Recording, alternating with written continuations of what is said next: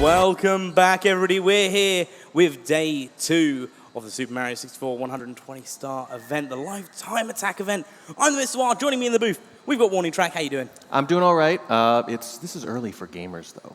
It is, yeah. Most of the world considers this late morning, borderline afternoon, but I think most of us have just woken up. Yeah, no, absolutely. But you know what? It's okay. We've just woken up. The runners have woken up. We're all going to be ready to go. It's going to be fantastic. We had day 1 yesterday. We had 6 of the competitors. We have Marlene here now who will be doing their first run today. Yeah. And look at this. Look at this additional signature on this cartridge. We'll get into this in just a second, but this is a new signature. This is the freshest ink on the cartridge. Marlene is in the house. Absolutely. I look forward to seeing him run as well. Yep. But yeah, without further ado, just a reminder, we are doing this for the Urban Arts. ! Donate in the chat if you want a chance of winning some of the prizes you just saw in front of us. More information is available on the Tiltify link. But without further ado, just so everyone's aware of what's going on today, there is a no reset style format for the first run. The runners will not be able to reset until they hit upstairs. Once they hit upstairs, if they want to reset, they can do, but we're going to get we're going to get through the lobby, we're going to get through the basement first. Yeah. Well, it's a little less hype when it's like, and they're off, and oh, Lakitu. Well, reset right away. Yeah. So it's like, let's get a little momentum going first, but we're not going to make them do a whole, 100-minute run right out of the gate. So this gives them a little bit of option, it gives us a little bit of action right off the top. And again, Marlene joining the field after some flight trouble, so we have the full field hopefully running today. Yep, we've got 6 runners on the screen at the moment. So to give everyone a bit of an update from what happened yesterday, in case you missed any of the action yesterday, here's the standings at the moment. You can see them on the bottom of your screen if you're watching at home. But we'll go from backwards from 6th through up till 1st because there's no 7th place time yet. So in 6th, we've got Smau at the moment with a 1:48.51. We've got Beast Assassin in 5th with a 1:46.46. We've got Simply in 4th with a 1:45.20. Liam in 3rd with a 1:42.15. Callie in 2nd place with a 1:41.40. And Punkation with the most fantastic end-of-day run yesterday, taking 1st place at the end of day 1 with a 1:41.28. So they are the standings as they are at the moment. But we've got 2 more days of this. Yeah, I don't think any of those times are going to stand for any of these runners. And if I don't miss my guess, I think 1st, 3rd, and 4th there were all on the final runs of the day into overtime. So, you tend to think, the end of the day, it's winding down. No. 3 of those 6 best runs, half of the runs we have on the board happened at the end of the day yesterday. That's the whole thing about Lifetime Attack. You never know when your best run is going to come. No, absolutely. And just to catch up on some of the donations whilst we were doing the setup as well, we had a $25 donation from Anonymous.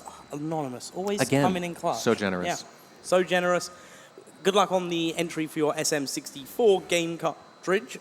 Oh, pardon me. Oh, a bottle of water was really getting through to me. And then we have King Jeff, 12 minutes ago, $25 donation, going in for the Nintendo Switch giveaway. The comment is, I've been following SM64 speedrunning for 6 years now. That's 4 more than I have. And I'm happy to have the opportunity to attend a live event for the first time. Let's go, runners. Oh, attending for the lifetime. King Jeff, shout out to you if you're sat here. Give a wave if you can hear us. Yeah, very cool, very cool. And the mere fact that you can say for 6 years that this category is, and it's much older than that, obviously. But the fact that it's been going on that long, it's become that optimized, that's at a certain point, so obviously certain games lend themselves to speedrunning and that they're inherently like that, but at a certain point they amass so much history that the history becomes part of the speedrunning, part of the appeal. The mere fact that it's been going on makes it more interesting because you have so many other runners and times to compare to. And you get different eras before different skips or exploits were found, so you break them up into little eras, and here's the cheese era, and there's another cheese era in there, by the way. There's 2 or 3 cheese eras, but stuff like that. And then Liam bursts onto the scene, all that stuff. The mere history that amasses over time, makes these games more interesting. I am all about that kind of like sports history because that's the one thing that offline sports still mostly have on esports because esports are so new. So I love to see esports kind of coming into their own as an actual sport by amassing that kind of history that you find in like baseball, football, hockey. Yeah, no, absolutely.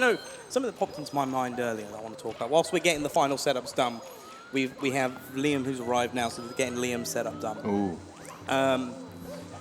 Don't worry, we have a darkened corner ready for you. Yeah, we do. We used trash bags. So It's very punk era sort of esque.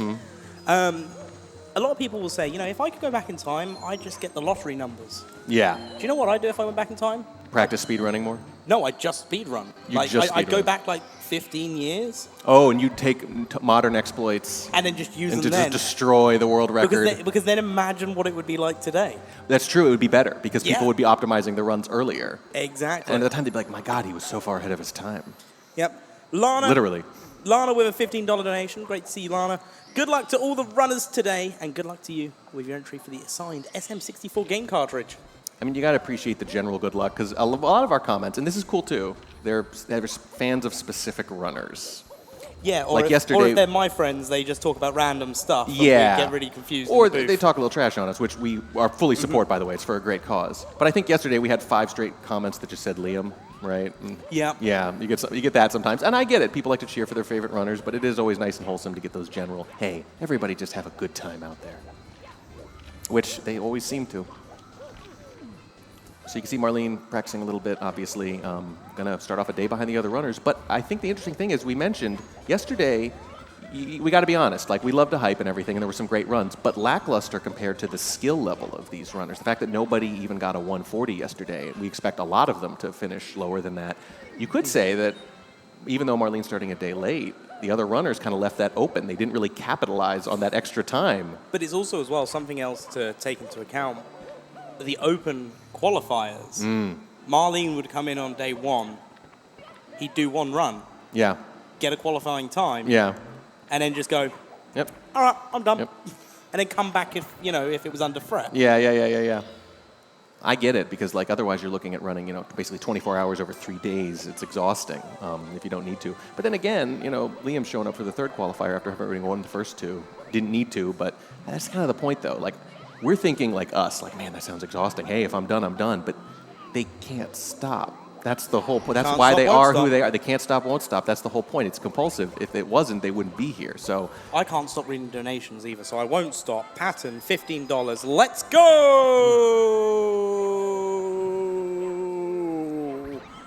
I thought you were going to say gold there at the end. No, there's just a lot of O's at the end of it. There's a lot of O's. I think you pronounced all of them and then some. Yeah, I like to over-enunciate. Yeah, you gave them extra O's for their buck. Mm-hmm. No. Biting my tongue. Yeah, biting my tongue. Runners still setting up. I just like watching the practice, though. It's also very interesting to see what they're practicing, right? Yes. Because like you figure that's something that they're like, not good enough. I don't feel great about this yet. This doesn't feel smooth enough yet. I'm worried about this. Or maybe it went a little rough yesterday. I'm a little bit more concerned about the Yoshi violence I'm seeing on my screen at the moment. And I think that needs to stop. Come on, his kind has already gone extinct once. Let's go. This is overkill. I'm old enough that I remember the introduction of Yoshi, like as a character into the franchise. And I thought, what? They're adding a dinosaur?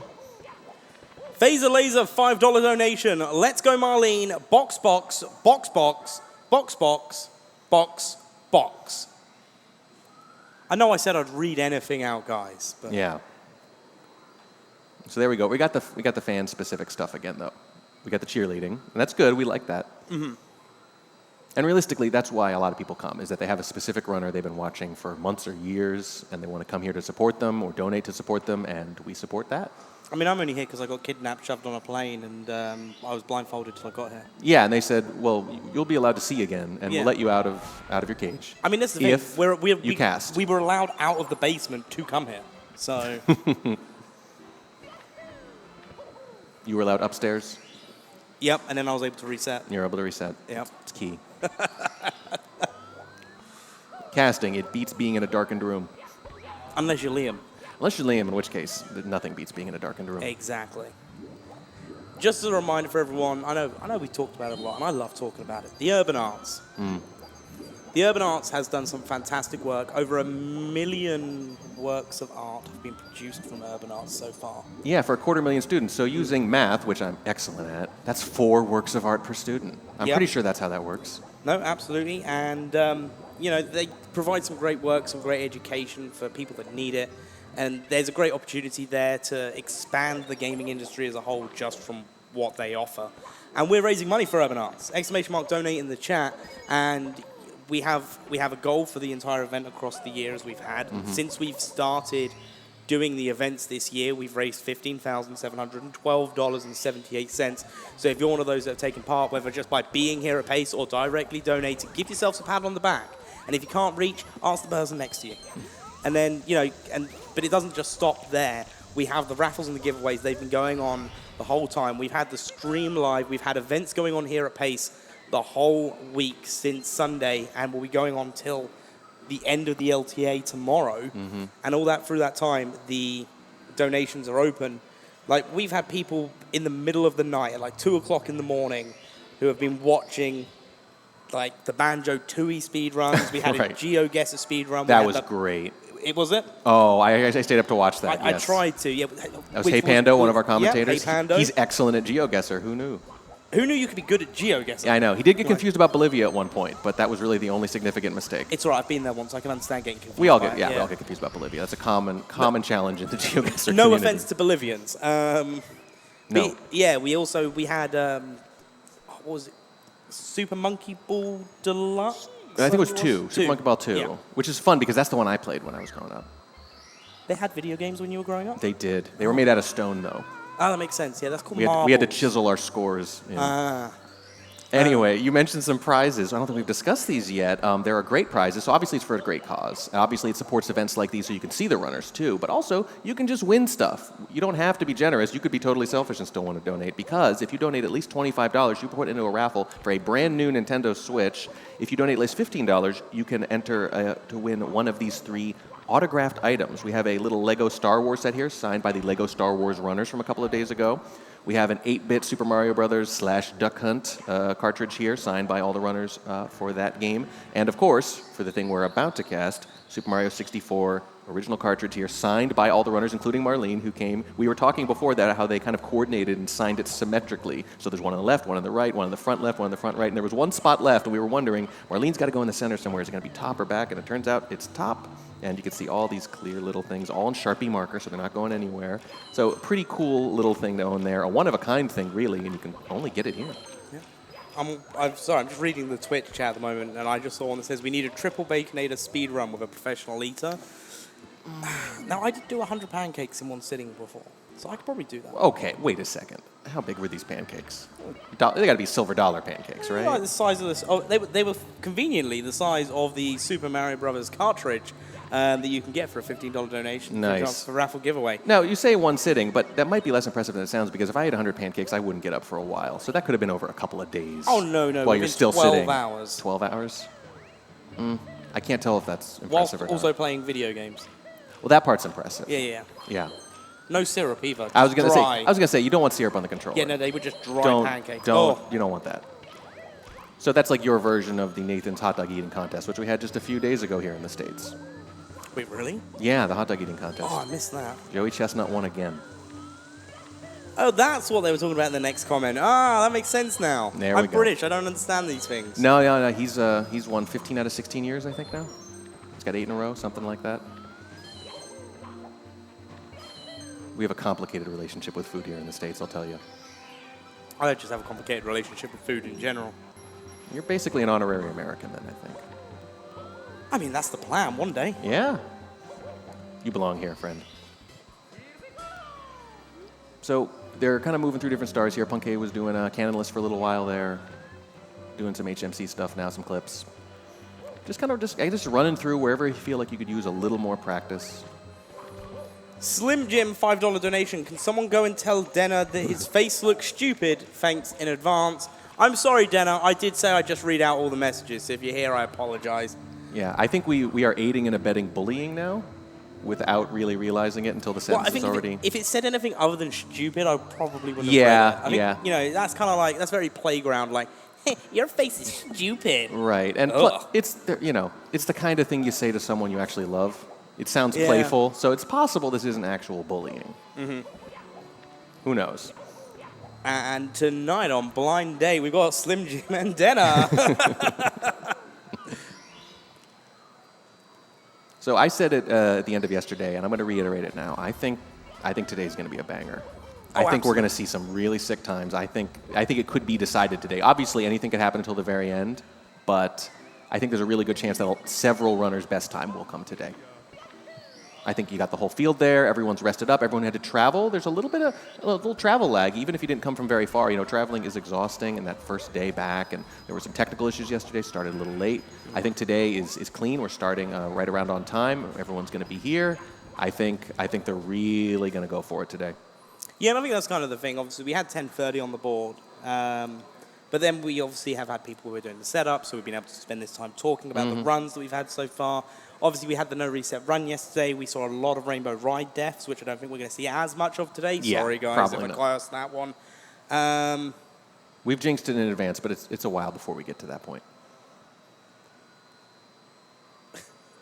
Yeah, no, and that's one of the sort of things. So it's been very, very good. So, you know, we're at the top of the hour at the moment, and we're looking at the thumbs up from production. So, I think look at all the runners. They're near the start screen. I think this is going to be it. I think they're all getting ready. I believe production's going to give them a countdown. Yep, we are very close now. 4, 3, 2, 1. Let's go. Let's go. Let's go. Here we go. In the crowd, I want you guys to cheer as loud as you can for these runners coming along on day 2. Here we go. Love to hear it. And here we are once again, 7 instances of the most watched video game opening cutscene on Twitch. Oh, I feel so good to say that.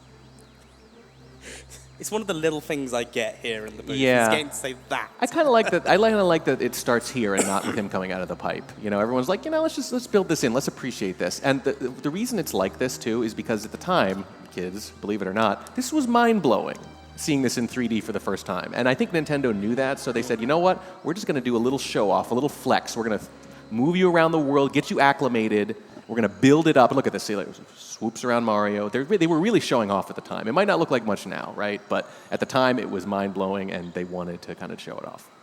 Yeah, no, absolutely. And something I love about the speedrun as well is it very much confuses me because the speedrun starts on the reset. Mm-hmm, yeah. But the only difference is how long it takes. Everyone's to press time a is button. 43 seconds higher or whatever. Yeah. Right, like it doesn't confer a competitive advantage. It doesn't really make any difference. No Lakitus this time. I think Simply had one yesterday. Did bump into the fence a little bit, but that's just like a half second. And Simply one of the runners who finished very strong yesterday. So I want to see how much of this carries over for people whose best run was near the end. Mm-hmm.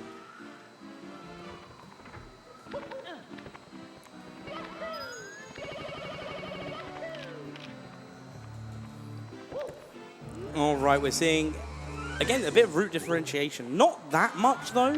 No, so not that much. We've got Punkation in Bob on Battlefield. We have Callie who went to Bob on Battlefield first. And then we've got 5 instances of Dark World.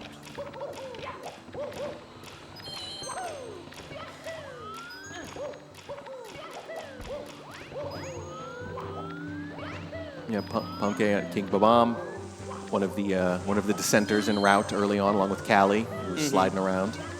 But you're right, 5 of the 7 doing pretty much the same thing.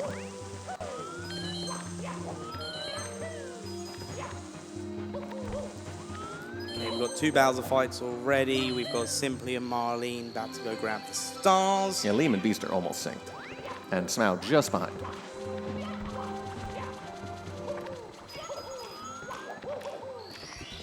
Marlene looking pretty smooth, no ill effects from the travel yet.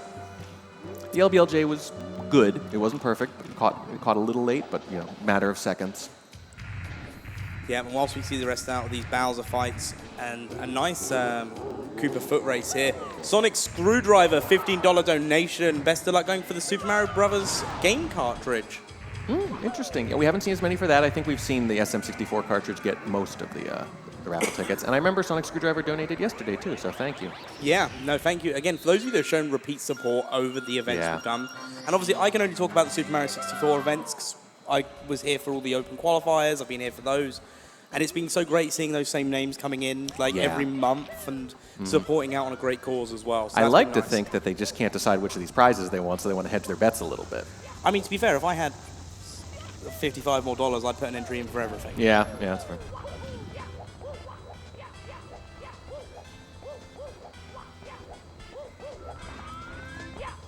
This is one of my favorite tracks, music-wise, if you guys can hear it.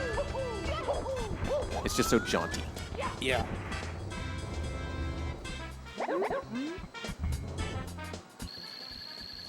So we get the star from Koopa there.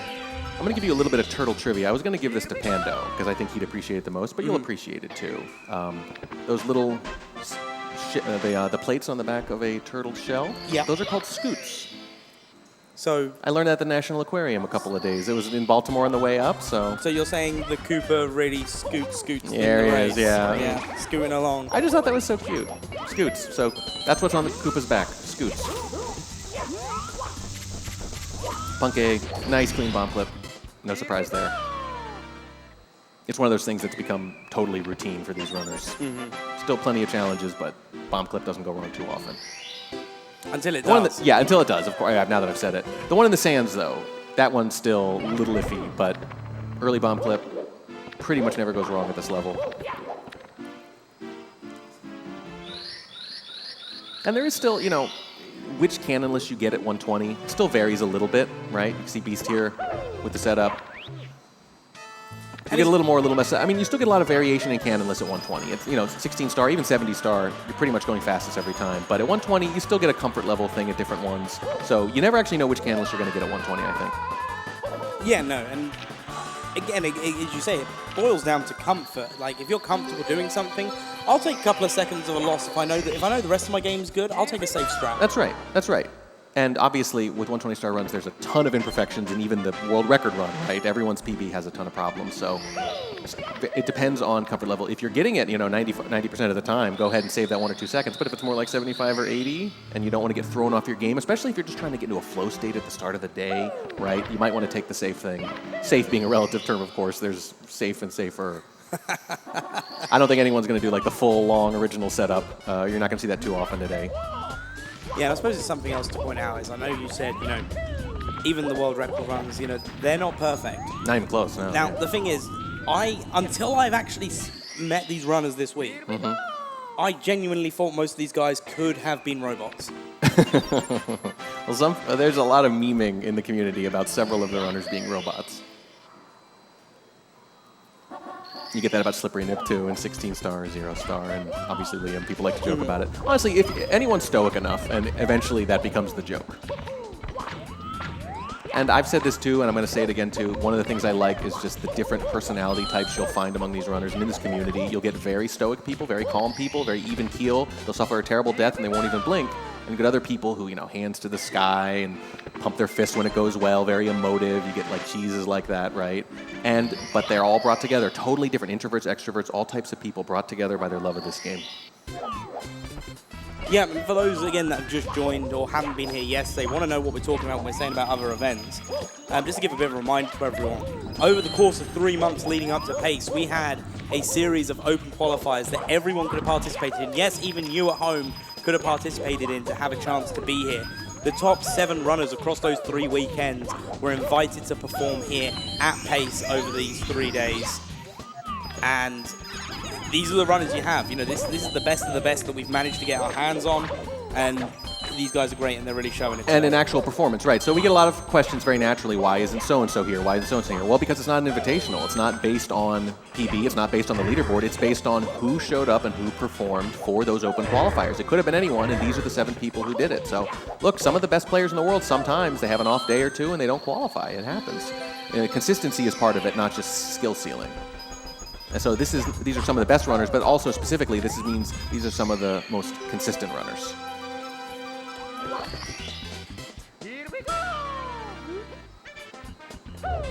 I haven't seen any resets yet, even though I think in some cases we're just not allowed. Yeah. Are we through there yet? We're getting close. Until we reach upstairs. That's right, upstairs. So they've got to do the whole of basement still, the lobby basement. That's right. Sections there.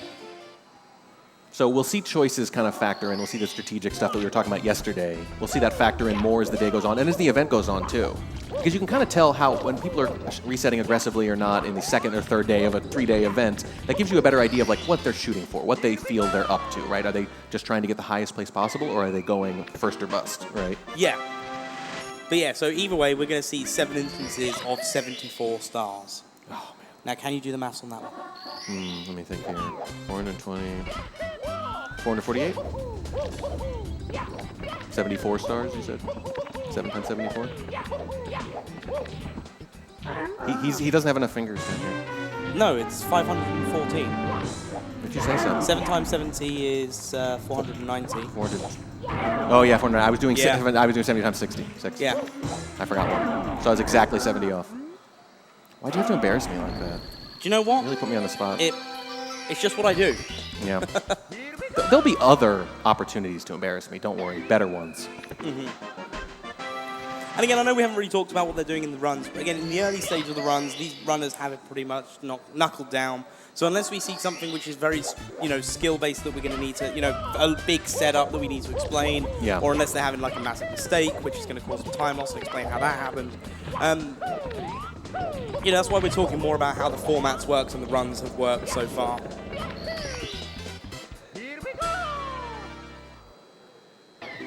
I'm not seeing a lot of significant mistakes. No, neither am I. This is very clean so far. I know we're only 10 minutes in, but this is exactly the kind of sprint start that I expected from these runners today. Pretty much everybody's swimming right now. So they are syncing up a little more. We saw immediate divergence from 2 of the 7 runners on the route, but it's starting to get close again. Those branching paths I like to talk about, they do converge again at various points, and this is one of those points. I think people are applauding the framework. Oh, nice. I missed it. That's why they're I missed it, applauding. yeah. Well, that's another thing, too. When you get people who are here to cheer on a specific runner, they tend to watch that specific runner, as opposed to trying to watch 7 at once.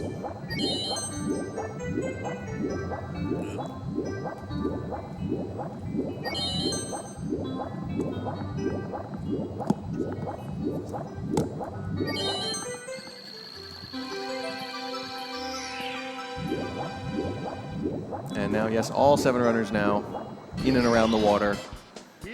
Punkay at 12 stars, simply just behind, going for his 12th right now. Callie, same. Look at this, with every runner within 2 stars in the same general area. We have tremendous convergence here so far.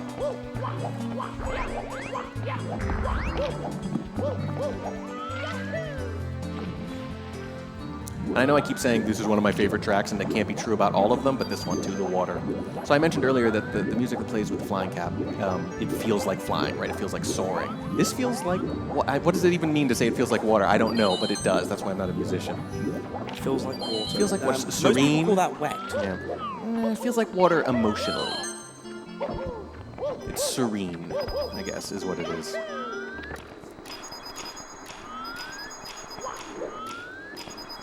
Anyway, so back to framework stuff. Yes, it's always interesting to see. I mean, we're just going to be talking about this all day, really. What level of risk, what level of time save you're even going to go for in a 120-star run. Because there's more choices like that in 120 than any other category, for obvious reasons. And you'll see people go for stuff that is actually quite risky because that's what they're good at. Certain people find certain tricks just much more natural than others. Like you'll see people who will do chip clip like every time. Doesn't matter what kind of run they're on, 16, 120, whatever, and other people who almost never will. Even if they're massively far ahead and it's such a minimal time save, they'll Right. still try it. Right, it's their default. And sometimes it's just they're just good at it. Sometimes you just have a sense of something. And you know that. And we talked earlier about what they were practicing beforehand. That's what they're practicing, the stuff that they don't have as good a natural sense for. And some people are just great at BLJs. There's maybe 8 in the world who you can say that about. Where it catches immediately almost every time, but... Yeah, it catches for me every time immediately. It catches the reset button. I don't think I've ever successfully done it. I haven't tried very much, but it's frustrating. I mean, if you Just want to the pure button learn, mashing. we've got the greatest potential teachers on the stage right now. I think it would be really untoward of me to just ask for a personal tutoring session on BLJs. Offer them money. Yeah, I guess they would do We're that. speedrunners. We do anything for money. That's a good point. Within reason, as long as it's fast. Speaking of, I do want to put out, again, that little kind of, let's say, low-level bounty. I have a small prize for anyone who wants to do moving reds in TTC, which you don't see a ton in 120, but if anyone does it, I have a little prize for them. Now, you've probably got to put a stipulation on that. They've got to do it and then see out the run. Yes, I think so, yes. I Yeah. mean, be cool. That's my general stipulation, is you know what I mean. You gotta do it nice and smooth. You don't have to do it perfect. You can miss the second red coin and come back around on the backup, because that's still pretty cool looking. and I will give you a cool prize So, if you do that. there we have it. If the runners can here, is the warning track will give you a prize if you do moving reds. Yes. And finish out the run. And people will know you're cool if you have this prize.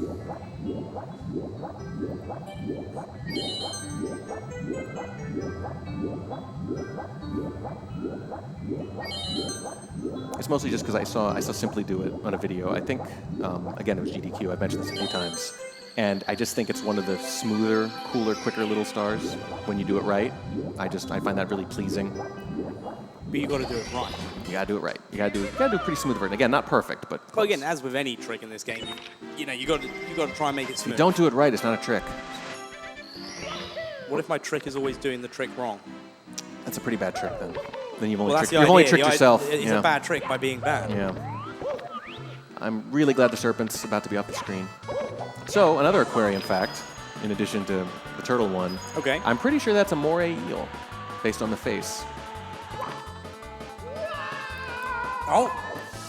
I have no follow-up to that. Yeah, you know? no. Have you ever seen a moray eel? They have like a really evil-looking little face. It's kind of weirdly human-looking. Kind of like a big old chin juts out. Pretty sure that's a moray eel. Now, I think they've taken maybe a few other liberties. For example, making it 100 times the size it should be and giving me nightmares as a child. But other than that, I think it's a moray eel. Okay. Something I'll also point out as well, we're very much relying on the crowd right now for when something happens in case we miss it, because we've got 7 runs that are all in around the same place. So we've only got 4 eyes, and unfortunately they're in sets of 2. Yeah. So it's difficult to focus on all 7. So we're trying our best to keep up with all the runs. So if we miss something in the booth, we apologize. We are trying to keep a hold of everything. You are setting us up for an easy troll where people clap at nothing and we scramble around to try to figure out what it was. Look, anything these guys do are great, so That's true. They can applaud it for anything. But great in a boring way, I guess, because they do it all the time. Also, something else I'm going to point out real quick as well, going back to the urban arts for a minute, is yesterday we closed out yesterday, and we were like, let's try and get 15.5 by the end of the day. We didn't hit it at the end of the yesterday, but overnight, Yes. they managed to get to around just under 15.7. Yeah. Overnight, that was impressive. Yeah, when he said earlier that there are events going on all the time, he doesn't mean like all day during the day. He means 24 hours. You could turn this channel on in the middle of the night and someone's running something. Yeah. It's nuts. And just like yesterday with Callie starting kind of just a little stronger, right? Starting to pull away by a few stars. Happening again today. And I think there's something to this. I think some runners are their best at the end, maybe when it's pressure-filled and they can't do another run. Some of them, I think most of them are good a few hours in, right, because they're not tired yet, but they are warmed up. And some runners are just best fresh. But again, it also points out that there is still a route diversion. Yes, there is still a route diversion, so you can't do a one-to-one comparison with the stars. But there hasn't been a ton of it. They did kind of converge very recently, so yeah. Stars at this particular moment are a decent proxy, insofar as you can compare across 120-star runs up until the end. It's when we finish Bob on Battlefield, we'll actually get to see very much where everyone is. Yes. Get the one-to-one comparison, the like-to-like, the apples-to-apples, all that stuff. Exactly. I think we are getting closer to the option to reset, at least. Which I'm not sure if anyone... There's still 50 stars. I know, but they're getting there. Well, the beginning starts very slow. Yeah, and we mentioned that yesterday, didn't we? It speeds up. This is all relative. But honestly, at this point, I don't think anyone's on a run they would want to reset anyway. Not in a tournament format. Like if they were at home and they were just PB grinding, then maybe. But oh yeah, well that's the whole thing about. I mean, if you're shooting for world record or PB only, it's a totally different strategy on resets. But here, live time attack 3 days, and again, different prizes for different levels. So it would be totally reasonable to say, no, this is worth seeing out because maybe I nab second out of this, even if I can't get first, and maybe I go for first later. Who knows? But at the end, there's the kind of decisions you have to make more and more as those deadlines approach.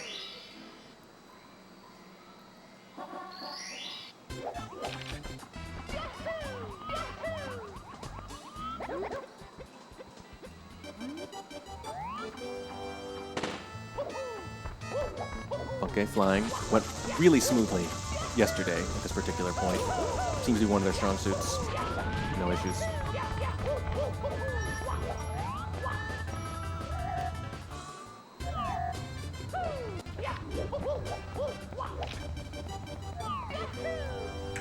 So this is something I'd really like, and just because I've heard the audio from it, like finishing off the Cooper race. And it's the optimizations here in the movement. And, you know, if I was just playing this game casually, I would never think, oh, you know, I finished the race. In my head, I go, oh, I just sit here and wait. Yeah. But no, they've got this whole thing in where instead of waiting, they'll do this movement, so they're optimizing the time there. Instead of taking the 3 to 5 seconds it takes just to talk to the bomb. Yeah.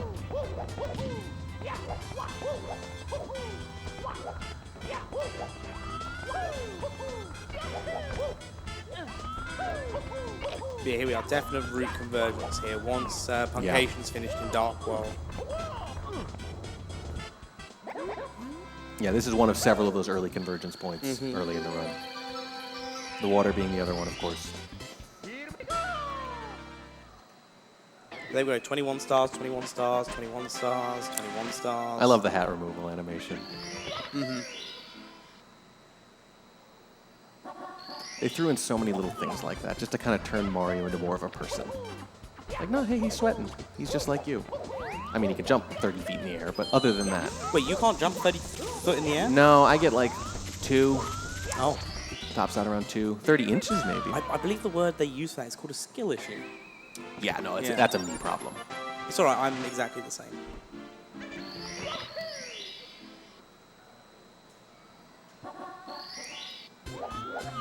Poor Koopa, his entire head is made out of his eyes.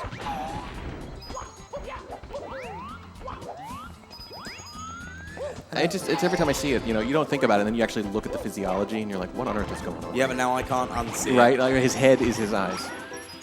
Thank you so much for that. They could have just put a little yellow coloring there, right? Yeah. When it would have fixed. No, nope. Like, how does he wear a hat? Think about that.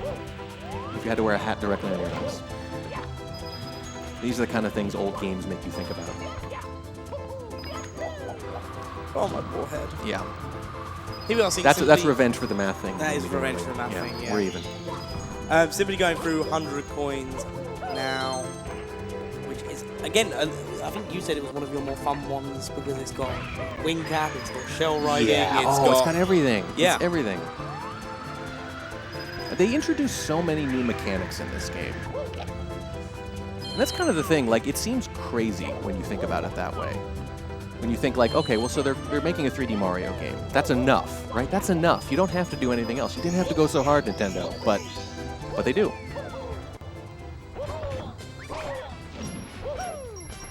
They introduce, you know, flying. I mean, I know they had it in previous games too, but when you move it to 3D, it is essentially an entirely new mechanic.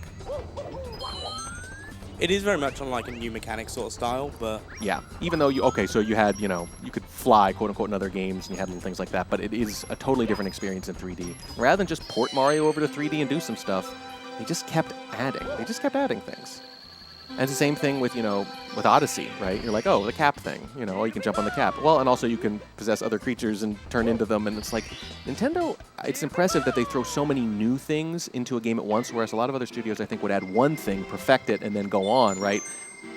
The more things you add, the harder it is to be sure that they're going to interact well. But, I mean, their track record on this is ridiculous. And this was kind of the start of it, I think. This was like one of those first big swings.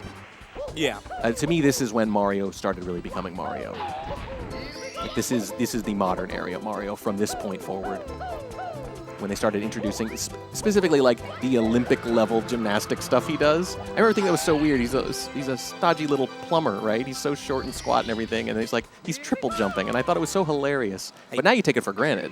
Hey, look, just a reminder, you know, Mario has competed against Sonic at the Olympics, so...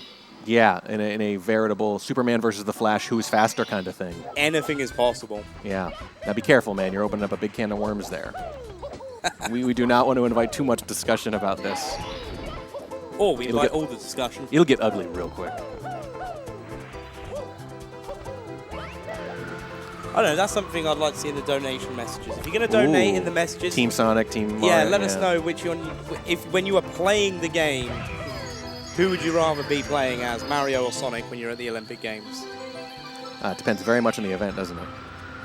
That's why I've left it open for I interpretation. See. So you're thinking for Mario, it's all swimming events, Mario. You got to say most races, Sonic. Duh. But then you get an underwater race.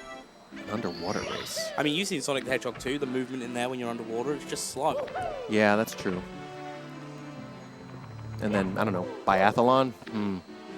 Who's a better marksman? Mario or Sonic? Right? Like, there's no way to determine it, is there? Sonic. What makes you say that? Sonic Frontiers. I haven't played it. There's a whole thing where unlocking the map, it involves, there's a marksman thing of you hitting a ball through the gap. So that, by default, it's Sonic. But then there's Mario Golf. Not an Olympic sport, so that helps. Is golf not an Olympic sport? I don't think so. Is it? But it's still target practice. That's true. It probably carries over into some other stuff. Right, here we are. Mario Golf means he wins cricket, for sure. I do like a good go. game of cricket. Yeah. We've got runners downstairs now, which is absolutely fantastic. We're going to get them through the basement to see how they're doing. We've got a 23:18 leaving Bob on battlefield from Liam, a 24:05 from Callie, a 23:34 from Simply. Liam does use Shy Guy there for that star. Again, this is one area where I really don't think you need to be hyper optimized the way you would in a 16 star. That's not worth it. That's fractions of a second. And I believe 24:11 from Smound. I think that's a 24:10 from Punk Asian, but I can't quite see the numbers.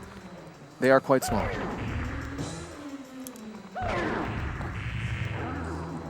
The glasses didn't help.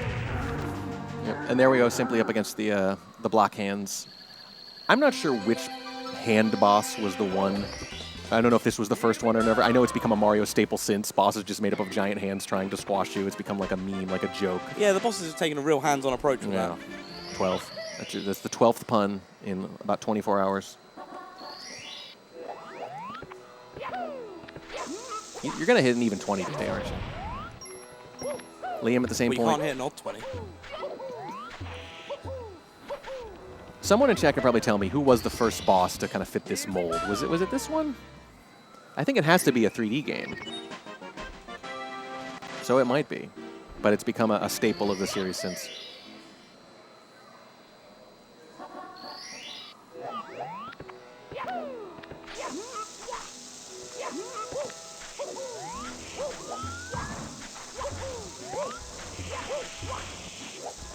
Simply bomb clip, no issue. Yeah, it was a really nice release there.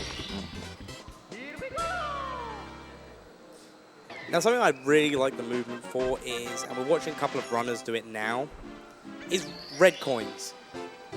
The red coin movement in Shifting Sandland, it's just beautiful to watch. But dangerous. You miss just a little bit and you get sucked into the quicksand and it throws the whole rhythm off. Exactly. It's like it's one of the areas. Okay, so here's what's interesting about that to me. There are a lot of places where you can lose time, obviously. Red coins anywhere, sure. But in Shifting Sands, it's one of the few places where if you mess up, you'll actually get a death. Right? Not just a time sink, not just a time loss. You'll see good runners actually die when they mess these up, which makes it just a little more higher stakes than a lot of the other stars. Same thing with like some of the sky levels, some of those high levels, you know, the vertical levels. Sand, even though it doesn't have a lot of verticality, still has that death potential that a lot of the other stars don't. I think in regards to red coins, I think the red coin stage here in SSL in a speedrun, for actual stages, not including, you know, secret star stages, is probably the most difficult red coin stage. Okay, that's reasonable. Or at least the riskiest, you know. I think risky is the right word, yeah, because of the sand. Yeah, and I know obviously people might say THI, but Okay, yeah. even the movement in THI getting the red coins, yes, it's platforms that lead to your death, but it's just platforms. You're not relying on a wing cap, you're not relying on a shell, you're not relying standard on, movement. Yeah, exactly, it's standard movement. Fair. Oh, a little bit of a bonk for Beast there, I think. Or was that intentional? I couldn't tell. I think it was intentional. Sometimes I can't tell if they're doing coins or red coins. And so it's like, well, did they want to go down there or not? Or and sometimes they're doing one, and then when they fall, they go, well, now I guess I'll do the other. Not intentional. Yeah. Sometimes it's a backup, sometimes it's a plan, right? Sometimes it becomes a backup. So that's going to be a little bit of a time loss here. So this is kind of the only part of the level that does have that verticality, is once you're inside the pyramid. And you can bonk your head on pretty much anything. Yeah, missed out on the platforms. It was close, but that's a good 10, 12 seconds, I think.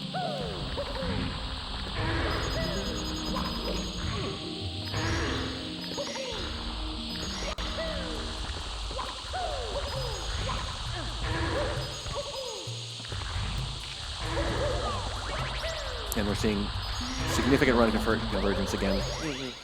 I mean, again, something else I'll point out on the red coin side of things is on the on every single star in a 120 run, and it's something that I really like to point out here, is there is, for most stars, like 3 different routes you can do.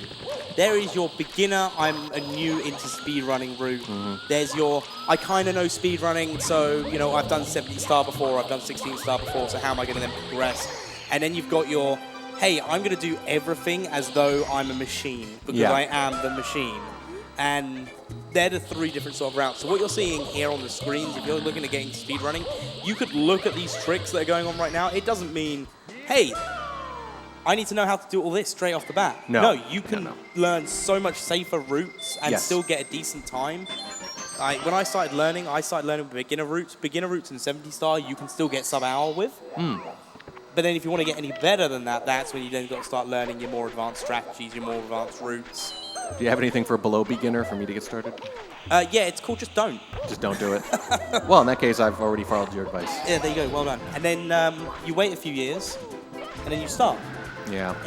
But you're right. Like, you got to start that way. You start that way, and you incorporate the more advanced techniques. You find out what you're comfortable with, and you just fold them in. You don't just start off trying to do the hardest thing right away. And then after a few years, you're here on the stage. Oh, yeah. Easy. Beast is trying to make their way out of this pyramid. We'll be very glad to be out of it. Has given them a little trouble here in the early going. Yeah, the 100 coins in Shifting Sandland, which we've seen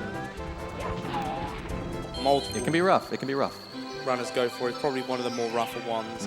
Beast Assassin going against iRock as well. A fun boss. Oh. Runners getting errors. Something somewhere has gone wrong. No, the runs are still going. That's all we care about.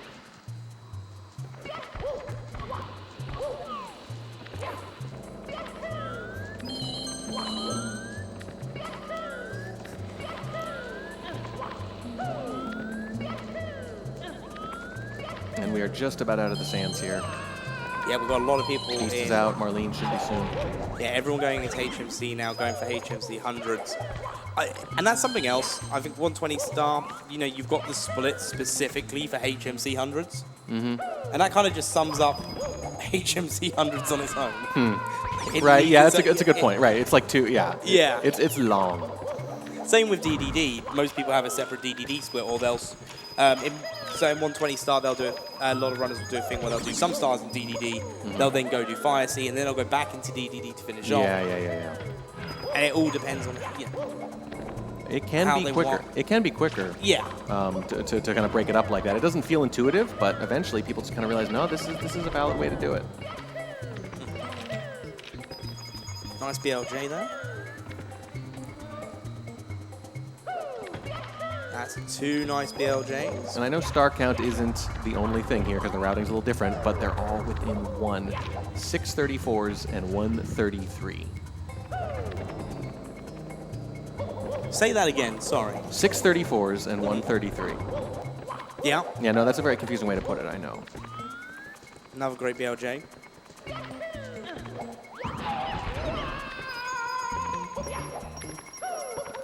Yeah, for those who don't know or are joining late, this is a live time attack. They have 8 hours over 8 hours of 3 different days, so like 24 hours total roughly. A little more, a little less depending on exact start time, but only your best time counts. That is your score, is your best time. You can reset with some small restrictions at the start of days, pretty much whenever you want. Technically, you could show up, do a run, that's your score, and never run again, and it wouldn't matter as long as it's high enough. So that incentivizes people to reset when they feel like their run isn't good enough, which they'll be allowed to do once they get upstairs here on the first run of the day. But from that point forward, the rest of the day, they can reset whenever they want. Yeah, and they're about halfway through as well now, which is great. Yes. That's another thing, too. It's fun to kind of look at the difference between time and star when you realize which stars, which parts of the run take a lot longer on a per-star basis, right? Because we talked about this before. Like, you'll look up at the end, they get to 100, and you're like, there's not that much time left. It's because the last 20 stars can go very quickly. Yeah, no, and it's...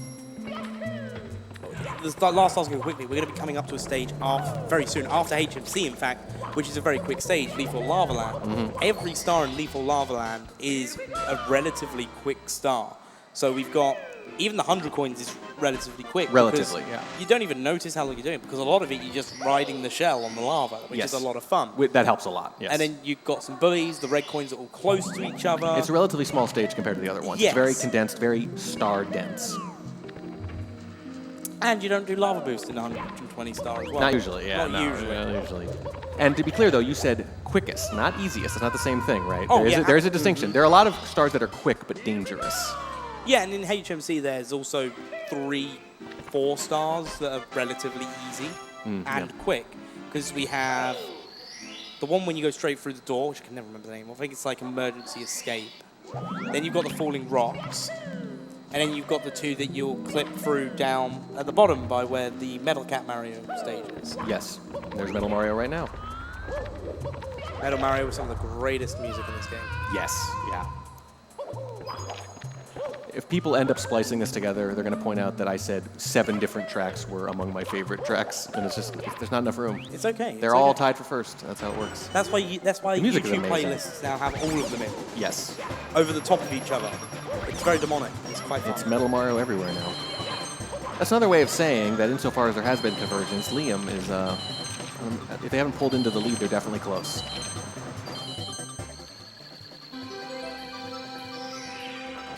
Yeah. It's getting there. It is getting there. 3 stars left in HMC for Callie and Liam and Simply. And Punkation as well.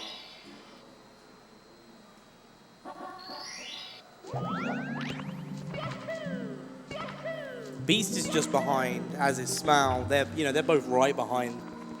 And it's something else to point out is obviously Beast Assassin and Smal. We've not seen it at a live event of this.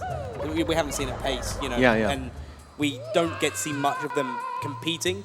So the fact that they've come along, they're holding their own. Yeah. I love to see it. You love to see it, and you never know. You never know until you've done a live event. I mean, most of these runners have, but it's a different situation. You're not at home. You're not at your own setup. You're not just in your own room. Everything the way you like it. It's different. You have to set up. That's one of the reasons these things don't always start when they're supposed to, is because there's so much setup. There's a lot of things. It's an unfamiliar position. People are literally watching you. You turn your head. I mean, so there can be 150 people. There was at one point yesterday, just sitting in the crowd, just staring at your every move.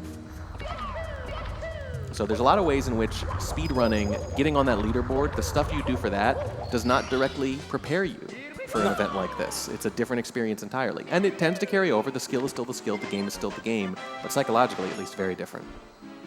Yeah, and I'm hoping that, for those, and not just even in the LTA, but just in anyone that's come to Pace so far and performed on the stage, whether they've performed at 9 in the morning, 2 in the morning, 11 at night, I hope they've enjoyed themselves to the point they want to do it again. Yeah, it's an exhilarating thing. Whether it goes well or poorly or somewhere in between, there's nothing really like it. And I think it's interesting, too, because historically, video games have been this kind of inward activity, something you play by yourself or with very few people.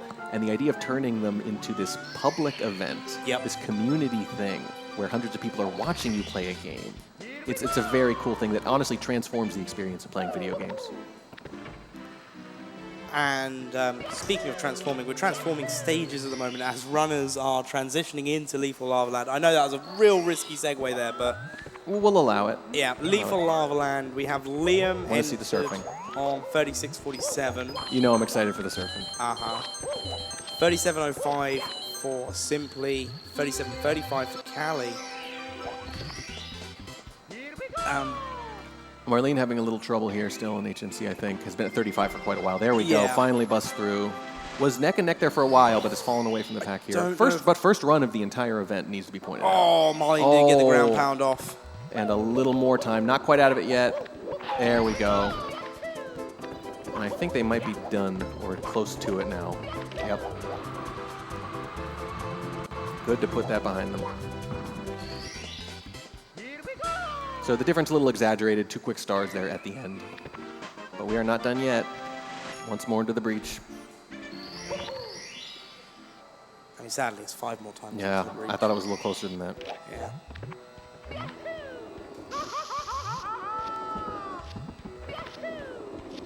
But pretty much all the other runners are pretty well bunched. The Beast still a few behind, specifically because of the shifting sands issues, I think.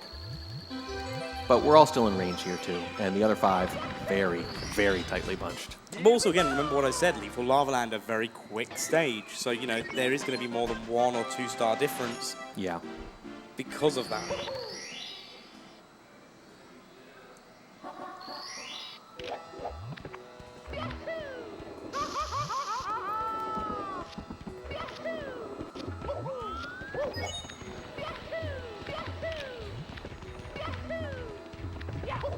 I love seeing a triple kill. Ooh, there we go. Looking good.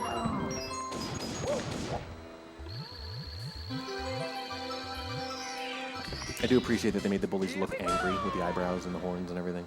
I think it would be wrong if they didn't. Yeah. Well, it's one of those little things where it's like you realize you literally just tilt the eyebrows. That's all it takes to convey the emotion, you know. It's kind of like a Pixar-esque thing with the lower polygon count. It's like how much emotion can you convey with the fewest number of lines and pixels, right? It's a little art form. I still think the eyeball is weird, though.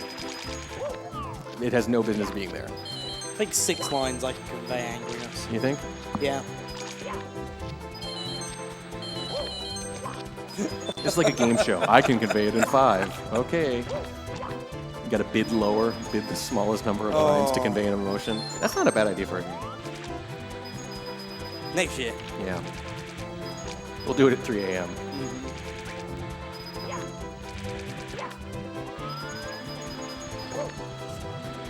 I'm enjoying watching all these 100 points. Yeah, it's just a pleasure. I mean, it's fun. The thing about the shell surf thing is that even if you're not very good, even if you're, you know, me, it's a lot of fun and it makes you look really cool. And when you get someone who does know what they're doing, it's a pleasure to watch.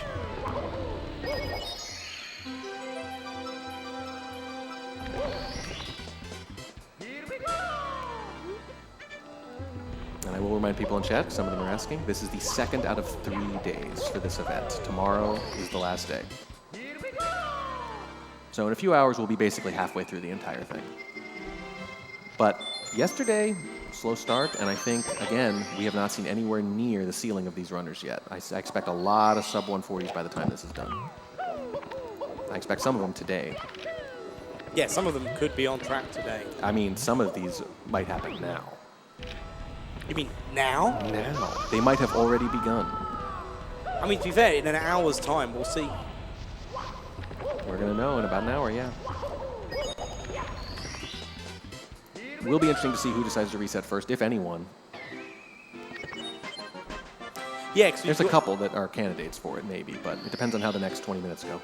Yeah, because obviously we've got Vanish Cap after this.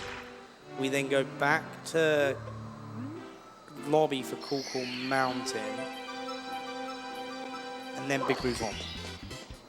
Yeah, a lot. So even the people who maybe are on runs that they would have reset if they could, there's still time to sort of right that ship and say maybe see it through.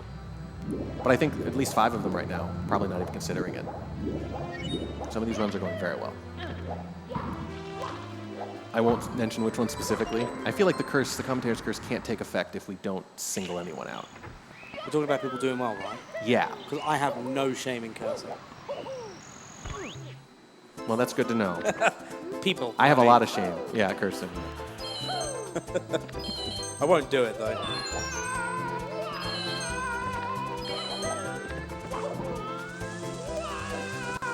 And because I know there's going to be people in chat talking about commentator's curse, I do hear there's one cure for a commentator's curse.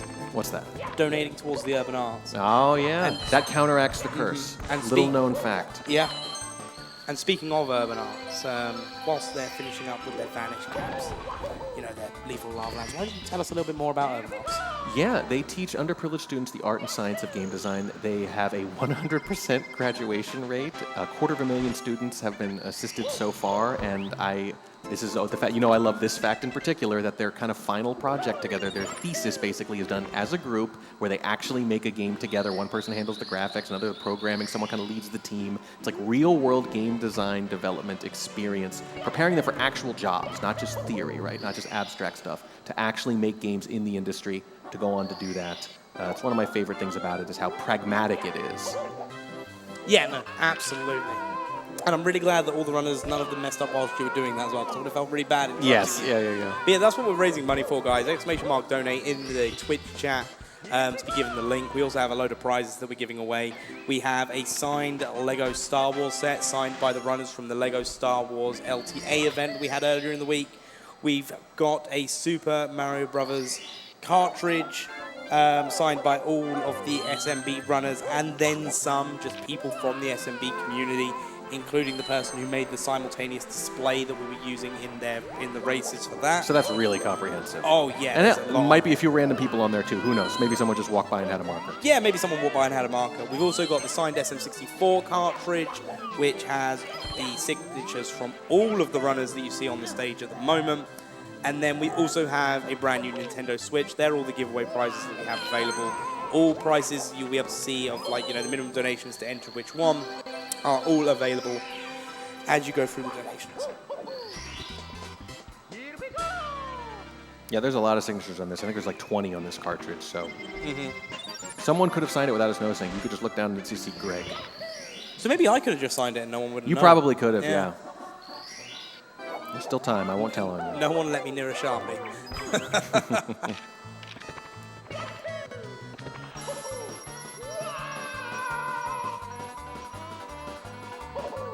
Okay, I actually say something negative about the music.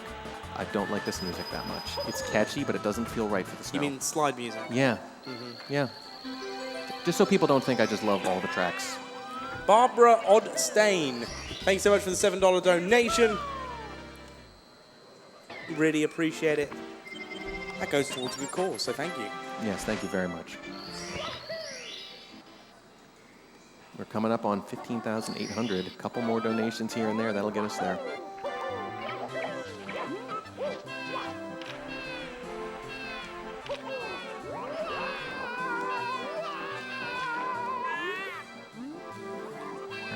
All right, even Beast Assassin now will be joining in CCM as well. Again, not that far behind the other runners either. No, and this is kind of the grindy middle part of the run. Callie taking a death in CCM as well. That's unfortunate.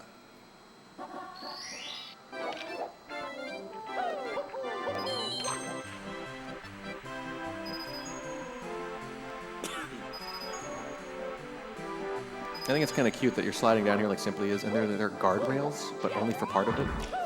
It's like, why are there guardrails just there? Yeah, we want you to be safe for a moment. Yeah, for a moment while you fly down a mountain. Yeah. In the snow. But just here. It's not even like the most treacherous part. There's just like occasional guardrails. It's inexplicable.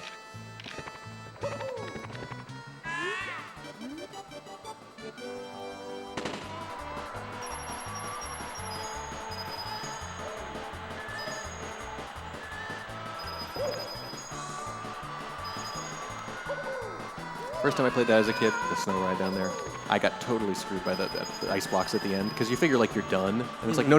If you don't take this turn just right, you're going to fly off the edge. And I did. Everyone did. Tom Carr, $5 donation. Yo, good luck to all the runners. And please say hi to Smal for me, please. Hi, Smal. Hi, Smal, from Tom Carr.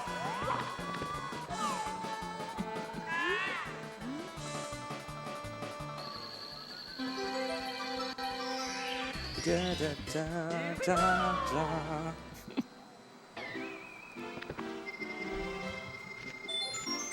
Marlene, still a little back in Lava Land, doing the cool part at least. But yeah, mostly the deficit there from HMC. HMC, I think, was the tough stage. It was the big drainer there on the time. Yeah.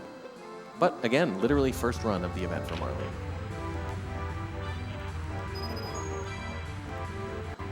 Beast Assassin getting back into range, though. Making up for some of the shifting sands deficit.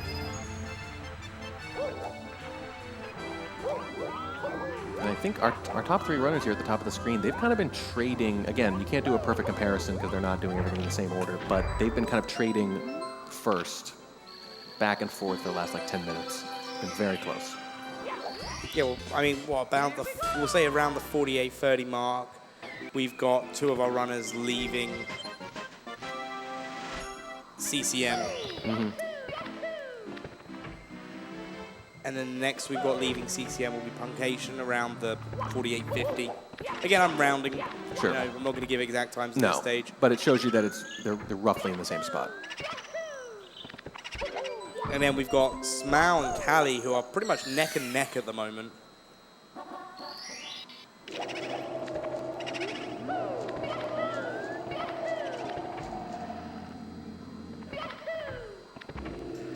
I've always wondered if this penguin race is supposed to be the same one that's lost their child. I think it's the other parent. It's the other parent? Mm-hmm. So this is why the child gets lost, is because one of them's off racing? Well, yeah, it's the one that goes out for a packet of smokes and a pint of milk. That's, wow, too real. Yeah. A smoking penguin. Maybe if they were there helping, they wouldn't have lost their child. Look at the sync on the screen at the moment. Oh, it's so Smau good. and Callie. I love it. It's pleasing on a primal level. Mm-hmm.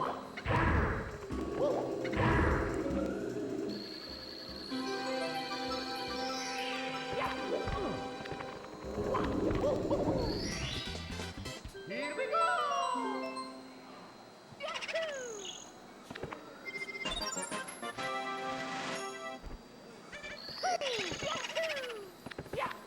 Yeah, we have a lot of convergence here in the haunted house. Uh-huh. I mean, because, you know, we've got most people are in BBH. Beast will be there shortly. And then Marlene entering CCM. Obviously, we spoke about the HMC issues. Right, yeah. No, but other than that, this is still pretty wide open.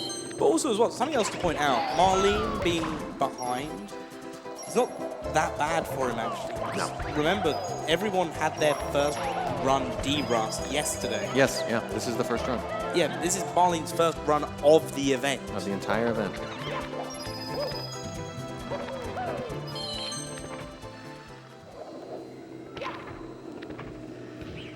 And just as a reminder, guys, the reason a lot of people's runs are still going, if they're going not that great, we are doing a no reset-ish sort of style.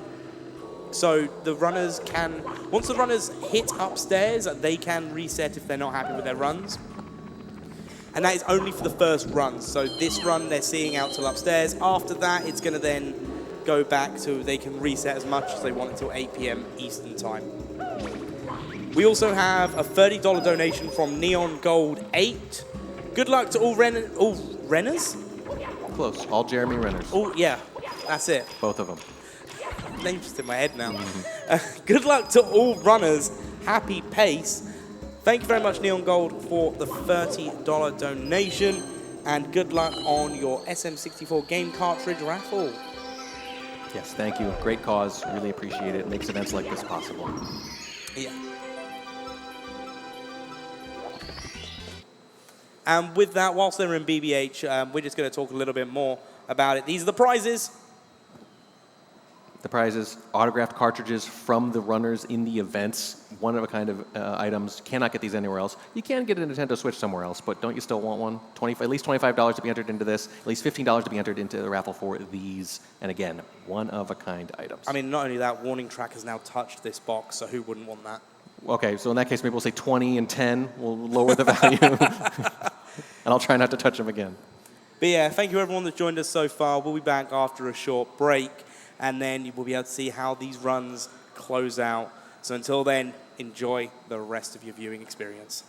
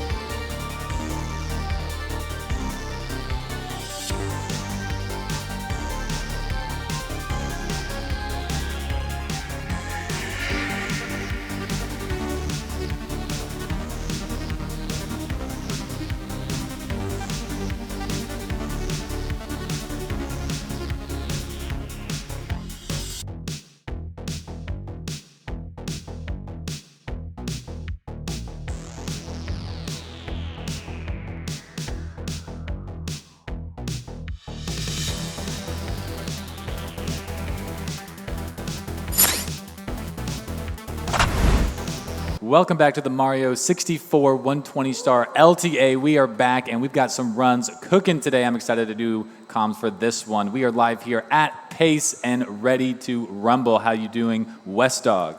I am just been waking up for the last half an hour, and what better way to get started off with a day full of Mario 64. Happy to see, looks like Marlene got in safely from their flight, so now we get to see what a lot of us have been waiting for, the debut of Marlene, and it looks like we got quite a few runs cooking here. Yes, we do. We've been close for quite a while. I have a couple that have been lagging behind a bit, but some really good runs for some no resets especially. Got some nice green splits going on and everything. It's like the furthest along are in Fire Sea. And it looks like while we were on that caster break there, Marketer, we got a $50 donation from Anonymous. No message, just $50 donation. Thank you, Anonymous. Your $50 donation was so powerful, I just heard thunder outside. So thank you for shocking things up. Yeah, incredible donation. Thank you so much. I'm just trying to get my bearings, figure out where all of these runners are. There's so much action going on. They're so close even. Hard to determine the winner. Looks like Punkation's coming out of Fire Sea. Callie's making their way. Liam's got 72 stars, and I think is in the lead. So I know we got a lot of Liam supporters in the chat. I'll be happy about that one. But yeah, all the runners racing, extremely excited. Yesterday we saw a lot of runners kind of taking it easy. So I'm really excited to get this full day of runs in. Really excited to see what kind of times we have. Currently 141.28 is the first place, and Callie right behind 141.40. Liam's got that 142.15, and then we got Simply with the 145, Beast Assassin 146, Smile with 148, and Marlene was not able to finish, or was not here yesterday, so does not have a finished run. So we'll set one here today. It has been a very strange set of circumstances here for Pace. We did get started a little bit late yesterday, so time was condensed down a little bit, and I don't know if the runners really had a chance to shake off the D-Rust, getting away from the initial shock of Pace coming here and seeing all these people and just getting used to performing in front of a live crowd. So now we've got a full day of runs ahead of us, and I'm looking forward to seeing some major shakeups on the leaderboard, as it looks like as Liam's getting ready to wrap up their final star here in the Dire Dogs, we may be able to see just a high 103 upstairs. Yeah, and that's a really good upstairs time. It's not like the greatest ever. I don't think it's world record pace, but it is, I'm pretty sure, 1.3x pace. So Liam cooking. Especially for somebody like Liam. Yeah, 137.46 on the best possible time currently. So yeah, definitely on a pacer. So he just has to casually play on par with all of his best splits ever, and he could still possibly get a PB by 2 seconds. It's that easy. It's just that easy sometimes. Yeah, some really clean fire movement coming out. A couple booty burns here and there, simply doing some alternative movement even, but everyone making their way through. Marlene had some unfortunate incidents earlier coming out of BBH here in just a moment. We're now seeing Punky wrapping up Dire Dogs. Mao is really cooking. Taking a look at those splits, they're comparing to their, they're comparing to a 145.18. I'm not sure what that is, but it's much better than their 148.51 they've got posted on the leaderboard, and they are cooking right now.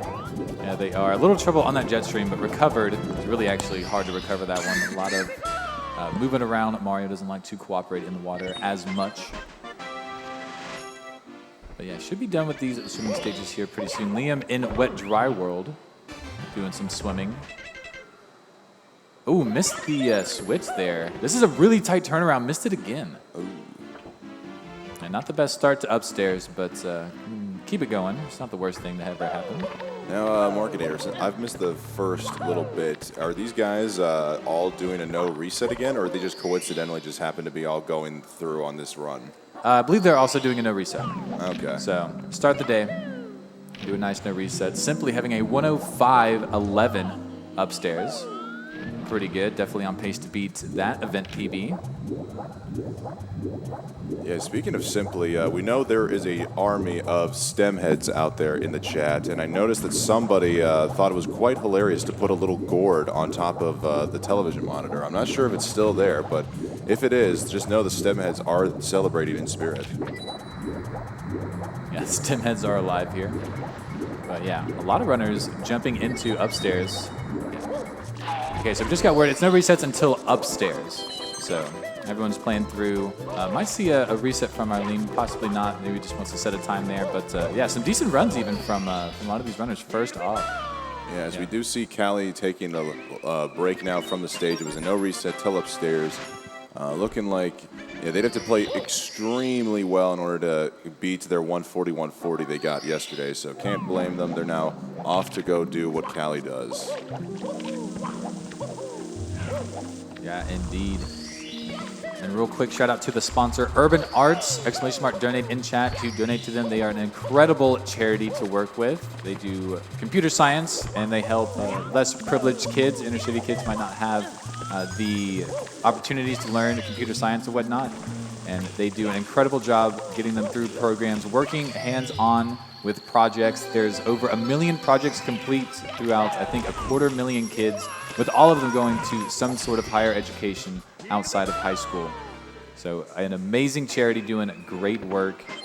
And get your donations in. We will read them live here. $15 gets you the signed prizes that we have here. A SMB 1 card signed by all those runners, Mario 64 cards signed by those runners, and the Lego Star Wars puzzle kits signed by the runners. That is a $15 donation. You get signed up for those, and $25 gets you signed up for the Nintendo Switch. So possibly win any of those prizes while helping a great cause. Marketer, I may need to throw in a little fun incentive here. We're just a little over the halfway marker to $30,000. We have up until the end of Mario 64 tomorrow for pace. But if we reach that $30,000 goal, I think I'm willing to go out on the town in Maryland, find the hottest bottle of hot sauce I could find, and if it still holds true that I've got the closing shift, I will proceed to chug some of that hot sauce on camera. That would be insane. That would be insane. Literally insane. Are you going to do that?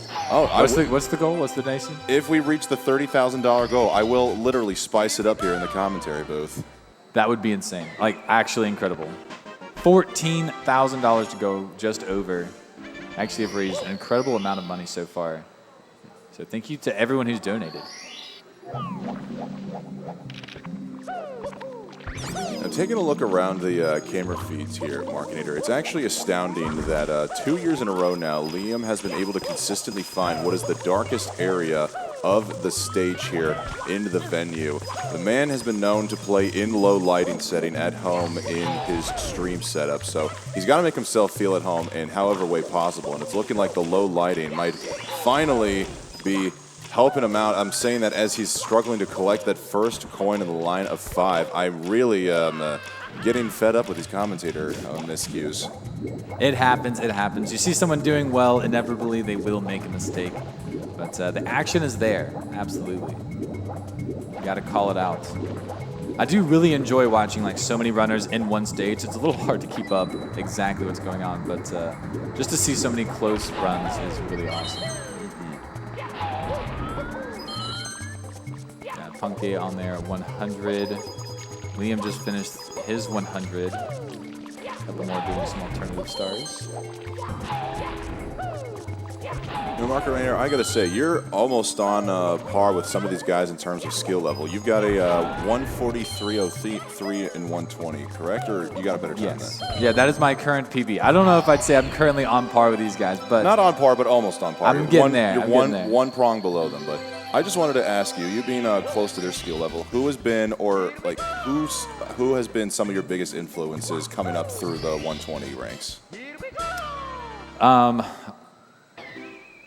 Honestly, I take a little bit from everyone, but like super motivation-wise, probably people like Ouija, who are just like super consistent. Now Green Suiji even, who's just like killing the game, and you're like, man, I just don't play nearly that perfect. Like even the strats that I do that are not nearly as hard is not nearly as clean. And so just like that's definitely a push to move forward. Callie's pushed me to do just like different strategies, not necessarily mainstream. I know you look at runs and they do a lot of the same movement, but there's a lot of movement out there that does even save time, if not lose a little less. I don't know. Callie's been a real motivation for that one. I think a little bit for everybody. Just figuring out new stuff, pushing the game, trying to push yourself.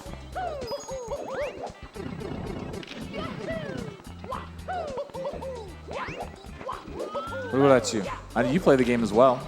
I do, but I do not play it nearly as well as anybody on stage or the commentary booth. I'm still a very novice 2 hour and 11-minute PB on the console, 210 on emulator, but I guess I haven't really looked greatly into 120 for studying the high-octane moves yet. I'm still kind of in that honeymoon phase where I just like having a very high chance of being able to PB no matter when I reset a run.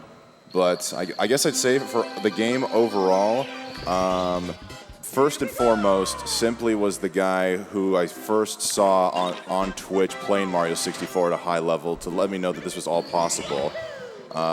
And then shout-outs to iBeal for actually helping me set up the emulator to get the game going. But then specifically for 120, I've also got to give a little shout-outs to Callie. Just watching him come up through the ranks. I think right around the time I joined in mid-2020 is when Callie was just getting started on the grind, and to see him rise to the level he has in just such a short amount of time has been truly astounding.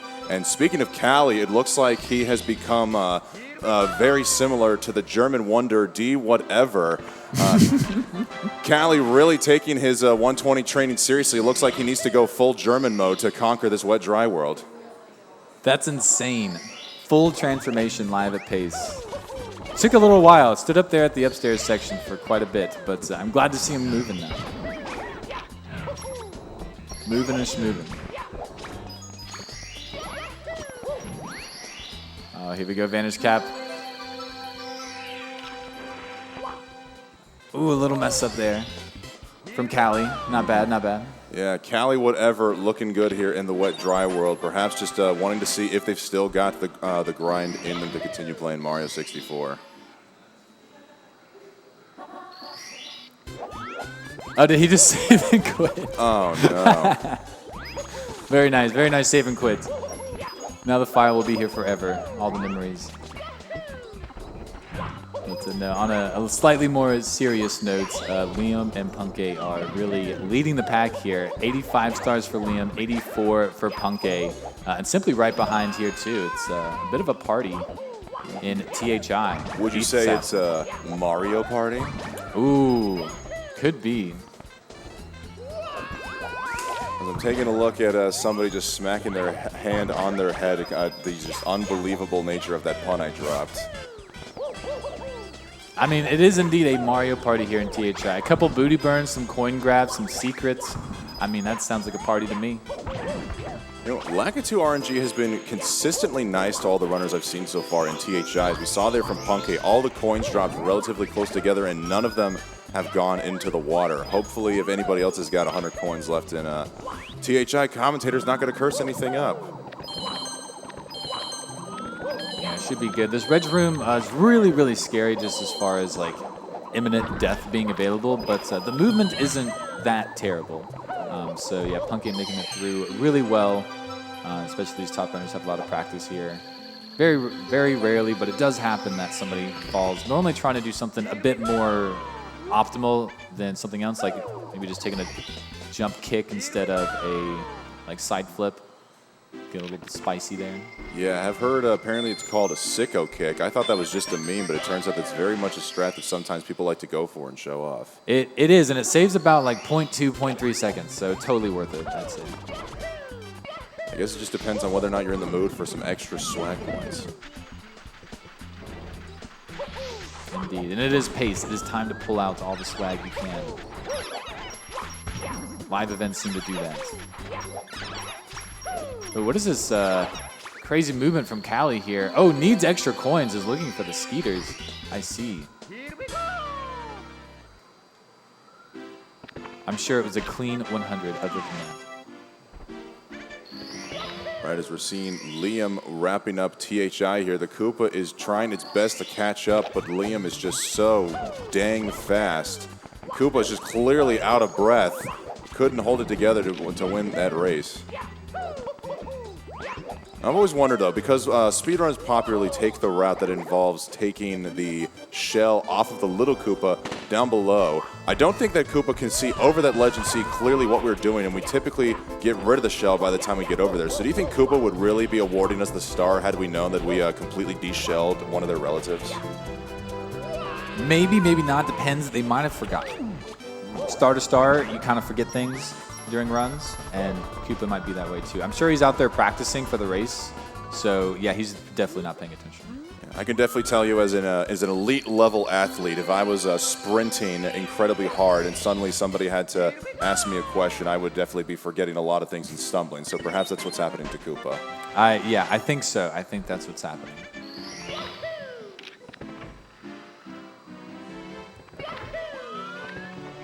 Okay, we got. Just trying to check where everyone is. Liam jumping into TTM, I think has 1 star already there. Punke joining. So Liam having a solid 1-star lead. We got somebody in the. Go ahead. We got somebody in the chat saying Denner peak gameplay as usual. I don't know who Denner is. We've only got the names listed on the screen, and none of them are Denner whatsoever. I think people are still mixing up Callie with D whatever, as Callie even had to go into the chat themselves and say, "What is wrong with you?"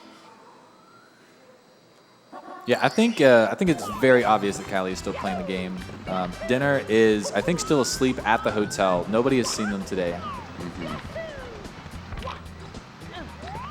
You know, on a serious note, I would just like to say it's actually really awesome. I genuinely was a little bit worried that there's going to be so many people I wouldn't know how to hold it together, but it's truly been an incredible sight to see people come around here from all around the world. We got D whatever and Zion being able to come in here from Europe, Benji as well, Marlene making it all the way here from Japan, and there's many others out there from all corners of the globe. My apologies, but it's just been very cool to actually have a real-life worldwide Mario 64 event. It's absolutely incredible what can bring people together. Yeah, no, that actually is true. It's been insane hanging out with people from Europe and everything. I know Marlene from Japan and all that good stuff. Finally get to see everyone, and everyone already kind of knows each other. You have to put the names to the faces, but then it just makes, yeah, you're already like best friends within 5 minutes. It's been fantastic. Yeah, the live events are where it's at. If you haven't been to a live event and you're part of like any sort of online community, that is where it's at. That is what you need to be going to. Like, spend less time online and more time at the actual events. You will thank me later. Or you could even spend time online at the events, because we're all going to be online anyways. That is true. We do also spend time online. There's been some really cool Twitter stuff going around. Some nice pictures and videos. Just people goofing off.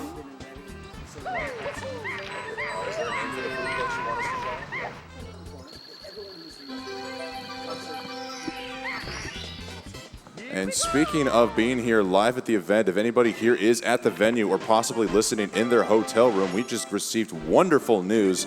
We've got the food vendor open here at Xanadu Games. Yesterday we had a food vendor in here serving wonderful pulled pork sandwiches, pulled pork quesadillas, chicken quesadillas, and cheese quesadillas. But now today we're cooking up something a little more in homage to Mario. We've got some meatball sandwiches. Hey. I can't do an accent. I'm sorry. Mamma mia, Markinator. That sounds awesome. That sounds awesome.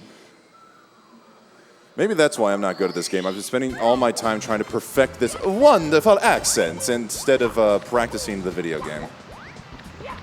Yeah, I can. I'll make the sounds of like the characters in the video games, like the penguin or the womp, as like they die or like give you the star. But yeah, the Mario accent, I can't.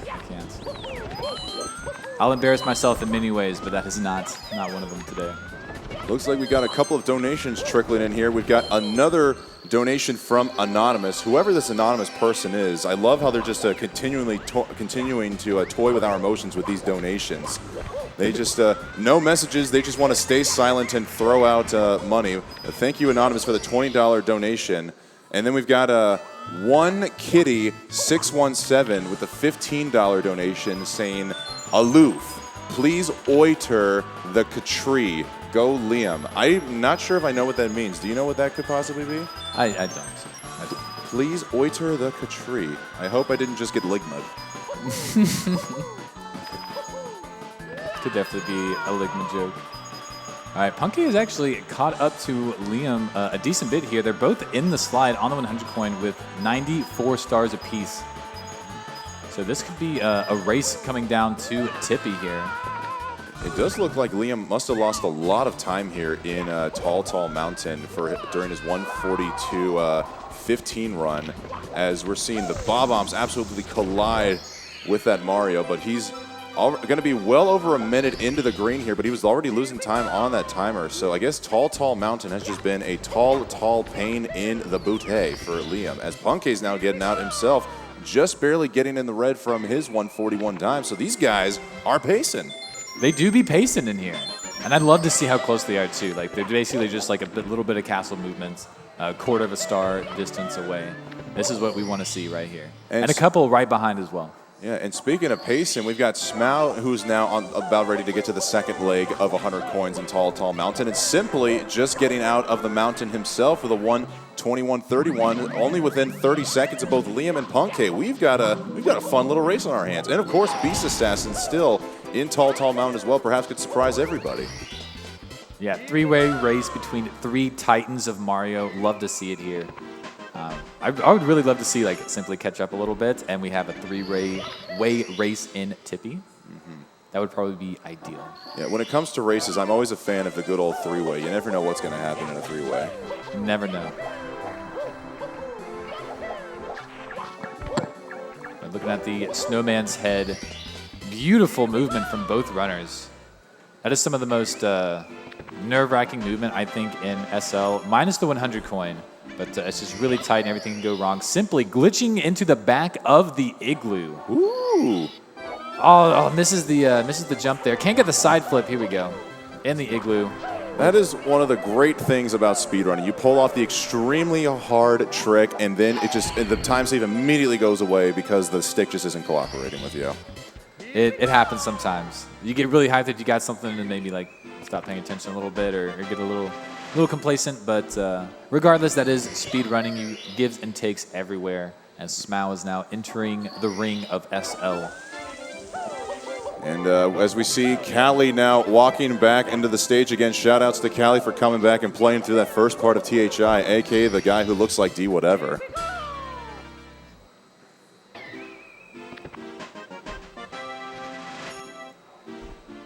Trying to figure out the paces here. We'll probably be able to figure out right outside of SL, but a couple 100 coins about to happen here. This is the most RNG heavy 100 coin in the game. These coin bags here that look like frogs just spatter coins everywhere, along with these spin drifts, who can be pretty bad as well.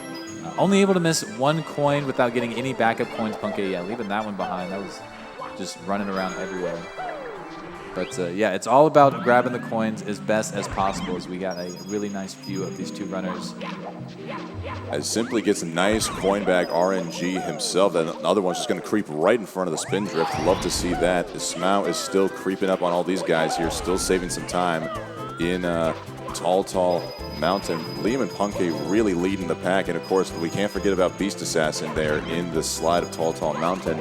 Still comparing to their 146 run, it looks like, from yesterday. They still got a chance to make an event PB. Yeah, I love how everyone's going for it.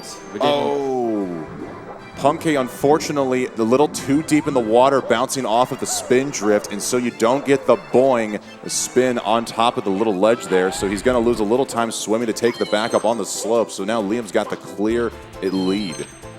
Yeah, that is really unfortunate. It does happen, especially when you're trying to go fast. The ground in the water is not level, and you kind of have to wait for the spin drift to come up the little ramp.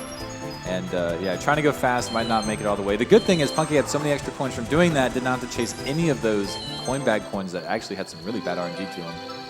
So a little give and take there again.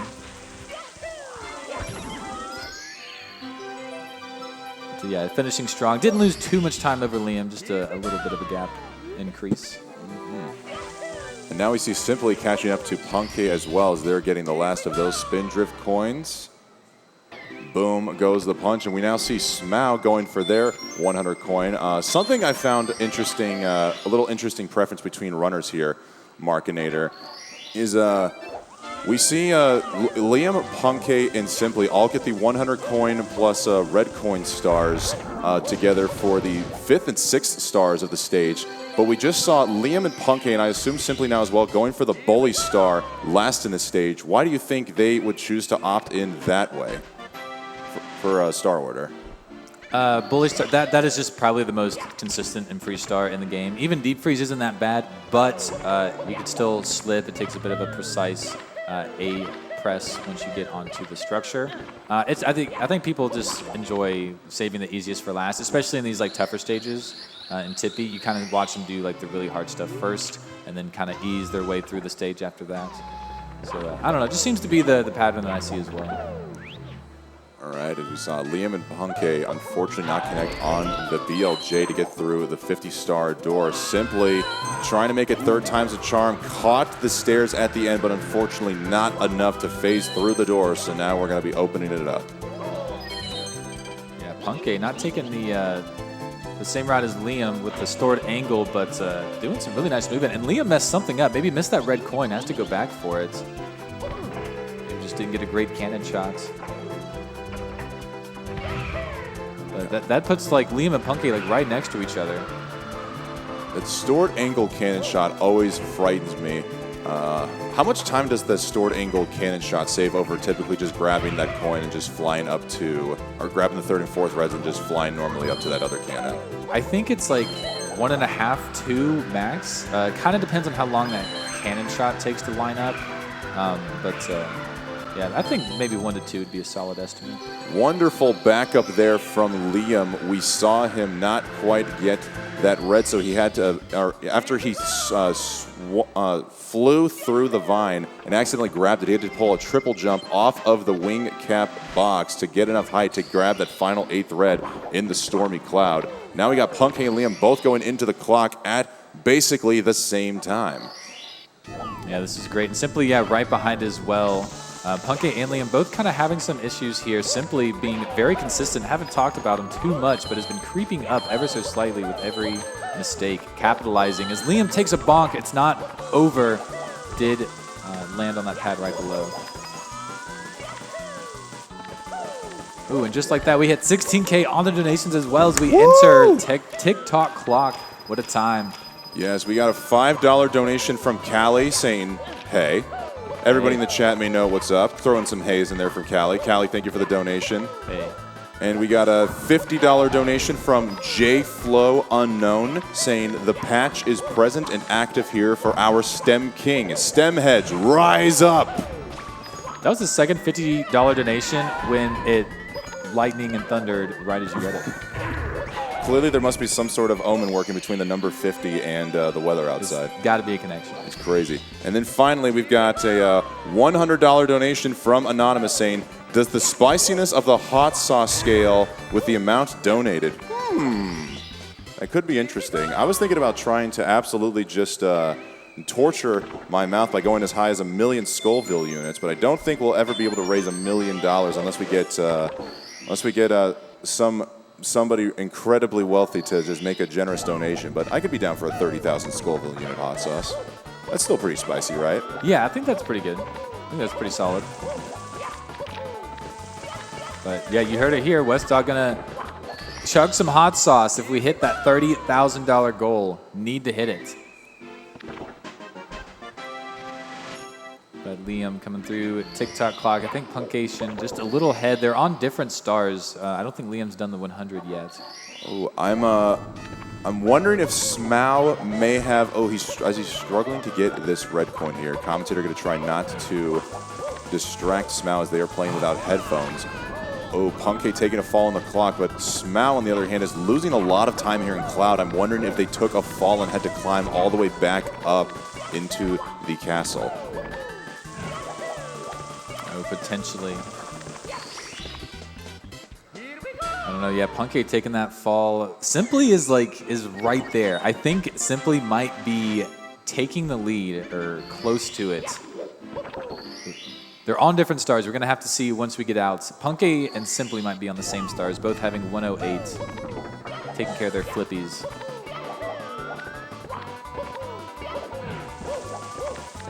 Here we go, Liam on that 100 coin. Probably the spiciest 100 coin we have, just like super crazy movement throughout the entire thing. Wall kicks galore, triple jumps into a no ledge grab. Oh, Whoa. Liam saving it. That was nuts. That was actually crazy little movement there. It looked like he was on the edge and just instantly turned around there. Yeah, As we're seeing, Simply going for moving reds here in the clock. Easy does it. Good job, Simply. incredible. I'm pretty sure Simply is in the lead right now. 110 on the star counts. Needs one more in here. Moving reds, honestly, still one of the most fascinating tricks to watch here. It's a trick that has been implemented in runs for the last couple of years, but still so amazing to see.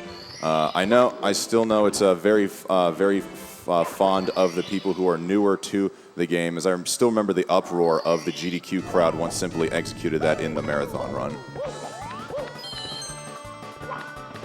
I think you're right, Markinator. Simply's going to have a slight lead as he just now collects timed jumps on moving bars for 111. Actually, Liam has got a slight lead, so we got Liam and Simply within seconds of one another, and out comes Punke on event personal best pace as well. This is a three-way race.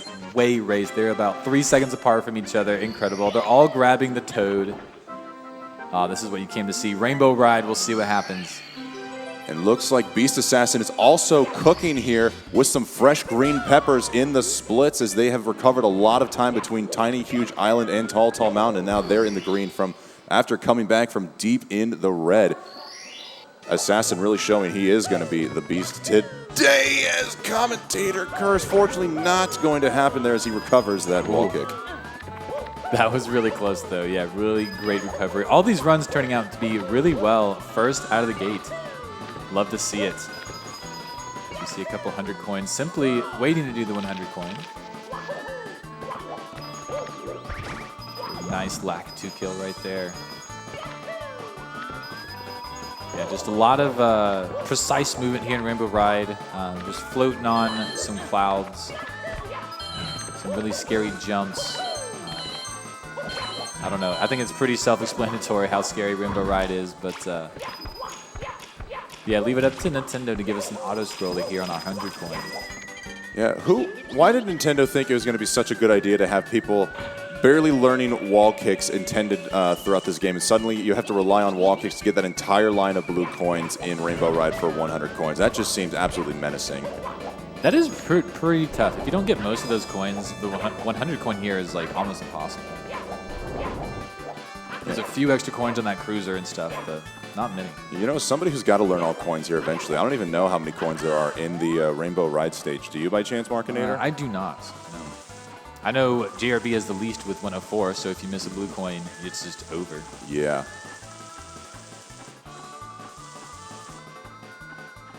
Yeah, while we are on the carpet, going to shout out the prizes one more time. $15 for the signed memorabilia.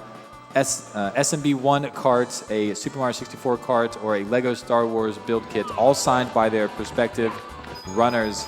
We also, and that is all $15 donation to get in on those. We also have a $25 donation that will put you in a pool for the Nintendo Switch, and we will read all donations, whether $15, $25, or $1, live here on stream in order to get that $30,000 goal here for the kids here at Urban Arts. Really great charity, just computer science, really helping out, doing God's work. And a fresh update now with Marlene in the building. We've got them to autograph the SM64 cartridge, so now you can go home with a chance to win an autographed SM64 cartridge of every single runner competing here at Pace today. Yeah, it's actually really cool. Nobody's ever seen Marlene until today, and now somebody will be taking home their autograph. Finishing up these carpet rides. See what the movement is. Probably just some decently safe wall kicks. Callie will do a triple jump here to get off the carpet early. You can see the standard side flip ending. It's pretty safe. Even if you miss the wall kick, you just fall back down onto the carpet, so it's not even that scary. Okay, that's good to know. Yeah.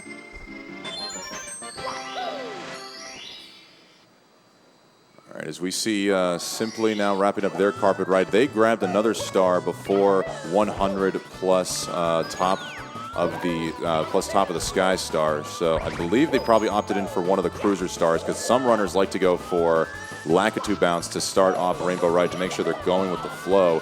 Liam, unfortunately, not able to get that 5th red, but a quick backup as Punkay also gets the Cruiser Star. So now we got 3 runners getting Star 115, and there's maybe a chance that Simply's got a slight lead here. Yeah, we'll have to see once they come out of Rainbow Ride. It is so close. A 3-way race for potentially first place. I mean, best possible time for Simply sitting at a 1:40.25. It's a little different for each runner. Somehow Punkay's is sitting at a 1:41.28. I don't know how that's possible. And we've got Smow and Beast Assassin, who are now also in Rainbow Ride. We have 5 runs right now in Rainbow Ride. Outside of a no reset, I don't think I've ever seen a situation like this before. This is actually really hypers right now. Yeah, that's actually true from a no reset perspective, or at least reset all at the same time. To have 5 runners here in Tippy on pace, at pace even. Yeah, truly incredible sight to see. They'll be finishing up one after another, really leveling out that leaderboard, and we'll have a really nice, I think, bar set here for the rest of the weekend. Liam attempting to go for Assless, unfortunately not able to get on the platform, but they did walk away with their life, so they're just going to be backing this up with Tricky Triangle as Punkay takes a death. Looks like, yeah, he had some struggles on his event run yesterday as well with that. That wall kick just not being too kind to Punkation. So as it looks like he might be electing to just take the safe way this go around to save whatever time he's got left.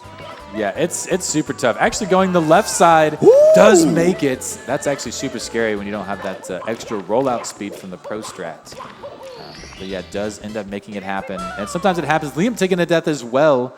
Simply has actually been killing it. That was an incredible angle and ledge grab from Simply here. Oh, just a little off the side here. Needs the side flip before time runs out. Did get it. Okay. Simply is solidly in the lead right now after those couple deaths from Liam and Punkay. Yeah, and then Small and Beast Assassin not far behind. They're doing their 100 coins. This is insane. This is insane. They're going to have like a little race with themselves after these first 3. Everybody cooking right now. We might be seeing 5 event personal bests taking place before our very eyes. Yeah.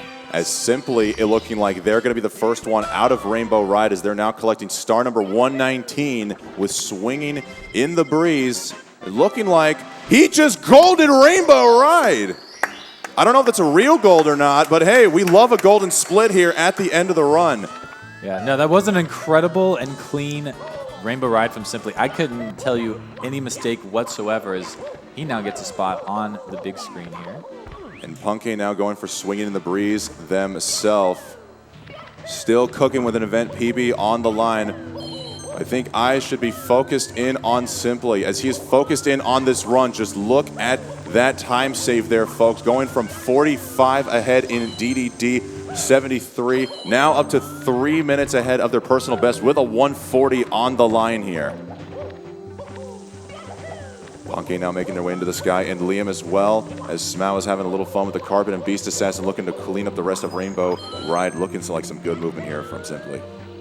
Yeah, this is where it gets a little intense. It's pretty tight movement here in bits. It's not the worst. It's a little better than like the 70 and the no-reds movement.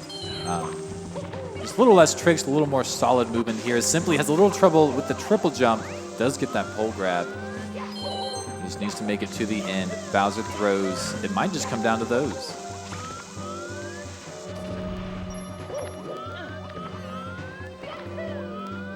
Simply does have a decently solid lead. Might be able to miss a couple of throws before Punkay and Liam catch up. Punkay and Liam are right on each other's toes. Punkation with a little bit of a lead between the two. All right, Simply now grabs the 120th and final star here as now it comes down to 3 Bowser throws to possibly catapult himself from 4th into 1st. Let's see if Simply is able to clutch this one out. Oh, first throw is going to be a little wide right, but he's still got plenty of time to work with here as Punkay is just now collecting that 120th star themselves. There's one.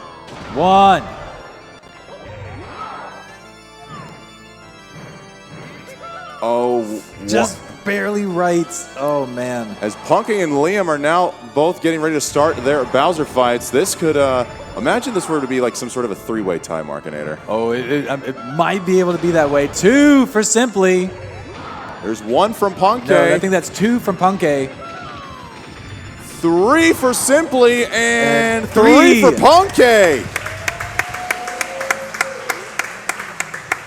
Incredible. Looking like Simply is just going to walk away with a slight lead here as Liam is now getting ready to wrap up their third throw. Oh, wide right.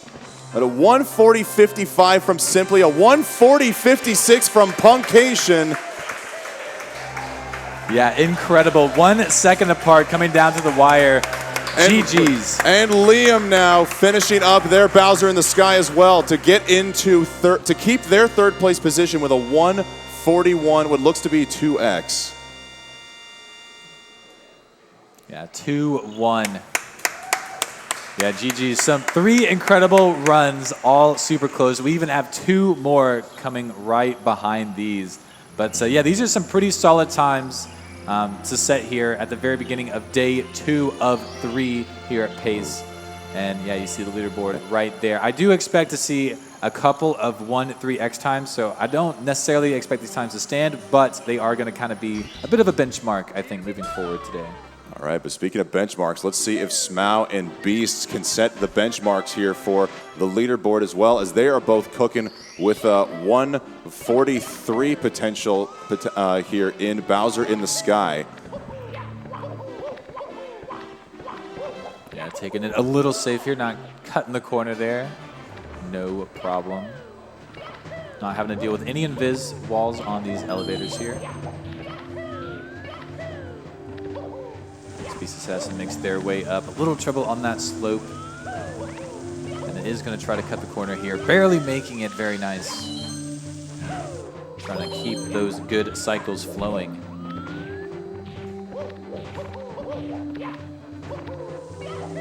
Some nice bar movement here from Smau.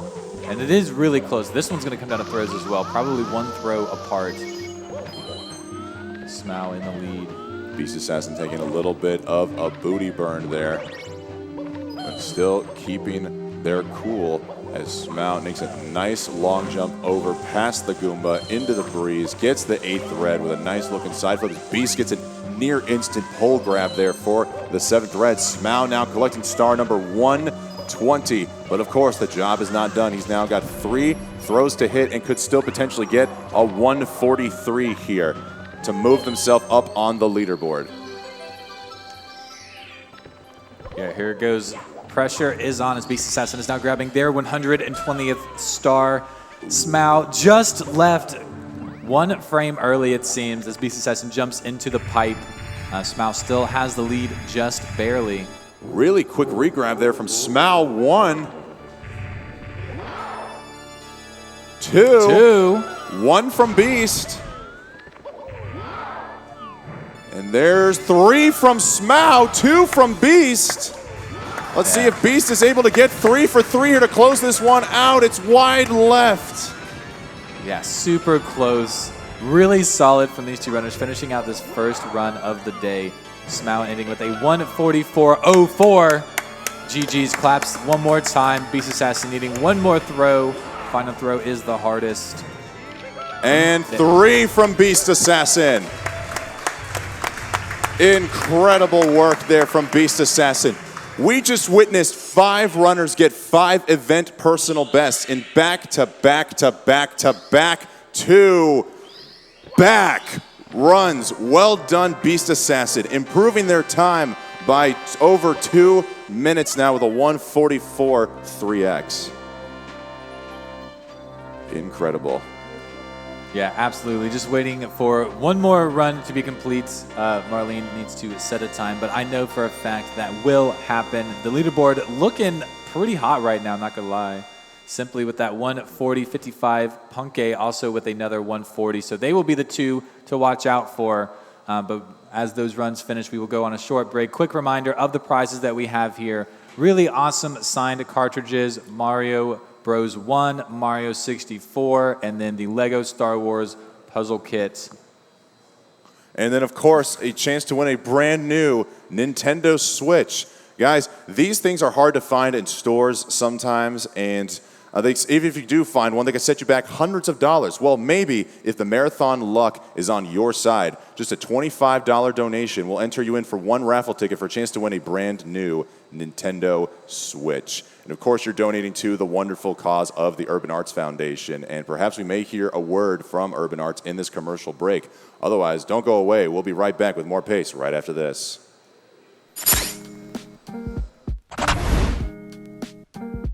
Urban Arts helped prepare me for college by giving me a lot of experiences working both independently and collaboratively with other people to make really cool games, and taught me how to put my all into creative projects, and that helped me put together a very strong portfolio for college. The best part about being in the urban arts community is the people that you meet. A lot of the people here have the same interests as me, so in the future, making friends here will benefit me and them and everyone around, because we all benefit from each other by gaining skills that other people had that I may need. Urban Arts helped me see myself differently by showing me that I can be a good leader. In the studio program, I was assigned the role as project manager, and fulfilling that role for the first time actually helped me realize that I have good leadership skills, and it really helped me to develop them.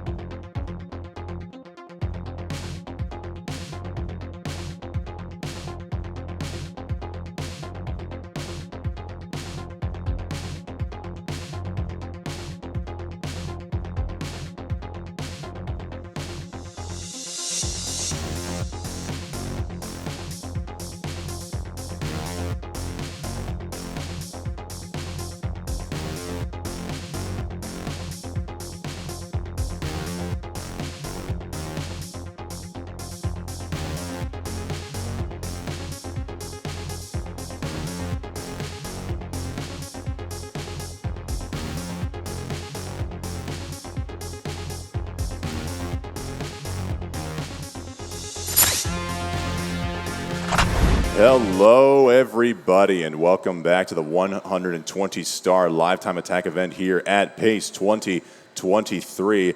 I am Wes Dog, joined alongside the Mr. Wah. That's right. And our very first ever live commentary together. Yeah, we've done it online for a while, and obviously I've worked with Warning Track and Mark, but I haven't worked with you yet, so yeah, the one I've been waiting for the most. We did kind of banter a little bit in the booth yesterday during the little break in the action, and we kind of got a break in the action now, but at least it looks like we got Callie now doing some wicked runs. Wicked. Sporting, of course, the legendary Wicked Shades. Shout-outs to D Whatever. And also as well, shout-outs to Urban Arts, who's obviously helping, part of the event here. I've completely messed up my words there. Sorry, I just ate a meatball sub, and it's kind of still processing. We've got some fantastic prizes lined up here that you can also have a chance at winning with donations here for the Urban Arts, and we're going to be doing that the whole way throughout until the end of the LTA tomorrow. So there's a lot of stuff up for grabs. If you donate $15, you have a chance to enter into a raffle to win one of 3 potential autographed items. We've got the Lego Boba Fett fighter set, 85 pieces, easy to pick up and do, autographed by all of the Lego Star Wars speedrunners we saw earlier this week. A copy of Super Mario 64, the Japanese edition, autographed by every speedrunner, and now including Marlene, whose signature just got added to the top earlier today. And of course, the Super Mario Bros. Duck Hunt Nintendo Entertainment System cartridge, autographed by every runner and production member who was a part of the massive event that took place yesterday. And of course, the big daddy of them all here, you have a chance to win a brand new Nintendo Switch. If you donate $25, you get a chance to enter in a raffle for a brand new Nintendo Switch. Fantastic. And without further ado, I think it's best we go back and focus on some of the runs here. We've got Callie kicking off a run, Beast Assassin doing a bit of practice. Marlene in Bob on Battlefield going off and doing his last 100 coin star now. Yeah, good to see Marlene doing some runs. Looks like no comparison, not even splitting there. Just want to get a good time on the board. I'll be honestly curious to see how well Marlene performs here for day one. They came all the way from Japan to participate in this live event. Unfortunately, airlines were not too kind as we had a little bit of some delays, so they haven't been able to be here for all 3 days. Probably still even shaking off the rust in the very long travel time. So it wouldn't surprise me if Marlene didn't quite run out of the gate incredibly well as they have done in the online events, but I think maybe today will be a good warm-up run and we'll see some serious action possibly at the end of the day or day 3. Yeah, and just as a reminder, guys, the leaderboards have all changed a little bit because we've just come off at the back of some really great runs as well. We have Simply now taking the first place with a 140, and Punkation with a 140 as well. The 2 first 140s of the event so far. Absolutely fantastic. The gap between these runners are closing, which is, I love to see it.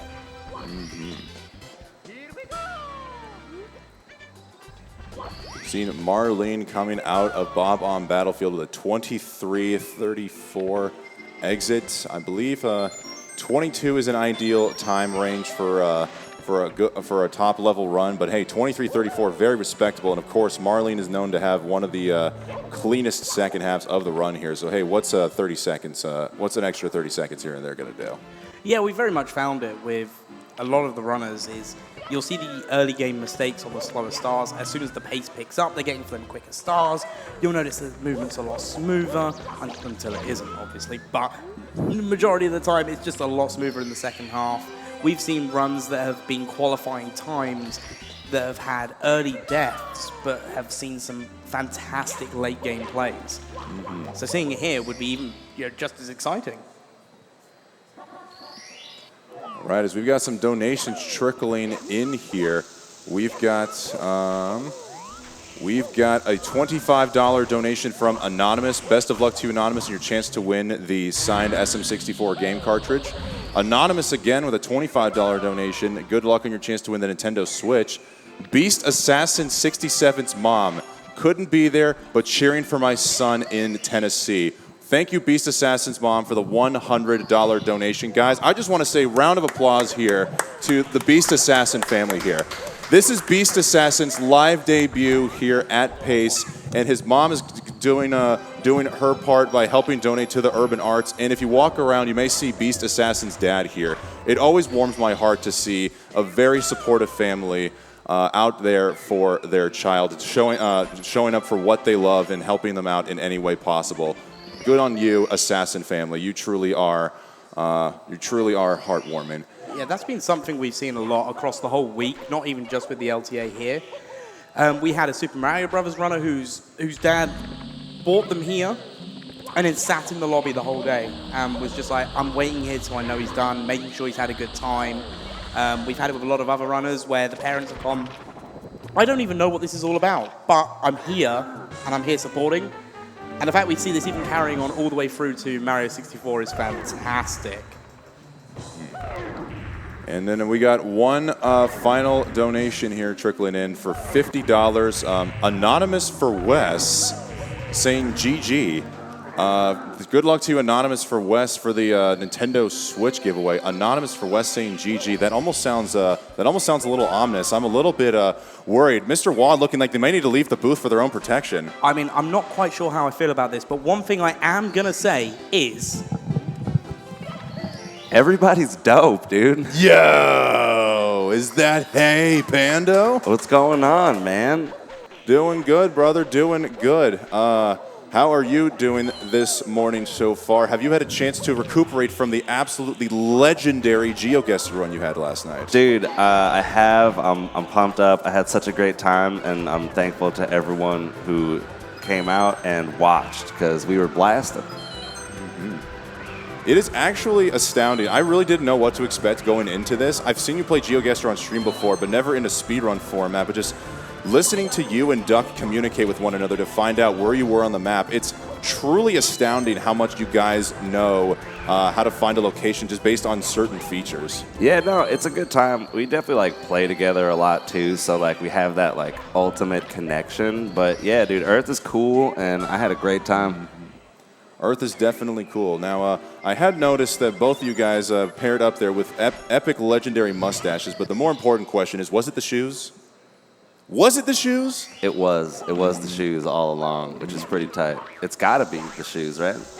I mean, I unfortunately don't know. I'm not really too familiar with the shoes game, so I'm just glad that the shoes work out for you. You're able to find the way. Indeed, you love to see it. Love to see it. And speaking of finding the way, it seems that Simply has found his way to the top of the leaderboard with a 140.55. Yeah, we had a major shakeup in the leaderboard here just not too long ago. We had 5 runners. We started out with a no reset all the way until upstairs. 5 of the runners decided to continue on with their run, and all 5 of them got brand new event personal best. Simply and Punkay separated by literally only a second now in first and second. Liam now still holding on to third, but with a better time. And then Smau and Beast Assassin improving their positions on the leaderboard as well with those pair of 144s. And now hopefully, if all goes well, we'll be able to see Marlene join the crowd as well and get a time posted on that board. Now, if we include qualifiers, is this the second time that Simply has bopped Punkay by 1 second during this year, or was it the reverse that happened? I think it was the reverse. I remember there being a 1 second difference as Marlene unfortunately fell off here on the platform going for that third secret. Fortunately, it's just the third, so they can be able to back this up without having to navigate throughout the pyramid. But this is the shaky part here, is that while the backup is doable, the camera work just constantly moves around, getting it really hard to put yourself in that position as we're seeing Marlene just fumbling around the side there, getting 0 frame. Let's see if they can connect on the wall kick. Might just go with a side angle. Oh, this is rough. You hate to see this.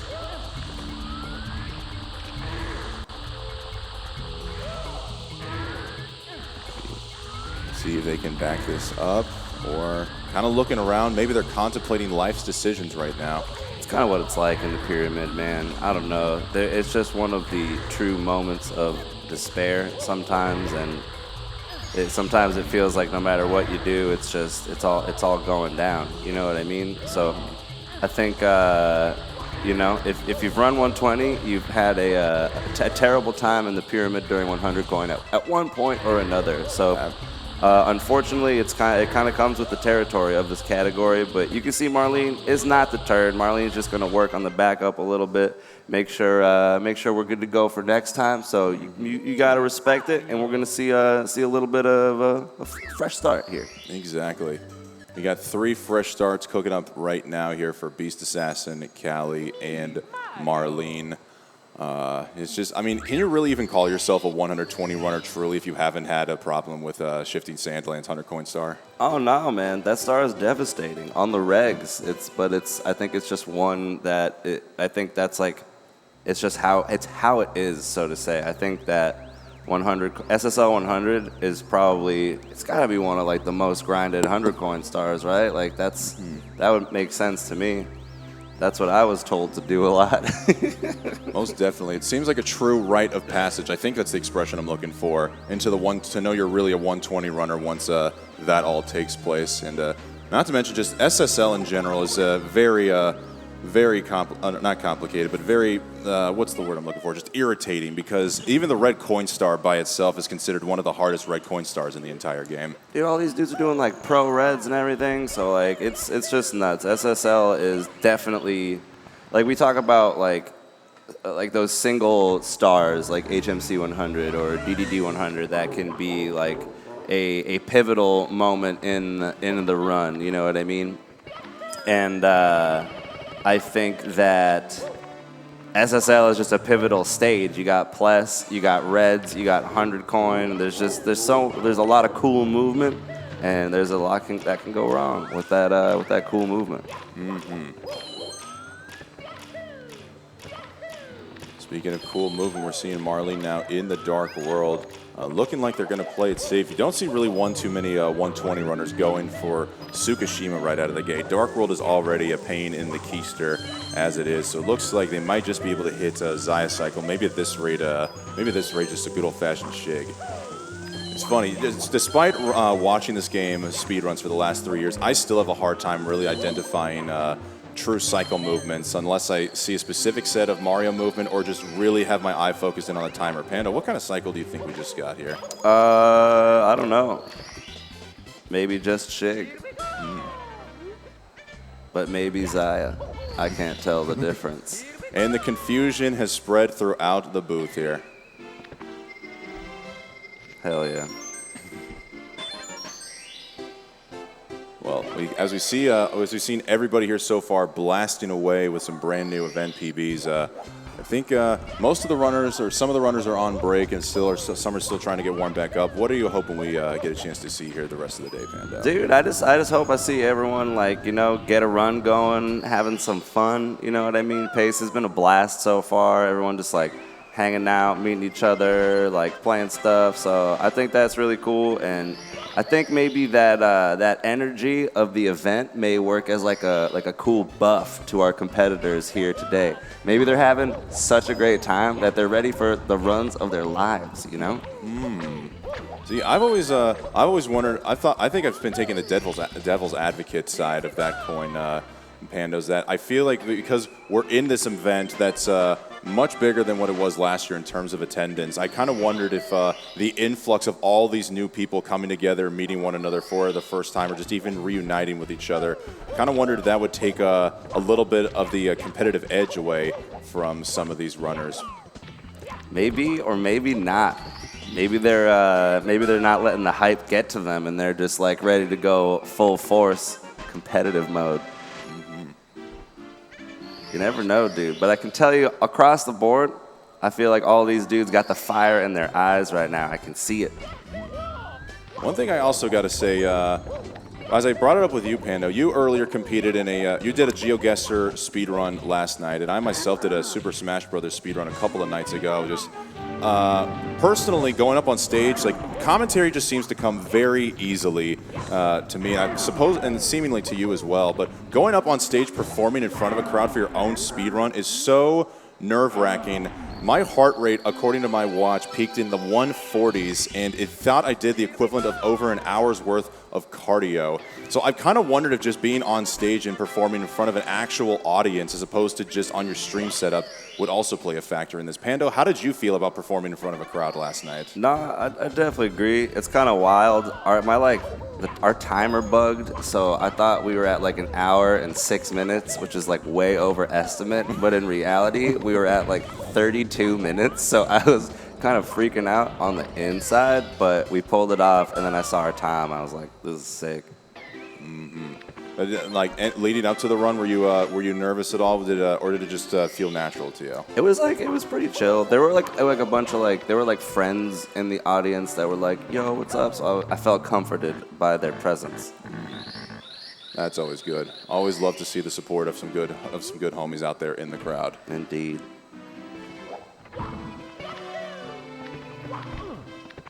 Seeing Beast Assassin now carry a run here into the Jolly Roger Bay portion. Here is Aquarium, one of the more chill red coin stars. I think so far I have yet to see anybody reset a run to Aquarium Reds. Hopefully Commentator's Curse does not come into play right now. I've done that, dude. I've done that before for sure, man. I don't know. It's wild out there. I do know swimming is one of the most finicky parts of this game. If you take that turn too tight collecting those red coins, you got to circle all the way back around, which loses you a few seconds trying to get the red.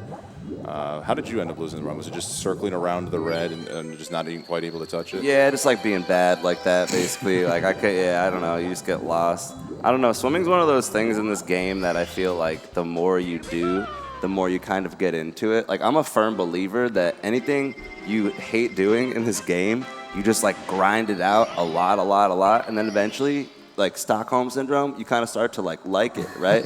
So I used to hate Fire Sea, and now I love Fire Sea. And I feel like the more I swim, the more I get into it, the more I'm like, ooh, swimming's kind of sick, you know?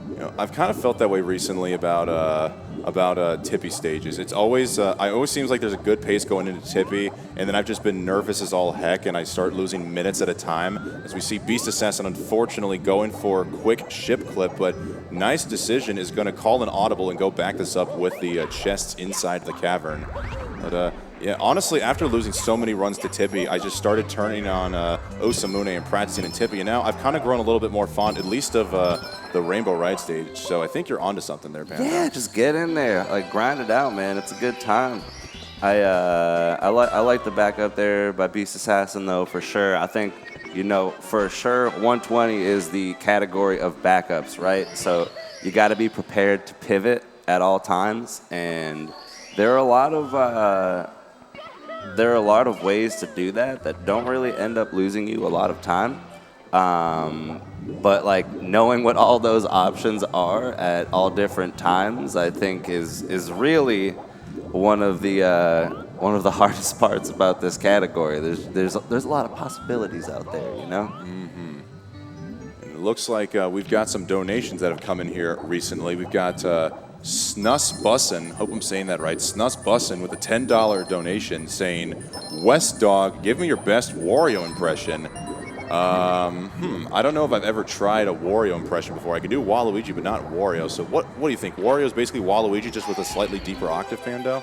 I think of the Whoa I Missed one from is that like Mario Party or something? Okay. Or like Mario Kart? Oh, I missed. That was I think that was pretty good. Going in first time, that was sick. Yeah. Hell yeah. Well, there's the best Wario impression, Snus Bussin. Hope it was worth the donation. But thank you for donating to the Urban Arts, and another $15 donation from Anonymous. No message. Good luck in your chance to win the signed SM64 game cartridge. We've got Hella Brian with a $15 donation saying Hella. And Anonymous with a $25 donation. Best of luck to you, Brian, on your chance to win the SM64 cartridge, and Anonymous with your $25 donation as well.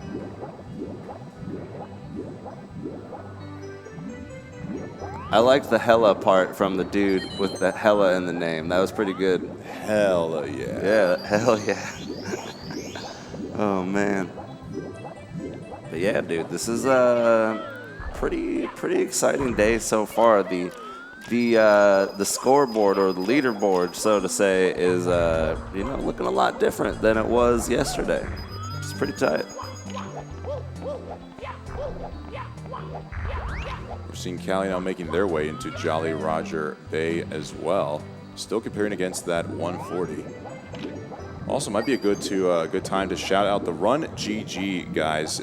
Thanks to Joey of the Run GG, we have the ability to go inside and check out all of these runs in great detail. If you just go to the run.gg in your web browser, you'll have a chance to look at all the final times we've seen here in the run, all the completed runs, what kind of paces they're on. And with the Run GG extension in Live Split, you get a chance to see all the split comparisons these guys are using. You may see what you see on the board here, whether it be their event personal best or, in Cali's case, a theoretical 139. But you get a chance to really go in there and see what their pace really looks like and compared to their personal best or an average time split. Just the world is your oyster on the Run.gg. It's cool, man. If you like info or stats, that's where you want to be. That's the place. There's lots of good stuff in there for sure. You know, as Mario 64 speedrunning perhaps becomes the next great big esport, every great sport needs to have stats. And we fortunately got Joey at the Run GG to provide us with all the stats we could possibly need as Cali lines up for the frame walk and connects. That's so cool, man. Very, that's a badass trick for sure. Mm-hmm. We were talking about it yesterday a little bit, but like frame walk is one of those tricks that's like definitely becoming a bit more common. So I mean, obviously Cali, the style he's got, he's going to be picking that up. But it is a star that you can back up if it doesn't hit, and it won't be that devastating. But I just think it's really cool, to see who's going for it. Who's going for it when it's appropriate during runs, maybe not at the LTA, this and that. It's I don't know. I love to see how people change it up under different circumstances. And especially with Cali, you never really know what he's going to go for here. Cali is truly one of the more unique runners we've seen here at some of these SM64 events. Got a very series of either micro optimizations or just micro differences between all the runs, as we're seeing Cali doing a very unique route of opting to go for aquarium last instead of aquarium first, as we've seen all of the other runners go for here. You get a much cleaner double jump approach into the aquarium. I believe it loses a little bit of time saving aquarium for last, but Cali just likes to have a clean approach as opposed to losing even that small amount of time with a failed wall kick, bonk, and whatnot. And it looks like Simply is playing without hands right now. The man might be doing a foot-filled run right now. Absolutely incredible. Oh my goodness, the man is actually magical. How is he doing all of this? He's built different, dog. He's playing with his feet. This is nuts. Oh my goodness.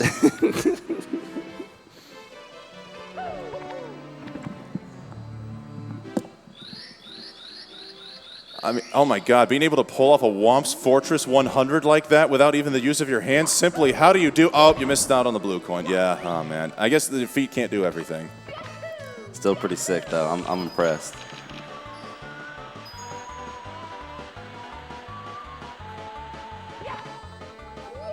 We got Beast Assassin, gonna be tearing up a couple slides here, heading to Dark World. Beast Assassin with the 144, running against a 144.32 with a 144.29 event PB, it looks like. Yeah, pretty cool. I feel like Beast Assassin can crush this one, and I'm pumped to see him go for it.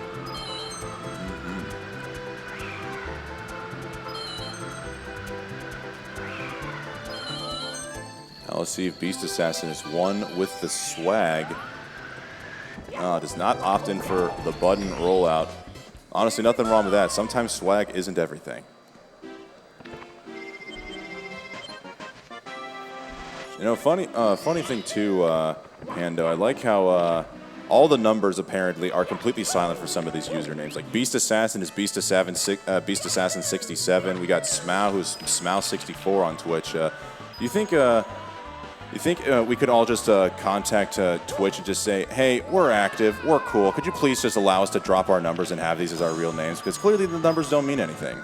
I think maybe we'll write a sick letter. That could be cool. Or like an email. An email. Well, that'll just get lost in the void. I think a letter will really speak words there. We'll get a petition and have a whole bunch of signatures. We could put some cool stickers on it too. I think that will like you show them that we're like pumped up about it. Exactly.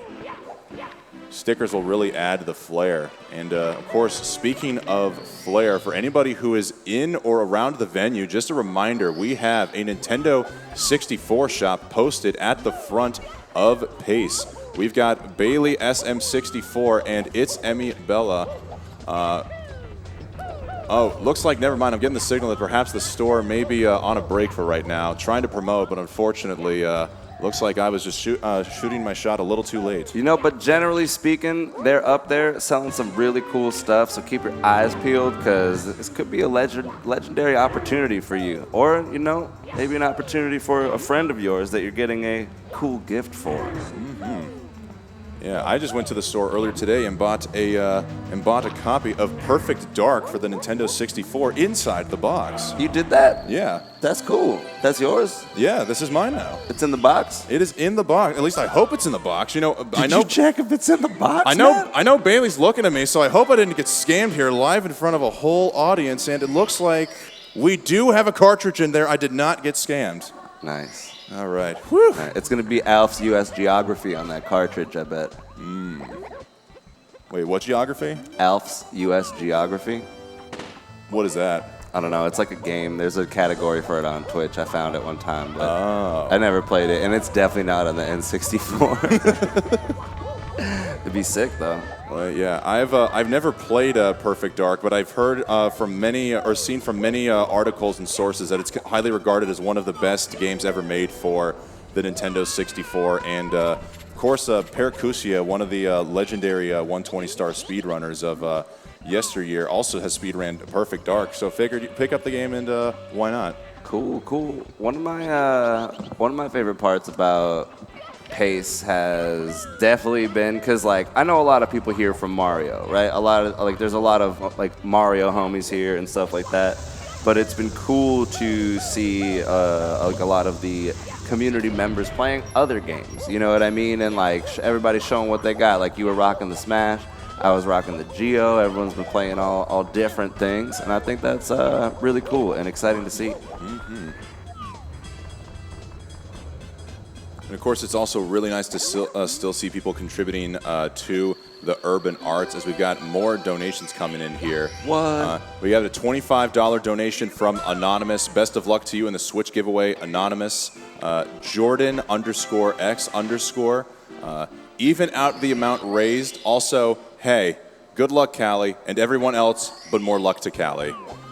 As we see Callie apparently having blacked out on the screen, so who knows what's going on with Callie. Maybe he's just so tuned into the run right now that he is just completely blacked out. As we're now seeing Callie's PC pulled up here, we'll see if he does make his return to the big screen. As we do get one final donation here from Firehead Nick for $3. No message. Firehead Nick, thank you for the donation.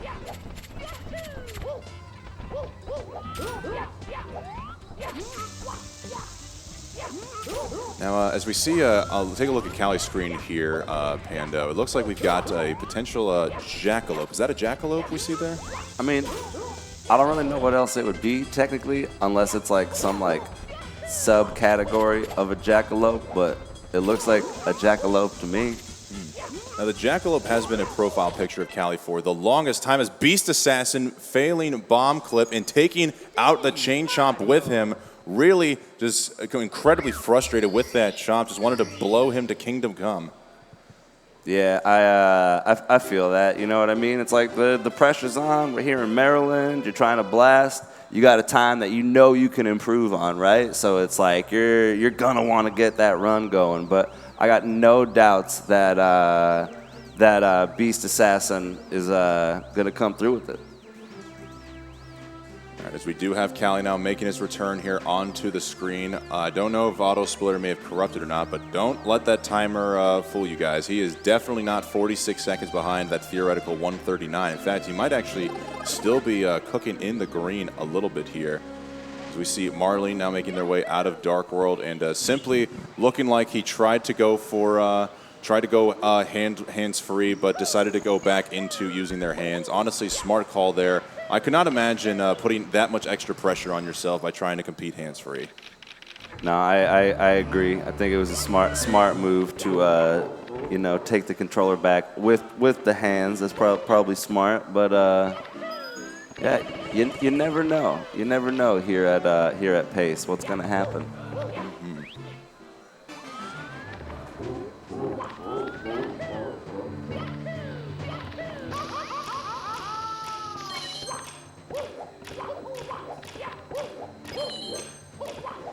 We got a fresh run here from Beast Assassin, and we got Callie cruising through, and Bob here gonna be doing the Cooper race.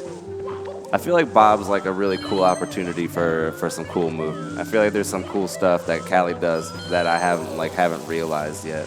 I don't know. It's just a very big level. You know what I mean? Lots of ways to get around here.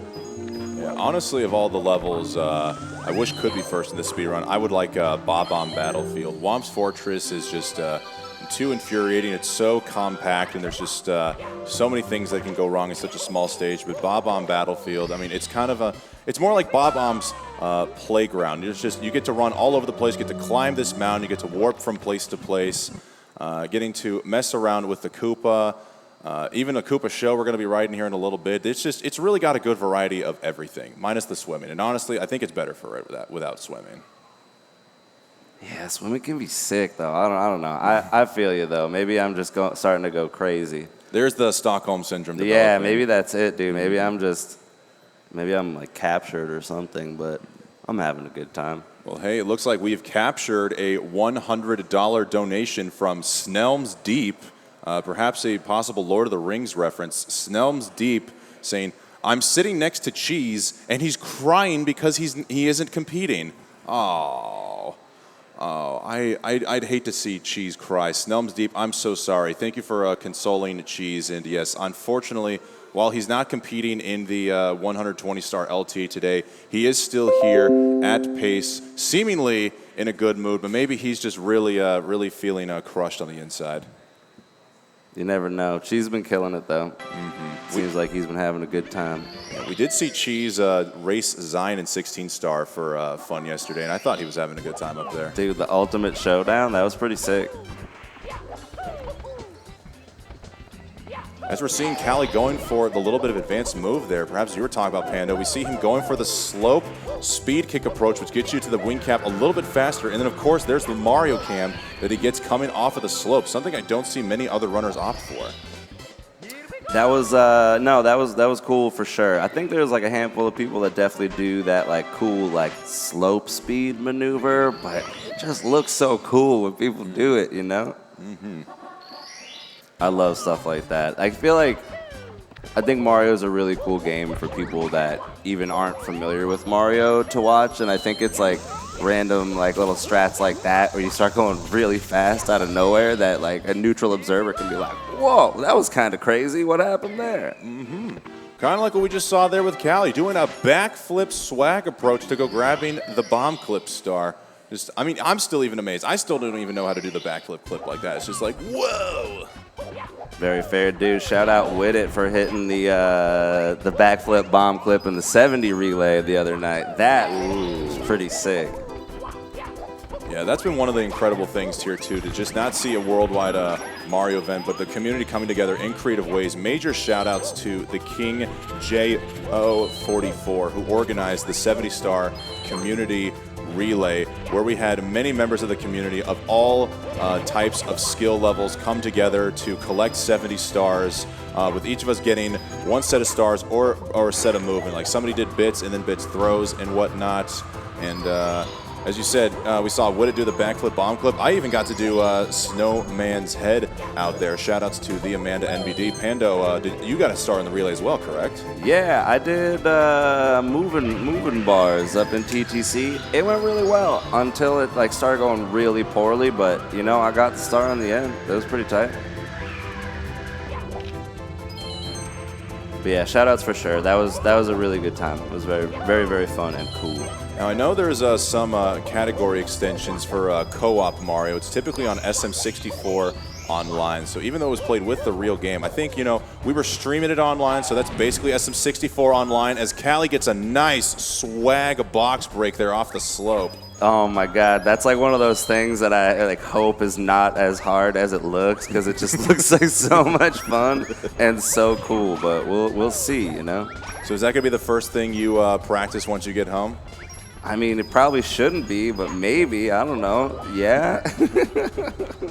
Was Callie rolls past the red coin, perhaps trying his luck at the double star spawn. Unfortunately, Coin RNG not being kind to him out of that pole, so we're gonna have to settle with just a star spawn after star spawn. Not gonna be too bad though. Looks like, yeah, Callie gonna be coming out in the green against this 140 flat, and I think that might have been what Callie was running against yesterday. Maybe I'm wrong, but 140 flat would still be a huge improvement on the event best, which is a 140.55 currently held by Simply. Callie is currently on pace, but we got a long way to go. Lots of Mario left in this run. Now, I know, I wonder if Cheese is in the venue somewhere, because Cheese did actually ask me the other day if they wanted to come in for commentary, and now we've got somebody in the chat asking to get Cheese in the booth. What do you think, Panda? Do you think we could maybe get Cheese in the booth here for a few minutes if they're here and or up for it? I think that would be sick. Cheese is so cool. Whoa! Oh my God, just like that, Cheese has spawned directly in front of me. Dude, he stood up. I saw him. This is sick. Dude, Cheese looks dope today, too. Hell yeah. God, the man really is fashionable. Actually looking very incredible.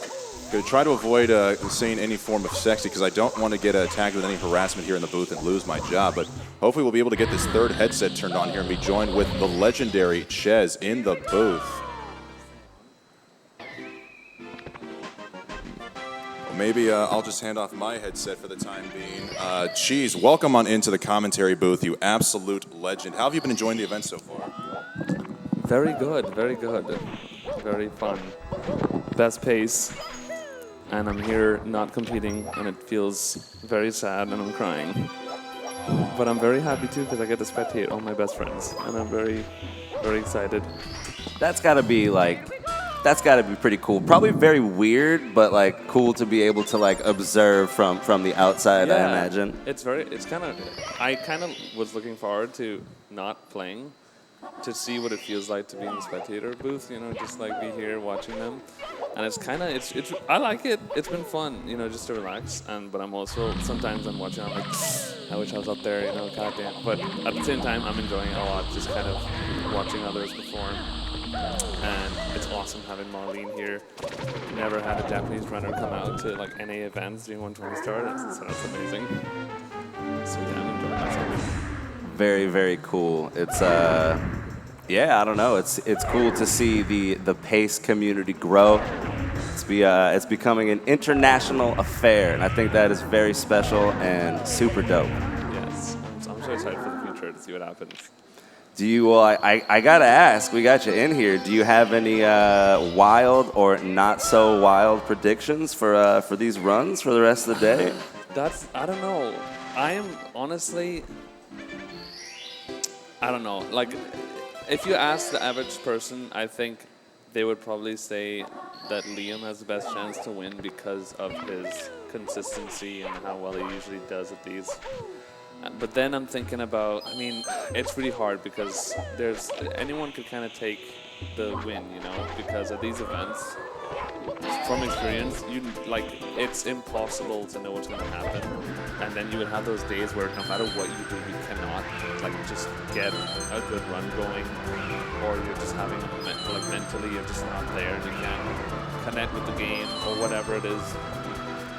And then I see people like Marlene is insane when it comes to consistency and just everything, you know. So like they could easily take the win.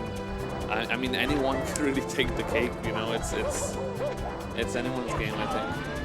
Really, really cool. It's like, I don't know. It's cool to have like your perspective, right? Because you just know what it's like. You know what it is to compete in something like this.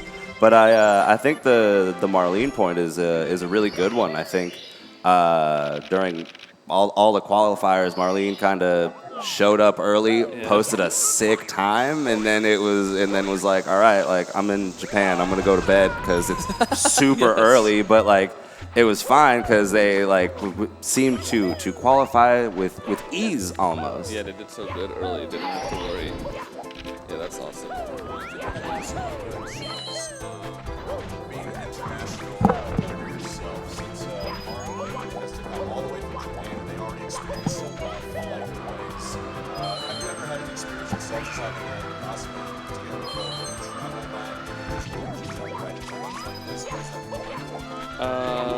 I don't know if you guys heard Wes's question, but I'm gonna answer it anyway. Travel lag when competing. Honestly, I didn't think so much about like jet lag and that kind of stuff, but that is actually a really good point. Like I don't know how Marlene is feeling, for example, with coming from Japan and jet lag. But like me personally, I actually don't really feel jet lag when I come to the States, at least for me, because my schedule is kind of NA anyway, because I sleep at like 6 a.m. at home because I kind of stream for NA time. So when I come to America, I don't really have that jet lag experience. So actually, I get jet lag when I get back home because it kind of resets the time, the way the schedule works. So for me, I don't think it affects me, but I can imagine it affecting somebody that's coming from Japan, you know, or even Smile that comes from Finland. So I don't know how he's feeling about that, but that could be a really big factor, yeah. But the most important thing, I think, is just getting the sleep, dude. Because last pace, for example, I did pretty well, but it's really hard sometimes to manage your sleep, and that is like the most important thing. Because after you're done playing for the day, it's really hard to just be like, all right, I'm gonna eat, be responsible, go to bed, because everyone's having a good time, partying, and you want to be with your friends. So you got to know how to balance like the partying with friends and sleeping at a good time. But Yeah, FOMO definitely one of the biggest sources of contagion going around here. We always want to know if something's up and don't want to miss out on potentially partying with the homies. Yeah. Seen Simply going for frame walk here in Jolly Roger Bay, does connect onto the second try. What a legend. And now, Cheese, I got to ask you this question as well. As somebody who just performed on stage for the first time with a speed run a couple of nights ago, I got to say it was probably the most nerve-wracking experience I've ever been through in my entire life. And yet, you've done this so many times, it basically seems like second nature to you. Do you still ever experience any nerves when you go up on that stage? What are your thoughts when you have to perform in front of a live crowd? I mean, it's always nerve-wracking. But it's also like the coolest experience ever. I remember that the first time that I did a run at an event was me, Simply, and Punkay. We did the almighty 120-star race at SGDQ 2015. And I've never been so nervous in my life. It was crazy.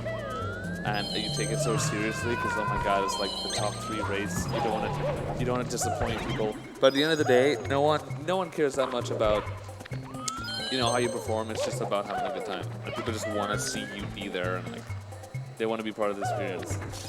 So as once you tell yourself like this is supposed to be fun and I'm gonna have a good time, it kind of makes it better. But at the same time, like once the run starts, you kind of just get into it and the nerves kind of go away. I don't know if you felt that way, but you're into it and you're just like, all right, cool, this is I'm doing a run, just having fun.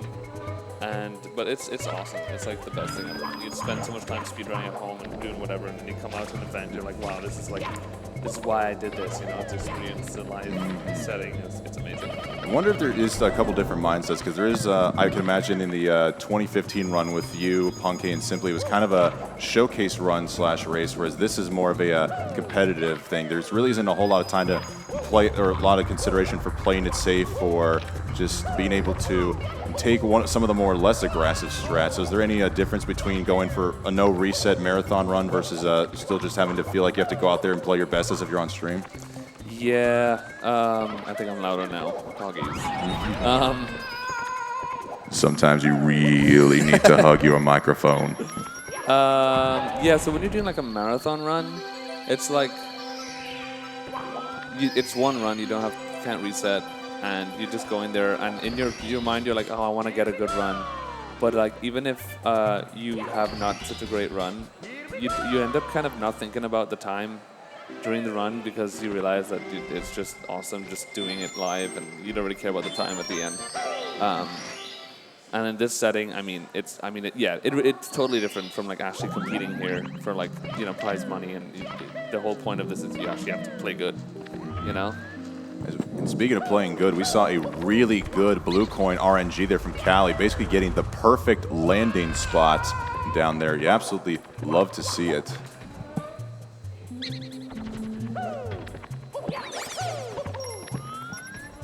Very good. Beautiful movement by Beast Assassin. Very bonking.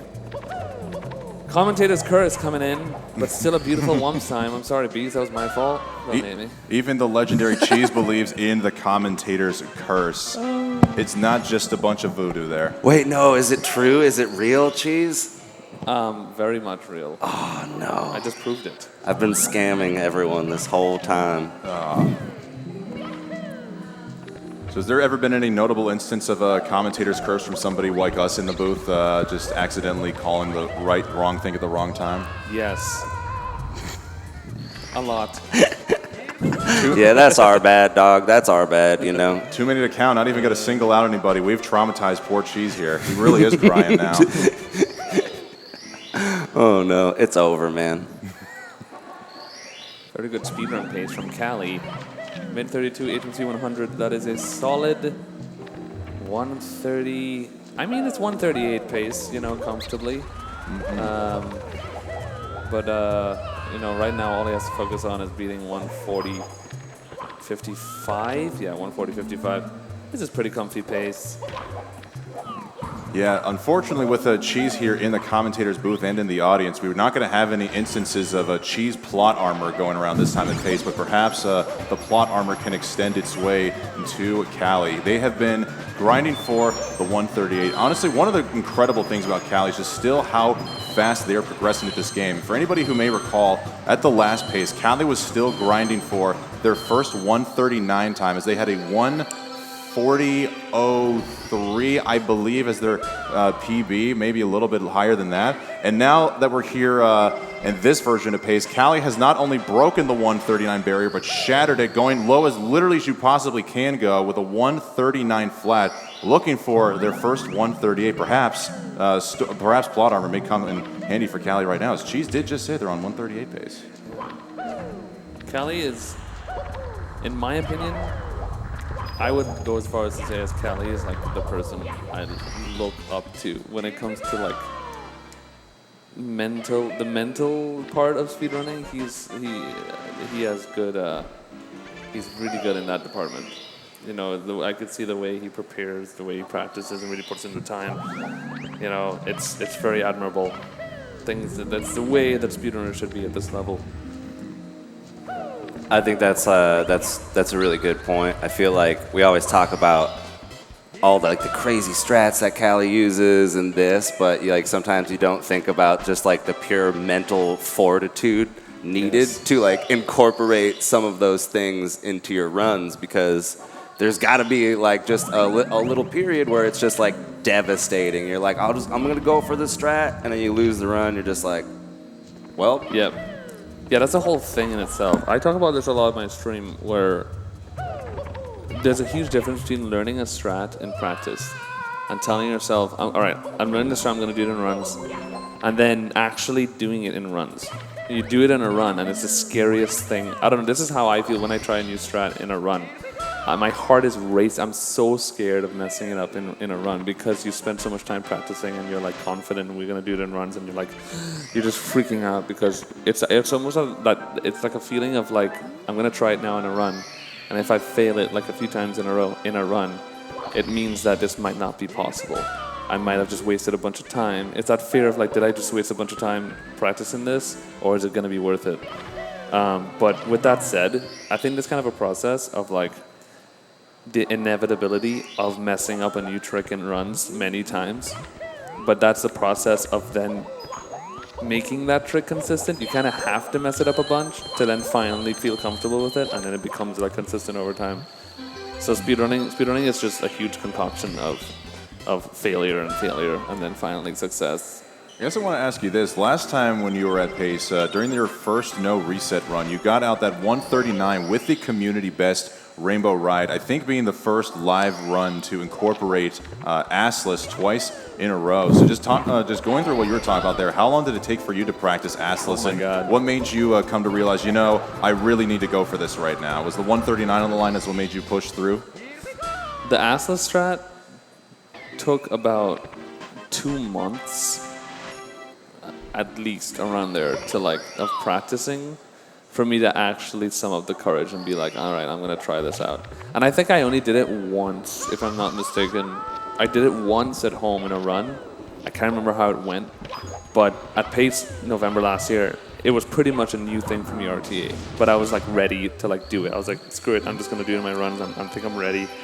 And then I happened to get it perfectly twice in a row, and then get that insane gold Rainbow Ride, and I was like, oh my god. And then that's when I realized, okay, this is the RTA strat. This is crazy. And everybody was like losing their mind.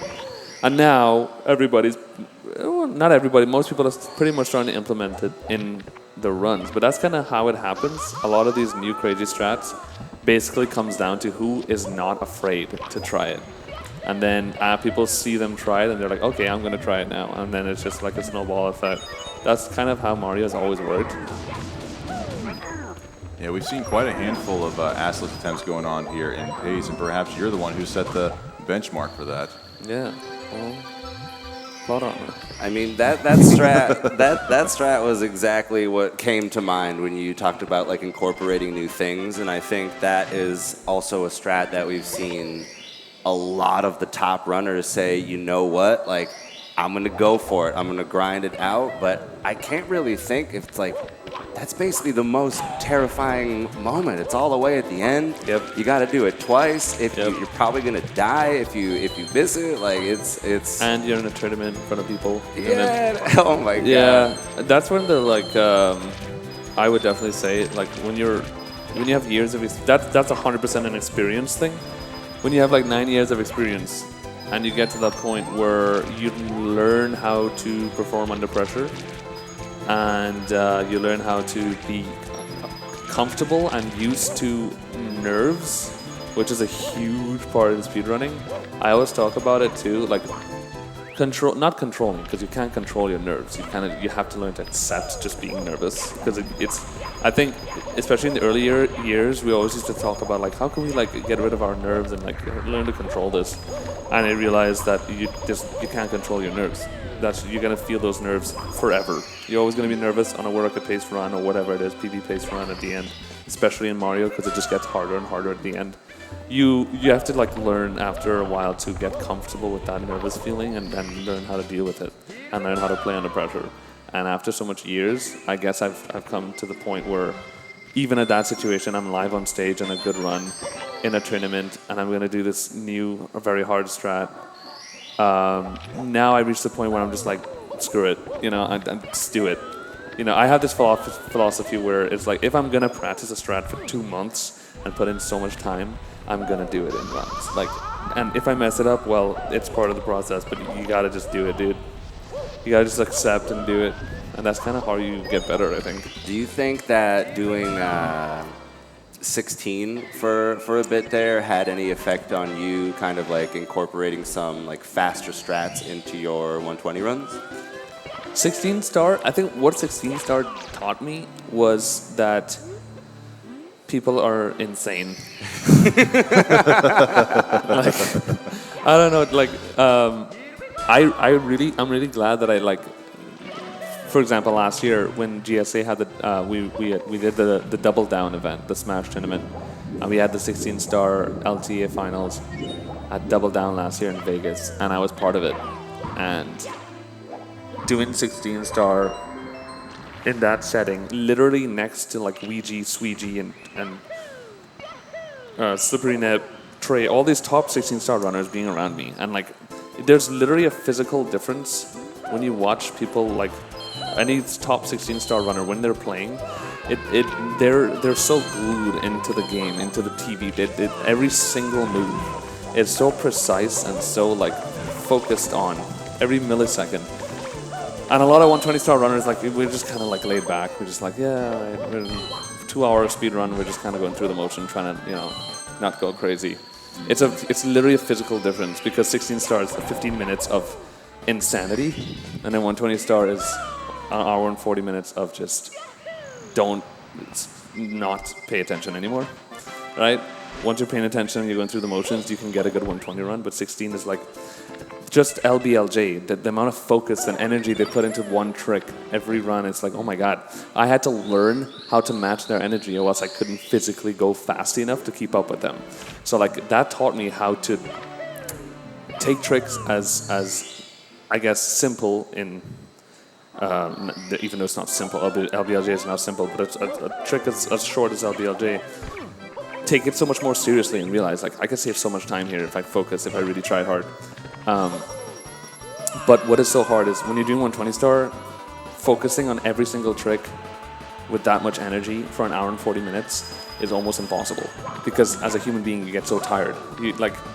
But I can imagine that would also lead out to very aggressive burnout, just trying to have possibly, that kind of yeah, energy all the time. Possibly, yeah. But then that raises the question, like, what if people like Sweegie or these other top 16 star runners decide to do 120 star and get serious with it and kind of decide, I'm gonna spend the next 1 hour and 40 minutes and go extremely hard on every possible trick in 1 hour and 40 minutes. Like, what can we achieve in 120 star if we were to play like that for an entire 120 star run? And that's where like the whole conversation comes up, like, oh my God, what if Sweegie comes to 120 and gets like 135? Because like, yeah, sure, it's possible, but like, it's so hard to have that endurance, to go crazy intense on every strat for such a long run. So I did want to ask, is there any turning point in a 120 run where you would see that energy kind of come in? You're so nonchalant, but say like there's just a point in one like, okay, this is a good run. Now it's time to focus. I gotta be zoned in. Where would that turning point be likely for you in a 120 run? For me personally, around DDD 100, I'll say, like, which is more or less the middle of the run. After you get past DDD 100, it's kind of that like, oh, okay, right, things are happening, because like getting past lobby is like, okay, good BOB time, and then you're like, okay, but there's basement. Getting past basement on a really good time, it's like, okay, this happens like 5% of the time, so okay, let's get it, this is relatively serious. And then BB8 and CCM are just like whatever, almost like intermission stages, and then you get DDD 100 is the next big one, and you get past DDD 100, and then it's like, that's kind of the point. I think a lot of runners would say around that point is when it's like, okay, this almost never happens. This is serious now, and you kind of have real to. Now. It also is when your heart rate just goes up, and the next hour it's just high heart rate, high focus. But yeah, it raises the question, like, what if that high heart rate and high focus is just maintained from the start to the finish? Like, what can you do? That's, yeah. Very cool. Very And we've got Callie approaching that moment.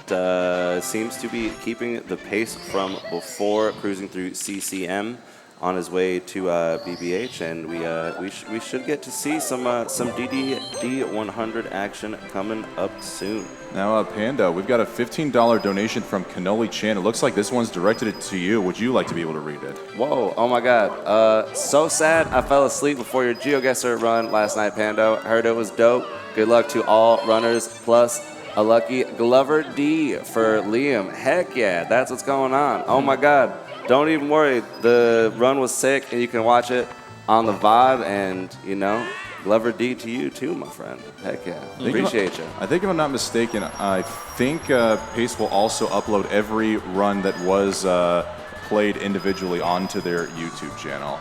At least I think they do. I'm not 100% sure on that, but hopefully that's the case. That would be pretty cool.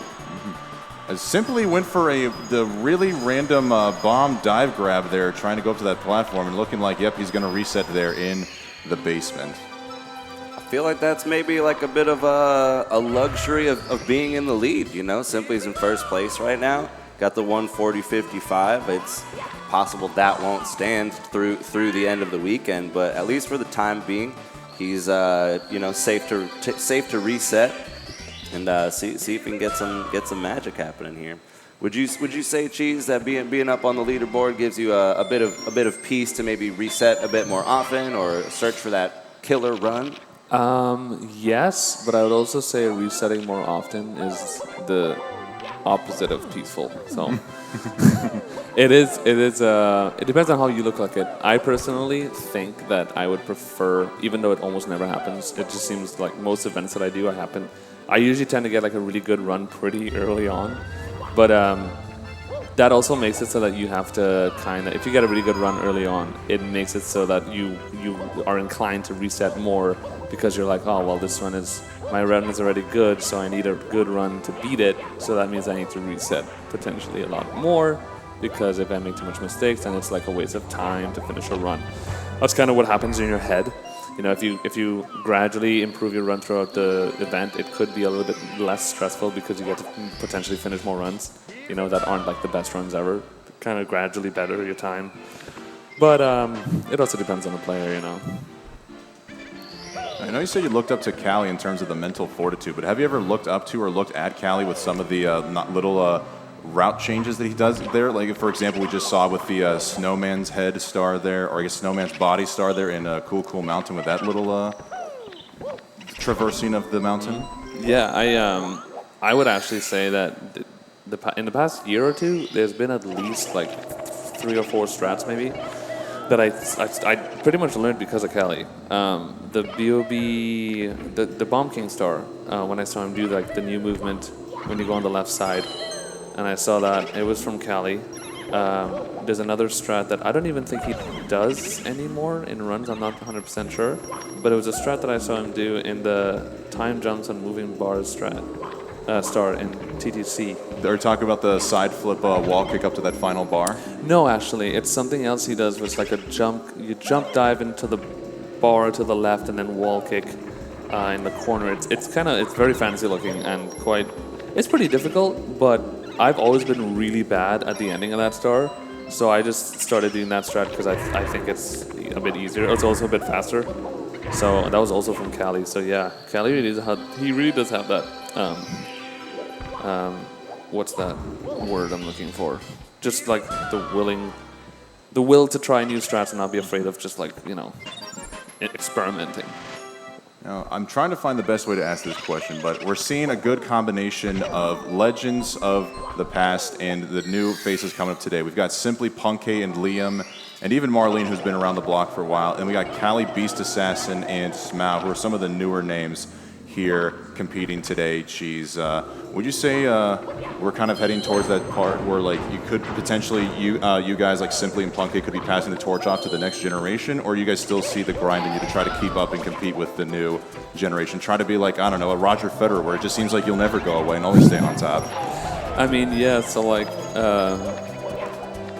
you know, every good thing comes to an end is a saying, and it's true, but I mean, every player has their own story, you know. I've been talking about it recently where I feel like I might be getting down to like my last world record grind, you know. But at the same time, I could do one more grind and get a world record, and then after that I could be like, you know what, I'm gonna keep doing it. It's just like, but right now, you know, you just kind of go with your. I've kind of just go with what I feel nowadays. Yeah, and it's hard to, you know, I can't speak for other people. But with that said, this is why I really like the new format that we're doing here for the PACE events, where we have the open qualifiers. You know, I think that's such a cool new format that we have. And shout outs to Joey from the run.gg for creating such an amazing website. You know, so we're able to do these open qualifiers where literally anyone could just try to compete, you know, and qualify. And as we could see here, you know, we have Beast Assassin, we got Smau, we got Marlene, you know, all these new runners making it into these events. And that's the whole idea that, you know, if people play well enough and like, you know, put in the time, anyone can qualify for these things. You know, I think that's the best thing. So I'm just really excited for the events to come and see who makes it. You know. Would you say that we're in like a moment? Like, would you say that Mario is being kind of like pushed, like kind of like to like the next level, so to say, like more so like in the past year than in recent memory? Do you think we're in like an upswing of the game? I guess I'm asking you. I mean, every year that passes, Mario just kind of keeps growing and growing. And like, we used to talk about this a lot. Like, I remember back in 2015, 2016, around there, me, Simply, Punkay, all the boys, we used to always talk about this. Like, what's gonna happen in like 2020? Like, and we used to say a lot actively, like, I don't know, man, I think this game is probably gonna die out in like 5 years. And like, the typical, like, there's no way I could see myself speedrunning in 5 years. Like, then I don't know if it's gonna happen. And it just literally gets bigger and bigger every year. So like, I mean, I guess the sky is the limit at this point. But it's amazing. I'm extremely, I guess you could say surprised, but also just like, I'm just so happy that it literally just keeps getting bigger.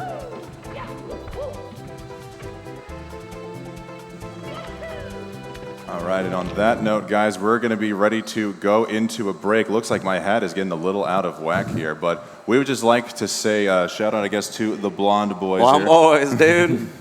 Even though Pando is definitely not a blonde. No. But we've definitely wanted to give a shout out to one of the big boys of Mario 64, Cheese05. Thank you, Cheese, for joining us here in the commentator booth. Apparently, I may have just insulted him by including the 05 in there. I saw a look of disgust there. Who's Cheese 05? All right, well, Cheese, you got any final words before we head out here to a commercial break? I love you. Aw. But that was directed at Pando, right? You definitely don't love me after I just I misnamed you love like everybody here. We love you. We happy. love Cheese! We love you very much. Thank you for having me. This is great. Thank you for joining us here, Cheese. And don't go away, guys. We'll be back with more SM64 right after this.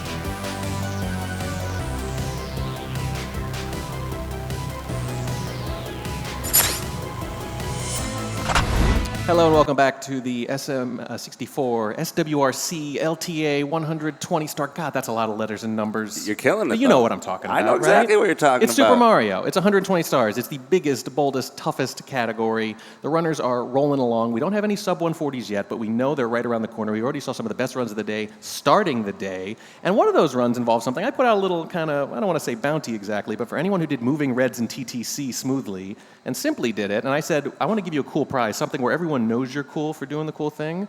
And I feel like this right here, everyone will know you're cool if you wear a hat that literally says you're cool. So simply, you have won this prize. Congratulations. Wear it whenever you want, or don't. Good job. I love the moving reds and TTC, dude. It was an awesome flex. You did it at GDQ. You did it again today. You earned it. We are going to get back into these runs right now. You can see the runners have not stopped when we do. They keep going. They keep grinding pretty much the whole time. And you can see Callie is pretty deep into a run here already. Dude, I'm pretty pumped up on this Cali run. And I got to say, this hat is pretty cool. I mean, it's a pretty cool hat. But by definition, it says cool. Yeah, that's my favorite part. You're not allowed to wear it if you're not cool. That's the rule. Beast Assassin here, Lava Land, rolling, flowing, by the way. It is strategic, the placement here. We did sit Beast Assassin by the fan. Dude, so that we can see that hair. Him and Callie are in the luxury hair part of the stage. It's incredible. Strategic seating across the board, too. Liam in the dark corner, all of it. We know your memes, chat. We see them. We do have, you mentioned it before, we got Callie on this run, and he is in the green running against this 140 flat. So, I mean, being in the green against these splits here, that was a really cool slide kick. Okay, it makes sense now. So that's a really cool strat. He goes up on the roof, slide kicks off to break the box before the water level goes down. We saw him going for that yesterday. Ended up having to back it up, but that was very, very cool from Callie there. But this 140 is all he needs. So if he stays in the green, he's golden to take first place. Yeah, like I said, there are no 140s yet. You can see that simply in first place with a 140.55, and I expect most, if not all, of these runners might get sub 140 by the end of tomorrow. And this is the second day out of 3, I should mention. We're actually right around the halfway point for the entire event. So I think 140 is kind of the marker right now. Who's going to break it first, and will it hold? I don't know who's going to break it first, but I'd be a little surprised if the first sub 140 did hold with the talent on display. Indeed, yeah. Anything is possible, I'll say. Yeah, we're out here in person, LTA format. But if we don't see a sub 140, I'm gonna probably say something like, "Whoa, I expected to see a sub 140." Yes, you will express surprise and amusement. Indeed.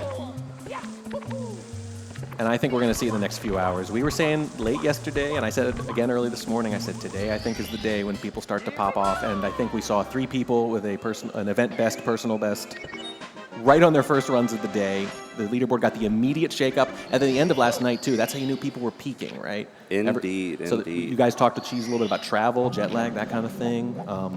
You get a whole day in there, nice early start time. You've been grinding, you're starting to warm up. Second day is when things get really interesting, I think. I feel like everyone's settling in, it's very cool, very exciting. And Callie ran into a little bit of trouble there with the elevator in wet dry world, but is going to be putting together a solid secrets here, and is, just making some quick work of the level altogether. You love to see it. Rolling along. I probably played this level the least when I was a kid. It was too difficult. It was later in the game, and I was basically one of those guys like, oh, am I able to face the last guy now? Oh, I'll just do it now then. Not a completionist. I never knew how to get over the fence. I never knew with the water level high, so I only had 118 stars for when you get that close, years, man, 10 years or something, dude. It was horrible. I had to go back as an adult and figure out how to raise the water level, but I did. Man. Like one of those guys who gets famous goes back and finishes their degree. Yeah, you come back as an adult and you finish your Super Mario degree. Dude, I had turn into Dr. Mario. I had to get revenge on the game that made me look like a fool as a child. This one made me look like a fool too, for sure. So you probably don't like any of the Zelda water levels or temples either, do you? I don't know. That spatial stuff just mess with you? I can be a glutton for punishment from time to time, so I guess it depends. Depends on the day. I think if you play enough Mario 64, yeah, you're a glutton for punishment. All these runners definitely are. like Cheese was saying, man, you gotta kind of screw up, you gotta fail a bunch so you can succeed. That is speedrunning in a nutshell. Yeah. It is built on failure. Something I like to talk about, I think, is really cool how, each category in Mario has its own, unique suffering and anguish. It's not like anyone is like easier or more pleasant to run. Like you look at like 16 or like 1 or 0, going to be like very reset heavy, and you need the type of mental endurance to reset all the time and be okay with that, and like not freak out about missing SBLJ for like the millionth time that day. But there's the other side of the coin where you're running 120 and you're like, yeah, I'm just like an hour and a half in, been like having the like sickest run of my life, and then you're like out of nowhere, like, oh, in the blink of an eye, it's over and the run's gone. And that's like a totally different type of devastation, but they're all equally as potent, I would say there. No, you're right, because if you're running one of the slower categories, you have to be perfect. You're chasing perfection basically every time. One mistake, reset immediately because the margin is seconds. But there's a different kind of devastation with the 120 star, which is you can lose 90 minutes on a mistake as opposed to 15 minutes or 5 minutes or 6 minutes. So obviously you don't reset as much, you don't have to be as perfect, but when you screw up, you lose so much more time, so much more progress. So it probably depends on like what kind of person you are, what kind of thing bothers you more. It takes all types. Indeed. And we do have a donation here from Man in Black, $25 just a couple of minutes ago. Thank you so much. And some of you might be asking, what is donation? What's that all about? Well, it's about the Urban Arts. It teaches underprivileged students the art and science of game design. It's a tremendous charity. They've helped 250,000 students. They have 250 schools, and 100% of their students go on to be accepted at some higher education institution or another. A ridiculous, ridiculous number. And if the cause weren't enough, there are prizes here. If you donate at least $25, you're entered into a raffle for a brand new Nintendo Switch. If you donate at least $15, you're entered into raffles for one of these 3 signed items. We have Lego Star Wars kits, signed by the Lego Star Wars runners. An N64 cartridge, very appropriate, signed by these runners running today, this weekend. And an 8-bit old-school Super Mario Duck Hunt one, signed by, I think, 20 different people. It's wild. I'm going to tell y'all, there are so many autographs. There are so many signatures on these items that I feel like you can't even pass this up. Just a simple $15 donation. If you're able, if it's possible for you, if you can swing it, because urban arts out here just making the world a better place. I think that's pretty sick. Yeah, it's a really cool charity, a very pragmatic charity I like to talk about a lot. The fact that their final student thesis project is they make a game together. They actually all take different roles, like a little mini fictional game studio for the students to complete their final project. It's not just abstract stuff. And you're right, there are a lot of signatures. These are more ink than plastic at this I feel point. like every time I look over, there's a new signature. It's sorry marvelous. About that. Sorry, I had to write my name on a couple of these things, man. I hope that doesn't dramatically reduce the value. No, I think the value has skyrocketed since the additions. Yeah, a little smiley face. I'll put some emojis on there, don't worry. Unfortunately, Beast Assassin going to take a bit of a spill there during pro wall kicks, but he is going to get back up and keep rocking. At the end of the day, like a death like that, beginning of the stage, it's not the end of the world. You never want to die. Let's be real. Yeah, you never want to die. I'm going to go out on a limb there with you and say, yeah, you never want to die. We're going to make a bold statement we're gonna go out say there. that. I'm with you on the limb. But at least if you got to, it's right at the beginning of the stage as opposed to in deep on some sort of start. I mean, the way you put it, if you got to, well, you do got to because it's 120. You're not going to get that perfect run. You're going to make your mistake. So the question is that mistake going to come at a devastating time, or is it going to come where you lose a few seconds and kick it right back on the horse, which is appropriate. We are at a racetrack. Indeed, it's I don't know, it's really cool, and I think that's why 120 is so entertaining to watch, because there are constant moments where a runner either has to like pivot, back something up, or just make a really weird decision on the fly. And I think that sort of quick thinking is, just part of what builds a great 120 runner, I'd say. That's a good point. The 16 and the other categories, maybe not 70, but 16 and below for sure, are so optimized. It's pretty much all about execution. There's very little decision-making involved, let alone on-the-fly decision-making like you're talking about. There's like this creativity, this reflex aspect to 120 with backups upon backups upon backups, at different points. Yeah, and Cheese earlier spoke a little bit about how 16 is so rigid. You know what I mean? Yeah. There's not a lot of like room to get creative because you're going in, you're just so hyper focused, and it's like your strats are your strats, right? It's not like you're gonna like pivot. There are what you're gonna do at the beginning of the run. We're trying to do. Yeah. But here you never know. Every single 120-star run is totally different. For sure. And you know what might end what ends a run in 16 is far different than what ends a run in 120. So there's more decision making there too. It's like, is this bad enough? Well, it's early. There's still a lot of time save. Obviously, the decision gets easier at the end of the run when there's fewer possible time saves in front of you. But like, how aggressive do you want to reset? You know, say you're 10 minutes in and you're a little behind pace, but that's still pretty early. You know, everyone's got different tolerance levels for that reset. For sure. And I think people are drawn to certain categories because of that. Like, people like to joke about Ouija resetting really hard in 16-star. I joke about it a lot, too. Might be the other way around. Might be because he's so reset heavy, he's a good fit for 16-star. Yeah. Even though he is currently the world records holder in 120. Indeed. And this right here is one of the Cali moments that I enjoy watching, because most people, I feel like it's common to go for 100 plus reds, but Cali does the 100 plus race, which is just like a good time. It's fun to watch. It's a cool start. What do you think the trade-off is there? Like, what do you prefer and why? I don't know much about the race plus 100 coin.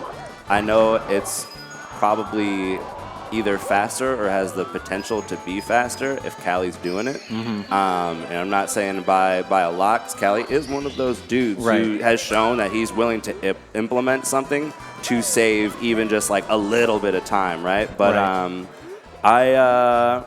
it looks real hard. I'd be scared if I had to do that, is what I'll say. At a certain point, it's all hard enough to me that it all looks equally impossible. Like, I can't even parse. That's fair. Yeah. Now we've got Beast Assassin here going to be coming out of CCM well in the green against this 144.32 he is running against, which is essentially his event PB of a 144.29. Yeah, so basically just trying to improve here. And as you can see from 5th, you don't have to improve too much to actually move up a spot too, move from $250 to $350. And that's something that's going to come in later as the event goes on too. You know, is every runner going to be shooting for first exclusively? Or are they going to say, you know what, no shame, third, maybe that's my target, and that will determine when I reset, right? When I can't get the target. I mean, dude, these prizes are looking pretty tasty. So I feel like either wherever you end up on the leaderboard, you're going to be having a good time. You'll have been paid to play Super Mario 64. Indeed. You are a winner. No, it's quite an assemblage of talent. I mentioned the other day we have everyone on the leaderboard from 2nd to 22nd place, which is in a very competitive category, maybe the single most competitive category in speedrunning of any game.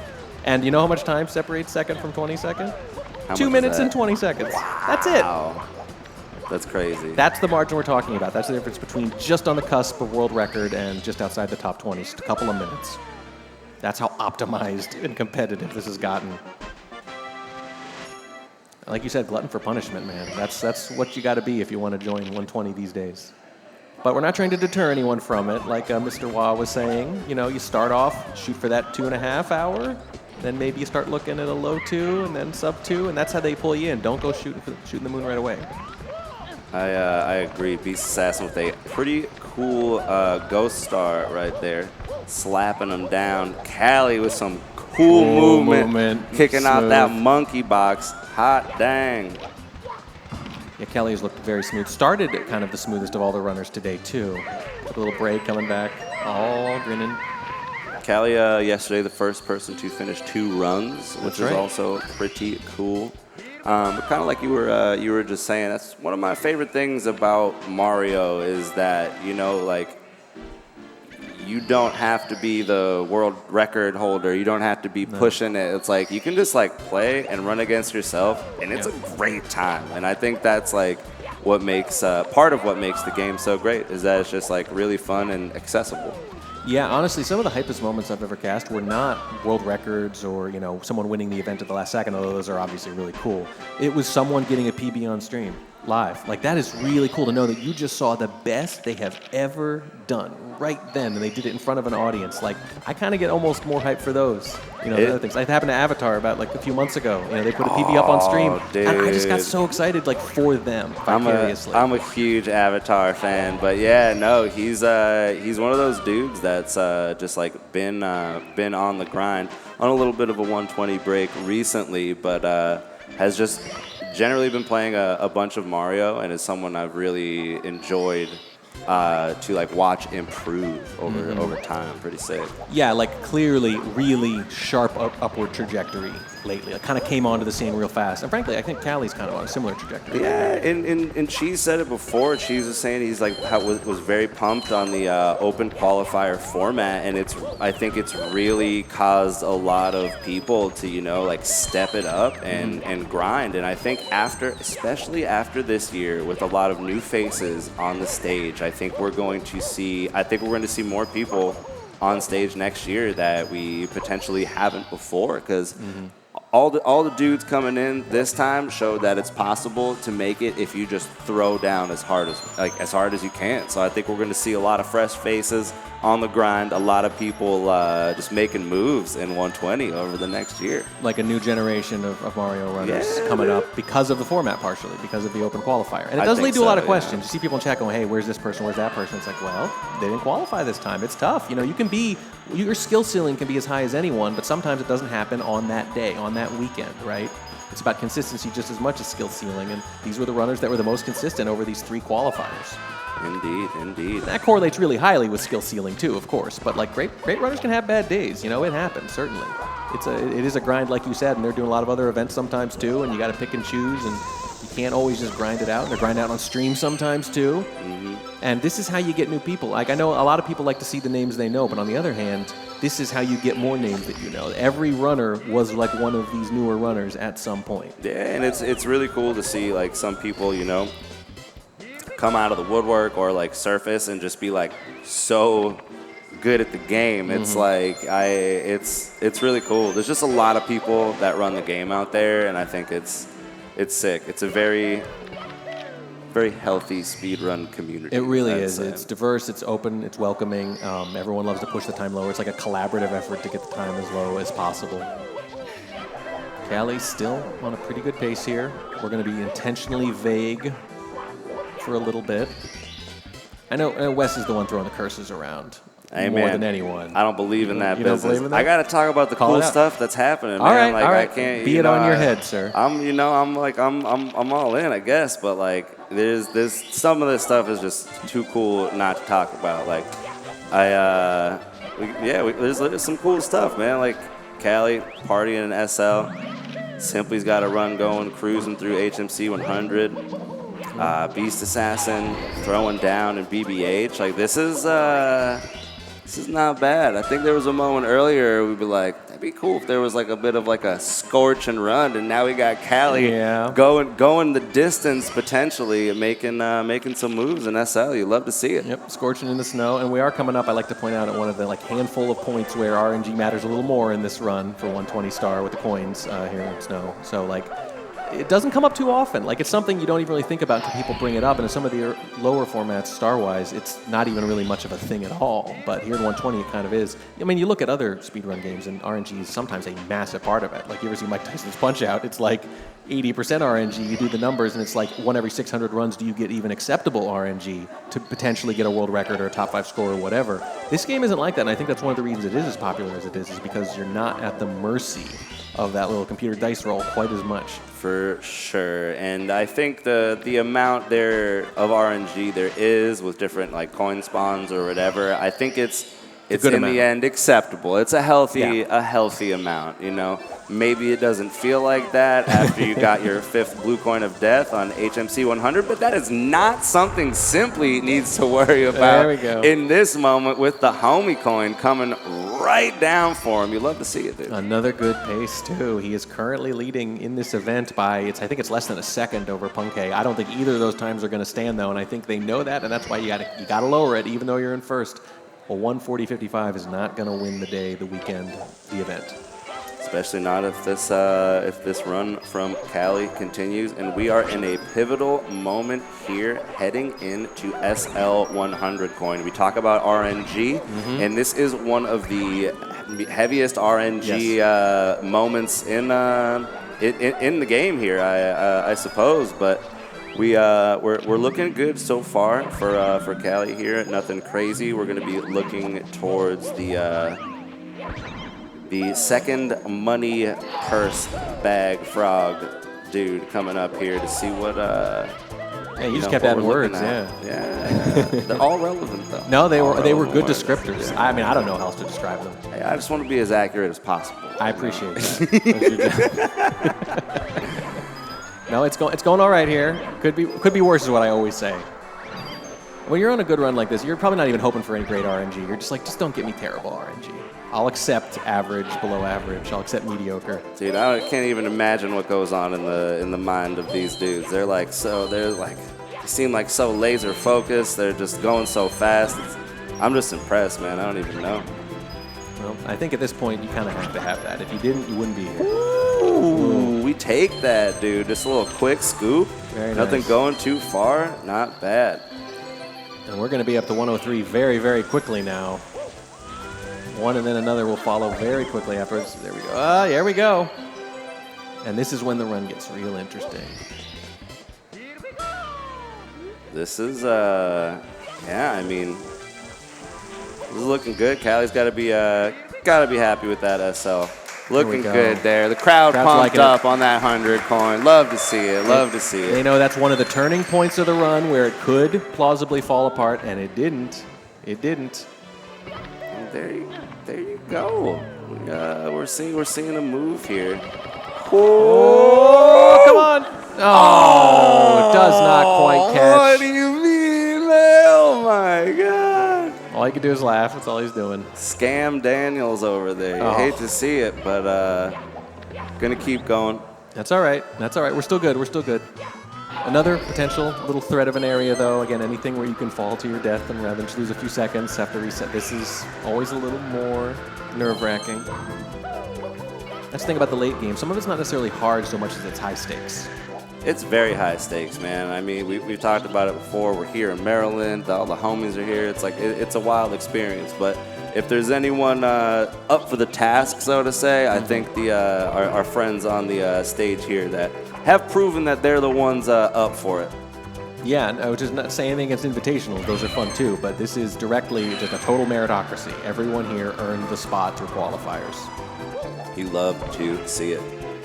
And I think you're right. If there's like a new generation of runners coming, that's how it's going to be. It's going to be open formats. It's going to be people who just push their way to the top through sheer skill. I think it's so healthy for the game, for the community. I think it's the next logical step. Yeah. I mean, you obviously got big names, you got celebrities in the area, but you want to make new ones too at the same time. You got to have that balance, that churn of new people coming in, and make room for the new blood too. There's more than enough room for as many great runners as there are in the world. Oh, giant inhale, exhale from the entire crowd. You know, getting a little bit wiggly there in the cloud stage, but that's just tippy for you. We're going to see Cali heading into TTC here, and this is just gosh dang exciting, man. We're getting pumped up. And it's another highly vertical area where falls like that big inhale we just had, that's why the stakes are so high. The mistakes you can make at this point in the run, even if it's easier, if you do make a mistake, the consequences are a lot bigger suddenly. Here we go. We've got Cali starting out with TTC 100 coin. So far, nice and smooth. That triple jump onto the blue switch is cool, man. That's I don't know. Very cool to watch. A little miss there, but hey, you'll take that. Oh, he gets so nervous in TTC.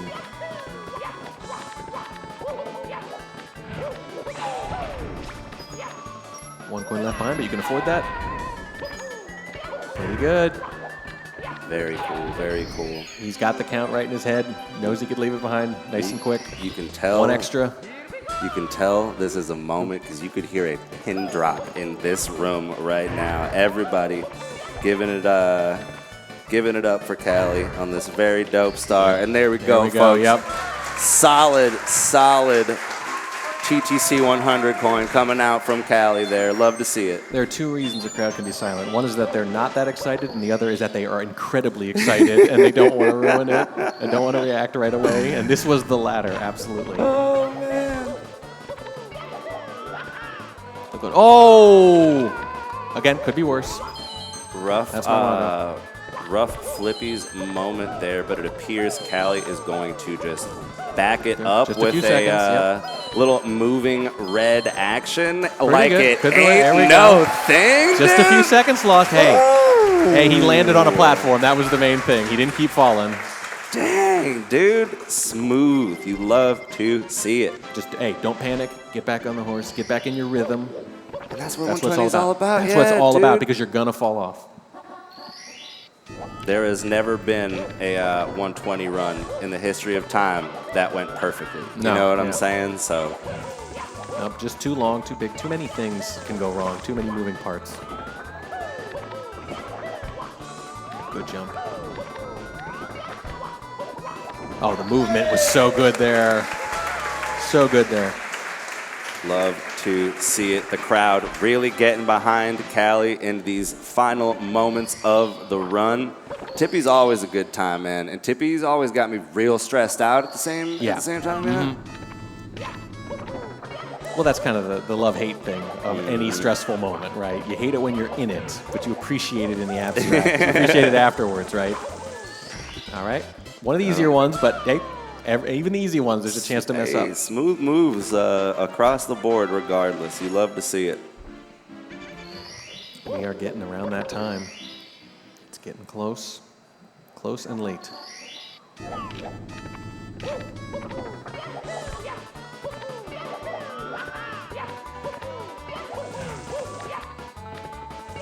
The movement in TTC in particular has been really, really good. Very nice.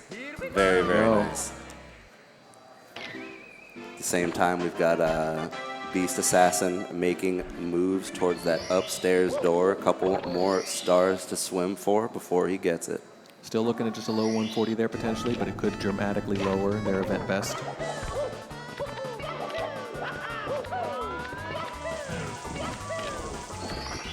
So far, so good.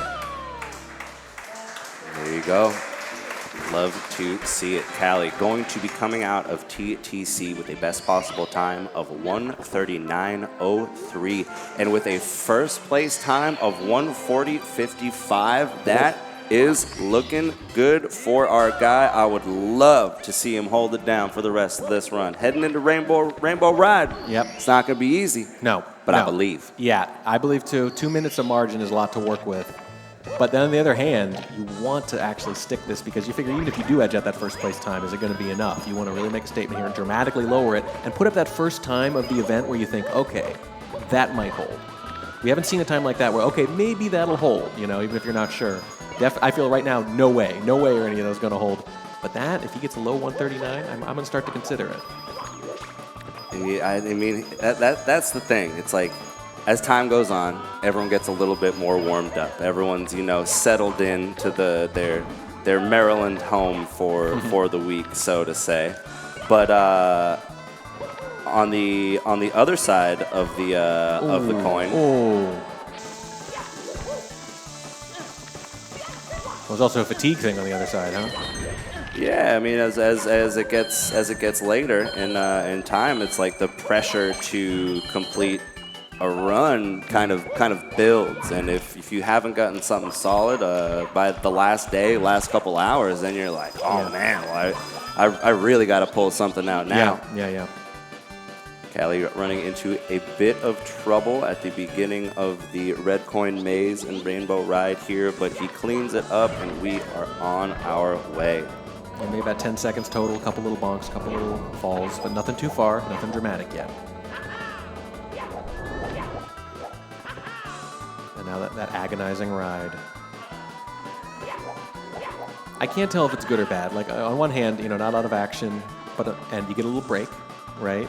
Which sometimes you need right before the end game. On the other hand, maybe you're rolling. Maybe you're in a flow state, and then you got to stop and wait and break it. And it's all anticipation. You know, sometimes you got to throw out some carpet tricks to stay limber. You know what I mean? I'm not saying, Callie, don't do that. But, like, you know, one would to keep their hands warm.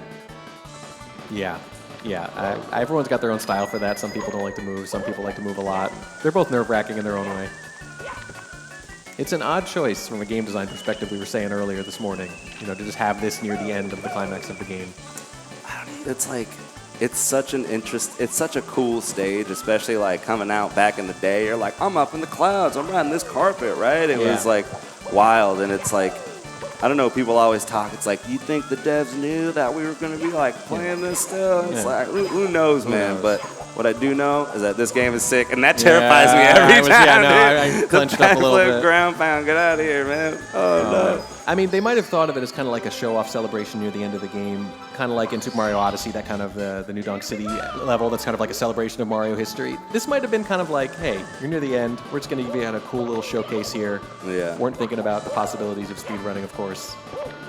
And at the time, yeah, like you're in the clouds, it's cool. Remember, this was considered cutting-edge graphics at one point. This was amazing when it came out. Ooh, that triple jump is cool, man. All right. There aren't many people going for that. No.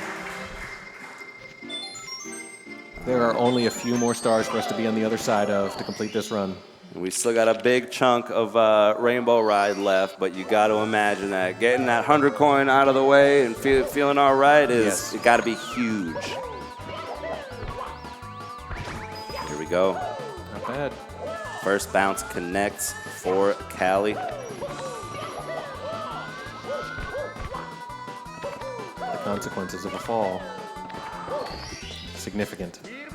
Indeed.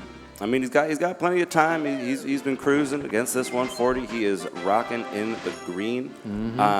All the way down. Oh yeah, we're looking good. But you know, you still got to hold it together. There are but 5 stars left. But 5, yeah. And a few throws. Something like that. Very nice. You love to see both Lakitu bounce coming through. Carbon copy of the previous movement goes just as well, just as smooth. Oh, nice. It's cool. Very, very cool moves there, diving into the cannon. Callie ran into a bit of trouble there yesterday, but has shown us in this moment that he's back in action. He's not worried about it. No, and that's I think that happens so much, right? Something gives you a little bit of trouble. You focus on it, you're ready for it. That failure is what creates the opportunity for the success the next time when you really need it. On a better run than you did the first time. There you go, there you go. Callie now getting the screen all to themselves. It's a big moment. There Callie. we go. The jump goes a little smoother this time, doesn't it? It's ready for it. And you love to see a clean There Reds it is, coming clean Reds. out from Callie. 3 stars left. 3 minutes left. It's all coming down to this, and I don't know. 120 is always such a journey. You know what I mean? It's just like I feel like whether you're running or whether you're watching, at the end your heart's just a pounding. The crowd is packed. The crowd is wrapped. Not a sound. Absolutely killer tricky triangles coming out from Callie there. Clean as all hell.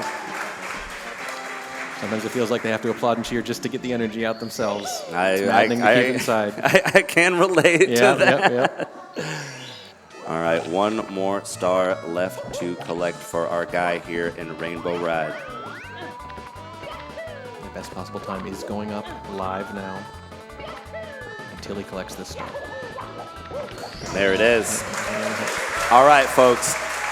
This is the moment. We are approaching Bowser in the sky. Callie about to blast. Best possible time looking to be a 1:39.25, which would be a significant bop into first place here at the event. Callie sizing it up. Let's see how it goes. A minute and a half to play with there. Yep.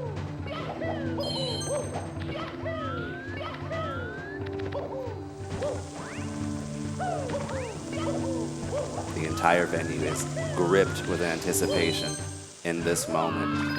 3 coins coming out smooth for Callie so far.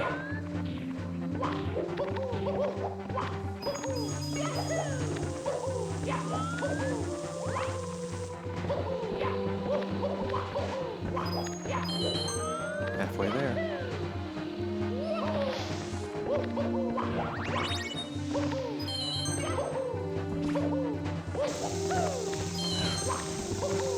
Quick work of the logs, huge triple jump. Callie is ready, heading up towards these elevators.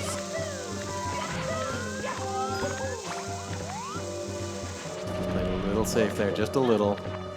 Probably smart. There we go. Star spawn. The final star. It's down to throws. It's down to throws. All right, y'all. This is the moment for a huge first place position here. Callie going in for the throws here. Come on, people. You know how to count to 3, don't you? There it is. 1. A quick grab in the That second looks good, throw. too. Gonna connect. 1 more for an event best. There it is. Do we have a new event best? I think we do. There it is. The 3X we were looking for. And Callie is going to be coming in with a 1:39.34. Huge moves from our guy on stage. That is an 81-second jump in the event best, right around the halfway point of the 3-day event, peaking at the right time. Oh, the crowd is loving it. Absolutely insane. The crowd erupting for Callie, taking a smooth first place. And you gotta imagine, after a run like that, everyone's kind of game plan is gonna be shifting. Because you're not going for a high 140 anymore. You gotta get that 139. Dude. Exactly right. Now, when you reset, it just changed just now. Because now you see your target, and your target, oh no, it just got a little farther away. Yeah, the goalpost has moved, but we have, speaking of moving, we got some dudes on the move right now. Beast Assassin cruising through THI right now. We got Simply and BBH, Liam's down, and Lava Land, man. There's a lot going on right now. Yeah, Beast can still shave 3 minutes off their event best. And by the way, we do have a couple more donations here, $5 from Anonymous, and also $5 from Anonymous. Whoa! Double dip. Twice, I guess. That's mysterious. It's very mysterious. This Anonymous is very mysterious. I'm almost mysterious concerned. benefactor. But they are pretty cool and very generous. And we you. thank you so much. We thank you so much. And yeah, you always know a hype run always brings in at least a couple of donations. Indeed. Just out of pure excitement. And please do keep them coming. This is for the urban arts. That's why events like this can even happen in the first place, because of organizations like theirs. And apart from being a good cause, this is what gets you these dope live events. For sure. Oh my God, I'm all pumped up after that run. I feel a little sweaty, you know? Yeah. Well, imagine how they feel. Yeah. Oh my, dude. It's like we were all nervous, and I don't even know if all of our combined nerves could even compare to what Callie felt in that moment. That's so much pressure, dude. I agree. Oh man. Now, I'm not going to put either of us on the spot and say, is that going to hold? But the point is, this is the first point in the event where I even feel comfortable throwing that out there as a potential, right? Yeah, and I don't know the answer to that question, but I will say that for the first time in the event, I'll say it could. Maybe. Yeah, we're at maybe. We were at no, and now we're at maybe. Yeah, I think we got... I think we've got probably the best squad in the world here. If you needed to assemble a squad to beat a 139.34, you'd probably have these dudes right here. So It may stand, but I'm not going to be surprised if it gets blasted. You know? And we'll be just as excited if it does. Yeah. And that's the thing about sometimes in these events, you get something like that. You feel great, crowd's chanting your name, go take a break, right? Get a drink, get some food, whatever. You come back and guess what? Someone's on a run and it's under threat already. Because like someone, I forget who it was, but someone was in like third for like 20 minutes yesterday or something like that. Like, it took third and then it got immediately taken back. Like that's the point. With so many runners running at different times, kind of staggered like that. For sure. I mean, you'll just get a text and be like, yeah, sorry, you're not in first anymore. Yeah, I feel like especially for like 16-star like events in the past, like you look away, like you go to the bathroom and you come back and your time's gone. Yeah. At least with 120, you can like you get a little breather, potential to like warn. You know what I mean? Like an hour in, you're like, oh, okay, all right, this is happening. Yeah, 0-star, you sneeze and someone's got a new one. Oh my God, yeah. A couple more donations in. Anonymous for $5 again. Either that or the system's broken because that's 3 in a row. Anonymous for $5. Thank you very much. And look at this. Anonymous again. $139.34. Hey, we got someone in the booth here. Oh my gosh. Panda, why don't you tell us who this is? This is a legendary moment. We are currently being joined by Callie himself. Callie, my dude, how you feeling after that run? Oh, I think we're gonna get Callie's mic in a second here, but he did say, I'm feeling great. I think we got you now, yeah. We're good now. I came here, I just wanted a 139, so getting it second day, we're good. Dude, so cool. I mean, like, I gotta ask, what's it like being on such a pace with everyone in the crowd, like, so pumped up, whereas you'd usually probably just, like, be in your house, like, hanging out. What's that like? It's great. I love feeding off the energy. I'm somebody who focuses better when there's pressure, so being on pace upstairs with an entire crowd, it helps me just lock in, honestly. Yeah, I mean, they were completely silent in between stars, and then when you get one, they would erupt. Sometimes when the comms went quiet and it was like, oh, can someone say something? It's too quiet right now, I'm in my head. We've also just like learned to be like so delicate with our words at times, you know what I mean? Mm-hmm. But yeah, I mean, I feel like at moments I was just like in awe. I was like, this is happening right now. This is so cool. At a certain point, you just got to pull back and let the run be the star of the show, you know. Yeah, and it was. And you're right. You did respond to the pressure really, really well there because we were looking at the range there. We're like, okay, it's really likely he could take first here because you had about a 2-minute margin heading into the end there. But that wasn't the only question. The question was, how low can you go? Can you get first a sub 140, but can you also put a little space between that 140 and you so that it might hold up or hold up higher or longer? And boy, you really did. You didn't hit quite the bottom. I think it was like 139.02 was possible. Mm-hmm. There was a couple of issues there up in Rainbow Road, a couple of bops, right? But that was it. That was the 30-second difference, and you hit pretty near the low end of that range. I'm very comfortable with that time, and I think it'll get me a good placing. I'm going to try to improve it, of course, but... You think even if you stop now, you're going to be somewhere in the middle of that leaderboard probably the way things are going? Hopefully, yeah. Are you one of those people who relaxes a little now, or do you feel the same kind of drive to keep lowering it? There's still a lot of pressure.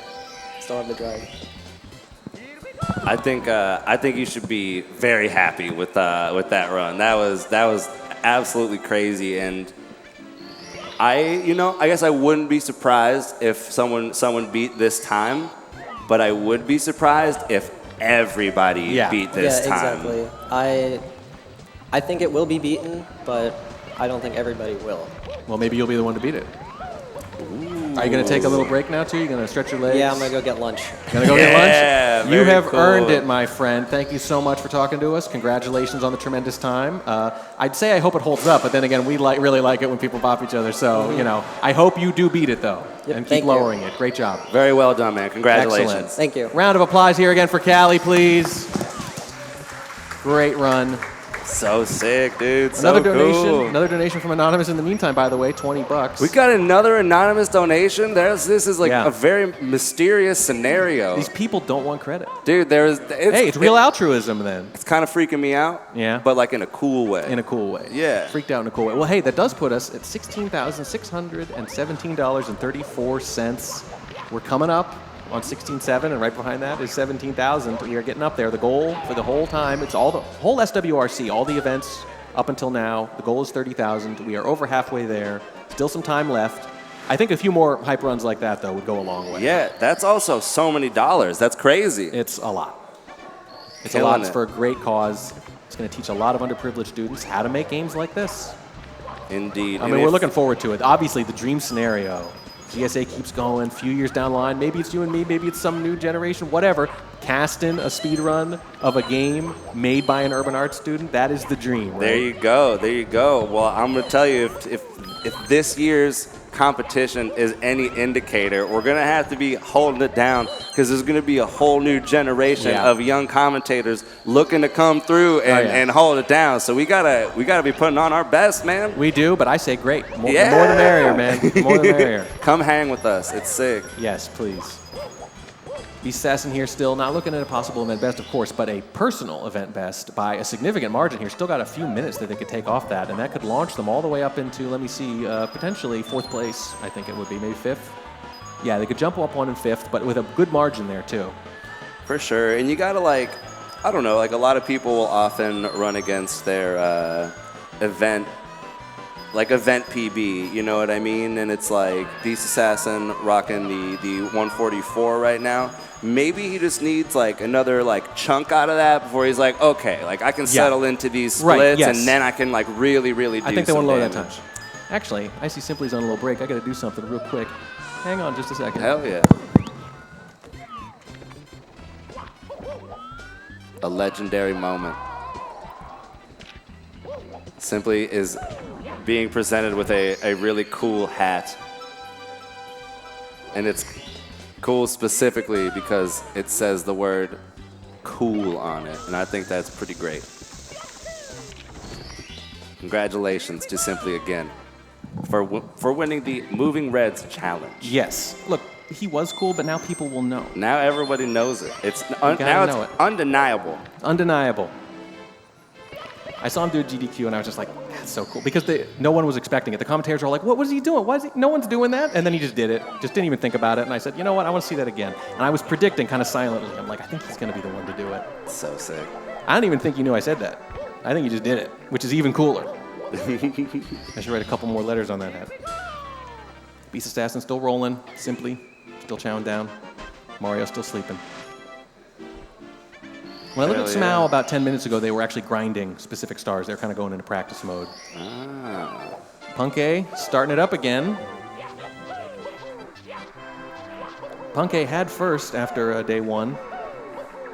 Simply took it back. First run of the day, I believe it was today. And then, of course, Callie, just a few minutes ago, for those of you joining us late. We do have another donation. J-Cho, $15, thank you, says Simply's journey to his first world record resonated with me and is part of the reason I've always lurked the speedrunning community, excited for another great pace and love the mission of urban arts. Thank you so much, J-Cho. Oh my God, J-Cho, that's so sick. We appreciate you. So cool. I love those personal testimonials so much. That's the best. True feel-good moment, you know what I'm saying? Oh man, it's such a wholesome, positive community. And I love it even when the other runners, obviously they're competitive, but sometimes, they'll stop, they'll applaud, they'll, fist bump the other runner when they take first. You got to admire it, you got to be happy because they've all experienced that before.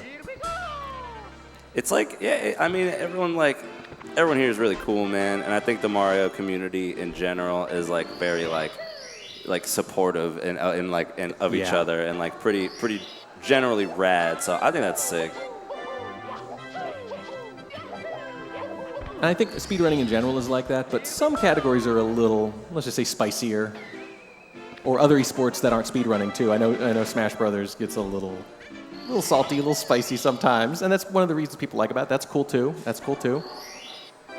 Sometimes you got to keep it spicy. A little bit, right? A little bit of. And SM64, I think it walks that line where there's like some playful trash talk, but ultimately, really, when you get down to it, it's very encouraging, very collaborative. Indeed, and it's looking like we got a huge moment here coming up for Beast Assassin. If he does do 100s last, this is going to be a significant moment for sure, and it's looking like it. Callie was blessed by some proper RNG, and right off the bat, Beast Assassin gonna get a little taste of it himself with a nice frog bag there. Yeah, you could use it right now. You're looking to lower your event best by a couple of minutes or more. Trying to close this run out. Maybe just jump one place for now, but hopefully setting up bigger things in the future. Yeah, and you know, like, not only does the RNG like help your time out, but there's also like those moments where you get like really bad RNG and you're just like, I guess the world hates me, dude. Like, I guess that's what's up. So like getting a few favors from the randomness out there, it can be huge for your mental too. It is a bit of a cruel twist of fate that one of the more RNG heavy stars is so late in the run too. You'd really like to have all that randomness if you can as early as possible so you can reset if it doesn't work pretty well. But at this point, you're pot committed, you know? Indeed, yeah. I got a few more donations here. $15 from Anonymous again. What the heck? Are you serious, dude? It's freaking me out. You guys are bothering Pando. You know, if you could put your names on the... No, I'm just But kidding. in a cool way. Freaking me out in a cool way. Freaked out in a cool way. Judo for $5. Kids are the future. Technology is the future. Why not invest in both? Also, is SMAO short for Super Mao? Ooh, interesting. I don't know. Great question, but that was some nice RNG on that last bag for Beast Assassin there. Gotta be pumped up. Yep, and Dr. Tainted, $50 says, hey, Simply, we're all rooting for you. Hope to see you maybe at Next Pace, homie. By the way, Starfuta says hello and he misses you. Hope I'm saying Starfuta right. Futa? Could be. I think we're killing it. I don't know. Yeah, I don't know. Yeah. I'm not wrong until someone corrects me. Was that the homie? Wait, oh, dude, Tainted made a donation? Dr. Tainted. Dude, Tainted's the homie. Tainted's a legend. Tainted and I both rap battled Simply at one point, and really? It was a legendary experience. How'd that go? Who won? You know, that's a Everyone. great question. The I'd say listeners. everyone won, but I'll also say Simply won. Simply won. Dude, Simply's got bars. I'm not going to deny that for a second. Yep, and that does push us, those donations, over 16,700.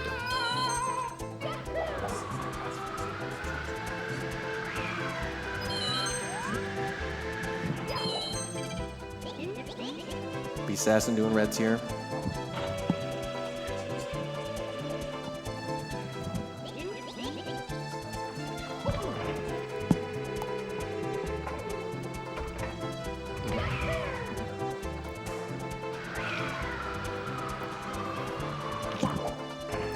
Let's finish the run.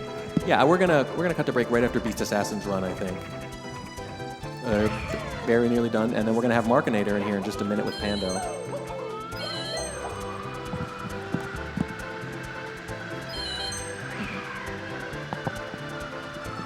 Yeah. I'm down with whatever. I'm partying. Let's see this beast run through. Yeah, let's give Beast Assassin a chance to finish this out, nice and clean. And we'll get Markinator in here. He can school me.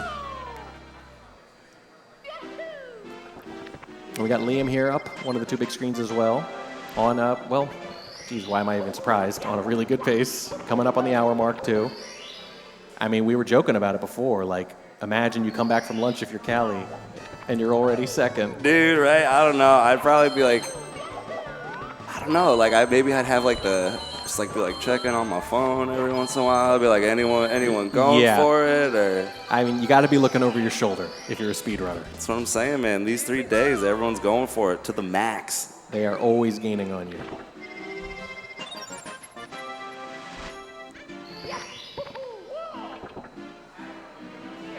Well, might as well hang out if we're waiting for the clock anyway. Yeah, that's the play. I like if you like ledge grab and then you like get up and like walk straight in when the clock's at like 45 or something. Like the minute hand's at 45, then it's just like perfect and chill, and you can just walk in and not worry about it. Yeah. And I should do that because I mess up sometimes, and that strat is just there and ready and available. But you always freeze the clock. You don't. I try to, but it's wild out there sometimes, I guess. Well, sometimes you're just rushing to the next thing, and maybe I don't know, easy to forget. We'll go with that. Because like I didn't know for many years that there was any connection between those two things. Yeah. That's it's wild, and I think there's just like. That's one of like the small details in this game where I'm just like, they really thought about this. This is super cool. Well, and secrets just didn't travel back then in the late 90s. Like, what are you gonna find? Nintendo Life magazine? Dude, it's maybe, like Nintendo right? Power, or like you can just like figure it out. I mean, you hear rumors from a friend of a friend, and most of them Total nonsense. Not true at all. Totally fake cheat codes. Well, dude, I'll tell you, my cousin's friend's uncle used to Your work for cousin's friend's Nintendo. uncle. And, dude, I used to get all the hot goss from them. They would tell me some crazy stuff. That's exactly what it always sounded like. My cousin's friend's uncle knows. Trust me. Yeah. He used to work there. Yeah. And he said if you press up for 4 straight hours, it changes his hat color. Go ahead and do it. Come back and tell me you did it. Yeah, right? I'll tell you one that I actually believed and tried is that in Super Mario World, like the first level is like Yoshi's house and you can't really blast there or do anything. But I remember it was like 1995 and someone told me, they're like, dude, if you go hang out there for like 3 hours, then Bowser will appear. And I was like, for real? But dude never showed up. You got ghosted by Bowser? I got ghosted by Bowser. Man. It was rough. That's a pretty tough rejection to take as a child. You're not wrong. So I gotta ask though, did you like leave the system on and walk away, or did you really sit there? No, I think I must have sat there. I mean, I was like, when you're a kid, you got way too much free time. Right? Let me tell you, because you could actually try that. That's the thing. The red flag is always when they tell you it takes hours, because then you know the whole point is to get you to sit either for hours. Because like if they tell you just have to press this combination of buttons and it doesn't work, they haven't really messed with you that much. I don't even know if they got that far. I feel like it was just kids like lying to each other, you know. Oh yeah, just making stuff up. Who knows? Just seeing if you're gullible. We got Beast Assassin finishing up TTC with the 100 coin right now.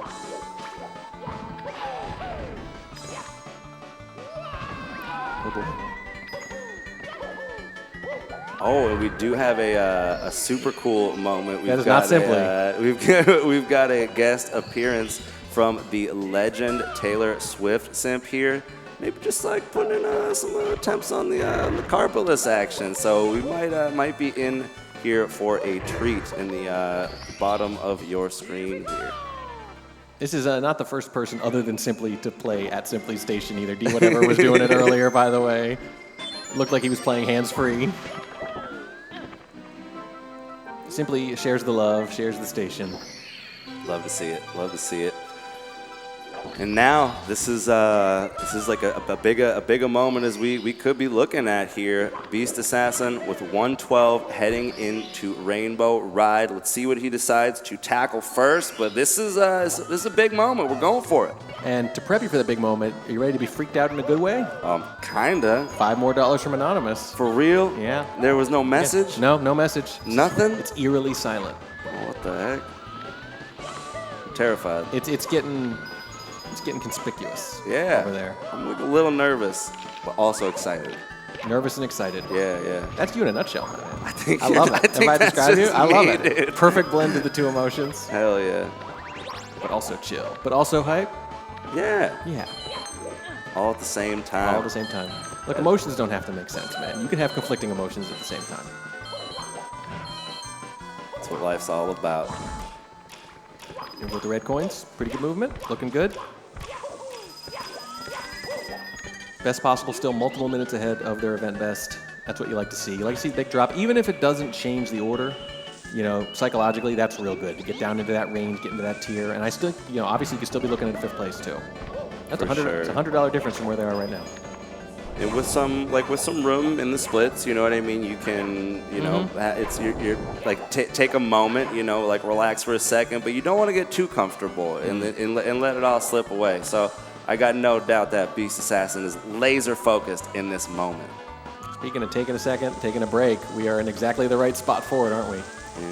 Indeed.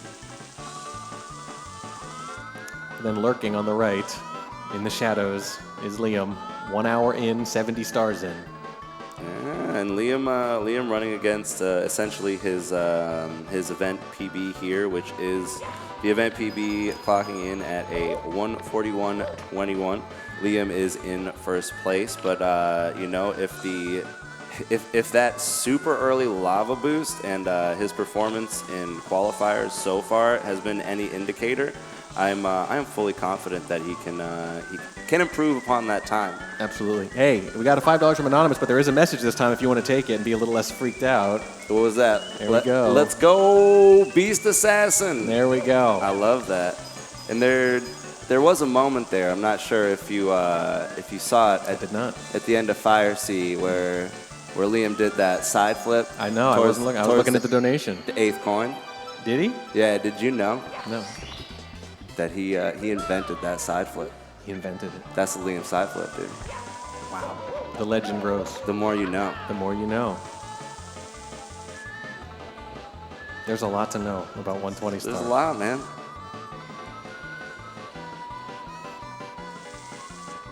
Here we go. Beast Assassin. Done. There we Completing go. the 100 coins with that side flip, wall kick. Love to see it. It's got to feel good getting that star out of the way. Yes, yes. You want to be on the other side of that one in particular. And we are now in the home stretch here for Beast Assassin. Yeah, at the same time, though, it's not like the rest of Rainbow Ride is any cakewalk, too. We have got some large action coming up as the first Lakitu bounce gonna connect for Beast Assassin. That's a huge moment. You love to see it. Yeah, you love to see it. You want to go out strong here. Whatever the final time is, you obviously want to move up a spot, but in particular, you want to be playing your best Mario at the end of this run so you go into the next one feeling really good. Indeed. And coming away with a clean cruiser like that, got to be pumped up, dude. Love to see it. Hair blowing lightly in the breeze. That's what I'm saying, man. This is what it's all about. I'm fired up.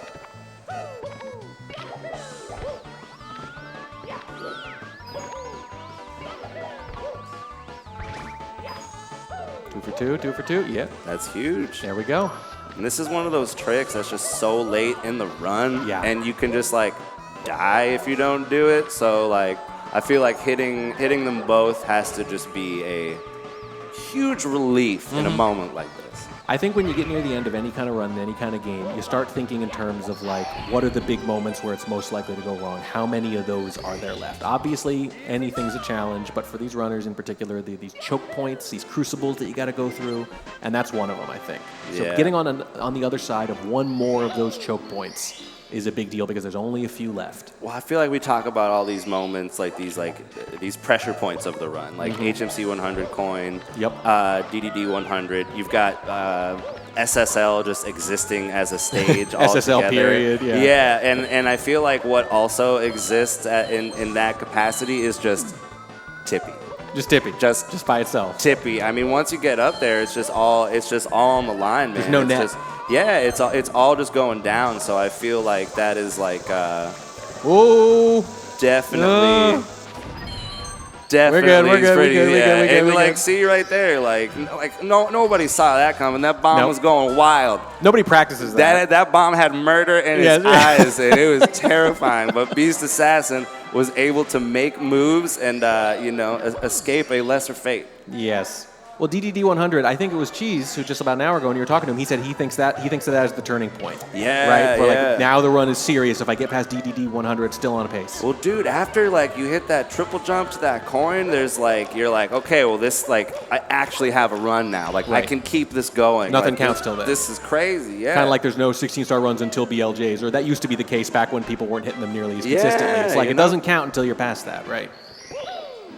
It's wild. We got Beast Assassin heading into Rainbow Ride for his final star here of the stage. And after that, it's all end game.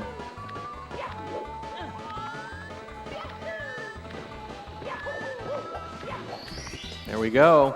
Just over 140, and that gets us to All right. 119 stars. It's feeling good. Here we go up on the big screen. We got Beast Assassin heading into bits with the best possible time of 142.20. Can he clutch this out for an event PB and a potential fifth place on the leaderboard? And both by significant margins over that 144.29 he's sitting on right now.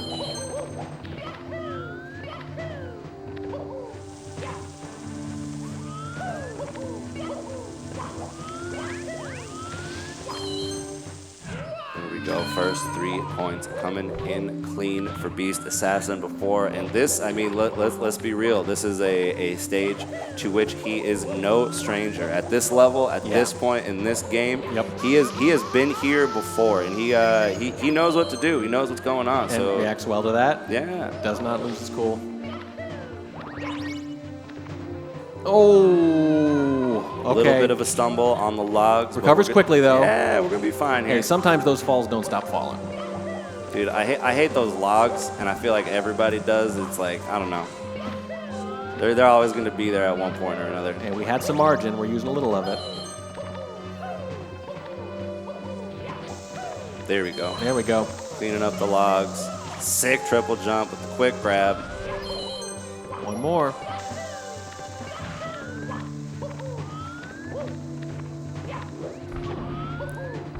Oh, little issue there. Not too bad. Just a couple seconds.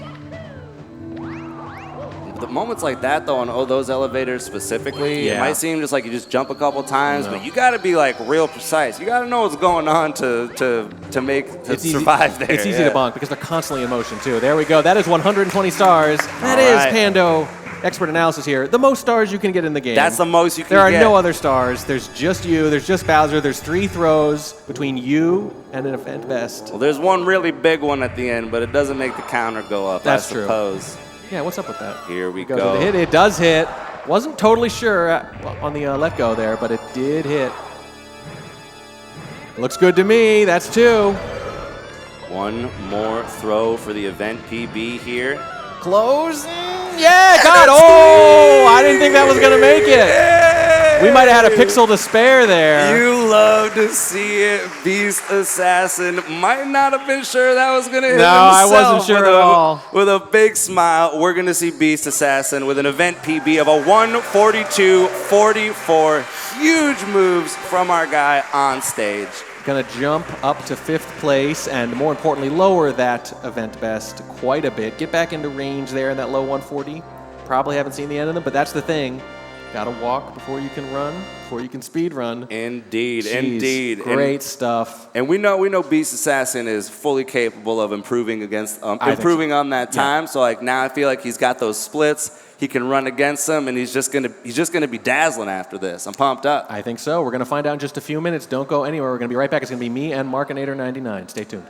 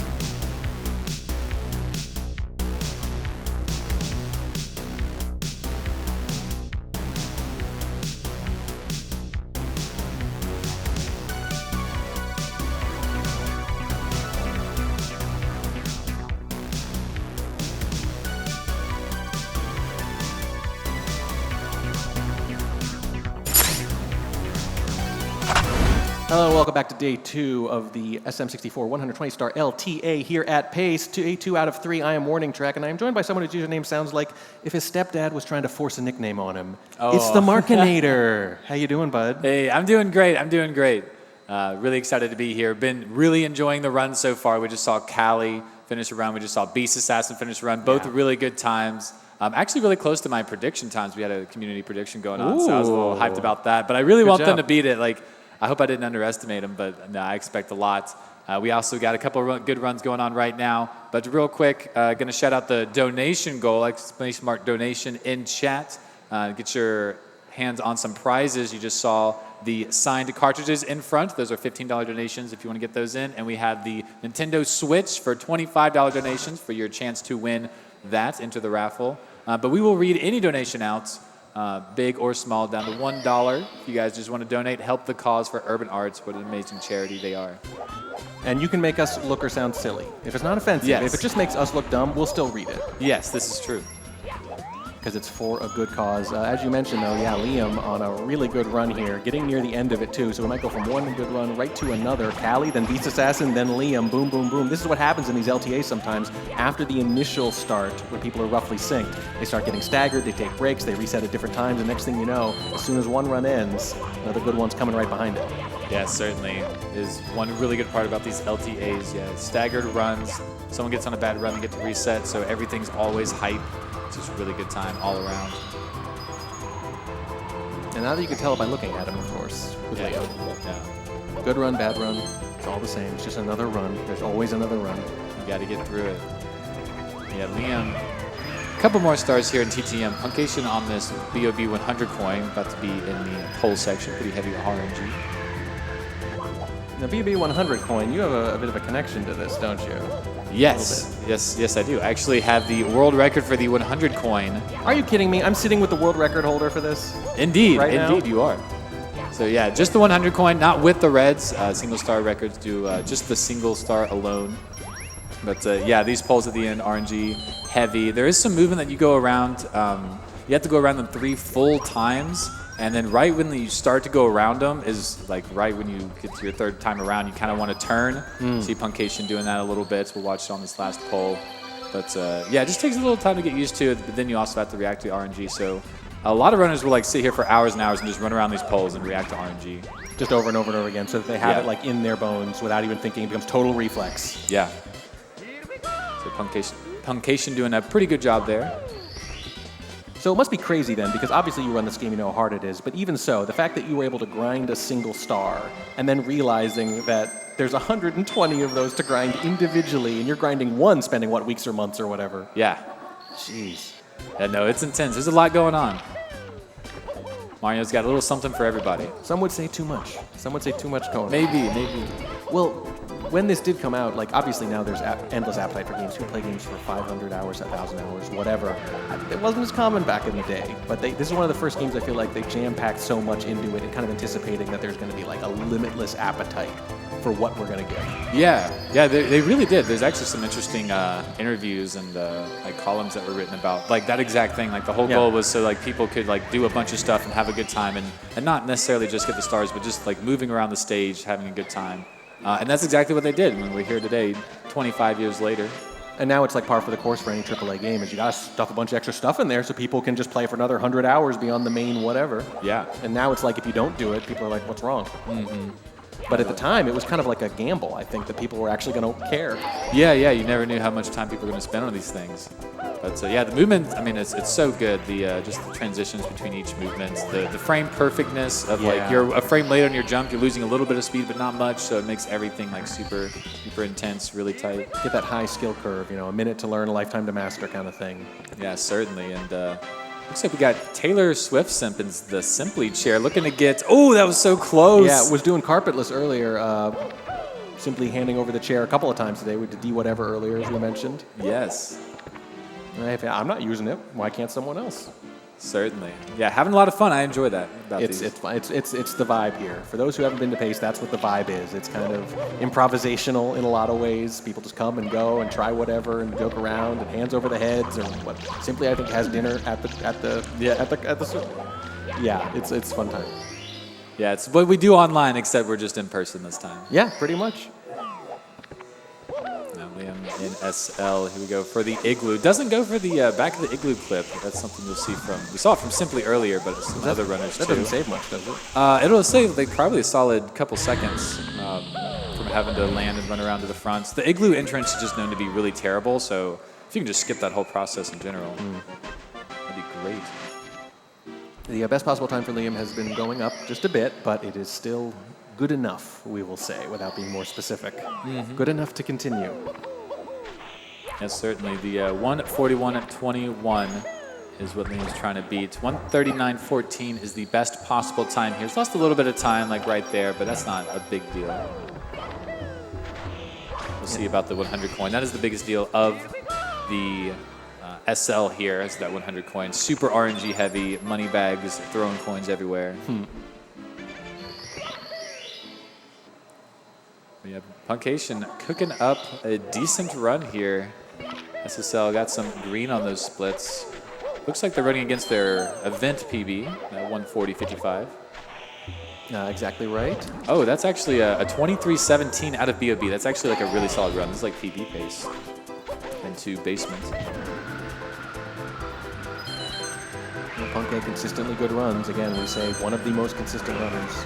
But this group in particular already self-selected based on the open qualifier format for consistent runners. Certainly, yeah. And I think it's become like a lot more common for, like LTAs being more common, people just getting used to being more consistent and whatnot. It's been really cool to watch.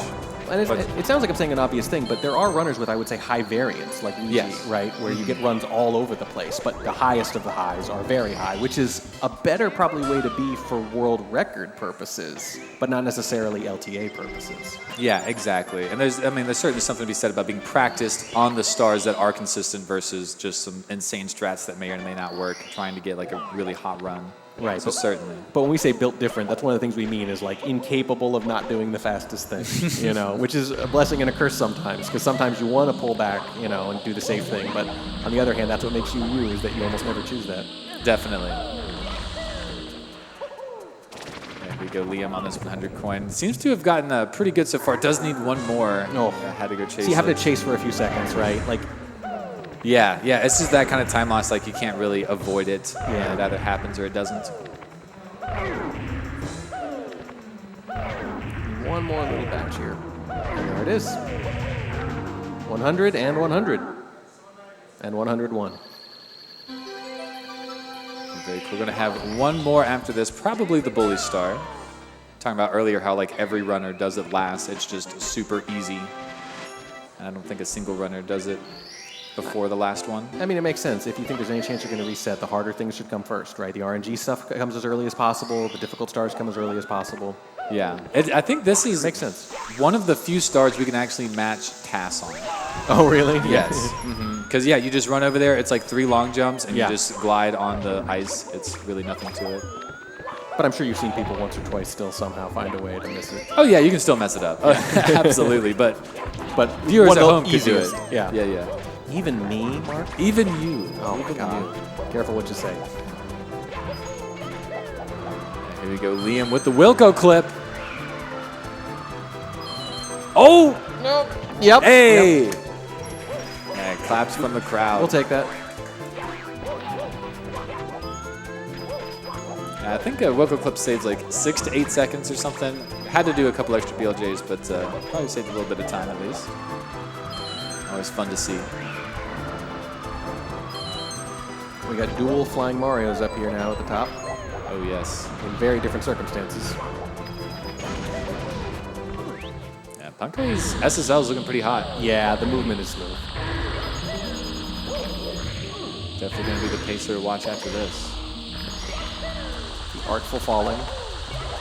Part of me, when I see that little falling motion, like instinctively goes, oh no. And then, no, it's okay. This is one of the areas where it's fine. Yeah. But whenever I see that motion of Mario with the kind of foot pointed down and the hands out to the side, I just, heart and throat real quick. Yeah, that most of the time grab. Yes, because most of the time when you see that, it's very bad. And yeah, that might be the only place we actually get it on purpose. Yeah.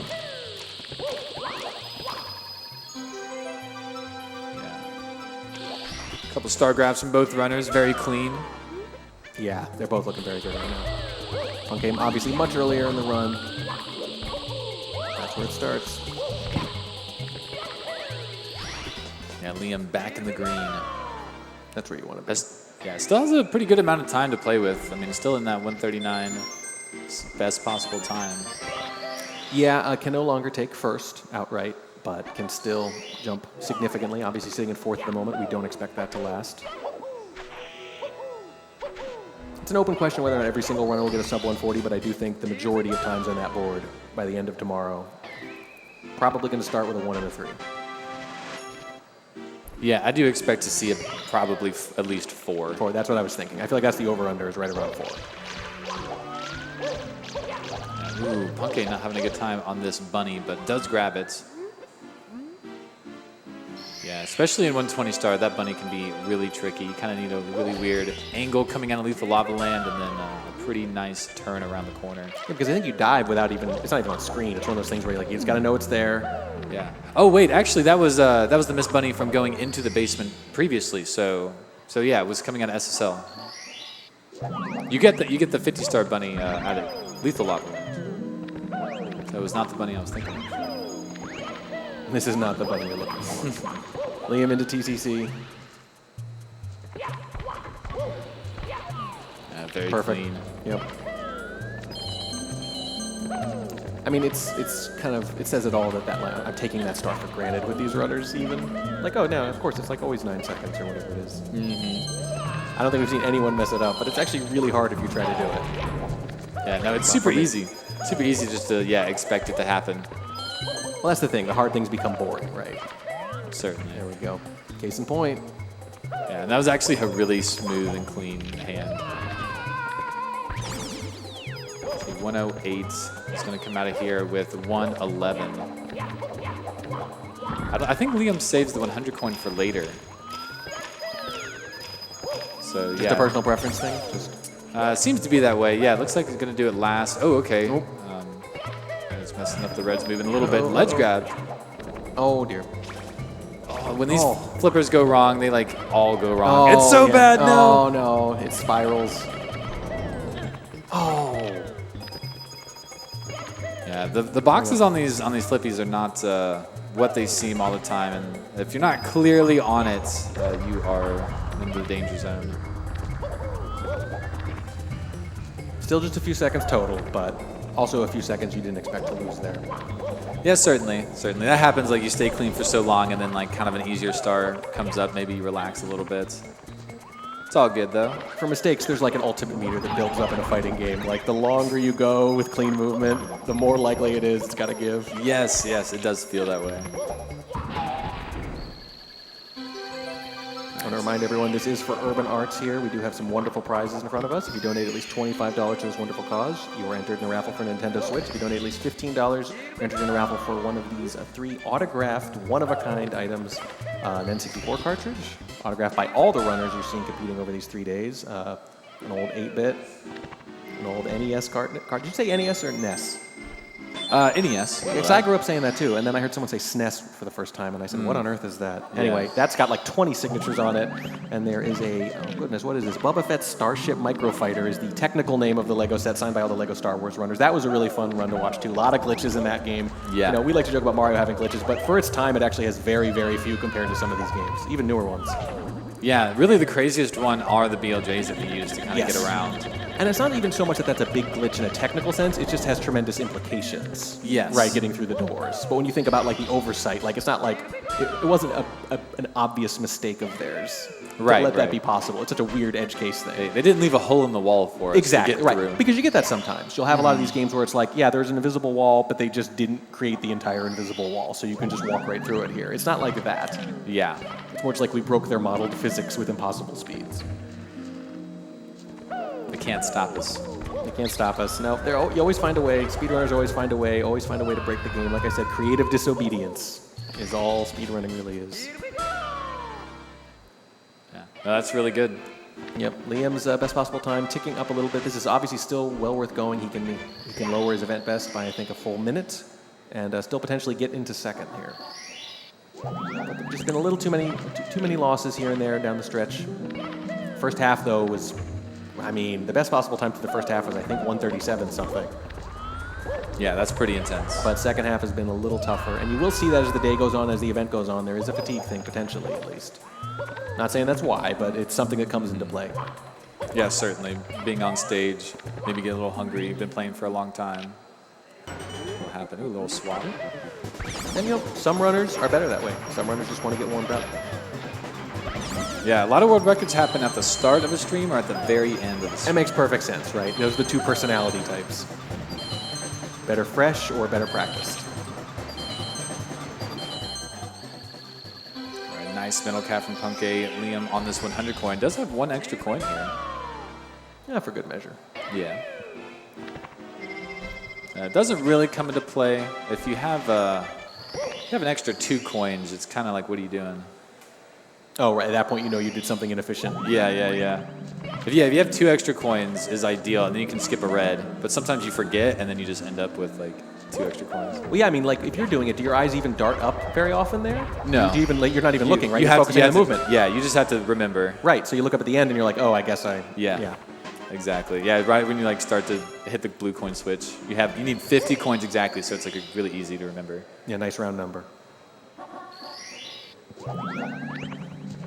As Liam takes his slight auto scroller, look around the screen at Marlene and Smau in the lobby. Marlene just making it out of Womps. Smau's looking to make something happen here. We got Simply, not so simply. Still trying to get this Tama. This is, or not Tama, Carpetless, using the bomb. Yep. But this is why we will never do it in runs. Like, this is insane. It's absolutely Yeah, and there's like absurd. 15 straight minutes of grinding carpetless, I think. Yeah, and yeah, Taylor Swift Simp is not a stranger to carpetless either. So. Playing the role of Simply.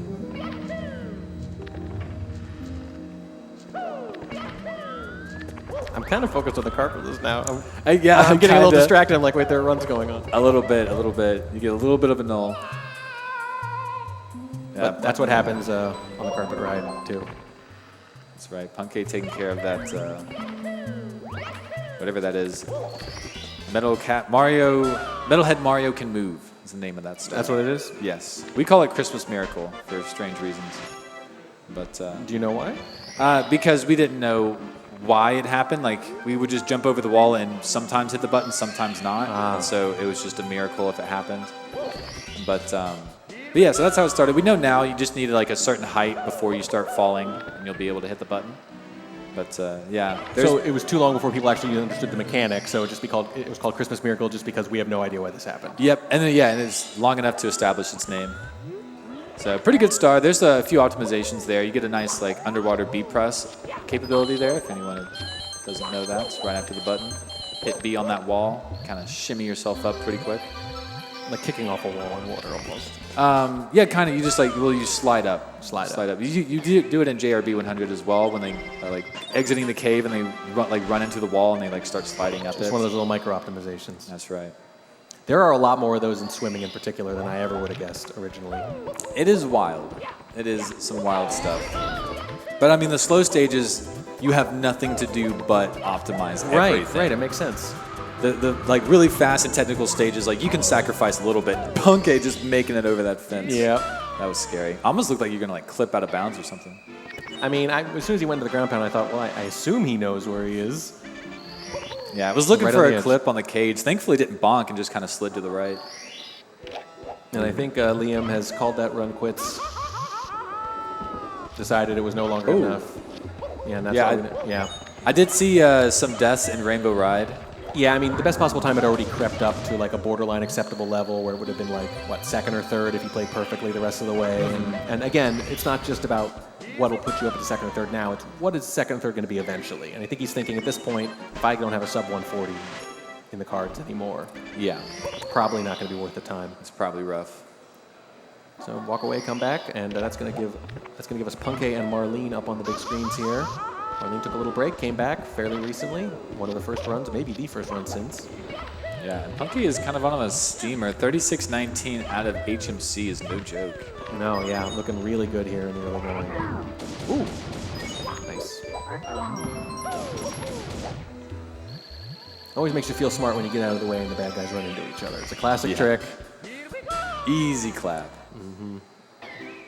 No, best possible time for Punkay. Still in the 136 range. So, like, Jeez, yeah. might creep up to like right at 137. I haven't been paying so close attention to this Lethal Lava Land, but yeah, that's insane to be pretty leaving good. basements. Right, yeah. I mean, obviously, a lot of time between here and now, but that's the point. You want to build up that margin so when the inevitable mistakes happen, like they always do, Yeah. you've got a lot of margin to play with from the early game.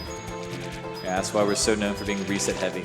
We want as much padding as we possibly can. Right, because you're just going to assume something's going to go on. I don't know what's going to be. Might be something I nail 99 times out of 100, but today could be the day. Today could be the day. I mean, if you do 1,000 tricks in a run and you're 99% consistent on it, you're failing 10 tricks. Right. Well, that's the thing. I think some of the best skill games are, this thing is really easy, or it becomes really easy, but it's not easy to do every single time. Yes. Right? Like, that's a different kind of skill than this thing is hard and it's hard to do, and eventually you can do it sometimes. This thing is easy, but it's not easy to do over and over and over and over again forever. That's right. No, I completely agree. I'm just watching Marlene Yeah. fall off the JRB ship. Unfortunate. Just the slightest wrong angle, and the JRB Yeah. ship is not forgiving at all. And easily early enough in the run to go, yeah, no brainer. We're going to start over. We haven't lost too much time from this. Quick reset. Punkay, on the other hand, much deeper. Smow's on a new run as well. And I think that's another recent reset. They were on a new run. Yeah. Pretty early. And yeah, good guy Smow got Marlene something from the gas station earlier. It's pretty. That's nice. It's pretty nice. Yeah. I mean, that really says it all. We've been gushing about the community, Pando and I were. And that's just the kind of thing that happens here. It's very supportive. Everyone's excited for everyone else, helping everyone else out. And they all know, mostly because they know what it's like. They know what the grind is like. Yeah. You need some water, man? Like, you know. Exactly. No, I love it here. Super friendly. Everyone's super nice. The crowd, always supportive. Beautiful people. And sometimes you'll see the entire crowd get behind someone, and you're sitting there thinking, statistically, I know they can't all be here to support that runner, right? But still, in the moment, how can you not get excited? How can you not get swept over? They can't all have been Cali fans, right? Yeah. 40 minutes ago. No, we're all Cali fans. But in that moment, yeah, right? Like, you know, whether they were the person you came to see or the person you would pick to win if you could, in that moment, how do you not want to see it happen, right? Yeah, exactly. You get caught up in it. You're part of the moment. Yeah, you're part of the moment, yeah. You know someone in Twitch chat's going to clip that. And your yell is in the background. That's right. Yeah, no, Punkay having a really good time here coming out of basements. Nice MIPS clip, some good pounds on the pillars. There's a nice sign right next to the pillars that no one ever reads, but it says, "Thou shalt pound the pillars." Does it really? Yes. Thou. Well, nobody reads the lore. No, nobody reads the lore. You just try stuff. Yeah. But there is some, like, kind of some cool lore around the castle with the signs and stuff like that. Oh, no! Oh, that's one of a handful of places where a tiny mistake has a massive effect. That's so true. And it was just like probably a mistimed A press or something like that. So just didn't get that last wall kick. And it's just over. It's kind of unfair in a way that you can make bigger mistakes mechanically in a lot of other places that cost you way less time. Yeah. Oh, Simply, aka Taylor Swift Simp, did hit the carpetless. Very nice. We need to clip that and rewatch that one. I think the only qualification for seeing in that seed is that the word simp has to be in your name. Yes. Taylor Swift Simp or Simply, either one, it's fine. Simp Industries is very uniform. If there's anyone else with Simp in their name, they're welcome. Yeah, Punkay just not able to make Vantage Cap happen. That is like one of the toughest stages for everyone. Like the cycles are really rough, the timings, the angles you need to take are a little awkward. It is one of the like largest practice stages, I think. We're probably going to see Punkay practice it here if they're not going to just reset. But there's just too much going on. That was just a heck of a run too, going up to that point to have it go from, you know, the best run on the board and very promising. What you said, 136 pace or something at that point, or best possible rather, and then just literally 5 minutes later, it's a total reset. And yep, right into practice mode.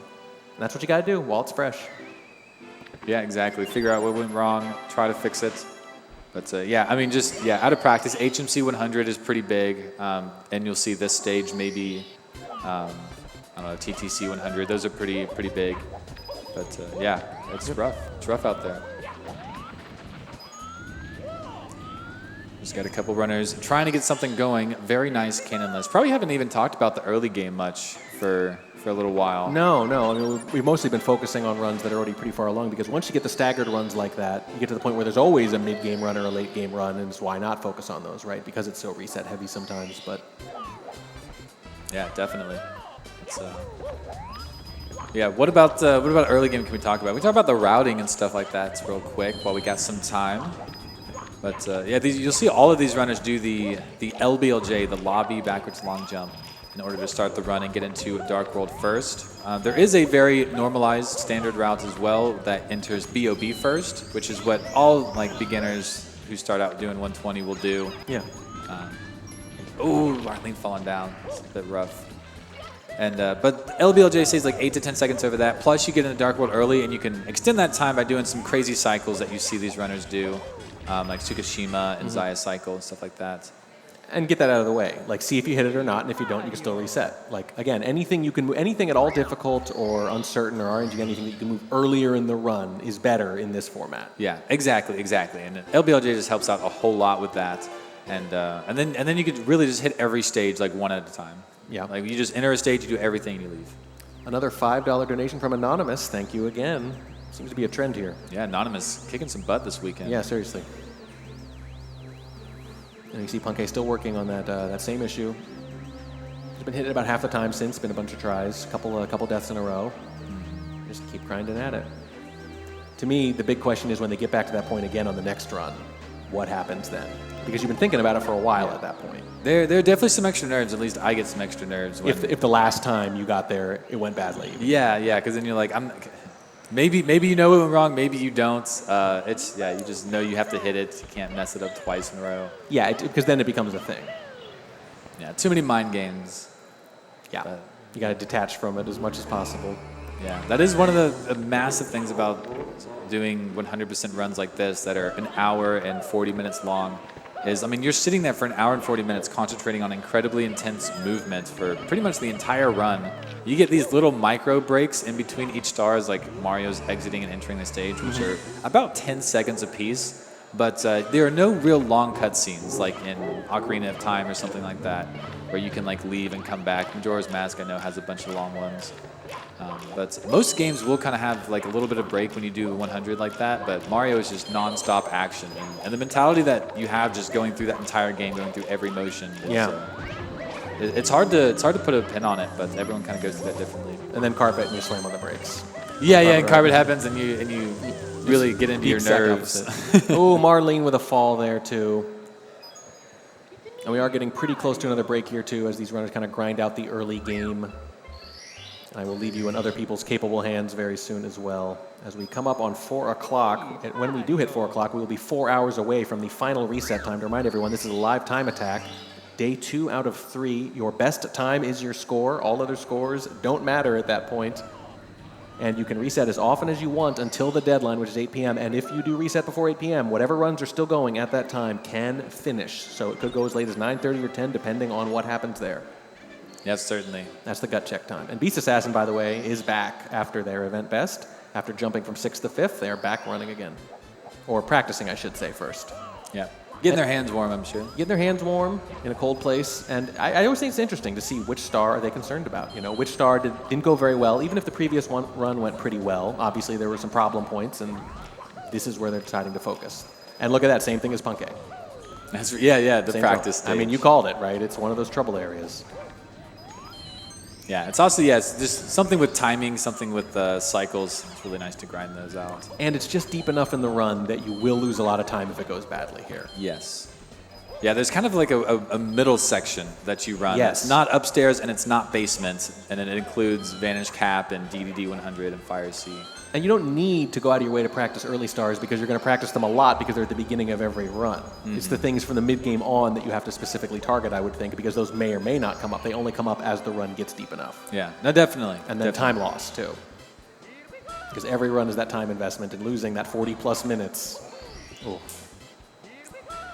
Another anonymous donation for $5. Okay, this is starting to feel like a meme. I haven't been looking at chat, but I bet you it's become something there, right? Yeah, $5 donation from Anonymous with no comment. Yeah, that's happened like 8 times in the last hour and a half. It's become Keep a thing. it going. Marlene falls, not quite at the same point, but close, I think. Another reset. And several of our runners are practicing now. Liam is back. Smau is early. Beast Punkay and Marlene all practicing. Yeah, Smau going at it. It's going to be a good time out of WOMS. Yeah, actually, the furthest run right now at the moment, 6 minutes in. Yeah, it is. Yeah, always happens. Sometimes we get like so many good runs back to back to back to back, like we just have, and then a couple runners take a quick break, do a little practice, and yeah, we're just kind of stuck in the lobby for a moment.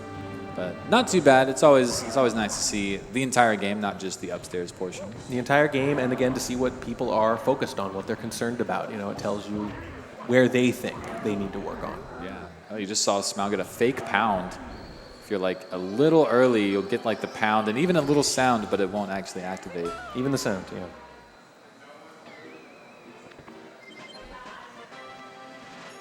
But yeah, we just talked about donations. Exclamation mark donate in chat if you want to get your chats read out. We'll read out anything from $1 to $1,000 or more if you got it. I guess we would read more than $1,000. Yeah, I would probably read it. But be too stunned to read. Yeah, we do have some cool raffle prizes as well. $15 for a few signed items. We have the entire Lego community on a Lego set, the Mario 64 runners on the Mario Kart or cartridge, and then we have the SMB1 runners on the NES cartridge. Do you call that one Super Mario Bros. Or Brothers? You say Bros, right? The first one. Bros, yeah. Yeah. Super Mario Bros. How to think about it. Yeah. I always said Brothers. But then what do I know? I said SNES too. I spell it all out. Beast Assassin also practicing. Yeah, Bits is always like super scary. Throws at the end, like you'll often see runners practice throws like right before they do runs. I know you've heard me say this before, but I'm going to say it again because I think it bears repeating. You don't want the only time you play the end game to be when you're on a great run and you haven't played it very often, right? Because you're naturally, the later you get in a run, the fewer number of times you're going to naturally practice it during a run. So you need to go out of your way to practice the end game stuff. Otherwise, it's going to be, I'm on a great run suddenly, and I get to Bits, and it's like, I haven't done this in hours or weeks or whatever because I haven't gotten this deep on a good run for a while. Yeah, no, that's exactly right. Or like maybe there's that one thing you didn't quite iron out, and maybe it wouldn't be a big deal if it was early in the game, but yeah, it's upstairs and Tippy, you have to have those ironed out. And that's why RTAs are so important and prevalent, like upstairs and beyond. You can actually get to a point where you're like more comfortable upstairs than you are like anywhere else. And once you get there, like there's actually a little sigh of relief. Marlene with you another found reset. something. We've got really reset heavy here in the early game. Makes perfect sense. I think we're going to take a little break here as the runners are practicing. And in the early game, too, a little bit of a lull after that big hype moment. As you always expect, There's always a little break afterwards. We're going to be right back after this, though. Check it out. Urban Arts, cartridges, Nintendo Switch, great cause. Please keep donating. It's for a great cause. Don't go anywhere.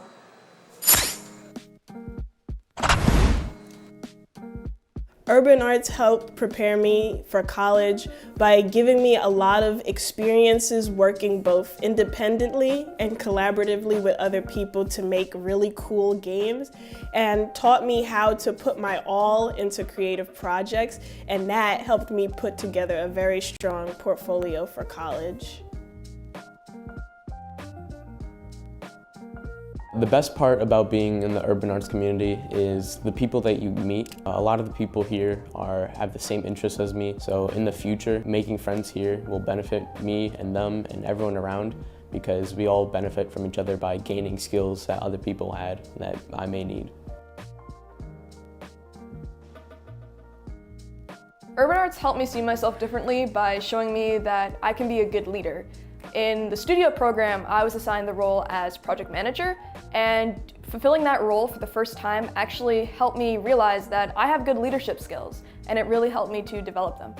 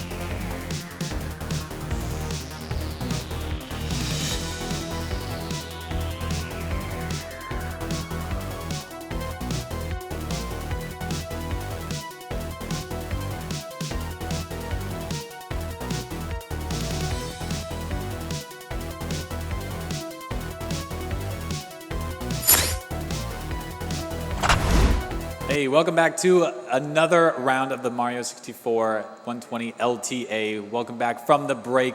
We've got some runs cooking for you. We got some nice items cooking for you for those who want to donate. And we got some good comms cooking for you from my good friend, the Mr. Wah. How you doing? I'm doing good, but the good comms are coming from you. I'm just here to look pretty. Yes. That's pretty much why I'm here. What was that? Hang on. He said we both look pretty, I think. Oh, we're amazing.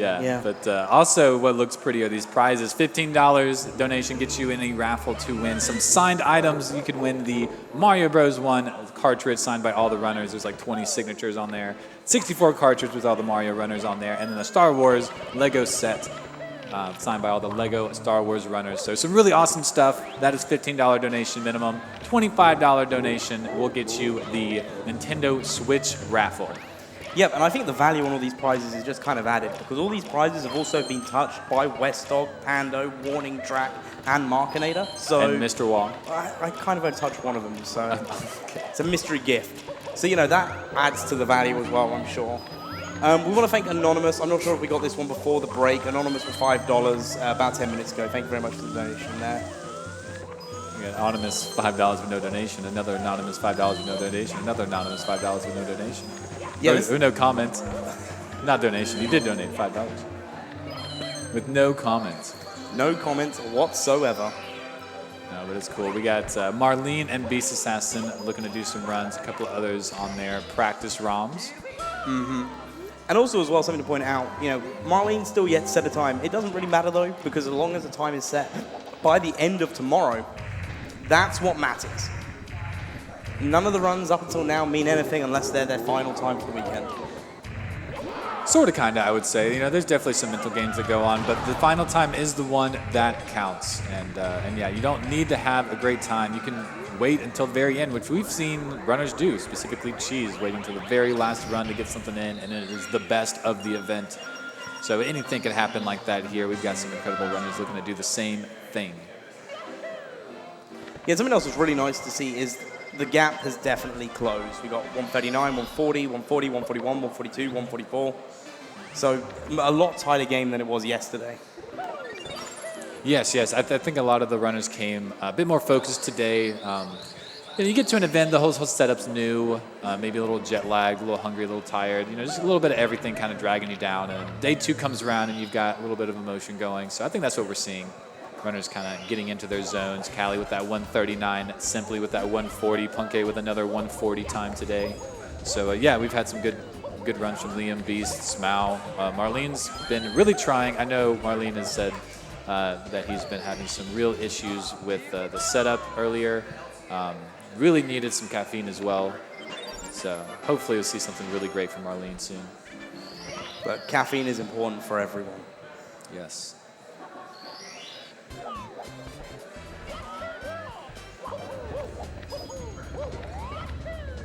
Just looking at the run. Smau. Oh, I was about to say, is Smau on a run, but just practicing some JRB. I also take a moment to point out, all these runners, very stoic expressions as they run. Like the concentration is there. Yes, that laser focus. Even when something goes wrong and like we might clinch, you gotta stay in it. So much concentration, they can make orange juice from concentrate. That was good. Thanks. This is a Womps 100 coin here from Marlene. This is actually, all these runners doing the pro cycle here, saving a couple seconds over what is not the pro cycle, but still the same cycle. Marlene grabbing all the coins here. Means to go really fast, but it's really tight, really fast movement. You'll see side flips will be really fast, like right here. As soon as you're able to do it, you get that side flip. A little dust on that rollout, but just jumping across these platforms, grabbing all the coins, couple on the way back, and now the last few. And I think that's something to point out when you were saying about the dust.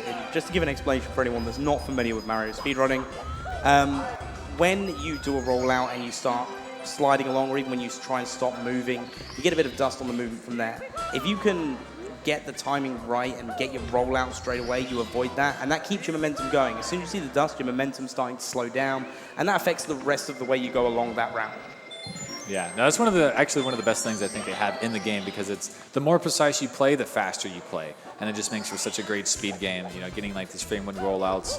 You can kind of like roll your thumb over the A and B button to get the rollout, so it's kind of like half frame perfect because you have 2 buttons to do it. But yeah, it's still really cool. Makes things really tight, really fast and clean looking. This Beast Assassin tries to get something going in the Dark World here.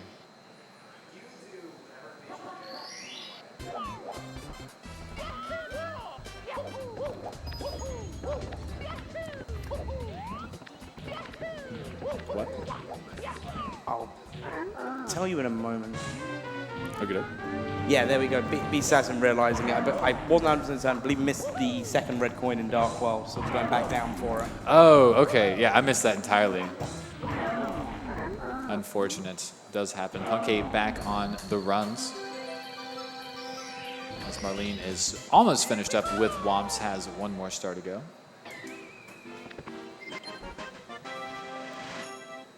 Yeah, no, for anyone who hasn't been with us all day, this is a lifetime attack format. These runners have another 4 hours about to get their best runs started. At 8 o'clock, we will cut off recess, but we'll allow the runs that are currently going to finish, or at least until they give up on the run. So it could last until about 9:30, but resets will be cut off at 8. So these runners trying to do everything they can to get themselves comfortable before that happens. Yeah, and we saw that yesterday some of the best times got onto the board by being in that overtime as well. So that extra bit of time after the reset, that's what I like about it, by not putting like a hard stop of the last run must be concluded by this time, by giving it a case of, hey, you've got 1 more reset you can do, but after this time you can't reset. It gives the runners a little bit more freedom to know that they've got that last run of the day. Yeah, a little more focus heavy on it, knowing it's the last one. A little more race mentality kind of going on. But yeah, some really clean movement from Marlene. All of the water levels are actually extremely optimal. The lines and everything you take. You see Marlene coming to the right of this coin, taking an early turn, and now is like straight on to the next one.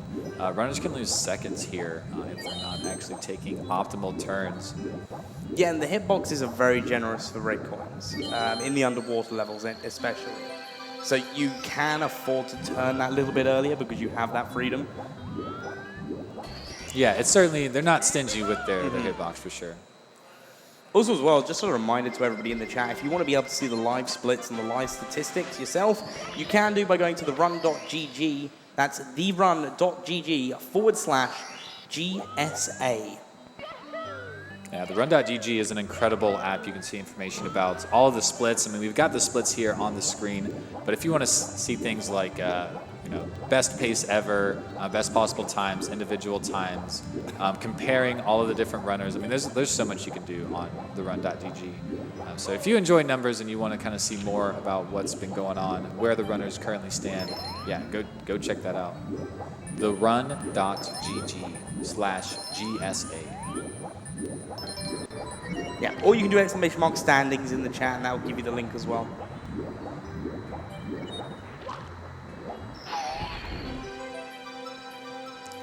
Really nice chest there from Marlene. Good grab on the box. As Beast Assassin is finishing up that Dark World. Punkation shortly behind.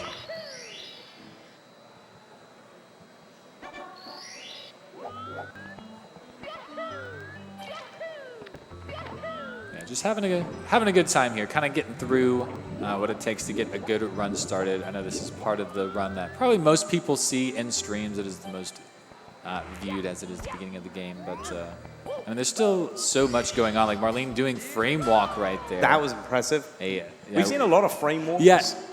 Sorry, I'm going to say it didn't hit me at first because we've been seeing it so often.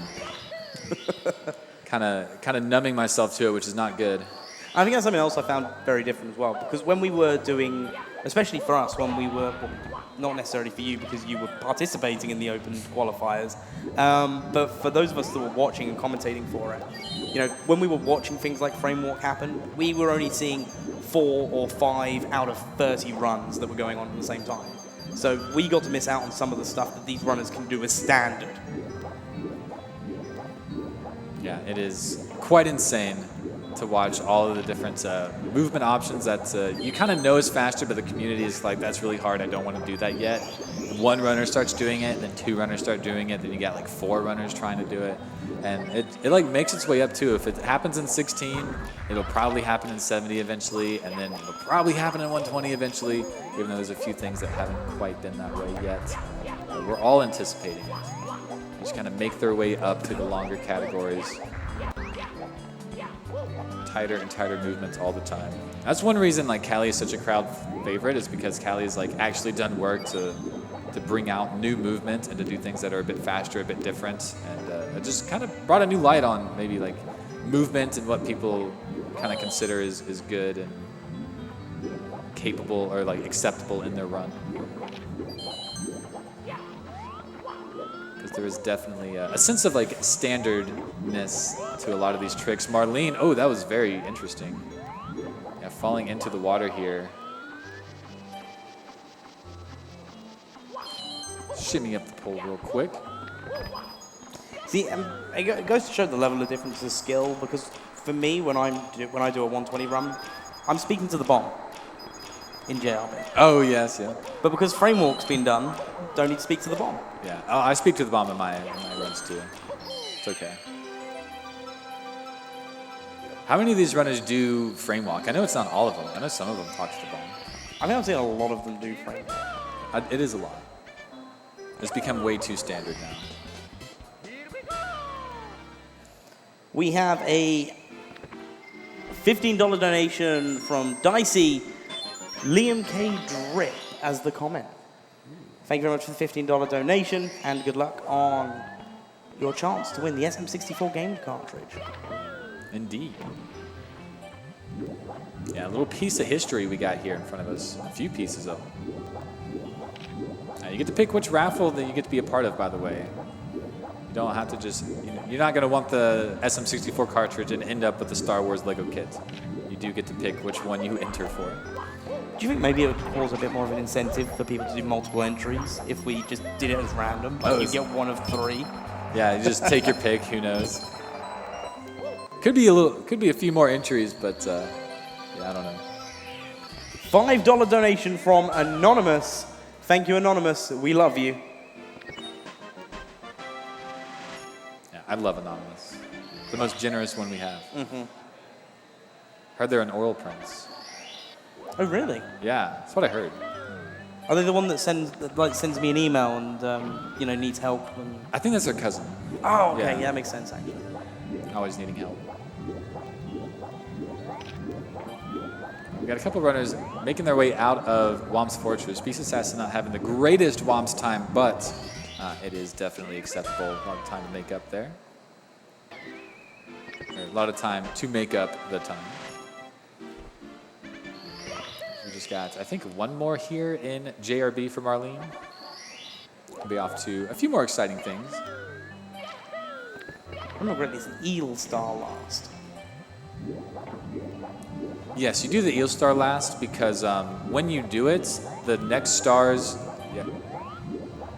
Sorry. It comes down to the star select really. The eel is the second star on the star select screen, and all the stars after that, the eel will be swimming around and will cause extra lag, and you might actually collide into them. So we keep him at the second star so he stays in his cave, and then we just do him last. So he just doesn't bother us. It's also kind of a slow star. You just save it for last. Pretty consistent.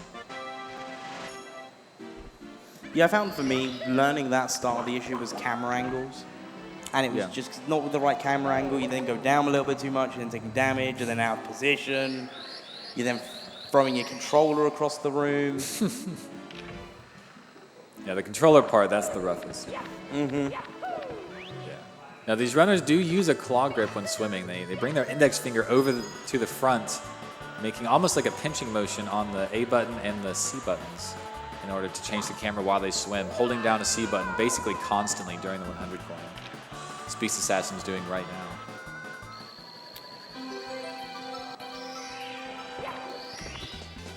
All right, Marlene going to be heading into the wing cap, a really fun stage I'm sure a lot of people remember.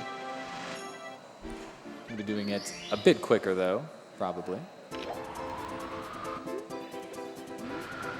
Definitely the most important coins are these first two with an incredible line from Marlene going straight to them. The name of the game here is to not jerk Mario around too much. You just want him to glide, kind of do some nice up and downs just like that from Marlene, taking some nice turns right at the peaks of the arcs, and then straight to the button. Missed the rollout, just barely got the dive right after, but all good. Still right underneath the star. Yeah, the amount of speed conservation these runners are capable of in swimming and in wing caps. Wing cap is used all over the run and is actually like extremely useful in saving time once you get good at that. So this is really fun to watch. Incredible movements. And Beast Assassin getting frame walk. We were just talking about that. I think I've seen Beast Assassin also use the cannon, so it might just be maybe needs a better run. We'll try frame walk. But yeah, and also I suppose it depends how they're feeling going into it. If you've got a run and you're kind of going, I'm not quite feeling this run, so I'm going to try it. If I get it, absolutely fantastic. It's going to give like a second life. And if I don't get it, I'll just start again. Yeah, certainly. Happens a lot when, with me, if I get like a bad Dark World, I'm like, I want to try Salt Class, and if not, I'll just do Texture. Or if I'm a really good run, I want to keep it, do those more consistent strats. There are a few of those around. Normally you want to keep it consistent, but yeah, there's definitely like a few things you can play with like that.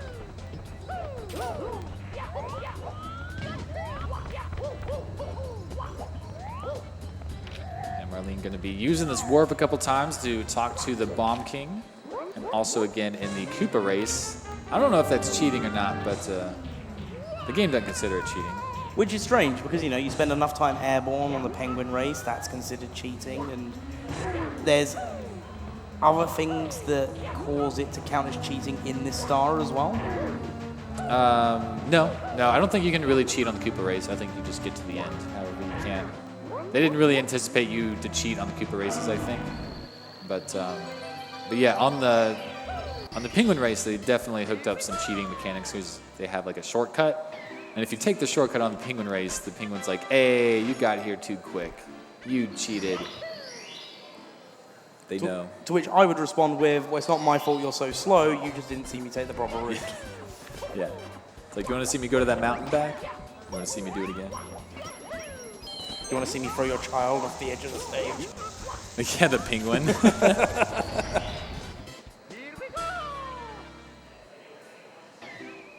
That happened in the 70 relay. Whoever did the Penguin star grabbed the Penguin and ran it off the edge. I remember watching that and there was like half the people were like, no, and everyone was like,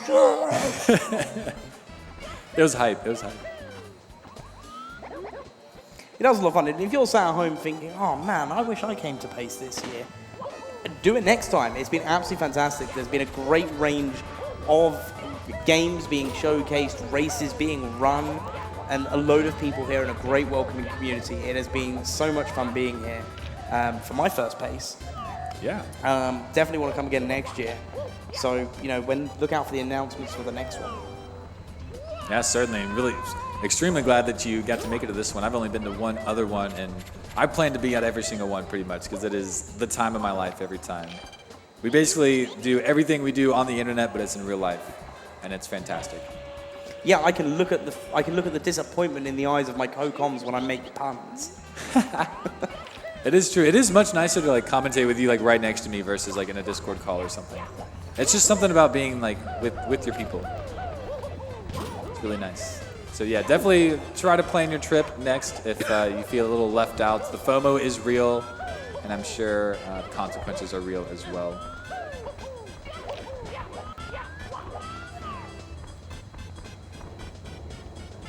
Look at that, still making it back up in time for the Koopa. Beast Assassin has 1 star left in JRB after this.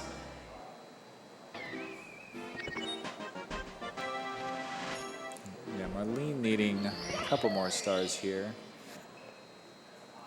How many? 26. Go in the basement with 26.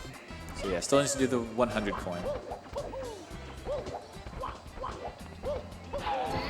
We spoke about this before. What's your favorite 100 coin star? BOB 100. That's the one I have the world record in. Oh, yes. Was that on purpose? Did you? Yeah, it was. Okay. Thank you. Yeah. No, that is the reason. It is my favorite star in the whole game. You get a little shell ride. You get a little wing cap action. You got some RNG action. Just some really nice movement. Oh, Beast Assassin missing out on the eel. Gonna have to try and chase it. No, and this is tough because you don't want to hit the eel, but it's actually super easy to hit the eel. Where? Yeah, oh, come on! No, and there it is! Yeah, it's actually so tough to get the star if it like actually comes out of the cave. Yeah. Unfortunately, that'll be a reset for Beast Assassin. But you know what? It was good up until then. It was. Yeah, that kind of sucks too. It definitely happens every now and then. Just maybe a little late or a little early on your swim down. Yeah, I think it's one of the good things I like about the camera angles as well, because you can time it pretty well based off of, because you can get the camera to kind of like be half in, half out of the wall, so it makes it just disappear, and then you can just see the whole eel as it comes out. Yeah. Some pretty nice setups here. Ooh, Marlene on their 100 coin here. Let's see how this goes.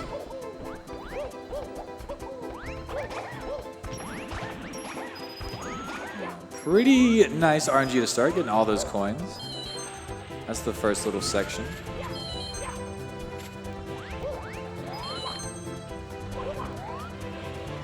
I think what we need is we need someone to go in the practice room of SM64 and just take Mark Nader's world record for this star. Don't do that. And yeah, and to make it official, I have the in-game time world record on the sheets. The star was yellow when I did the world record, and so it's not the official real-time record. It's supposed to be blue, and it was yellow. Still counts for the in-game time, which is all I care about.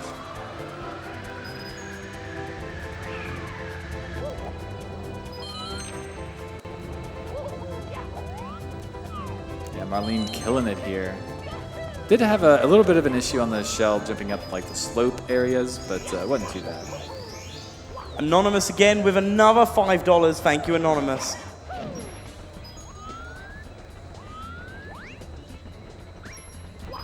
And there's a nice rollout from Puncation. Just the wing cap movement in general was smooth. Oh, bopped twice by that Goomba. What the heck? And the third one's coming in. Give that Goomba a raise! Oh, man. WWE tag team on the Goombas here, my goodness. That's it. Where's the Super Mario wrestling game? Yeah, for real. Well, I mean, that's like Smash, right? Oh, I guess, yeah. Kind of. Yeah, that was really close to being double star spawn. Yeah, but I had the ground pound already going for that last coin. 23:42, a pretty good time to head into basements. Definitely 130 capable off of that still. A little harder to tell with the Marlene split since there's nothing there. We got some like best possible times and stuff on like Punky and Liam's splits. I wonder if that's a conscious choice as well. It must be. I mean, it could be. A lot of people enjoy like just running tournament splits. Perhaps Marlene just like didn't save their splits. I know somehow you can like do it, like share your splits link or something like that. I believe you can do it using the run.gg. I think so, yeah. Yeah, I think so. Like, yeah, you could connect it. So I mean, there are ways to do it, but who knows? Because I wanted someone's pictures for their splits, so I downloaded theirs. Not realizing that even if I deleted the times, it would still show that I've played the game as much as however long they had. Oh, yeah. I had to completely wipe all my live split records, so I have no idea how long I've spent on this game now. Yeah, no, I think that's probably where most people Marlene, are. unfortunately, with a reset there. I hate to see it, but you know what it is. Sometimes it happens, and we'll get a time on the board, so it's going to be all okay. Yeah. Anonymous with another $5 donation. Hey. Thank you again to Anonymous. I reckon there's like a load of people just donated $5 in the past as Anonymous. So now every time they hear it, they just feel good about themselves. Yeah, like, I did that once. Yeah, I did that once. I'm part of that group. Yeah.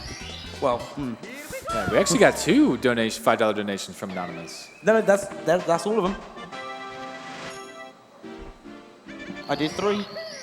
There's 3. Yes. Okay. They're just coming in quick. They're coming in so quick now. Like, and it's crazy. Yeah, no, it's awesome. Making our way to that $30,000 goal. We are $16,757 in and 34 cents. But I think we can make it to 30,000. West Dog said that he would chug some hot sauce, and I don't know what that means. If it's like a little cup of hot sauce, because if we can make it to 30,000, I'd probably be willing to take like a little shot of hot sauce. That could be fun. I would chug a bottle. That's what West Dog said. Like the whole bottle. Can you do that? Dude, I think you could do that. I'd do it too. I don't know if I could do that. Depends on how hot it was. Maybe all 5 of us should do it. At the end of Saturday, if we hit it, just chug a bottle of hot sauce each. That would be insane.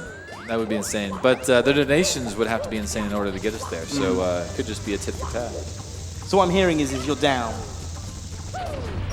Probably, yes. Yes, probably. Which is kind of like a yes, I guess. We just won't tell we just won't tell Pando and Morning Track about it. Yeah, I'm just really cautious of agreeing on things in stream. It's on record. I don't like it.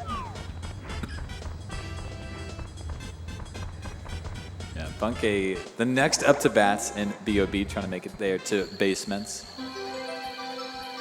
That's it. BOB is kind of a nice stage. I really enjoyed it. It's like very open. You can kind of do whatever you want in it. You kind of fly around. The 100 coins really crazy. Yeah, it definitely has that, hey, I'm the first level of the game feel to it. Yes. But then when you get to speedrunning, it has its challenges. Precisely. Yeah, ooh, that was like some interesting RNG for Punky. Like all 3 coins bursted to the left. Keeping his cool.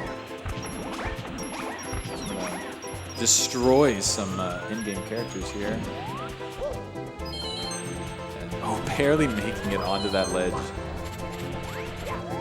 Some of these runners cut things just so tight. It hurts. Oh, and breaking the shell right there. That's unfortunate. I mean, it's not so bad because, you know, we've got the backup jumps that you have when you miss the wing cap star in 70. Yes. And considering that's right where those 10 coins are, all you're missing out on is the shell movement up there. Yeah, pretty much. It's definitely a time loss, but yeah, it's not the worst ever. That white structure, it just has some craziness to it. And sometimes, like, it'll give you a little extra speed as you go down, like, a little slope part, and then Punky just, it broke a shell, so who knows.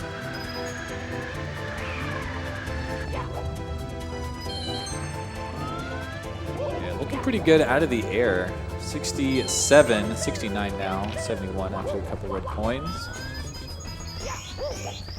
So should be able to skip a pole, yeah, after getting this box here. Not the best RNG, but yeah, still can skip a pole.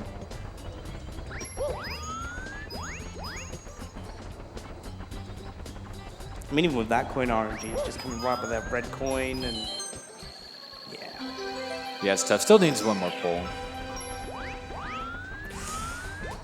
I know there's an elevation on that star, so you have to jump to it. Still makes me panic just seeing that. Yeah, you like run underneath it. Yeah, the HMC star, it like really makes people nervous because you can dive underneath it, and sometimes like it's just faster to do that, and it like really freaks people out.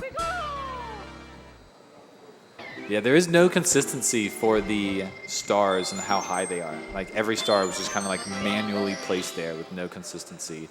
So some stars, like, you just have to remember, like, some stars are a little higher off the ground. You need, like, to delay a frame on your ground pound. Some are just, like, instant, or you're getting, like, a really giant jump from your ground pound.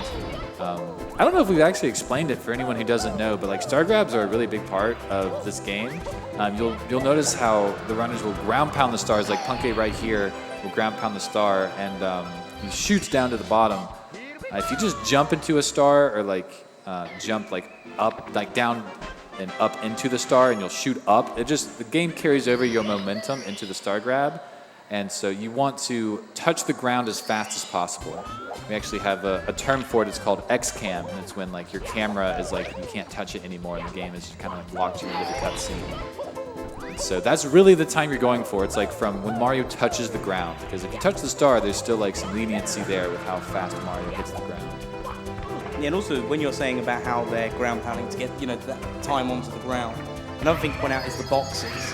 So if you were to just jump into one of the star boxes, you won't grab the star, you don't carry on that upward momentum, it sends you straight back down after hitting the box. Yeah. So by ground pounding, you're locking yourself in place just as you start to go down, but it's just enough of a, it's still enough height for you to then be able to hit the hitbox for the star. Yeah, precisely. Yeah, you ground pound like every star box. Yeah, the wing cap boxes, you can break the box and still grab the wing cap inside, or I guess all the cap boxes you can do that with. Yes, with a jump kick.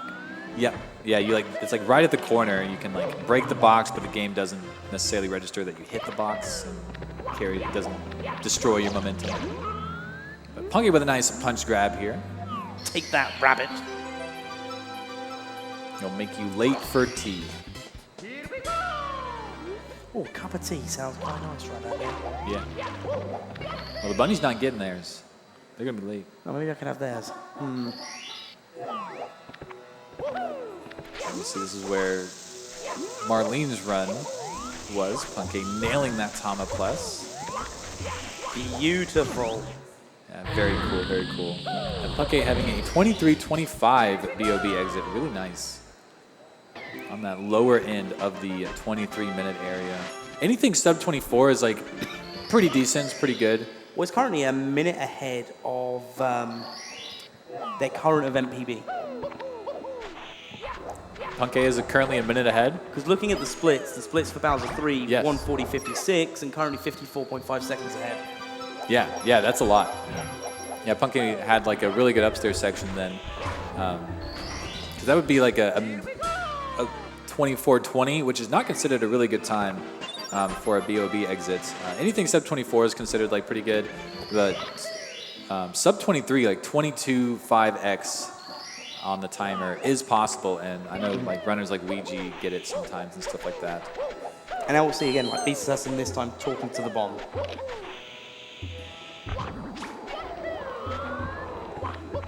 Yeah, so yeah, we saw Beast Assassin do the frame walk earlier in order to do cannonless. Yeah, wasn't on the best pace out of Womps. This one is like a bit of a better pace, so yeah, taking the cannon is not a bad option here.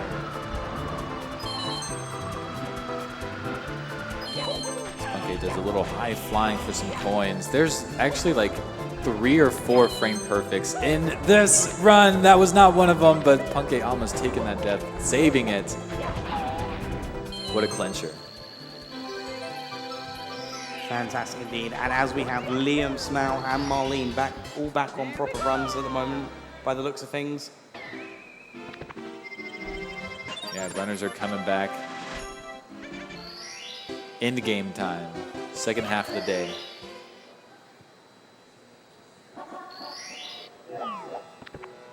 Alright. Nice cannon shot from Beast Assassin there. It's always pretty nice to see like Mario just like rub across the wall, like right into a star.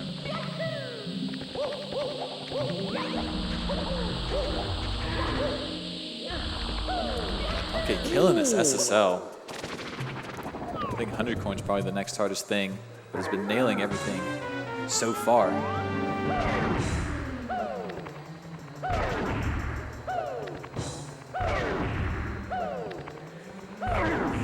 Yeah, these runners trying to beat those times down at the bottom of the screen there. 139.34, 139.34 from Cali. Time to beat at the moment. We are predicting maybe a 138, a few more 139s perhaps from these runners. So we're just all in anticipation. Those were some hard words to put together. And they were, yeah.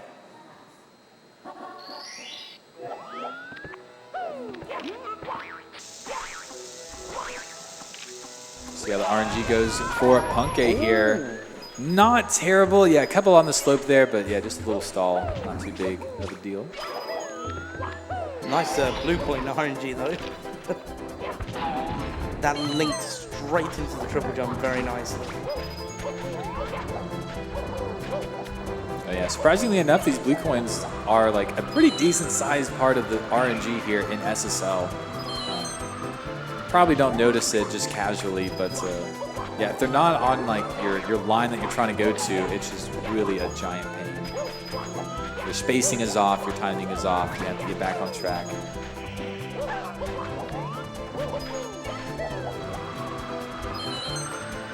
looking really solid here. See how that pyramid action is going to turn out. As Beast Assassin next up, going for their final start in JRB. Really consistent. I mean, just was here probably less than 20 minutes ago. Now 14:30 into the run here again. Didn't take long to get one more.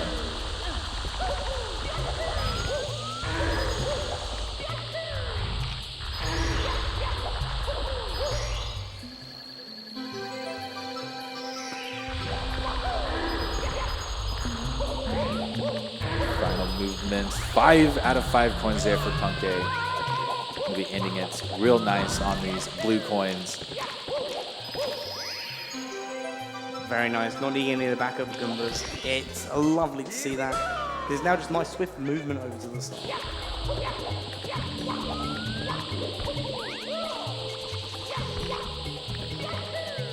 Super solid there from Punke. Going to be cleaning up what's left of SSL and should be pretty happy with that split time on the continuation.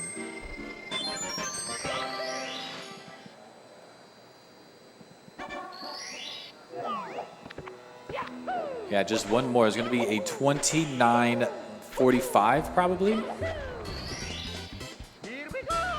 40. Yeah, 44. Yeah. Right there. Right on the cusp between 44 and 45. Yeah, so yeah, really nice from Punke. You can see even lost a couple seconds there. So yeah, mid to late game must have been really nice on that event PB. Yeah, no, absolutely. We've got Beast Assassin back on another run. So it's going to be good to see how that one plays out. Just a reminder for everyone, the runners can reset anytime up until 8 o'clock Eastern time. So that is like 3 hours and 12 minutes from now. So if they're not happy with a run, they can just start again. They can do that as many times as they want. As long as whatever run they're on when 8 o'clock hits, they see through to the end or until it perishes, whichever one comes first. That's what matters. Oh, Punke taking an early ground pound. Broke the box but didn't grab the coin, so going to be long jumping over to it. Got to set up this camera. Okay, very nice, very nice. Yeah, not what you want, especially after doing that movement pretty clean, but yeah, just got to hang in there. Yep, and the backup again was very swift. So it's not like, you know, there was a meltdown. It was a quick backup, leads into it. Yep, you've lost a few seconds, but you just carry on and see how you get on. No, certainly. And that's just a huge part of 120 in general. Any like 100% category, anything longer than like an hour, you're going to have those moments where things go wrong and you just have to move on and with the mentality. And I think Cheese has said that about 120. That's the reason he loves it so much, is because he can make a mistake and it's not like the end of the world. You're not like hating the run for the next 20 minutes unless it goes perfect. You can just like, it's fine. I'll just keep going. We'll just have a good run. And you just play Mario. You're just in the sauce. 120 has the sauce, for sure. It has all of the sauces. It's one of those runs where, and for me, I love to watch it. I'd hate to do it. Like anyone can enjoy watching 120 stuff. Yeah, it is. It's mesmerizing. Like there are many hours of sleep that I've missed out on because like I want to watch the rest of the run. Like I just want to watch what's happening. Where like I know it might die and I know it might not PB, but I have to watch it. Oh, that blue coin. So nice. Oh, beautiful. Yeah, that blue coin can lose you like 5+ seconds probably just from it going the complete opposite direction. But that was like literally perfect. Exactly what you want from Or that just blue not coin. falling off at all. Yeah, I mean, with it not falling off, that's kind of medium. Cause you just like run over there again. But yeah, it'll like fall behind the structure and then start to run away, and it's just no fun.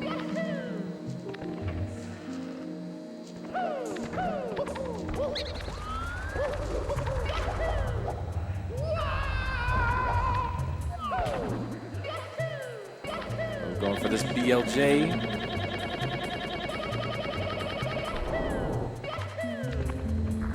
Oh, incredible. Beautiful BLJ there. Yeah, claps of respect from the crowd on that one. This is a great run.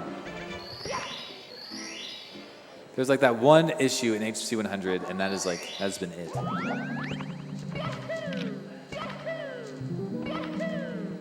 Nailing all the hard stuff. Beast Assassin trying to catch up. 20 stars in BOB currently. Some beautiful colors on the splits right here.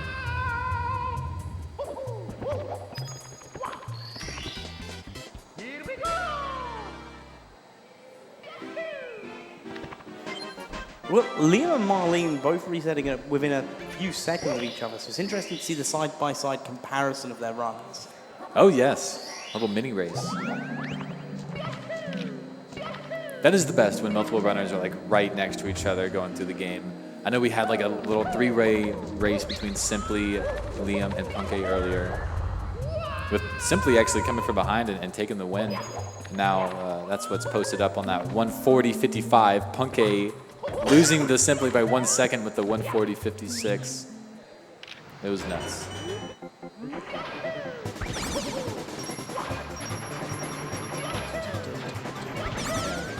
Simply actually holds the world record with Rock Chalk for the closest 120-star race, finishing 3 frames apart. Oh. It's nuts. I couldn't imagine racing against someone to the point where it's going to be that close where you're having to count frames. Yes. Yeah, no, we had Paracucci retying it for us. It was that close. Beast Assassin not getting the triple jump off. We go back up for another setup.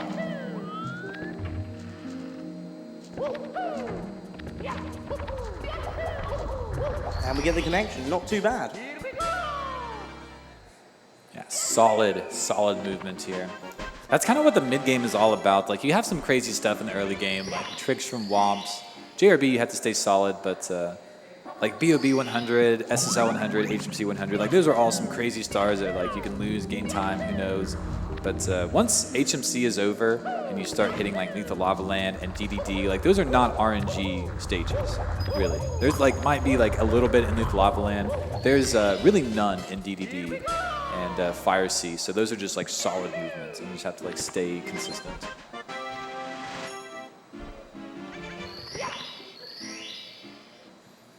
Marlene's taking a couple of resets. Yeah, just got to find something you like. It's got to feel right.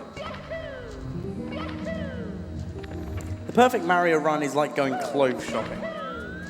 Yeah. You can try everything in the shop on until you find that one perfect item. It just takes some time. Yeah. The Punke's got such a quick, like, get up from hitting the button. It's really nice. Christmas Miracle Star. Love a bit of Christmas. Less than 6 months to go. Yeah, we're coming up. Get ready for the stores to start putting out the stuff. Mm-hmm.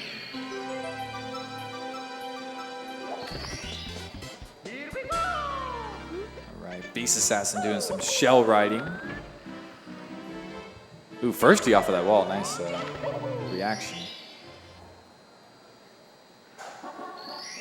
Going for an extra coin there. Didn't get it, but got everything that is standard. There's a couple bonus coins in this flying section of Mario. There's one extra coin you can get that on the section Beast Assassin just did. And also one extra coin in that final ring you can get, but they're just so tight and so precise that they're just considered bonus coins. 68 is the perfect amount out of the air. Beast Assassin is on the run here in BOD 100. Yeah, there's very much, because there's even something which will display for you.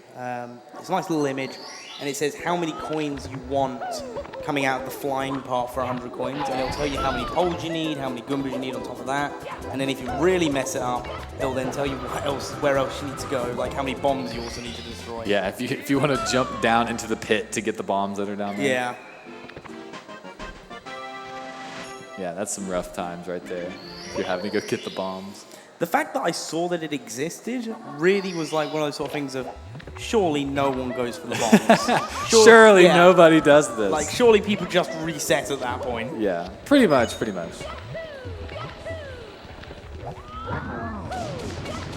Take that, bully.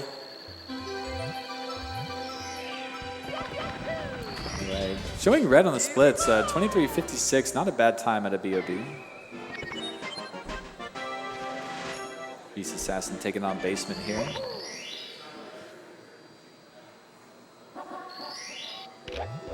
As, yeah, only missing Simply from the crew, and oh, see him walking up. Might get the whole squad going. So sometimes you just got to get up, stretch your legs, have a walk around.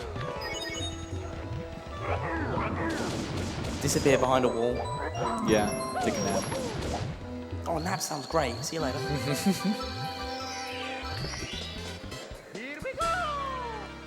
Yeah, but it's just been it's been a good time so far with this block and commentary. Gotten some runs going. I feel like we got to explain kind of the game a little more in detail versus just kind of watching a few runners go through upstairs. But yeah, it's been nice. I always enjoy like explaining the little things here and there, especially if there's like one runner going.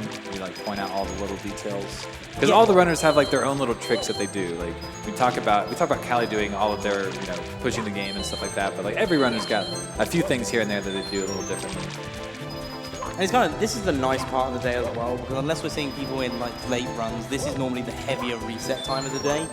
And it gives us the chance to be able to go over each star individually and, point out things that might not normally get pointed out. Yeah, certainly. Just talk about the game in general. Yeah, like, we've got the beginning, like, when we do the no reset start, where we're looking at how everyone is in comparison to everybody else. And, it's high octane, high action. And then you've got the end when we're watching the closeouts. But then you've got this section here where we get to just talk about the mechanics of the game, how it all works, and how it just all rolls together into what is, and has been for years, an absolutely amazing speedrunning game. Yeah, absolutely. And this is not, like, none of these sections are null for the runners. Like, they are laser focused in the entire time. Like, all of this movement is scripted and grinded to no degree. You could always grind more. Yo, Mark and Nate, you can't say scripted around the chat. They start thinking the whole thing's scripted. But it is. No, it's, so this is part of the script. Come on, man. Oh, court. Sorry. Okay, well, with that, we are going to check out Punk A watching this 100 coin here. No, not the 100 coin. Just finished the 100 coin. Yeah, I'm sorry. Just did that. So now doing the volcano elevator.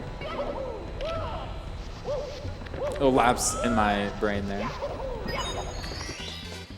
It's right, you just forgot where you were on the script. It's all good. That's right. You messed me up. Yeah, I'm sorry, man. I was using my finger. I was reading. Line? No, I think we are going to go to a quick break, though, now that Punkation is out of basements. Good time, top of the hour. Just a quick acknowledgement of our prizes here. We got the Super Mario Bros. 1 cartridge, the SM64 cartridge, and the Star Wars Lego puzzle set. All signed by the prospective runners of those categories. So get yourself part of the action, part of history, $15 donations, pick which one you would like to enter, and then $25 donation for the Nintendo Switch. Exclamation point, donate in chat for that link, and we will read your chat out live here as soon as we get back from the break. See you then. See you then.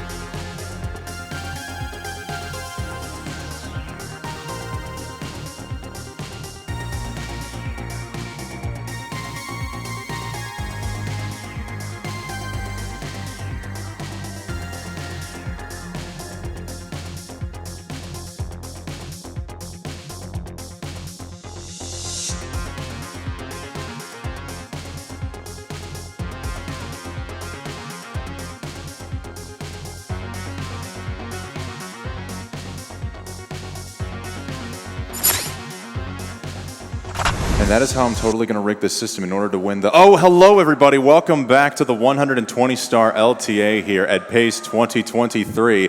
My name is Wes Dog, joined alongside the Mr. Wah. Mr. Wah, it is a pleasure to finally be doing an official hour with you here. Yeah, no, right? We've been waiting for this moment for just over a year now, and now here we finally are. I was going to try staring as long as I could into the camera, but yeah, no, it's been a year in the making, but here we both are finally sat side by side here for PACE. And not only that, we have some fantastic runners on the stage. We've got some fantastic prizes in front of us. We've got some prizes where a $15 donation can see you with a chance to win a Super Mario Bros. Cartridge signed by the runners, an SM64 cartridge signed by the runners, a Lego Star Wars set, Boba Fett, I believe, or Boba Fett? Boba Fett Starship Microfighter. Yep, signed by the Lego Star Wars LTA runners. But let's face it, right now, the other thing we've got, the Switch. $25 for that one as well. Yes. Exclamation mark donate to be in with helping out the urban arts.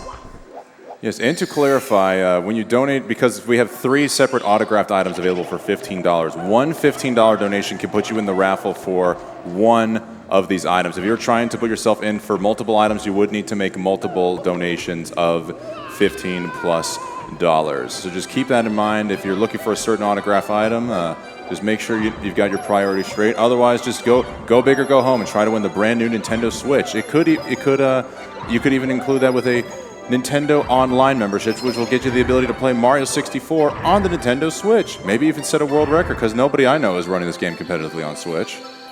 Well, I tried to do a run on the Switch the other day. I can understand why no one's trying to do it competitively on the Switch. Did you try Nintendo's patented Switch OEM controller, though, Mr. Wah? No, I tried Joy-Cons. Oh, that's just brutal. Well, I was going to use the technology designed for the console.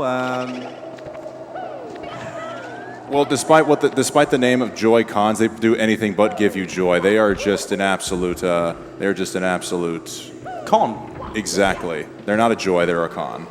There we go. Nice wordplay. Thank you. We're coming in here now from this commercial break into a set of a couple of good runs here. We've got Punkay, who is very healthy in the green right now. In fact, minus 69 seconds ahead of his event personal best. Nice. And we've got Liam, who is comparing against his event personal best. And he gets a nice recovery with that wall kick there into the pyramid.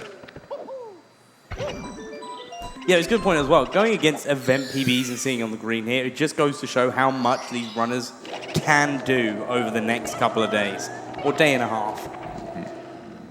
Yeah, and Liam's best possible time is still a 1:35. Not able to get all 5 of those coins, so he will have to back this up with a quick little Goomba beatdown, but he should still be very healthy in the green, all said and done. And beating up Goomba is a very healthy thing to do. So... And then we've got, on the bottom screen, we've got B.O.B. Wants Fortress. It's very nice to see. Great stages in their own right. Mr. Wall, I just thought of something incredibly foolish. Do you mind if I share it with you? Yeah, of course. Anything. Splits is like a diet. If you have red splits, much like red meat, it's terrible for you. It just creates so many negative things and has so many health consequences. But when you have a lot of green in your diet, you have a lot of health benefits, and you just feel good about yourself. That's why I'm so unhealthy. I'm just so slow at speedrunning. Who knew? This coming from a man who actually holds a world record on speedrun.com. I find that a little peculiar. Look, it's one run, okay? It's one run.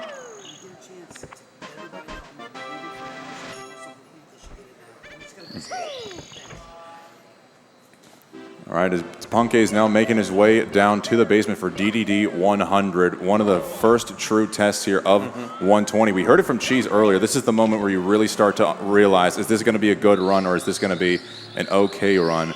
We shall see how that plays out. But, And just a quick thing for anyone that's in the venue right now and you're listening, if you want to grab something to eat, go grab it now. The guy's going to be gone soon. Yes, if you're looking to have a meatball sub, he will be available for just a short period of time. He's going to be leaving for an hour. Meanwhile, Liam, having to back this up because he fell down, not able to get the jump off of that slope, and HMC gets a great backup. First try side flip wall kick. He will be losing a little time, unfortunately, but what a fantastic backup to keep this thing alive. Yeah, no, absolutely. And that's the best thing about comparing against event PB as opposed to regular PB. Yeah, that sort of things cost a little bit of time, but we know there is time saved later on in the run. So even something like that is minuscule in the grand scheme of things.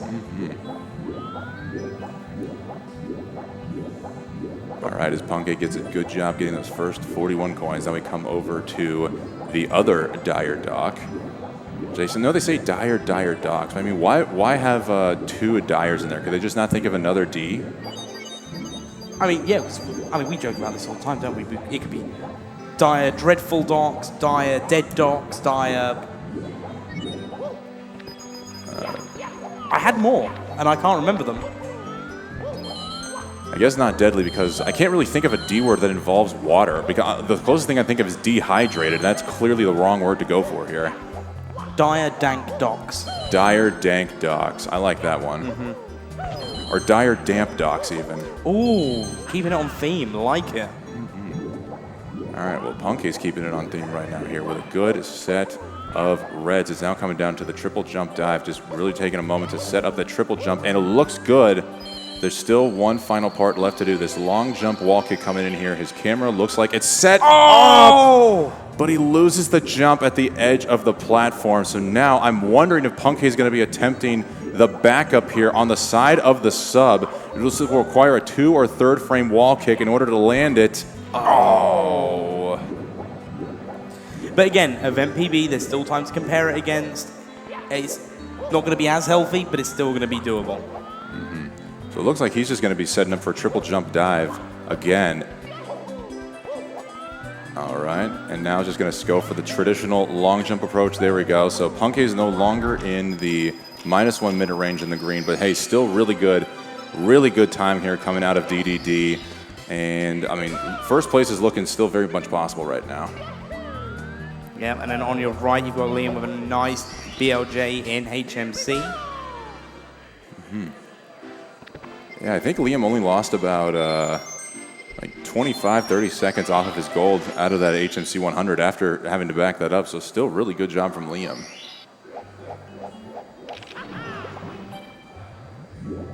And this commentator is just absolutely astounded at how Liam is able to find and maintain his presence in the darkness. We are used to seeing Liam on his streams at home with low lighting. So the fact that he was able to find the darkest place in the venue to really make himself at home is actually good spotting. I believe it was part of the agreement of coming was to be given the darkest point. Makes sense. Didn't want to have to send a stunt double over. That was the issue. Yeah, there's no stunt double for Liam. There can only be one Liam.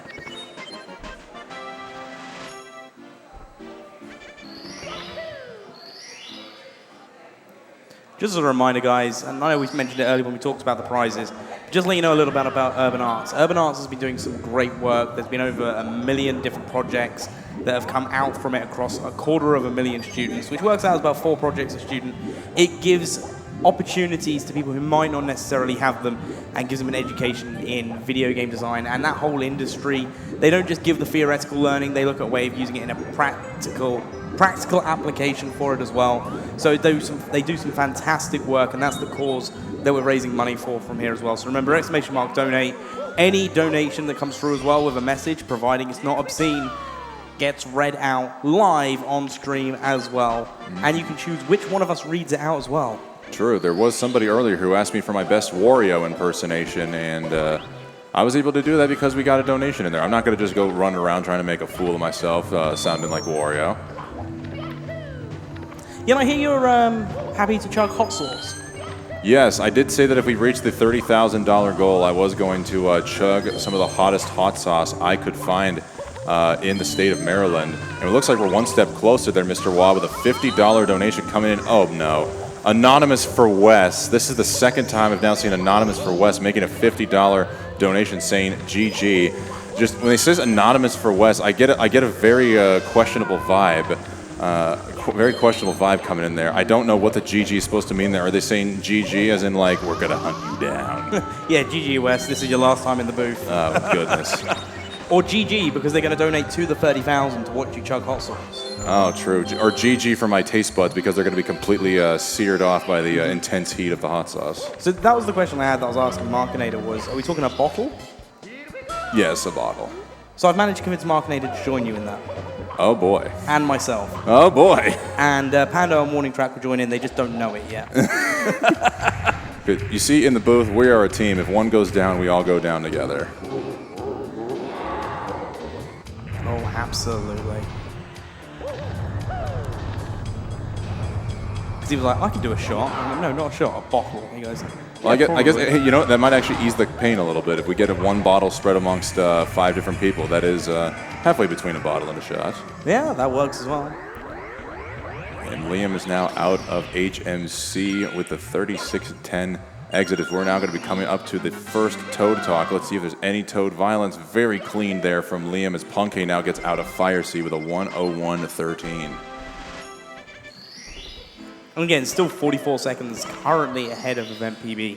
But even from their Event PB to best possible time, there's about a 2 minute, well, not about, there's 2 minutes 52 seconds of leeway between those times. So there's still a lot of time saving the late run in comparison to the Event PB. We are seeing history repeating itself a little bit here, Mr. Wah. Punke has been notoriously known as one of the most consistent runners in any of these LTA-styled events. He was number 2 overall in the point standings, if I'm not mistaken, throughout all the qualifiers here. And anytime we have seen him compete in an LTA, he's just known for being able to churn out a very good time. And it's looking like, it's just looking like that right now. He's churning out a good time. Hopefully I'm not cursing anything. You know, you mentioned a word which we haven't mentioned really properly since yesterday, which is consistency. And to put it into perspective, when we did the open qualifiers, again, open to everyone, if you missed out, keep an eye out. Maybe there'll be more open events coming soon, or at some point. Something to bear in mind is a lot of these runners were within 5 seconds of their event PBs every week. Some runners, their week 1 and week 3 times were within their second of each other. So these are not just some of the 5 fastest runners, but they're consistently fast. I said 5, so 7 of them. My apologies, maths didn't add up. I was looking at the screen. Yeah, the 5 active runners and then the 2 ones that are not currently shown on screen. So we've got Simply, I believe, on break, and Callie, who looks like they've just left their screen open since their 1:39:34 earlier. And honestly, I can't blame him. I just also want to say I heard something in the crowd. Don't know what that was, but okay. We'd just also like to give a little shout out to Callie. The last time he was here competing at pace, his personal best was a 1:40:03. Still trying to get that 1:39, and now he's on his way to getting a 1:38 for an actual personal best, and he got a 1:39 live for the very first time. GG's, Callie. Hopefully we see more of you here later today, but if we don't, congratulations on your huge accomplishment, you absolute legend. No, for sure, for sure.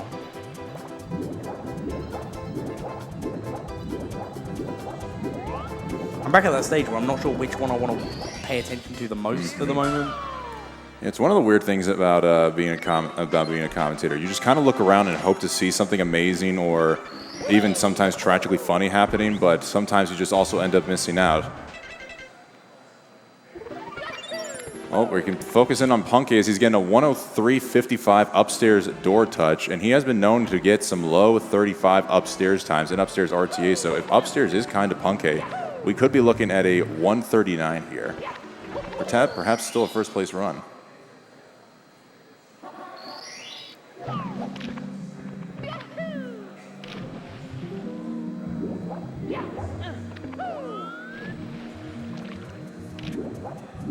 Yeah, I think that's how it's going to be. I think we're going to be able to... First place run is what I'm hoping to see from Punkation. That'll kick Callie's backside back into gear to come back and do another run for the end of the day. Guess we'll have to wait and see. As Liam is cruising on the shell, Smau is trying to get back into the green with a good HMC 100. Beast Assassin, who has finished 2 runs throughout the course of the day. I think the only person to do that today is still going strong, and Marlene still has yet to post a time on the board. Was expecting this possibly for Marlene with a travel lag coming all the way from Japan, being a long flight and trip to get here. and was not expecting to just bring out a 138 hot out of the gate. Was hoping for it, but realistically just probably wasn't realistic. So Marlene, I'm thinking if we do see anything good out of them, it'll be either end of day today or sometime tomorrow. Yeah, once the rust is off, the joints are limber. Or would the sticks be limber? You know, because Yeah, the Mario controllers. sticks, yeah. Mario sticks, Nintendo sticks. Oh my goodness. It's been a long week, everyone. I'm sorry. Or maybe for the Liam army out there, maybe there's some Liam sticks that might get limber out there. Do we have any Liam army members out there in the chat? That's kind of like asking a question like, is water wet? I mean, okay, now we're really getting into some philosophical stuff All right, here. okay, I know what I just said now. Is water wet? I don't know. What even is wet? Water itself can't be wet. Yep. So I guess based on Oh, we've started it in the chat now. Water is wet. Water is not wet. Oh, Punkay not quite connecting on these wall kicks in World. I guess we don't know if it's wet or not wet World. But yeah, in this World, he unfortunately was not able to get the wall kick, so had to ride the elevator. Going to cost a little bit of time, but still looking good. John, let's get a little bit of audience participation going on. If you guys in the audience think water is wet, raise your hand. Got a couple people. Now put your hand up if you think water isn't wet. You're on the big screen now. Is water not wet? Raise your hand up if water is not wet. All right. There are some people who do not care, but the main consensus here, water is not wet. It's been decided here. PACE 2023, don't forget it. We see many people even raising their hands in the chat. We got a lot of participation going on. Yeah. Kudos on production as well, by the way. Switching over the screen to the crowd, like straight away. Yeah, on the fly. Normally, it's the commentators curating to the director's vision. But hey, directors, thank you for getting on board for making this even more fun.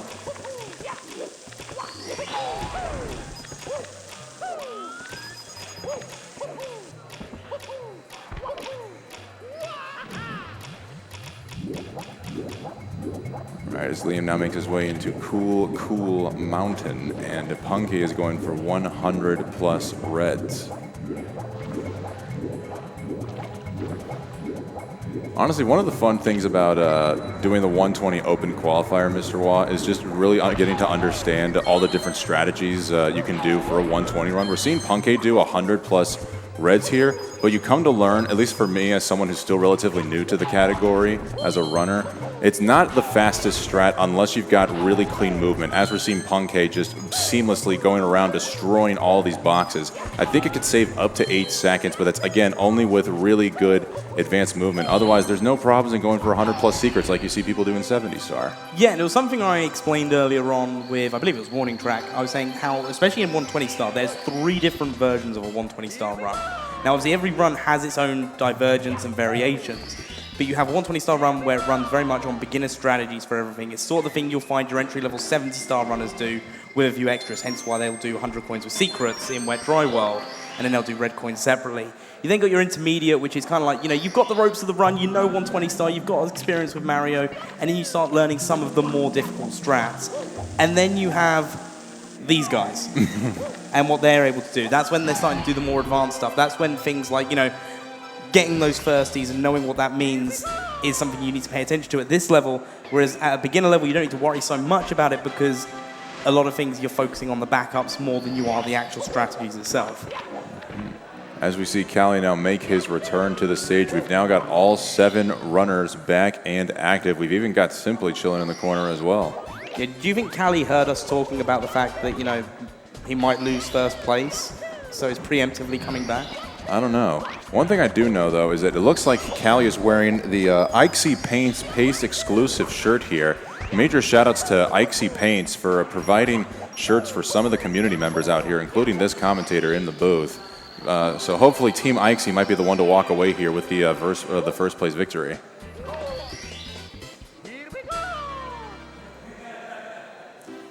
And yeah, just to answer again, for anyone that's here, yes, there's 7 runners that were invited to this tournament. There was an open qualifier across 3 weekends over 3 months. And then the top 7 runners that got the most points on the N64 were then invited to take part for the prizes here at Pace over these 3 days. So anyone was able to enter, but these 7 are the ones that performed to the stage where they could be invited along. As we get a very important message here in the chat, Mr. Waugh, something I think that needs to be communicated to the entire audience, and that's I love speedrunning from Simply. As we see him getting ready for LBLJ, he loves speedrunning, but does speedrunning love him? Let's see if it's willing to open themselves up a little bit and get him into Dark World. And with that, we also have another donation, this one coming from ICUP Speedruns, who did their Banjo Tooie run this morning here at Pace. Finally getting around to donating for my 1 bonk and getting swag bag during my Tooie run last night. Huge shout outs to everyone at Pace for making this a week I will never forget. ICUP Speedruns, thank you so much for that $40 donation. You did great on your run earlier, and good luck in your chance to win the SM64 game cartridge. Now, is their name actually ICUP, or is it just iCup? It might be iCup, but I wasn't sure, so I just thought I'd spell it instead. Yay, we got some humor in the booth. We got to say P. If I did butcher your name, come find me afterwards. I'll apologize in person.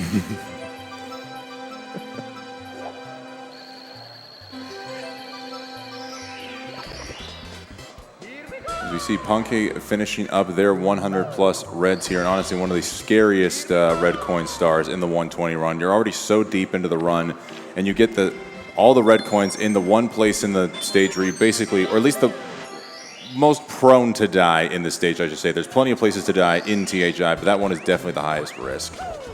Yeah, THI Reds is kind of like saying, hey, here's a tightrope, walk on it. Oh, and also go fast. Go really, really fast. We want you to walk the tightrope, but do it extremely quickly. Don't take your time. Don't balance out. Don't account for the wind factor. Just go for it. Marlene did something I don't think I've ever seen anybody do. They did the single jump wall kick approach for the Wild Blue Star and Wasp's Fortress, but they also did a jump dive into the platform, getting them an instant rollout, which got them towards the star. I don't know if there's a little micro optimization there or just some swag points, but either way, love to see some little stuff like that. Swag points is always something to be appreciated.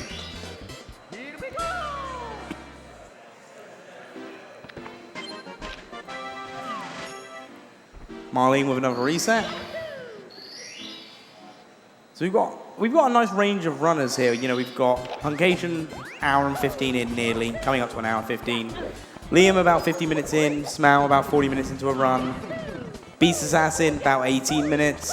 And then we've got a couple of 4 minutes and then reset as well. So we're getting to see a nice variety of stages around this time of day.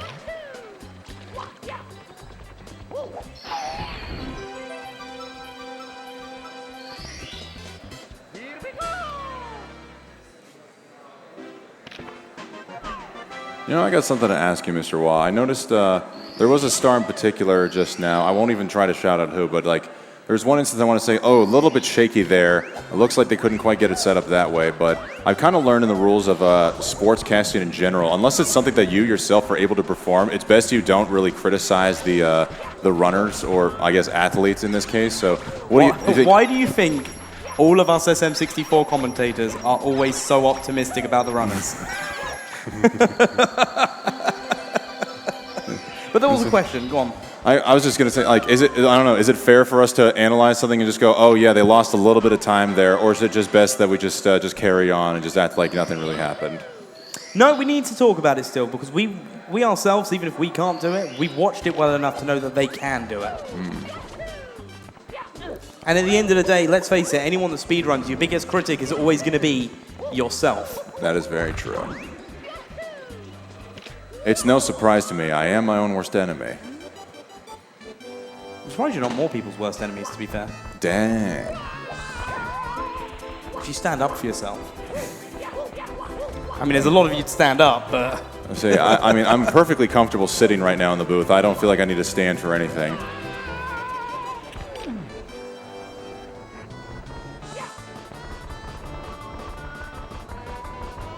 Thank you, people in the chat who understood the lyrics to the song there.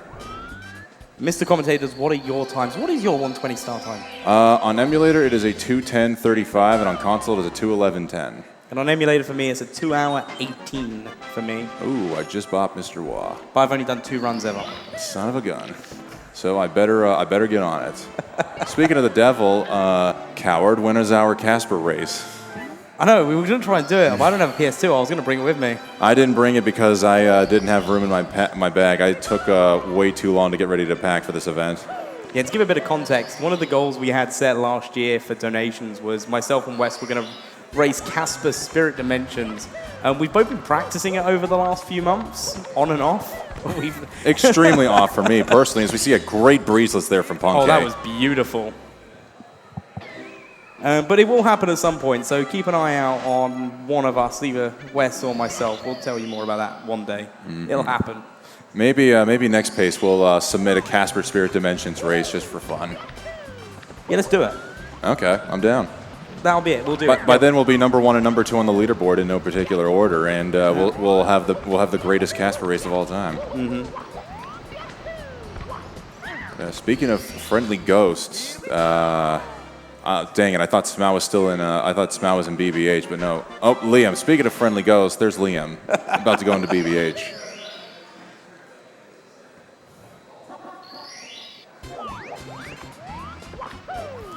I'm Twisted Tay with a $25 donation with the comment, Baba. Can I have some context? At some point, one of you guys needs to come give me some context, all right? Can we invite Twisted Tay over to the commentators booth to provide some context? You don't get to shake your head. You're here at Pace. You volunteered for it. Come on. You know, it's completely fair because she's so twisted all the time. I bet she'd stumble her way over to the commentators booth, and we don't need to make an embarrassment out of her here in front of all these people. Probably break the stage on the way. Yeah. I don't even know this person, and I'm ripping into them. We love Tay.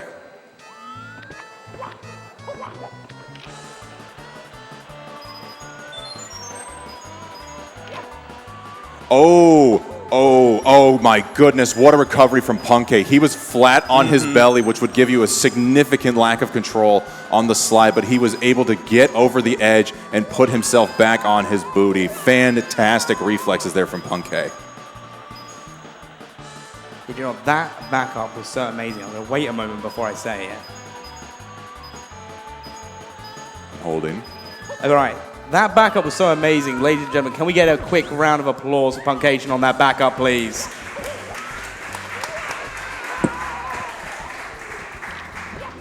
All right, now hopefully that backup was good, but hopefully the Bob on Coin RNG will be kind. It was trying to escape this, but it could not escape the grasp of Punkation. As interestingly, he went for 100 plus red coins in the beginning of Tall Mountain. You normally see people go for that at the end of the stage, but now we've got 3 more stars we need to go collect. I believe he got the Toad, he got the Waterfall, and he must have gotten 1 more. Let's see what star.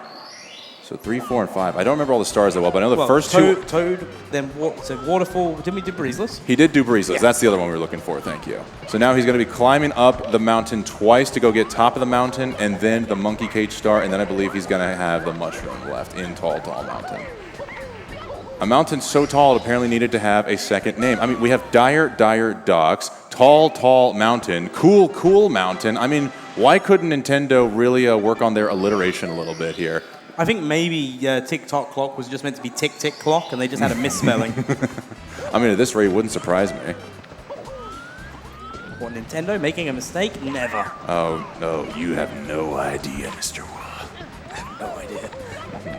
Actually, fun fact, I don't know if you saw the Smash speedrun, but I pointed out to the crowd that the developers of Super Smash Bros. Misspelled Charles Martinet's last name in the Smash credits, which I think is an ultimate disrespect. That is.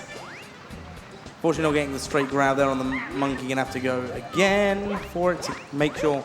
So there's a whole thing of you have to stand at the right place on the ledge to be able to then take the monkey down there like that to stop it then either looping, which then doesn't let you get the star, or to make it go back on its predetermined route. So that's why you saw Punkation when grabbing, jumping up onto that ledge, triggering the text box again, just to make sure that that happened and there was not going to be any issues from it.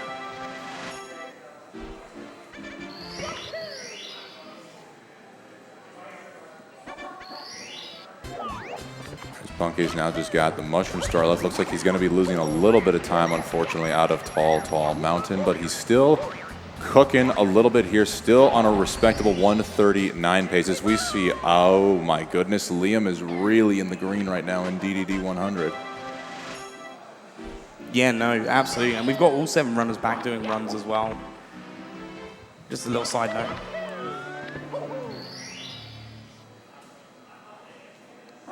Yeah, best possible time in, we're still doing DDD 100, so we've still got just under half the run left.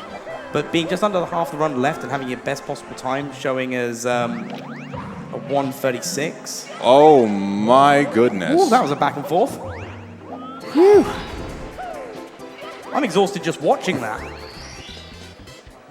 I cannot imagine. That's honestly one of the things that's just, the more you play this game, the more you realize you've got to practice for backups like that, because you just never know when you're going to see something like that in the run. As we saw Liam now get the triple jump dive, let's see if the long jump is going to connect for him. Not even opting to go for the wall kick strat, just a straight on long jump to Punkay. I don't know if Liam is listening in or saw Punkay's run, but just electing to play it a little bit safe. I mean, it's honestly Liam. Look at that best possible time. He can elect to play safe and still be in a really good position. Mm-hmm. Ooh, just getting over the top of the sub there. I thought he was going to slide down. Yeah, and I would have seen it. I'm pretty sure we would have seen a reset button if that had happened. Yeah. I mean, it would just be pride at that point, resetting. Mm-hmm. I wouldn't blame him. As we see Beast Assassin still cooking in the basement as they're in Shifting Sandland. Marlene just getting done with Dark World, and Smough now in Big Boo's Haunt. Comparing against their 139 PB, only plus 20 seconds, which clearly it has got to be a great event personal best pace. Because the difference between their PB and their event personal best is 4 minutes and 39 seconds. So there's a lot of time to save on. Mm-hmm.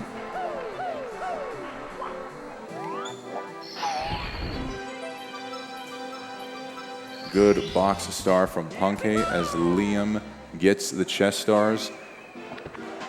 One of the great things I've enjoyed about switching over to consoles is getting a true appreciation for lag reduction, Mr. Wah. Is, you don't think about it when you're playing on emulator. You just go swim and touch the chest by any means necessary. But when you're on console, if you have the camera pointed directly at the whirlpool of doom there in the center of the water, it just eats up so much lag. And next thing you know, you're struggling to even get your swims on pace because you don't even know when to press the A button correctly. So you see Liam make a good set of camera corrections there too.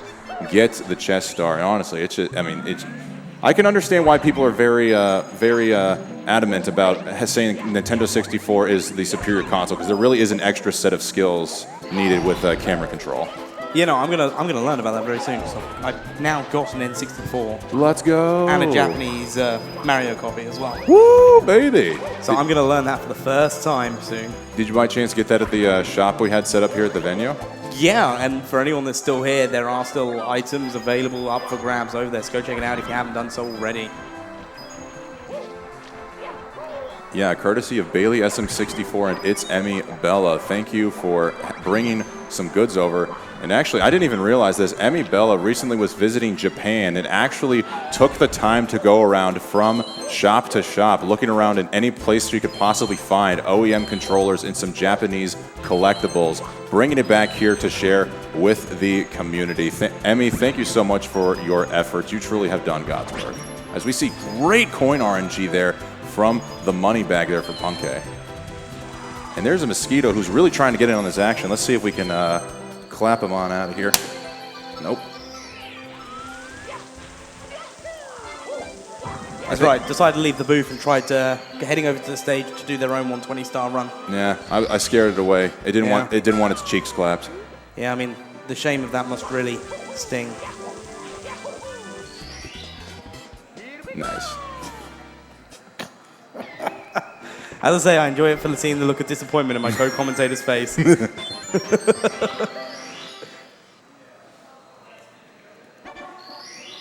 I like setting mini goals on donations. Like, I don't like, you've made the big comment of if we manage to hit 30,000 at the end of tomorrow. I want to start something small. Oh, Liam. Getting a little shaky here in Fire Sea. A little bit of a limp throw, unfortunately, but now just throws him directly into the bomb and everything's all good. I looked at you in the eye for one moment, saw your eye look away, and I was like, oh my goodness! Yeah, and now it's time for Wilco clip here quickly from Punkay. Let's see if it's able to connect. Wilco! Yeah! All right, and now we're officially in the home stretch here for this 120 run here. Punkay still very healthily into the green. This run is trying to beat him down, but he's still holding on to a very good first place pace right now. Well, I don't know about first place, actually, but at least a good event PB pace. You'd have to be playing really good Tippy in order to beat Callie at this point. So yeah, back to what I was saying very quickly. Yes. We're currently at $16,872.34. Mini goals. I'd like to see if we can hit 17,000 by the end of Punkation's run. So $127.66. Yes. So what kind of mini goal would you be proposing then, Mr. Wah? Are you incentivizing people to that you'll be doing something? I don't know. What should we do? What should I do? Oh, this has got to be a... Oh, you know what? It is a we thing. We are a team after all. Exactly. We're a team. All right. That is a good question. I'm trying to think of something that would be family friendly because my first instinct was to commentate with my shirt off, but I don't think that would be very much a good thing for a production team. No, not in the slightest. Plus, I think the last thing anybody wants to see in a video game event is a pair of sweaty man boobs.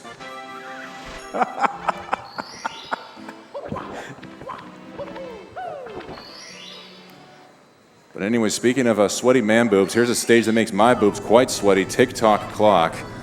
This is an incredibly stressful stage full of some really high octane stars as we see Punkay getting ready for 100 plus stomp on the Thwomp. I think I'm broken. Thanks, Wes. And you know, if there's a place to be broken, it's better. What better place to do it inside the clock that we have broken by simply touching the 12? What? I don't think I've ever seen anybody ledge grab that pendulum before. It's not even a big space that you can ledge grab either, so impressive in its own right. Just not for now, please. Thank you, ledge.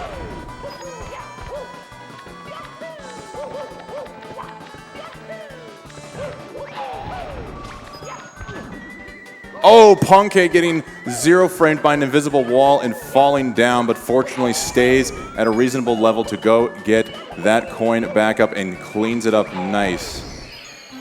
Especially with no safety red. Punkay's trying to shoot for the stars here. Pun partially intended, so he's gotta go for some of the risky strats. As we see some beautiful wall kicks there off of the Thwomp. I've been trying to learn how to do that wall kick off of the pole for a while, and I just can't seem to grasp it. Yeah, I think for me, I just do the triple box jump in TTC instead now because I don't do 120, so that's going to be something to adjust to. We also got to adjust to Liam now, making their way into the upstairs as Liam has got a 103.18 upstairs door touch, which for someone like Liam is a 138 pace, honestly. So we'll keep our eyes out on that. But for right now, we got to keep our eyes on Punkay, getting a little bit of a scare there in the clock. Yeah, but it's a bit of fall, which is another climb back up. So, you know, and unfortunately, TTC is one of those stages that when you do have a fall down, it's not just a second or two time loss. It's a slightly more significant amount, and that's the risk of Tippy.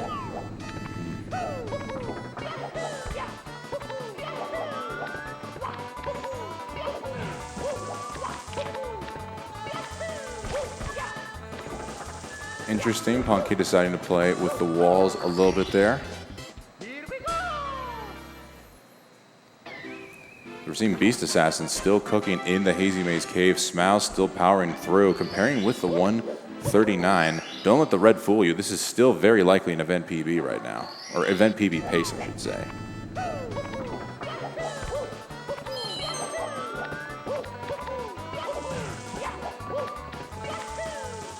Good set of flippies. Ooh, I bet he was trying to do a jump dive, but was not able to get the roll out or the dive off for some reason. But thank goodness he was able to at least get a jump kick to secure himself inside that little cage. I think it was a safer choice as well with the angle having at it as well. Mosquito, go away. It is very humid this time of year here in Maryland, and the mosquitoes are out and ready to party. And I have very sugary blood. And I've also got I'm sweaty. Maybe that's why it's just over here. It just senses the sweat. No, that makes sense.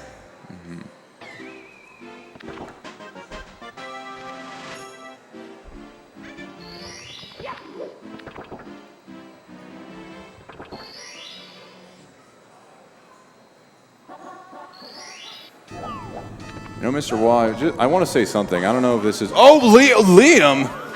Ooh. Getting tossed by... I honestly can't remember what the name of those things are. Like heave-ho. I think it's heave-ho. Heave-ho, yep. Yeah, getting tossed by the heave-ho. I thought he was almost going to get up to that little platform for a second, but just short.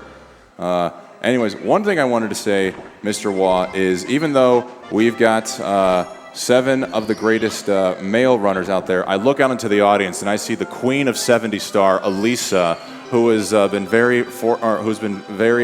I'm very fortunate to have her take her time to come join us here at Pace. And also we've got the queen of 120 star, Taki VT, also at Pace. So even though we see nothing but men on the stage here, we've also got the queens flexing their royalty here amongst the plebs of Super Mario 64. Did you say plebs? Yes. I didn't know how the word got used in America. That's great.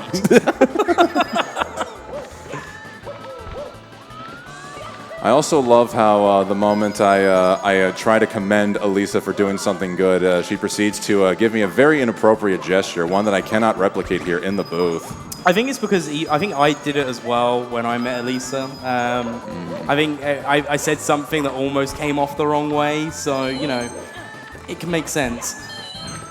Here in the commentary booth, we are a bit fiery?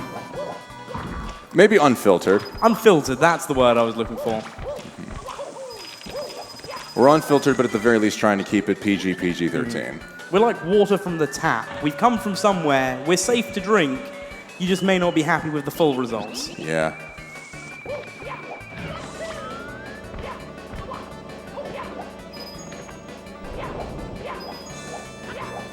All right, as Punke is now getting ready to get over these glass containers with seemingly no physical barriers for carpets. I don't understand the laws of physics of this whatsoever, but now Punke is chilling on the carpet. He's taking the magic carpet ride, looking up to the sky, just contemplating life's decisions and trying to figure out how he wants to close this one out.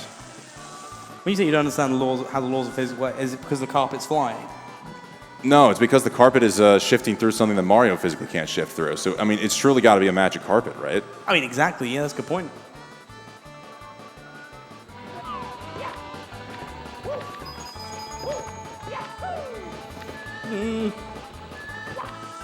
Anytime I see a runner go away from the carpet, I panic. Yeah, unless they're Blue Bob, who's trying to go full regalia and do carpet tricks, I don't think we're going to have anything to worry about. These guys are typically safe on the carpets here. So you say that, but yesterday we had a carpet incident. Really? Yeah. What happened? I can't remember who it was with the carpet incident. They just stood by the wall for a while, tried to then jump on it, couldn't jump on it, and then it despawned. No. Yeah. But I guess that's not really a carpet trick. It was just a carpet incident. The trick was it disappeared. Ah. Yeah. It was simply, yeah. Oh, good thing Simply's not here to hear us talking about that, because look, I'm just now noticing the chair is empty. Oh, wait, no. No, Simply was hiding. I couldn't see him on camera. Oh, fall in there on THI. Not the best, but again, it's workable. Sounds like you were trying to break out into song and dance there for a second. It's a force of habit. Right, good Rainbow Ride 100 there from Punke. 139 still potentially on the table here. We have seen tricky triangles be a little bit sly here for Punke. Let's see if when the time comes he's able to out-trick these triangles. But for right now, he's going to be attempting the first Lakitu bounce. Clean.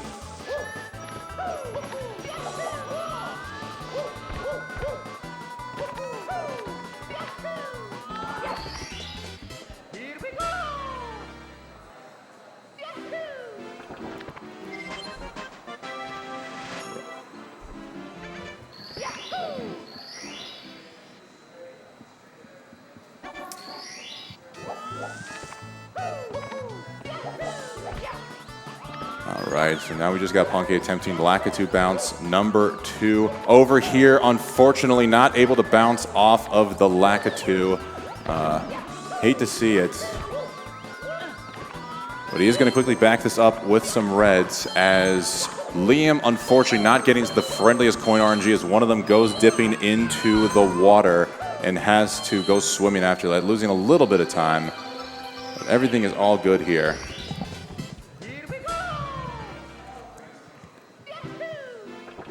As Mr. Wah is waddling his way over to the production booth, we might have an emergency on hand. We don't know what's going on. Looks like I'm taking it solo here. I am truly the alpha dog in this booth. It is all mine. No, you've left, sir. You're not getting your headset back. But I want it back. You can say, please. Please? Okay, here you go. Oh, it was Punky, unfortunately, as I was having fun with co-commentator here, looked like he got the wall kick, but unfortunately was not able to get on the collapsing platform, maybe try to wall kick back up and landed back down. So now he has to go back this up with swinging in the breeze. Rainbow Ride just continuing to ride Punky in a very terrible manner. Oh my.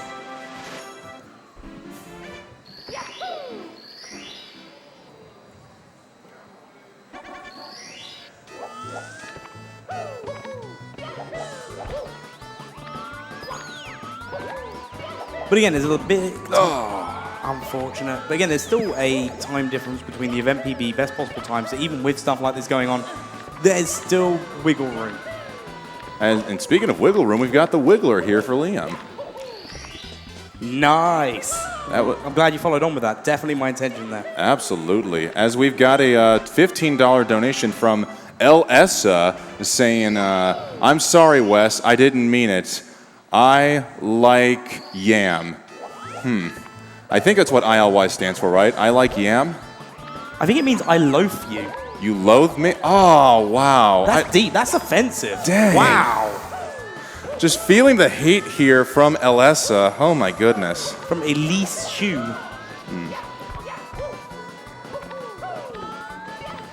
I don't even know what I did to deserve such loathedness. I clearly am going to need to, well, the moment I step out of this booth, I'm going to need to take a good long look in the mirror and really reflect on myself as a person. It's okay. We love you here in the booth. Thanks, Mr. Wah. I'm glad somebody does. All right, here we are. We're going to be seeing Punkation going into Bowser in the Sky. Currently 28.6 seconds ahead of his event PB. He is trailing simply by only 1 second, so most likely any event personal best is going to bring him into that second place position. So now, will Punky be able to close out second, or will Bowser in the Sky give him one? I'm not gonna go anywhere negative. Let's just hold together.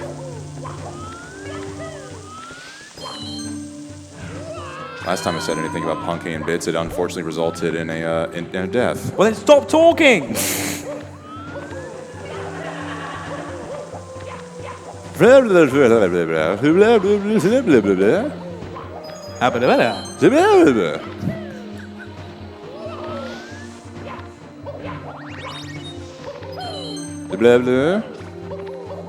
is your final warning. But on a serious note, we've had some smooth movement here from Punkation. You can talk again, it's fine now. Okay, I wasn't talking, I was gibbering. Wait, you mean you don't do that normally? Nah. Oh. All right, that's the last red coin. And the last star. All right. And now, as he's going to be entering in the pipe at a 1:39.41, 3 throws now separates Punkation from second place. He's got quite a bit of wiggle room here, but hopefully we don't need to worry about that room. Let's see if Mario can wiggle this Bowser 3 times into the bombs. 1. Come on, guys in the crowd. You need to be a bit more energetic than that. 2. There we go. 3.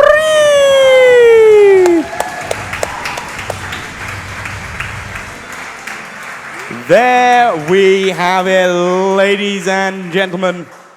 Puncation will be finishing out the 120-star run with a 1 hour, 40 minutes, and 24 seconds. Round of applause for Puncation, please. I think Puncation tried to give a little homage to Ouija there with the premature jump after the big star spawn. So thank you, Punky, for shouting out the homie Ouija. And with that, the leaderboards have changed slightly. Puncation has now gone into second place, knocking Simply down into third place. And yes, of course, knocking Liam into nowhere as he is still in fourth place, as I'm sure you were going to say. Yes, exactly. Thanks for covering me that one. But now we're going to be focusing in on Liam as we're coming into the final 29 stars of his run here. Best possible time, still in the 137 range. So realistically speaking, this could be a 138 here from Liam, which is absolutely crazy.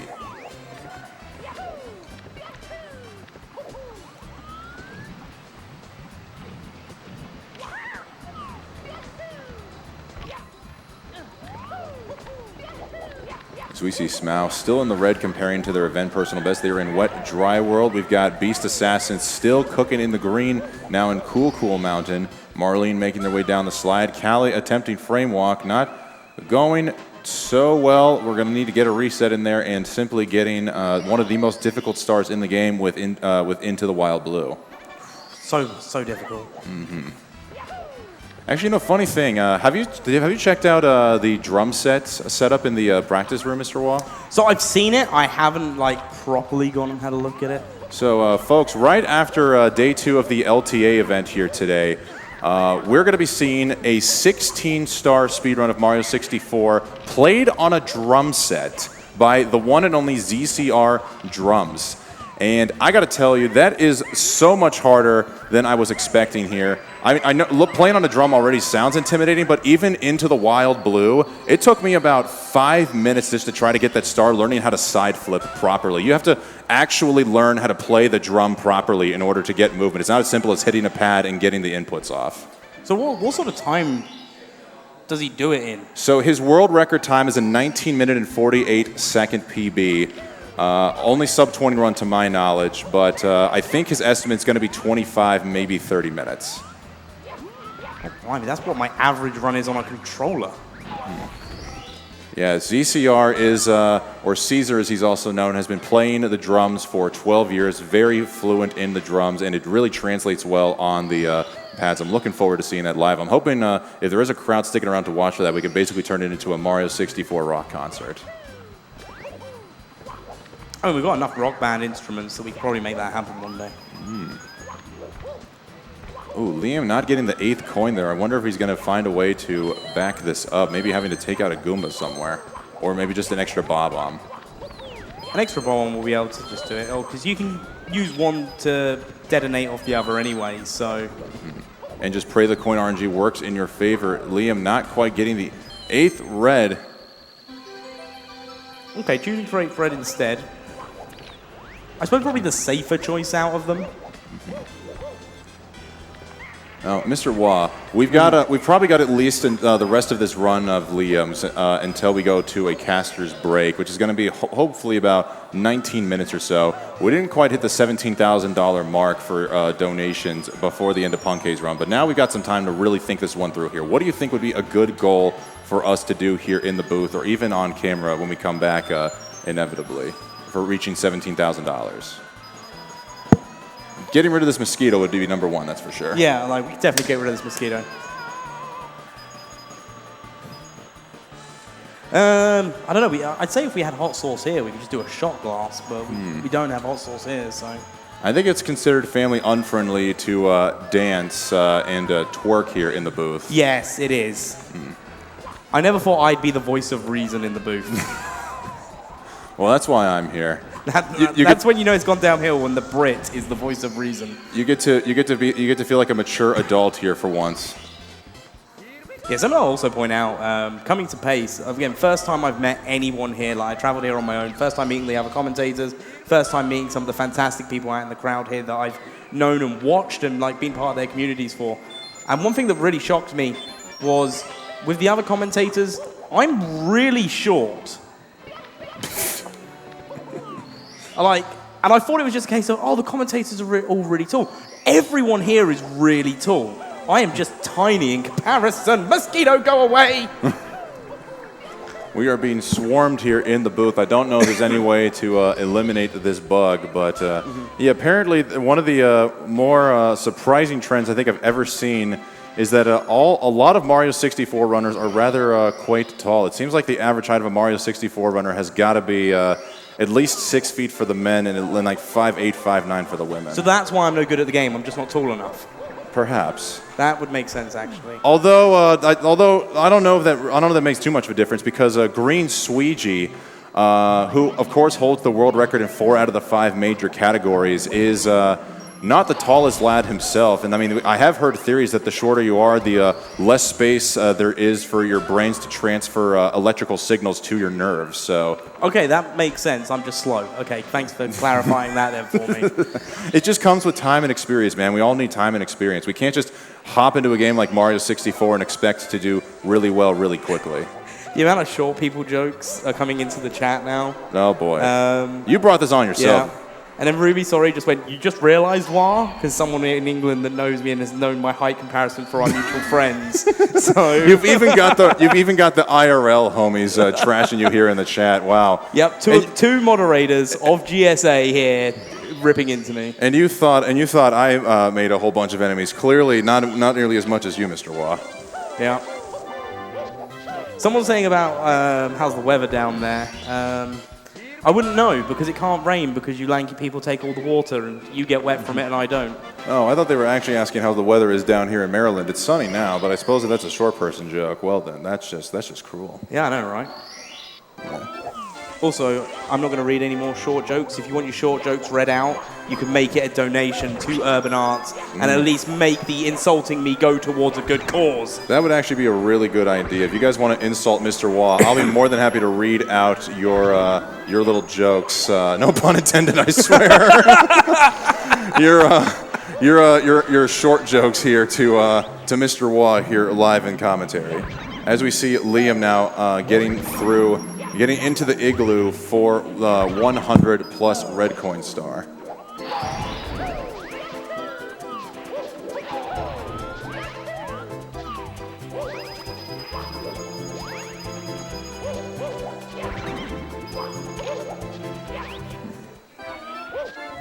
I'm still trying to think of what a good little mini donation goal we can do here is. Well, I think them getting to take the mick out of my height is just as good enough now. Maybe.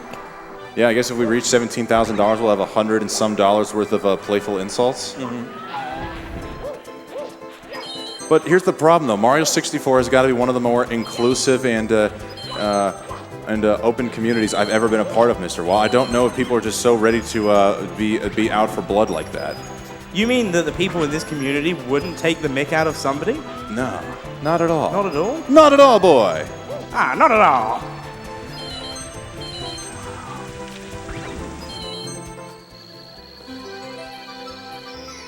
You know what? I think I've got an idea. If anybody's got a Sharpie, if we reach the $17,000 goal before the end of this Liam run, I will draw a pair of glasses on my face.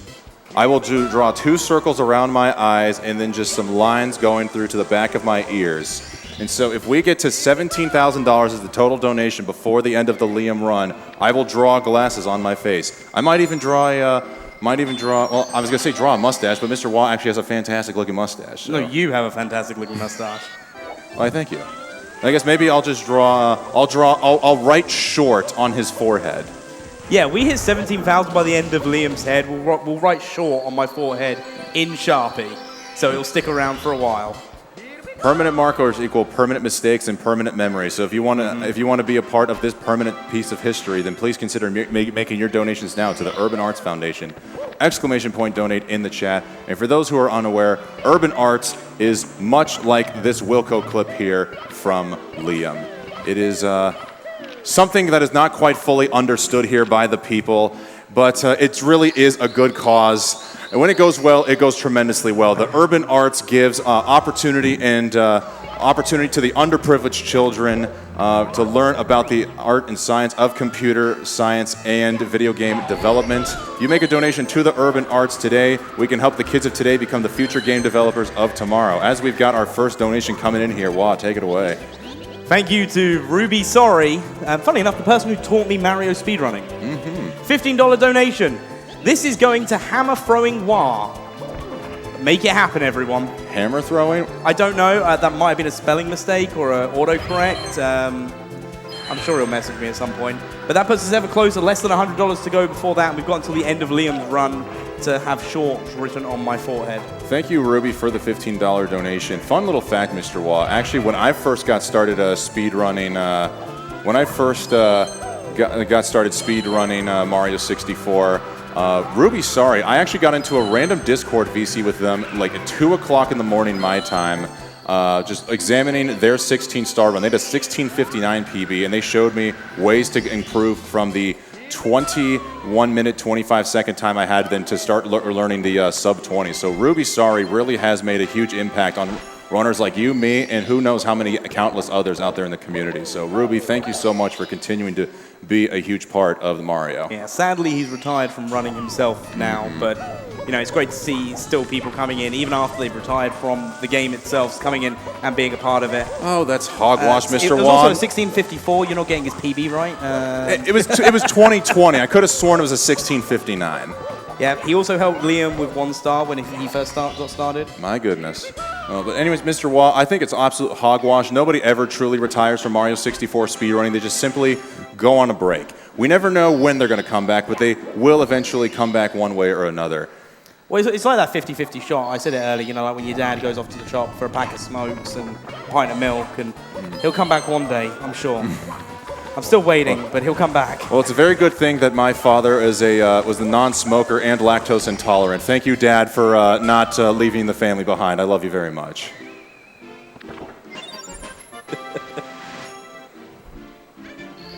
All right, here we go. So Liam, a minute 15. That's the event PB, isn't it? Yeah. No, it's a bit slower than the event PB, by about 7 seconds. So over a minute ahead out of Cloud Stage. That's very impressive. Yeah, I don't know if that's average or perhaps he just stopped his timer a little too late. So we have the real time on the board. But Liam, interestingly, does decide to go for 100 plus the Thwomp Star last in TikTok clock when you see most people go for it first. Yeah, and it's something which I've been saying as well, and I've said this a lot.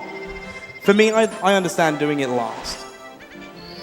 Because you want to have that movement practice, you know, you want to be able to like kind of just, what's the right word? I wanted to say smoothen out is the word I'm looking for. Smoothing out the movement in TTC before you're then tackling 100 coins, because there's a lot to it. You're going all the way up to the top. So by having that initial movement first off, but I can also understand wanting to get it out of the way straight away, because then it's the easier, not easier, but the less. Instead of navigating intensive. the whole clock, you just need to do a couple sets of moves to go to one little platform to get this star. Yeah.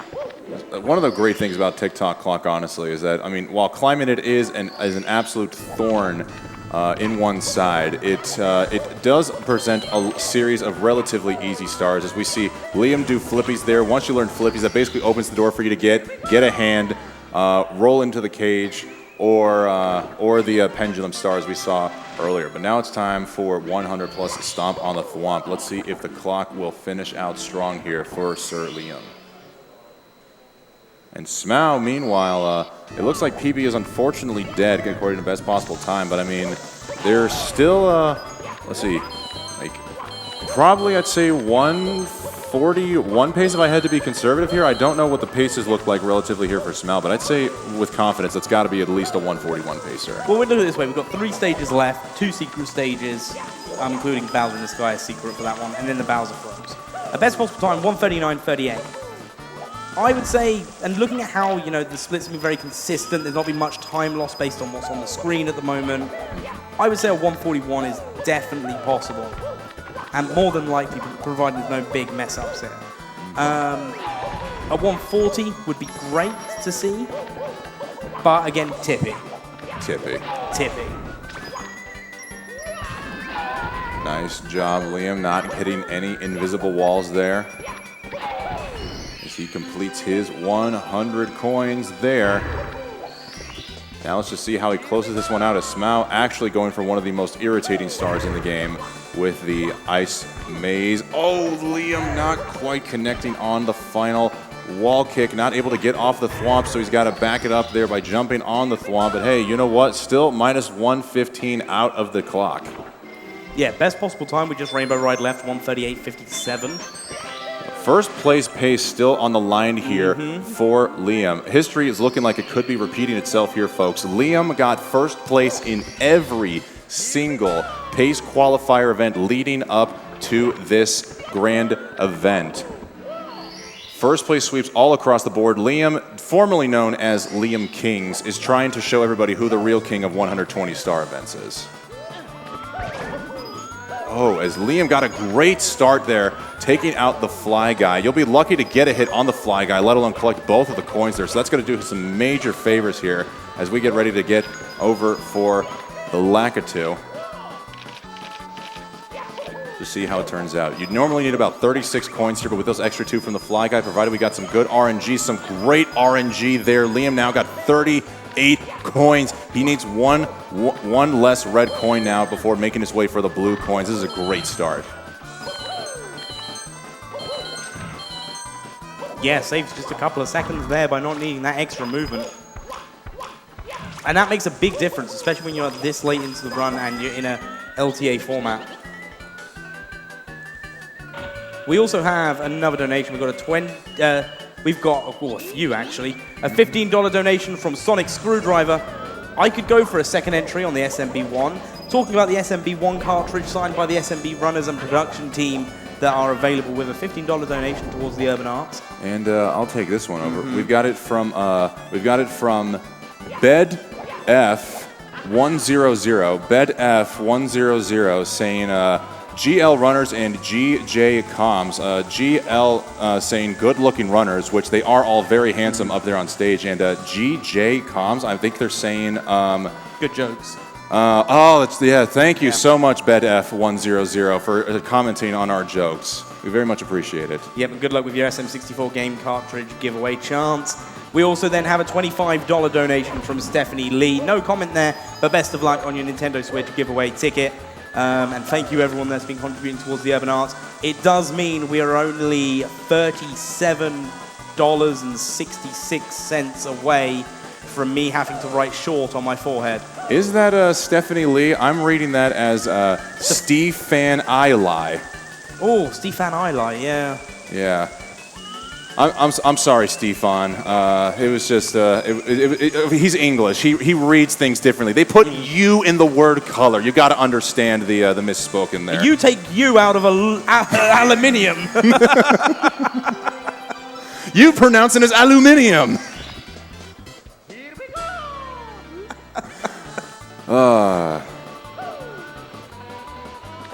A worldwide event, and here we are making fun of each other's cultures. I don't think the Mosquito is really a big fan of that right now. I think the Mosquito is very anti-British.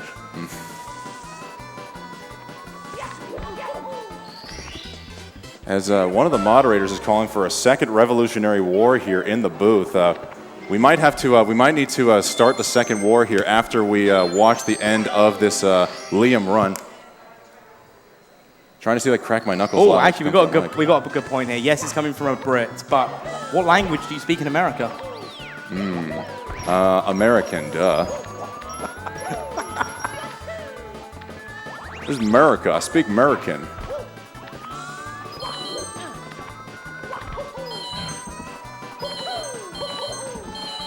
Oh dear. I just have no words at this point. That's a lie. I've got lots of words. No words that are going to make their way into the booth, it sounds like. But don't worry, once this LTA is That's over... right, brothers. K-Kona, raise up. We're America. Woo! I was half expecting some people to at least go woo back to you, but clearly you're on your own on this one. No, sir. I'm the only K-Kona in this here commentary booth. Got to be holding the fort down here. Oh my goodness. Well, and with holding down something, you made the spit noise and Liam fell off the stage. I'm sorry. Yep. I meant to spit on Mr. Wan, not on Liam's run. That was my bad. Let me see if I can retract that spit here quickly. Yep. Oh, and another death in Rainbow Ride. Oh no! He paused. It looked like he was going to reset for a moment there. Oh, the dangers of assless.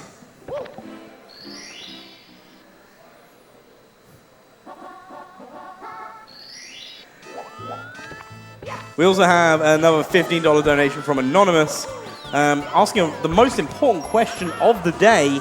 Has Liam done the Wordle yet today?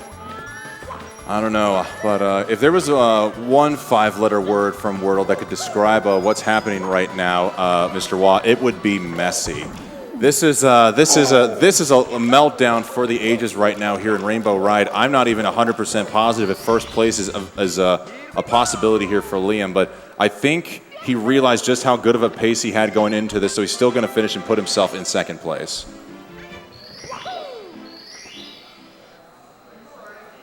No, it's not Messi the soccer player. It's Messi with a Y. Come on, guys.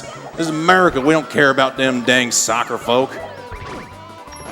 Assless, just really not being kind to Liam. Not working today. We'll back up with another star. Oh!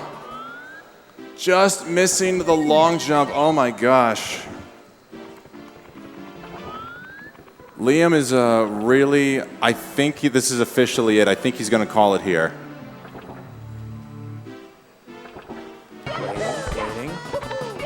We'll have him on standby down there, but unless he gets back into that stage, yeah, what an unfortunate way to end there for Liam. He could still finish the run and get a second, maybe even a third place time, but honestly, just at this point, pride cometh pride cometh with the fall, unfortunately. No, absolutely. But here we are still. We still have other runners on runs. We've got Smau currently in. We've currently got Smau in TTC at the moment. Has 3 stars left to grab in there. Best possible time still in TTC of a 1:40.16. You know, technically Liam's run is not done yet, Mr. Waugh. He's still going. He has not hit that reset button, which means we got so little time to possibly get another $7.66 to reach that $17,000 goal. We've only got so little time now before we lose the ability to draw glasses on my face and right short on your face. As long as Liam does not hit that reset button, we can still reach the $17,000 goal. It's all up to whether or not Liam is willing to hit the reset button. We got to hurry up and get one quick donation in here. And that being said, here we are now. 2 stars left for Smau in TTC. Beast Assassin making... Oh, I was about to say making his way downtown, but just because of the star. Making my way downtown, walking fast, faces passing, I'm homebound.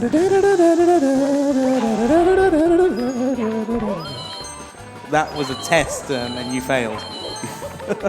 Well, it looks like we're getting a $20 donation here from Hi, I'm Scott in person, so it looks like we've reached the $17,000 goal. So I think with Liam's run coming to a conclusion, we're going to make our way now for a quick little commercial break and sorry, what was that? Oh, we're going to watch Smau first. All right, we are going to watch Smau. All right, then can we have somebody by chance who can get us a Sharpie? We unfortunately cannot leave the commentator's booth. We've got a man in a Lamar Jackson jersey coming here for the clutch. What's your name, sir? RJ. Thank you, RJ. We'll get it back to you after. We'll wait until after the next break. We'll do it when we get back on the comm, so everyone can watch it happen. So we're going to see out this run.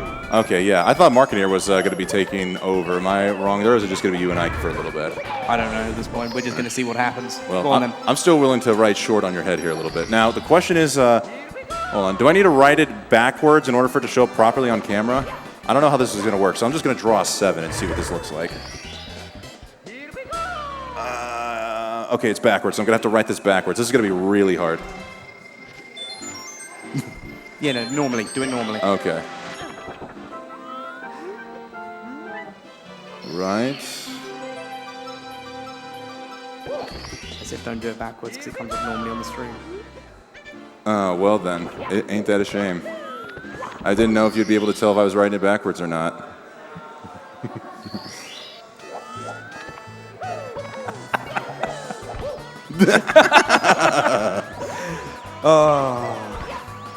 normally I'm used to cameras showing things in reverse, so now I've just ridden reverse short. But you know, I consider that to be a talent. All right, guys, we also have another donation, $15 donation from Water is Wet. With the comment, water is definitely wet, out-donate me if you disagree. All right, are we really still on the water is wet debate here? I think we are, yeah. Now, am I going to have to draw this myself, or are you going to have to be the artist? Oh, I can't be the artist. Someone else is going to have to be. All right, warning track, get on over here, buddy. Yes. We are doing glasses. Mr. Watt, take over the commentary. Don't worry, I've got the commentary. All right, guys, you're stuck with the British. Unlucky. All right, so Rainbow Ride, 5 stars to go for Smile here. Best possible time, 140.28 currently. Let's see how it goes. Almost done. Oh, wait, I got to do the handles. Sorry, I know. Like this. Do that little handle off to the side. And there we go. Over the ears. I can't see how it looks. Blimey, mate. It's going crazy. There we go. Nice.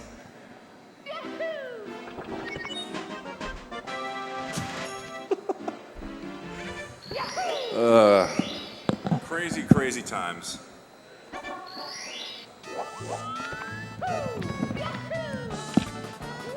Right, but now we're coming up to Smile. Looks like getting ready for his 100 plus top of the sky star here in Rainbow Ride.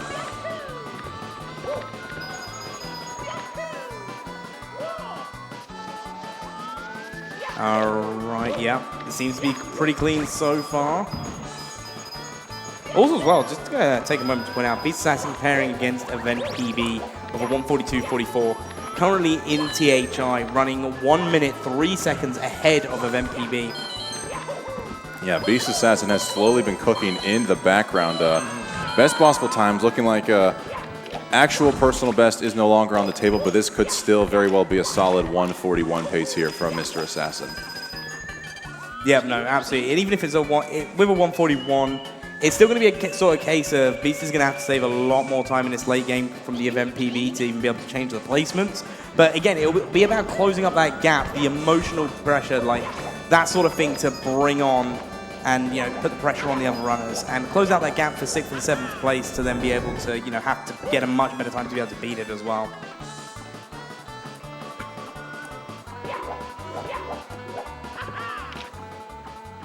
All right, as we're now taking one final magic carpet right here for this little segment.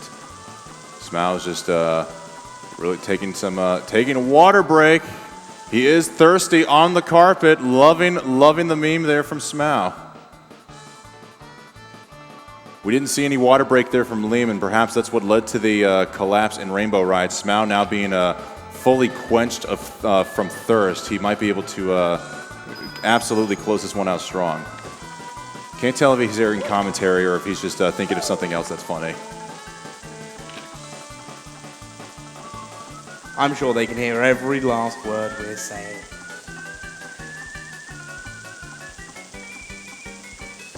I mean, there are some runners you can definitely tell listen to the comms because you can say something about them and you'll see a little smile appear on their face. Mm-hmm.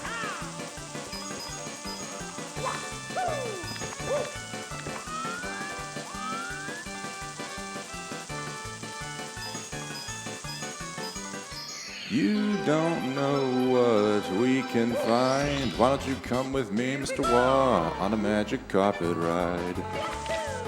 You don't know what we can see. I was a little bit worried there for a second, honestly. Because that's what we saw yesterday, was then trying to do like the jump kick back onto it, just didn't connect, and that's what caused it to despawn. Oh, no. Yeah, that is one of the worst things about getting to that little shelter. If we didn't have to worry about freaking carpet dust, I'd love it if we could just find a way to do a whole bunch of like firsty wall kicks and just back our way up to the top. I'm sure people would even be willing to do that before having to learn something like carpetless. Curse you, Nintendo.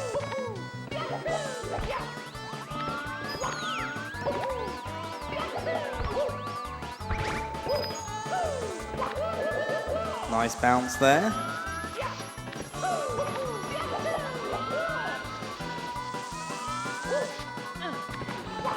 I'm guessing he's got the, all right, so he's got the, I honestly don't know what the name of this is. Just shooting into the rainbow or something? Somewhere over the rainbow? That, I mean, that makes sense, but, No! Oh no! Cannon shot a little too low there for Smau. A really rare mistake that costs a lot of time. I think this is still event personal best here for Smau, but that is going to lose at least a minute. Yeah, it's a shame as well because the setup all the way up until that point was so clean as well.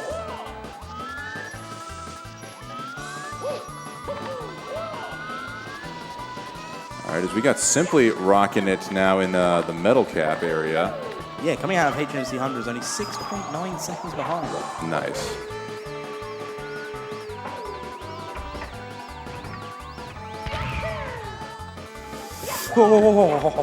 Everything's all good. You know, honestly, I might have to see. We might have to keep our eye on Simply and see how this run goes because I did see him playing melee earlier against GTM. So I'm wondering if perhaps playing some melee got those hands loosened up a little bit and could perhaps improve gaming capabilities for Super Mario 64.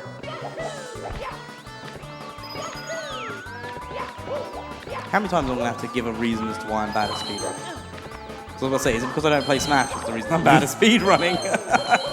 I mean, there's many reasons we're all bad at speedrunning, Mr. Wall. Even I'm bad at speedrunning. But that's why we're here in the booth. Those who can't hack it, hack on others. Very good point there, yeah.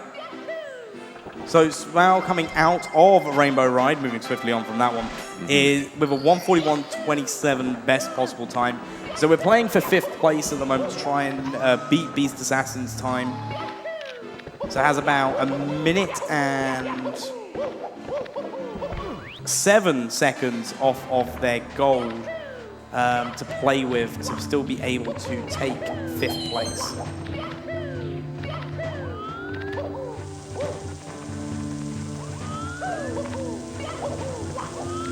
As we see Beast Assassin making their way into Tall, Tall Mountain, minus 1 minute ahead of their event personal best right now. So even if Smau does get into 5th place, Beast Assassin is very much hot and on their trail. It looks like in this case, perhaps Smau could be the Beast that's looking to get assassinated by this run.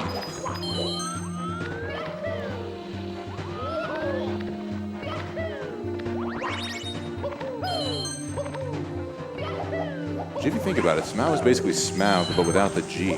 So could this be Smaug's cousin or relative? Or am I looking way too deep? You're looking way too deep into this. I mean, if it makes you feel any better, when I first saw Smau's username, I thought it stood for Super Mario Australia.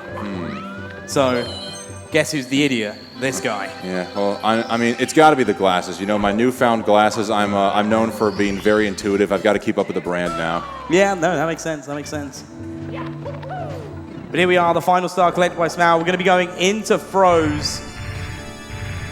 So people in the audience, get ready to count. I'm sure you guys can still remember how to get to 3. Wait, 3? I thought we were counting to. dry. Oh. I know. Nice regrab there. Eins. That's 1.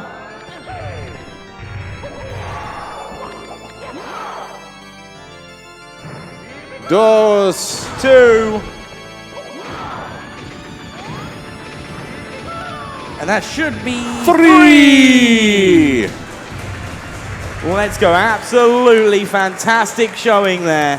And that does mean that Smau will be finishing this run with a 1 hour, 41 minute and 46 seconds, putting Smau in 5th place. Round of applause. Well done, well played.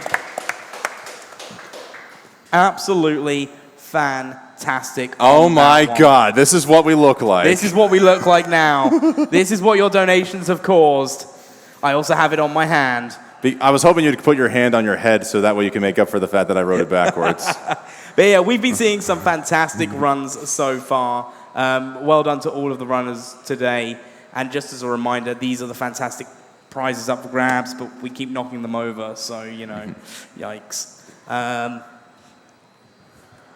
Thank you guys for donating to the Urban Arts Foundation. Our faces have never truly looked any better than they do right now. In addition, for the chance to win all of these fantastic prizes here, here's a word from Urban Arts to see what's all on about this foundation. See you soon.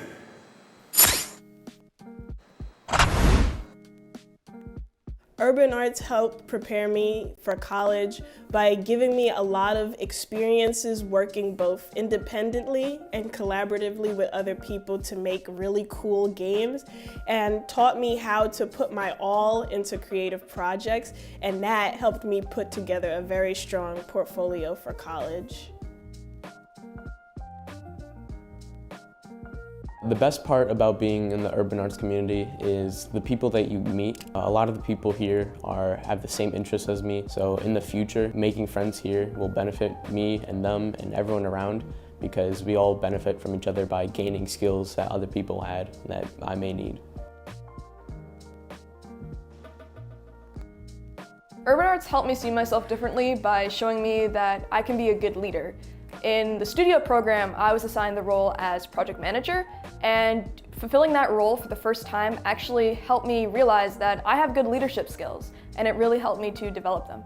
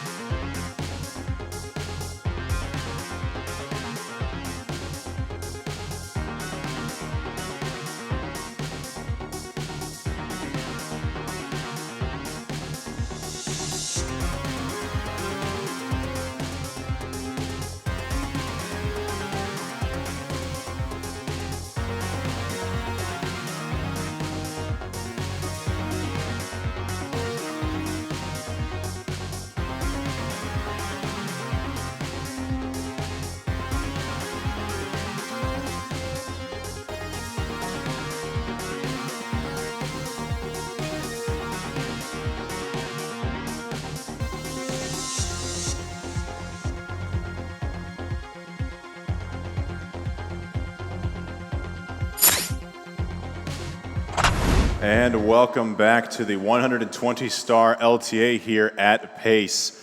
I am your commentator, West Dog, who thought he got all the Sharpie off his face in time, but nope, it does look like I've just got bags under my eyes right now, and I even got my shirt wet, so I had to switch over to this conveniently located red shirt. But we had some great runs there in that last go-around. Punkay and Smal walking with some new event personal bests, and a very hot pacer there from Liam, unfortunately taking a death in Rainbow Ride. But now we will move on the action to most likely Beast Assassin 67, who was last cooking in Tall Mountain when we took a break, and now it appears that they are in tick-tock clock, 42 seconds ahead of that event personal best. Best possible time with a 1:41.25. So this could be a potential 5th place run on the line here. Let's see how well Mr. Assassin can close out Tippy. As during the break, we did also get a $15 donation from Shooky, hope I'm saying that one correctly, or S. Hooky, saying, thanks for the content, GL runners. Yes, the runners definitely are good looking indeed. At least I assume that's what the GL stands for. Thank you for that, Shooky, as we are now being joined in the booth here by the Mr. Wah. A quick chat. Oh, apologies about that. I was just having a quick chat with Smal after his run. And your glasses have fallen off. Yes, they have. Oh, okay. But yeah, no, so we had a quick chat with him. He's very much in the belief a 139 is on the cards for him today. 139 today, eh? That's what he's hoping for, yeah. Okay. I'll be looking forward to that. There's been a lot of back and forth, especially with the fans of Beast Assassin coming along saying, you know, Beast's right on Smal's tail, and we can definitely see that here now. We've got a $25 donation here from Snake saying Psycho Mantis, a Hind D, the La Li Lu Lilo, Liquid. I have no idea what any of that means, do you? I don't know, but what I'm going to do is I'm going to count that as from the comment of water is wet. I'm going to count that as a water is not wet comment, meaning water is not wet is now winning by an extra $10. I see. Truly a psycho thing to think of there from the Mantis. I'm guessing with the name Snake, it's a Metal Gear Solid There we joke? go, yeah. Yeah, unfortunately, I'm not too well versed in the world of Metal Gear Solid outside of that one run that someone got caught for cheating at GDQ. My experience with Metal Gear Solid is how solid the clock is. So solid, it's got those invisible walls that can trick you at a moment's notice. Wait a minute, that's Mario 64. Yeah, that's what we're here for, Wes. You said Metal Gear Solid. Is Mario 64 actually Metal Gear Solid? Always has been. Whoa. Everything is everything. We are all but one. Life is nothing but a dream, and we are all players in one big world stage.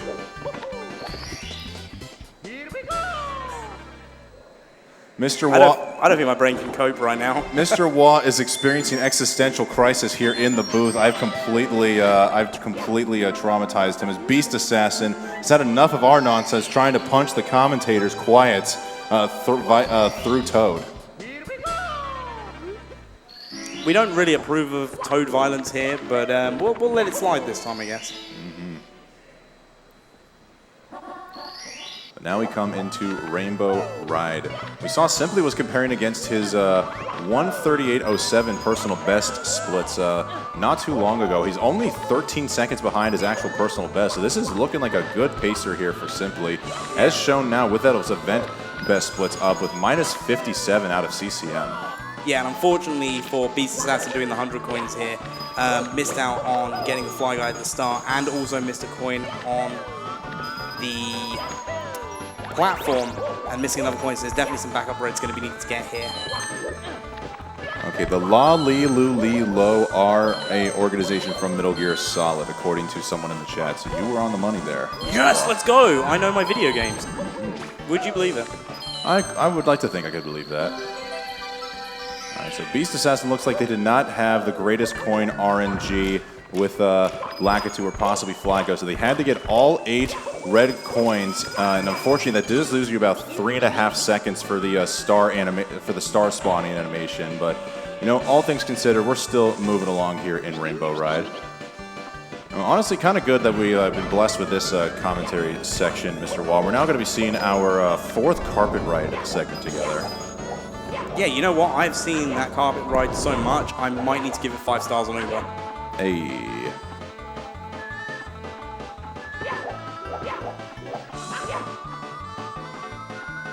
Da da da da da.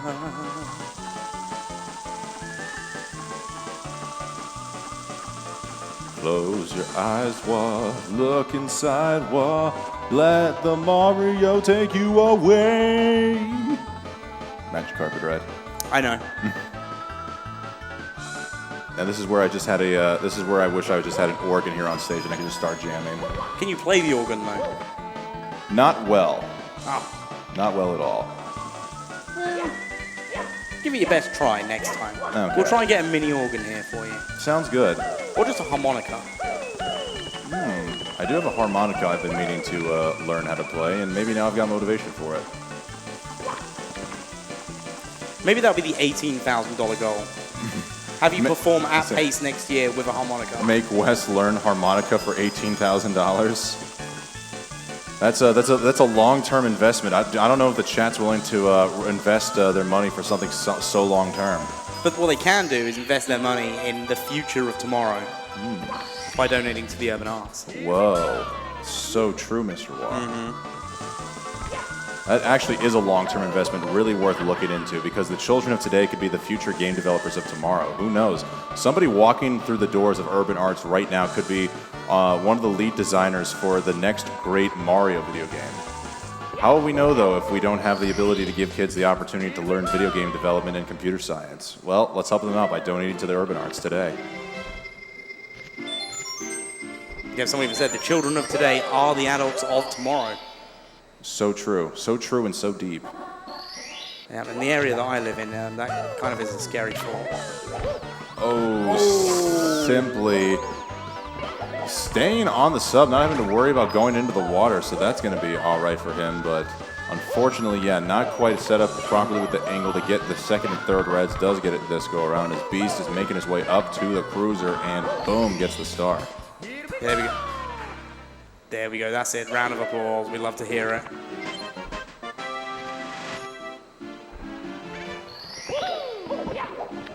Ooh, Beast performing a very rare roll over the top of the Rainbow Ride entryway. I honestly don't think I've ever seen that before.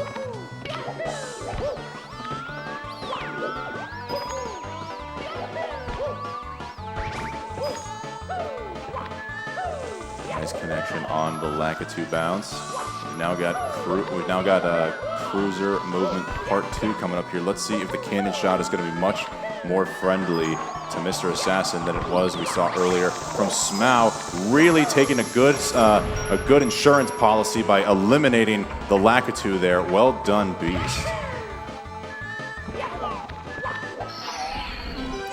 All right, takes a cannon shot across. Star, no problem. 3 stars remain for Beast Assassin and Rainbow Ride.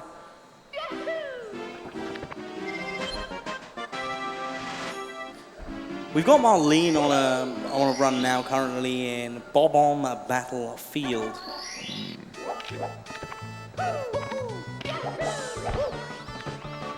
And it's interesting because for us on the commentary team, it's very difficult to kind of know the sort of pace that Marlene's on, because Marlene has not been using the splits and has just been using it as a placeholder to know where he is in the run.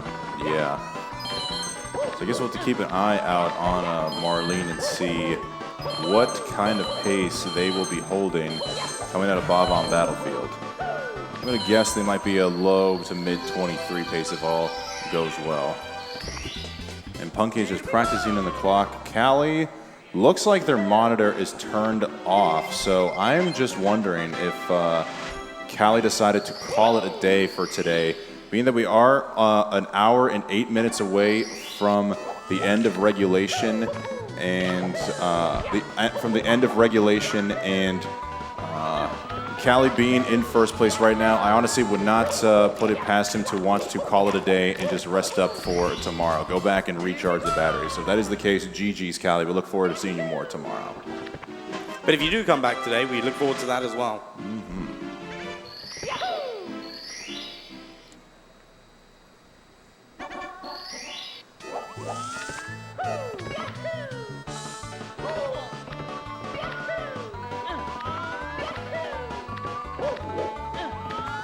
right, as Beast Assassin gets the final star here in Rainbow Ride. Only now, Bowser in the Sky separates him from a brand new event personal best. Looking like 5th place may have just slipped out of his grasp here unless we see the greatest Bowser in the Sky Beast Assassin has ever performed, which frankly, I think it's possible. Yep, a 4-second gold on Bowser in the Sky would then secure a 5th place time. And either way, even without that, would then still put the difference between 5th and 6th, even just playing to the gold, at around 6 seconds.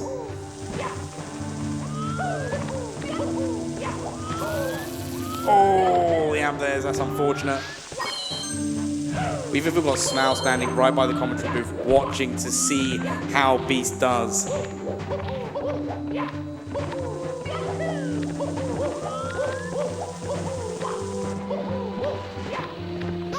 Beast Assassin did not get the side flip, so he has been opting to go for the booty burn. Obviously, honestly, nothing wrong with that there. Just as long as he stays on the stage and can collect the 4th red, which he has with ease.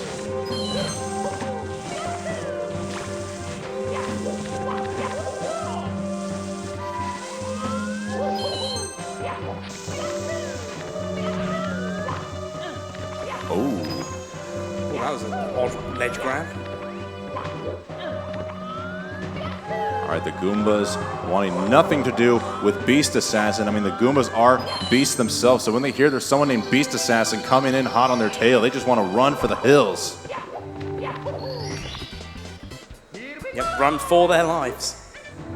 All right, and now going into the pipe at 141.18. Only 3 throws now separates Beast Assassin from a brand new event personal best. Let's see if this beast can close it out for a 3rd completed run of the day. There's 1.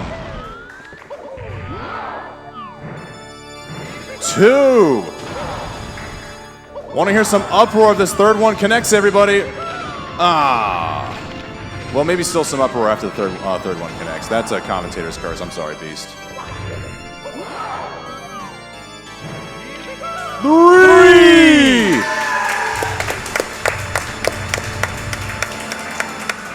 And there we have it. Beast Assassin will be seeing out this run with a 1 hour, 42 minutes and 9 seconds. That is saving 35 seconds off of the event PB, closing that gap between 6th and 5th. Beast Assassin, the only competitor here, not in the 139 club, but honestly, the way we've seen him play today would not surprise me if he got on a really good run either end of the day today or tomorrow to be flirting with a potential 140, 139. Yep, oh, a bit of bully action from Simply there. Yeah, considering Simply is the commander of the Stemhead Army, I'm a little disappointed that none of the Stemheads were there to protect him from the bully. Look, sometimes a commander has to just do it on their own. I've played enough Magic the Gathering to know that. Commentator laughing as if he understands that that joke. Unfortunately, I have never played Magic the Gathering. If anyone in chat understands that joke, type 1 now.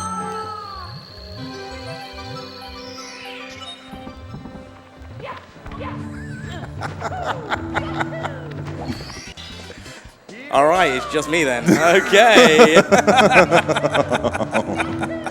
Wow, was not expecting a complete wall of 2s, 5s, 3s, and 6s here. My goodness. I was expecting at least one Magic the Gathering player in the chat.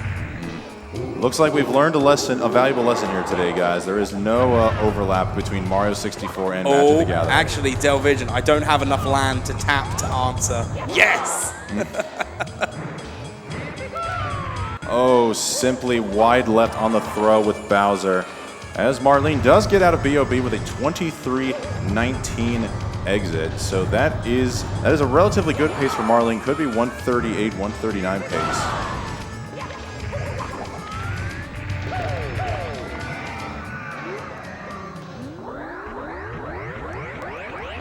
Simply now collecting the key in Fire Sea. Still the only runner here in this grouping to do Fire Sea 74. As he learned from Drogi, the efforts of Drogi and team, You could do DDD 73 with the right camera movement. You can be able to save just a couple of seconds with good lag reduction. Still the only person I know to implement such a strategy, and you know, it has paid off. He's PB'd a handful of times since then. Yeah, no, it's good to see. And again, it goes back to the whole thing I was saying earlier about route differentiation and, you know, what works for each runner, what runners are willing to implement in their runs, and especially in an LTA format as well. You know, these guys are, as much as these guys are running, you know, for PBs, they're running to just be better than the other people here. So the routes that they choose can make a difference.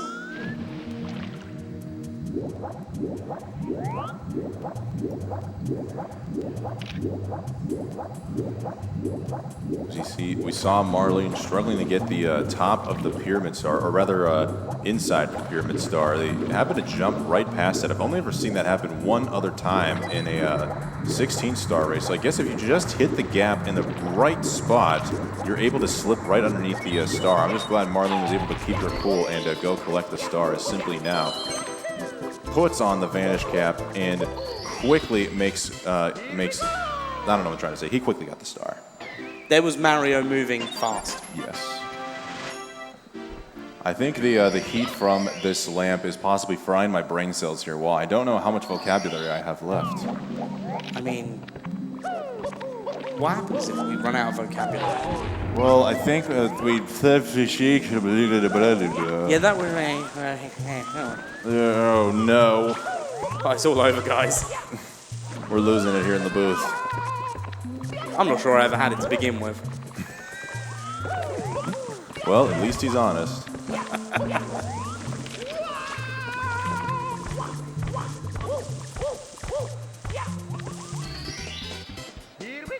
Arlene trying to get the triple jump off of the 7th red there. Unfortunately, did not have enough speed to be able to get there, but does keep on the little platforms without falling into the quicksand of doom.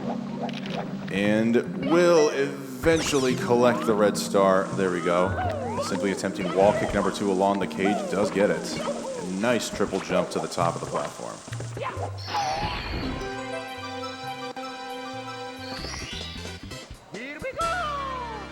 And again, Simply playing very closely to the event PB at the moment, 46.9 seconds ahead on the upstairs door touch. So with a best possible time, 1:38.40. So there's about 2 minutes and 15 seconds of time loss across the upstairs stages here for Simply.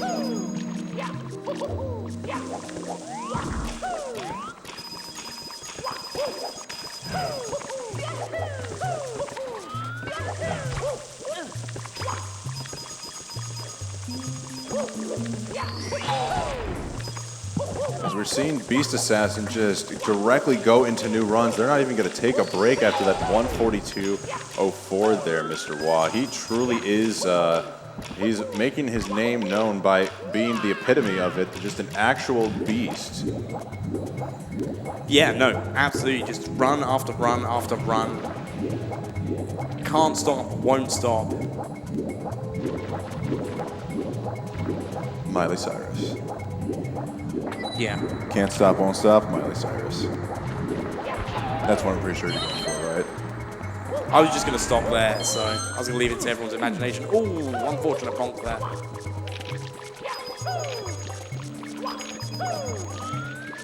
So just a reminder to everybody, the last reset for today will be 8 p.m., which means there's 58 minutes to go before final resets are called.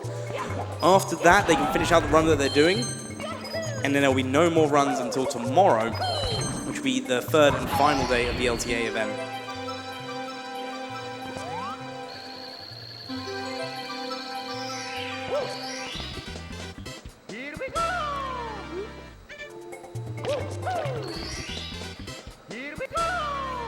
We saw Marlene get their head stuck in the sand there for a little bit, but make a quick recovery of it. I think they should be hopefully be able to get the rest of these coins here in the overworld before the wing cap expires.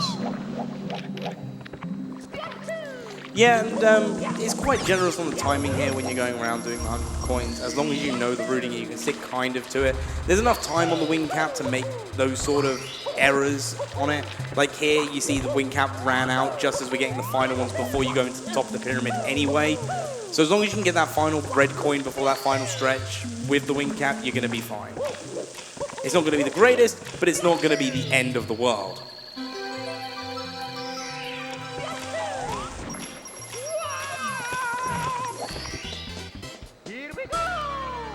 But Marlene does go for a reset. Hate to see it, but unfortunately that is life sometimes. We just have to hit the reset button and start anew. As, hopefully not resetting anytime soon is simply here in What Dry World as he's getting ready for one of the most difficult stars in the game here. Wait a minute, hold on.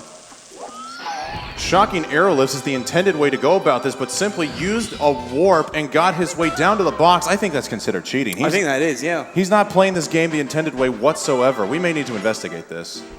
I think even with things like the LBLJ and whatnot as well, we might need to investigate all the runners here. Not quite sure. But anyway, do you have any final parting words of wisdom? Stay cool, baby. Stay cool, baby. Okay. Now we're going to be bringing in a brand new commentator. Take it away, Mystery Man. I'm not that mysterious. My God, Wes, your head is much bigger than mine. Yeah, I was thinking the exact same thing. The hat, yeah. That's the excuse we're going It's got to with. be the hat, got to be the shoes. So we found it before. When we went on our last break, I came back a little bit late because I was speaking with Smal about his run. And I came back. Wes was in my seat. Ooh. So I go into the seat that Wes was in. I put the headphones on, and they drop down to my neck. Yeah. You were really nice earlier when you said they're all so tall. I'm pretty normal height. The other guys are tall. Markinator's really tall. Wes is Well, do you know really what? tall. They make me feel short. I didn't want to say just two of them, so I had to include all of you, you know. I'm not short either, but there's some tall guys. There's some tall guys. It's fine. I've now got short written on my forehead, but, you know, Wes wiped the glasses off his face. I kept the short on my forehead, so. Simply pretty deep into this run. Yeah. Pretty good. Oh, I think we might get another swap.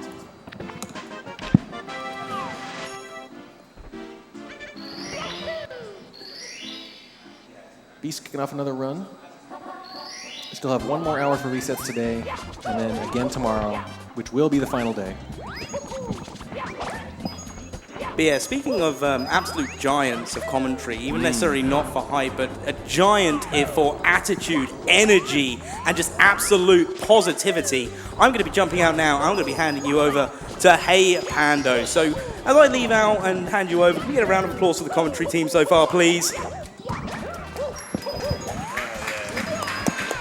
Oh my gosh, a legendary introduction from Wah here. I feel blessed in this moment. You know what else? You know what else I'm feeling blessed about? What about? I get to hop in for this Simply run right now, dude. We're kind of flying over here. This is sick. Yeah, it's looking real good. Looking real good. We're getting to that part of the run where it gets really interesting. Yeah. The upstairs part. I'm excited. This is cool. Got Beast Assassin on some fresh action here. Noticed there were a couple runs going on in my absence, but not too much action on the leaderboard.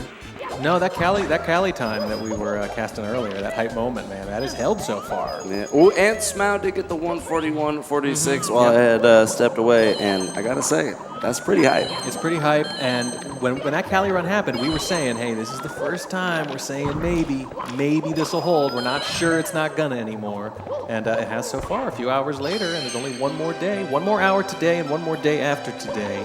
We are getting there, man.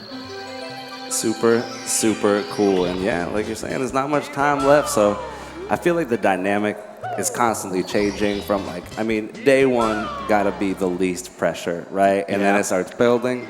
And then tomorrow it's gonna be the moment. You gotta party or just deal with what you got. Yeah, I don't think you're gonna see too many multi-hour breaks tomorrow. You're not gonna have any more chances after that. For me, the big mental threshold, the Rubicon, is right around the halfway point when you realize more time has passed than is left.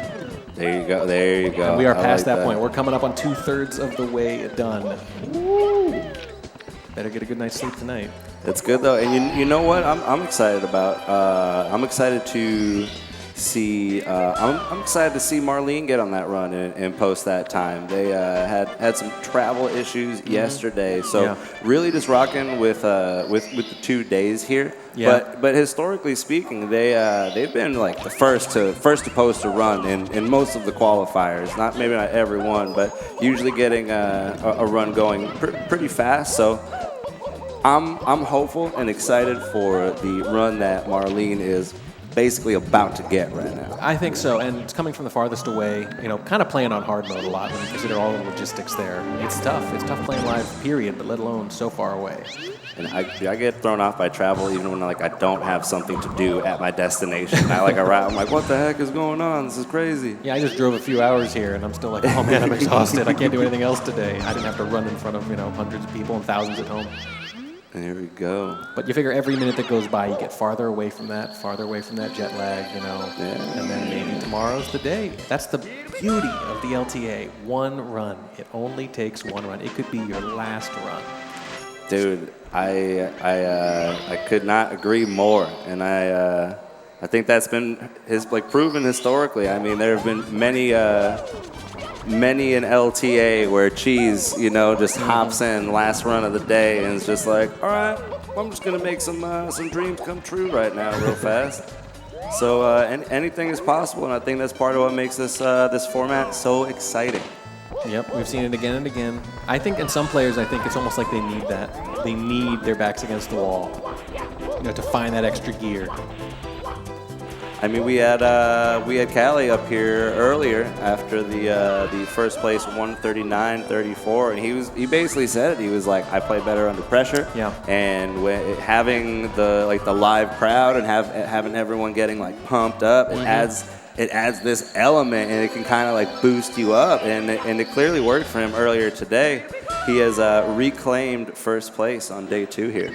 Yeah, and you know, that's not a common thing. For your average person, and they get a rush of adrenaline, that doesn't help with precision. Your hands don't get steady when you have a lot of adrenaline. You might get, you know, strength, speed, energy that you didn't have before, but precision in your hands is usually not one of the things that comes with adrenaline unless you can really focus it and channel it or even tune it out. Yeah, it takes a lot of, I mean, you got to grind the game a lot, and you got to learn all the different mechanics, but as Cheese kind of mentioned earlier, you have to learn how to deal with just all the ups and downs of it all. Like he talked about, you know, spending time. Ooh, breezeless, nice breezeless from Simply right there. You love to see that. He's been looking better as the event goes on. He's throwing it down, man. I think him posting that 140.55 early today, he was like, you know what, I'm ready to jam, and let's make some magic happen out of this. That was good stuff. He's gonna get the screen to himself because 3 of the other runners are very early in their runs, hard resets recently, and I think another one practicing. So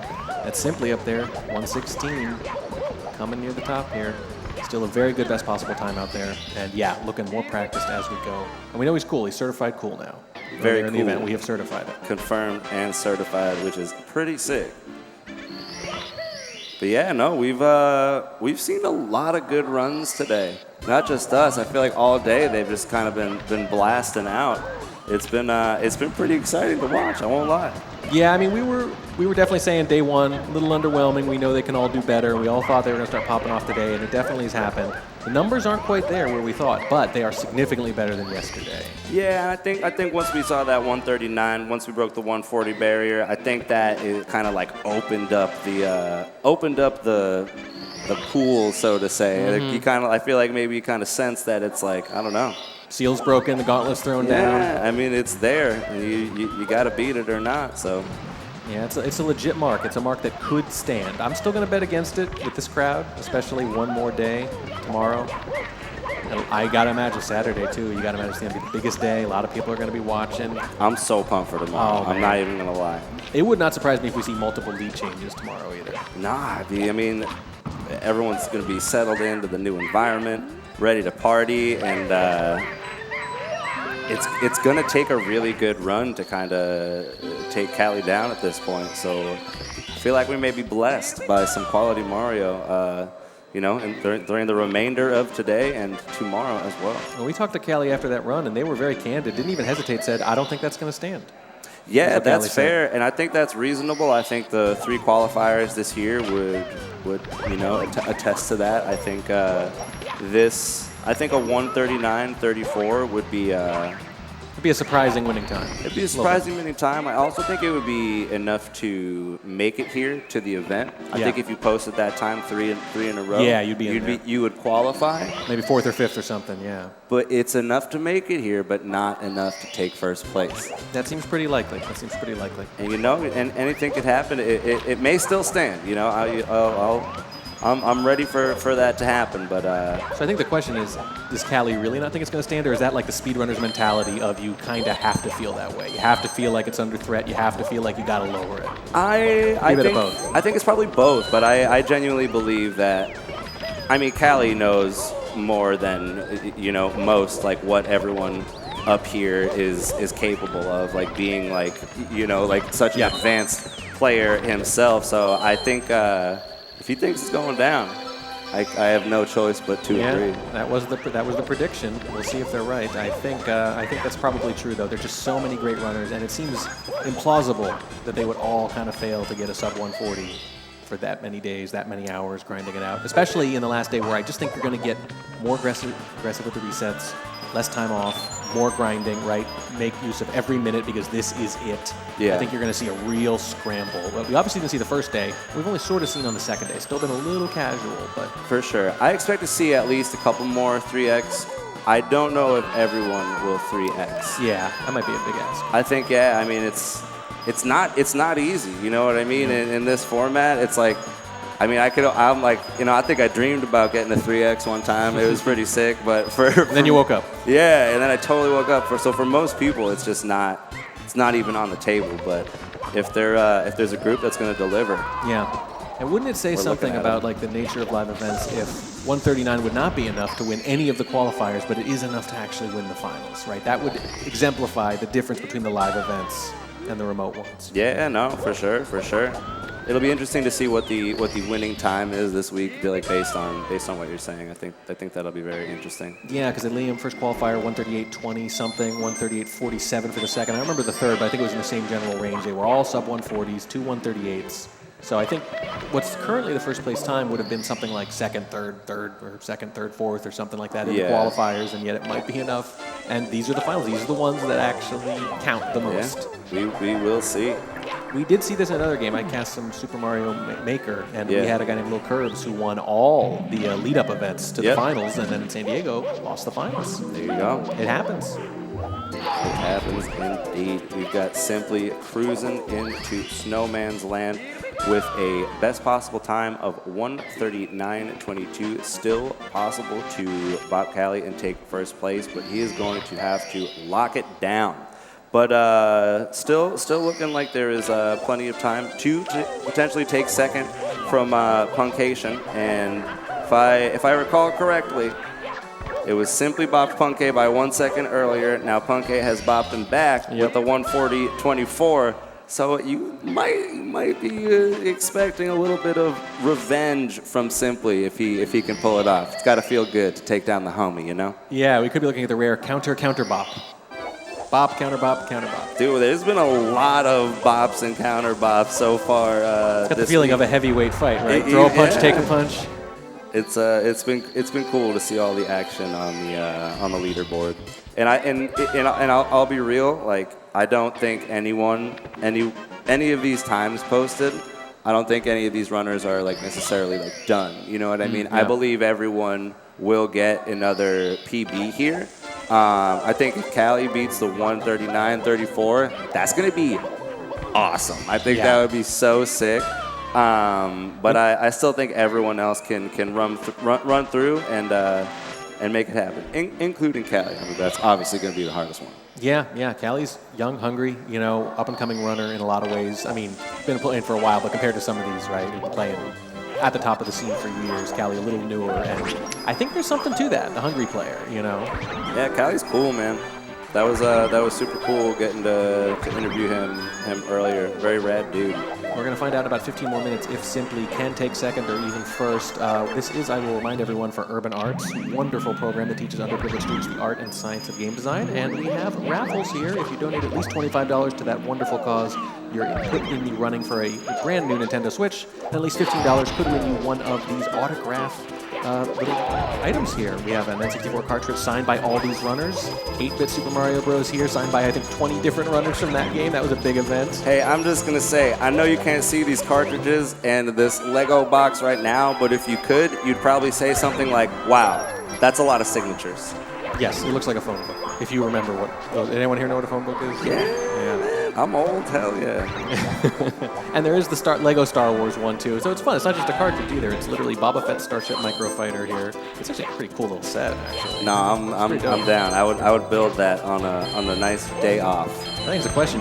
If you won this, would you take this out and build it? No way, because the box dude. is what's signed, or would No you just leave it in the way. box? I mean, maybe I would build it and put it on display next to the box. Next to the box? Yeah. Because the box is the autograph thing, yeah. Simply cutting a little close to that sign, but he is keeping it cool, calm, and collected. He is not worried about that thing. Nope, and the coins go pretty well there. Yeah. We'll take it. Not a bad splash. The last money bag was fine, too. The friendly frog there. Acceptable RNG, I think we have to call it. Yeah. That's another one of those possible problem areas that we're through. Again, that's how I always think of it. There's a lot of stars between here and now, but a lot of them are pretty straightforward. You don't see too many runs fall apart in those, but there are 3 or 4 big things that you're thinking about that stand as the biggest roadblocks between you and first place. Yeah, there's definitely always like a handful of like pressure points, but at the same time, I feel like there's just this factor in 120 that you just can't take anything for granted, because there's just going to be some random star that's just going to go wrong at some random time, and you're just like, really, this is how it's going down, and it can be hard, but I don't know. These dudes, if you're on the stage right now, you've really basically been through it all in this category, right? Holy welcome Insta-catch by Simply there flying on through. You love to see that. You don't see it quicker than that. Oh, that was sick. That's flawless. Oh my word. Oh man, we do have another donation from the Sound Defense. I know they've donated at least a couple of times. Whoa, Thank again? You. We love the repeat donators. $25 says donate again for a chance at that Switch. Good luck to the runners. Thank you, Sound Defense. Thank you. Oh my God. Coming up on $17,100 if we get one more decently sized donation. Were there any of those wild anonymous donations? There were a few more. There were real? Just a little, yeah. But Who is it? That's crazy. They happen more, I think, when you're here. I don't know, man. There's a whole mystery element to it. It's like nerve-wracking but exciting. I'm for it. We may never know. For real? We may never know. We'll never track them down. We'll just have to thank them like this. We appreciate you. We do. $5 is a small price to pay to freak out Wes in a positive way. Wes, Pando, all of you. He was a little freaked out by it too. It's scaring me. Yeah. All right, there we go. A very, very nice cloud stage by Simply, keeping his best possible time locked in there. Yep, it's getting closer though to that first place time. You can see it's literally 1 second now, so we are probably looking more, unless you play flawless the rest of the way through TTC here.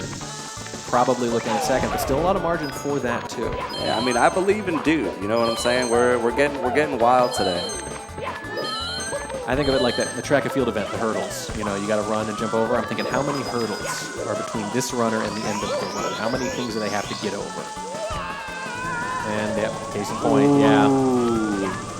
Rough fall there, but so first place is definitely going to be out of the question, but second place still very in play. Indeed, rough fall there, but it is recoverable. I feel like any time you collect a bunch of coins and then don't die when you fall is like, that's true, pretty sick. But it's tough, especially at the beginning of the stage. You gotta like kind of just take a moment and collect. But I got no doubt that Simply's ready to lock it up and throw down right now. Yeah, I know I say this a lot. Could have been worse, but that's the first thing you think when you see that fall.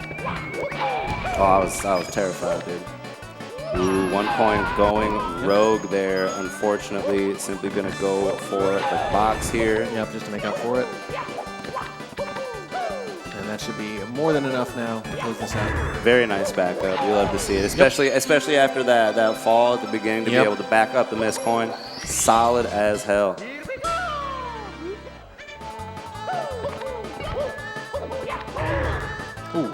Ooh, you don't see that too much. That's the big squish right there. Just a couple more seconds, though, but those do add up.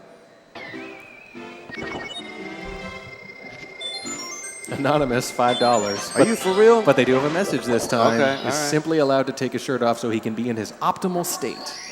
I would assume that simply is permission given to unleash. I'm not going to stop him. Well, I don't think simply needs permission anymore. No. He's kind of There we go. grandfathered in.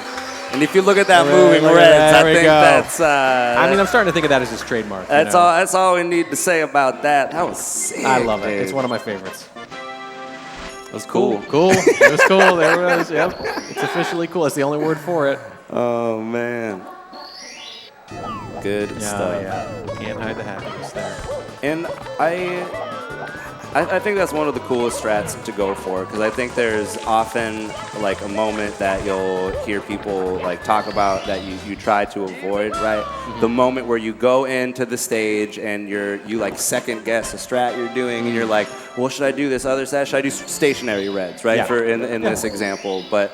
Simply, like, I mean, maybe in his mind, it's like, you know, this is what I practice. You don't want to pivot, like, but there's that temptation to like maybe like go for the safer strat. But it's always, I don't know, it's always so badass when someone pulls off a strat like that this late in the game. Yeah, and the more you do it, the better you get at it and the easier it gets. So you get the chance to practice it.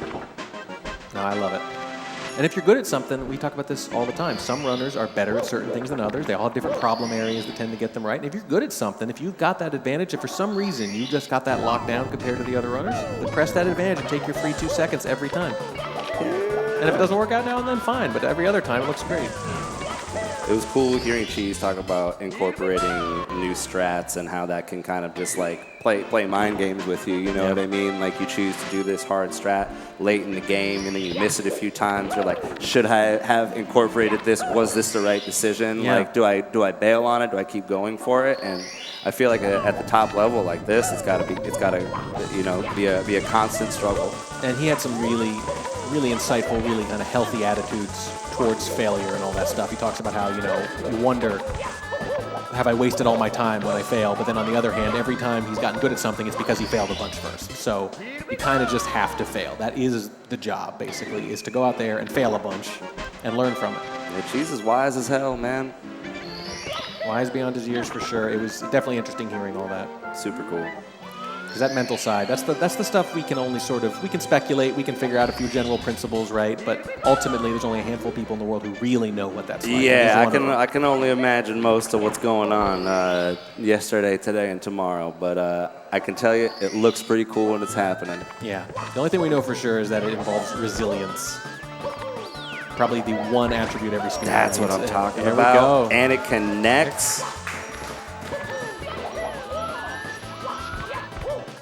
Nice.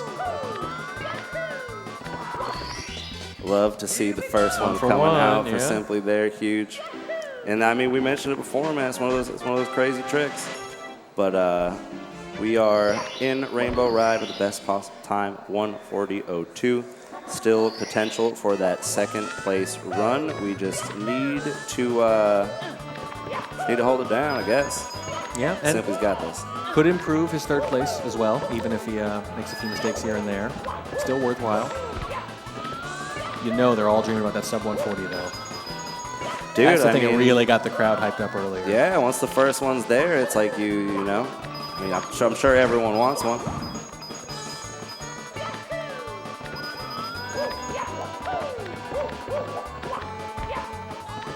Good movement.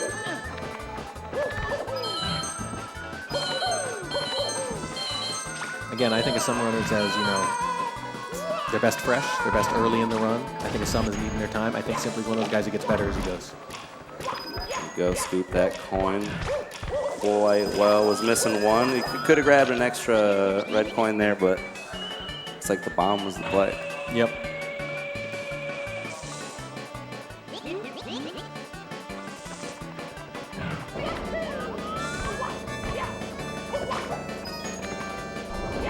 There we are.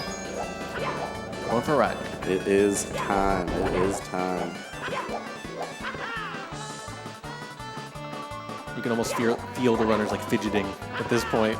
Dude, it's like when you're on that carpet, you just like, I mean, it's safest to not do anything. And you've just been moving your hands for like so long, like up until then, you're like, what's going on? It's a good hand wipe opportunity. Yeah.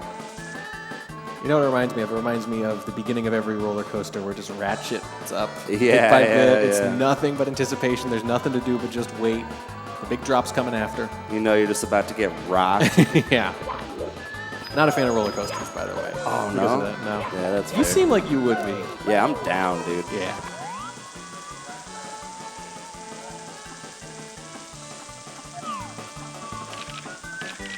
Mess with the camera, just to keep it on its toes. Lakitu's got to earn his money. No days off for Lakitu. No. Even on an auto scroller. No. We want close-ups.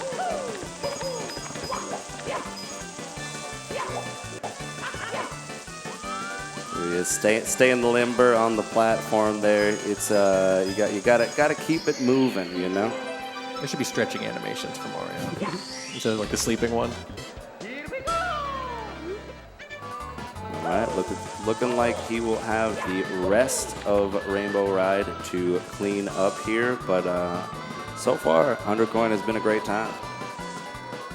One more. If we get one more $25 or more donation, we will get over 17,100. Another nice round number in view. And there we go. Very 115 nice. stars. Very nice side flip wall kick to blast up there. It's one of those things that like looks so chill, but it's just at the end of it all, and it's like, you know what I mean? That's wild stuff. Oh.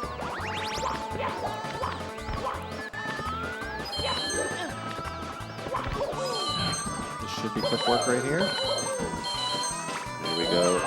This is one of my favorite reds. The way you deliberately slide down, you slide forward just enough to get the red. You know what I mean? Like a little optimization there. It's one of my favorites. I think Rainbow Ride Reds is a great time. I feel like as long as you're keeping it moving, it just looks great no matter what. It's The first time I thought, wait, they didn't go far enough. Oh, just enough. Yeah. And as he's sliding backwards, collects the coin.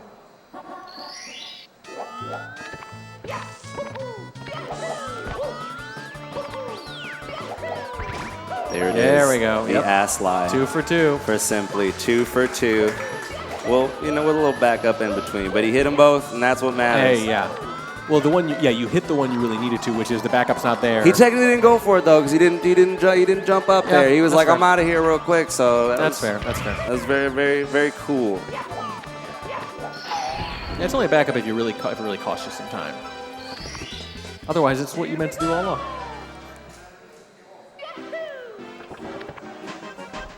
All right, 2 more stars for Simply here in Rainbow Ride. We have got certain second place implications here for Simply.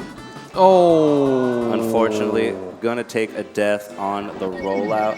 That might do it may for second, put him yeah. out of second place, but he can still get an event PB here, which would be pretty tight. There's certainly monetary implications too. There we go. Yeah, the difference between third and second being that a smooth 250. That's ain't nothing. That ain't nothing. That's a pretty sick amount of money. You could buy a Nintendo Switch for that. Yeah. You a Switch guy? I have one. I played it once when like the new Pokemon Snap came out, because I thought it was gonna be like so sick. Yeah. And then it was all right, you know. I just played it once, and now I just have a Switch, and I'm like, what am I doing? You don't play Zelda?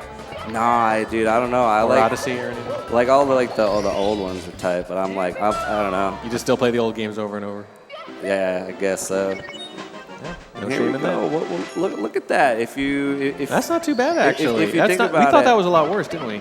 Well, I don't know. Like a death right there at the beginning of the level is like, as far as deaths go, it's ideal. And Rainbow Ride's going to be a quick one. So yeah, we're possible. still technically rocking here if Simply can hold it down through Sky. I got nothing but faith. It'll be very impressive if he does.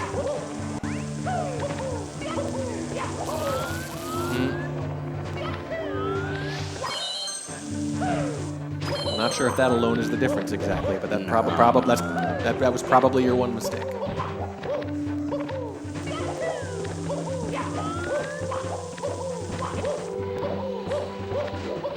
Heading for 4, avoids the burn. Gonna miss the side flip. Crowd is very attuned to this, reacting to every little thing.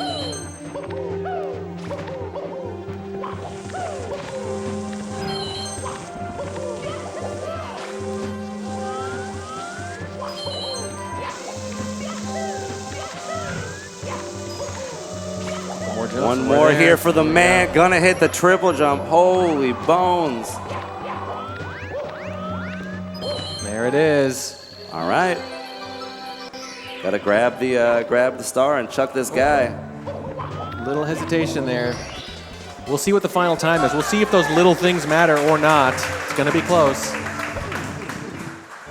And if we hit these throws, we're at least gonna be looking at lowering his time from third. This is just like close. I don't even know. I believe. I think we might be just outside of range there. Let's see. That's close. No! I don't think that was the difference, though. I think we were just outside a second before that, at least, if that matters. But potential. we could still lower third. Potential robbery there with that first missed throw, but he is going to connect for the first. That is going to be the second. One more to close it out. No, not quite. I think we're still going to lower this a little bit, though. Bowser comes back. One more chance right in front of it. There we go. There we go. GG. Well done.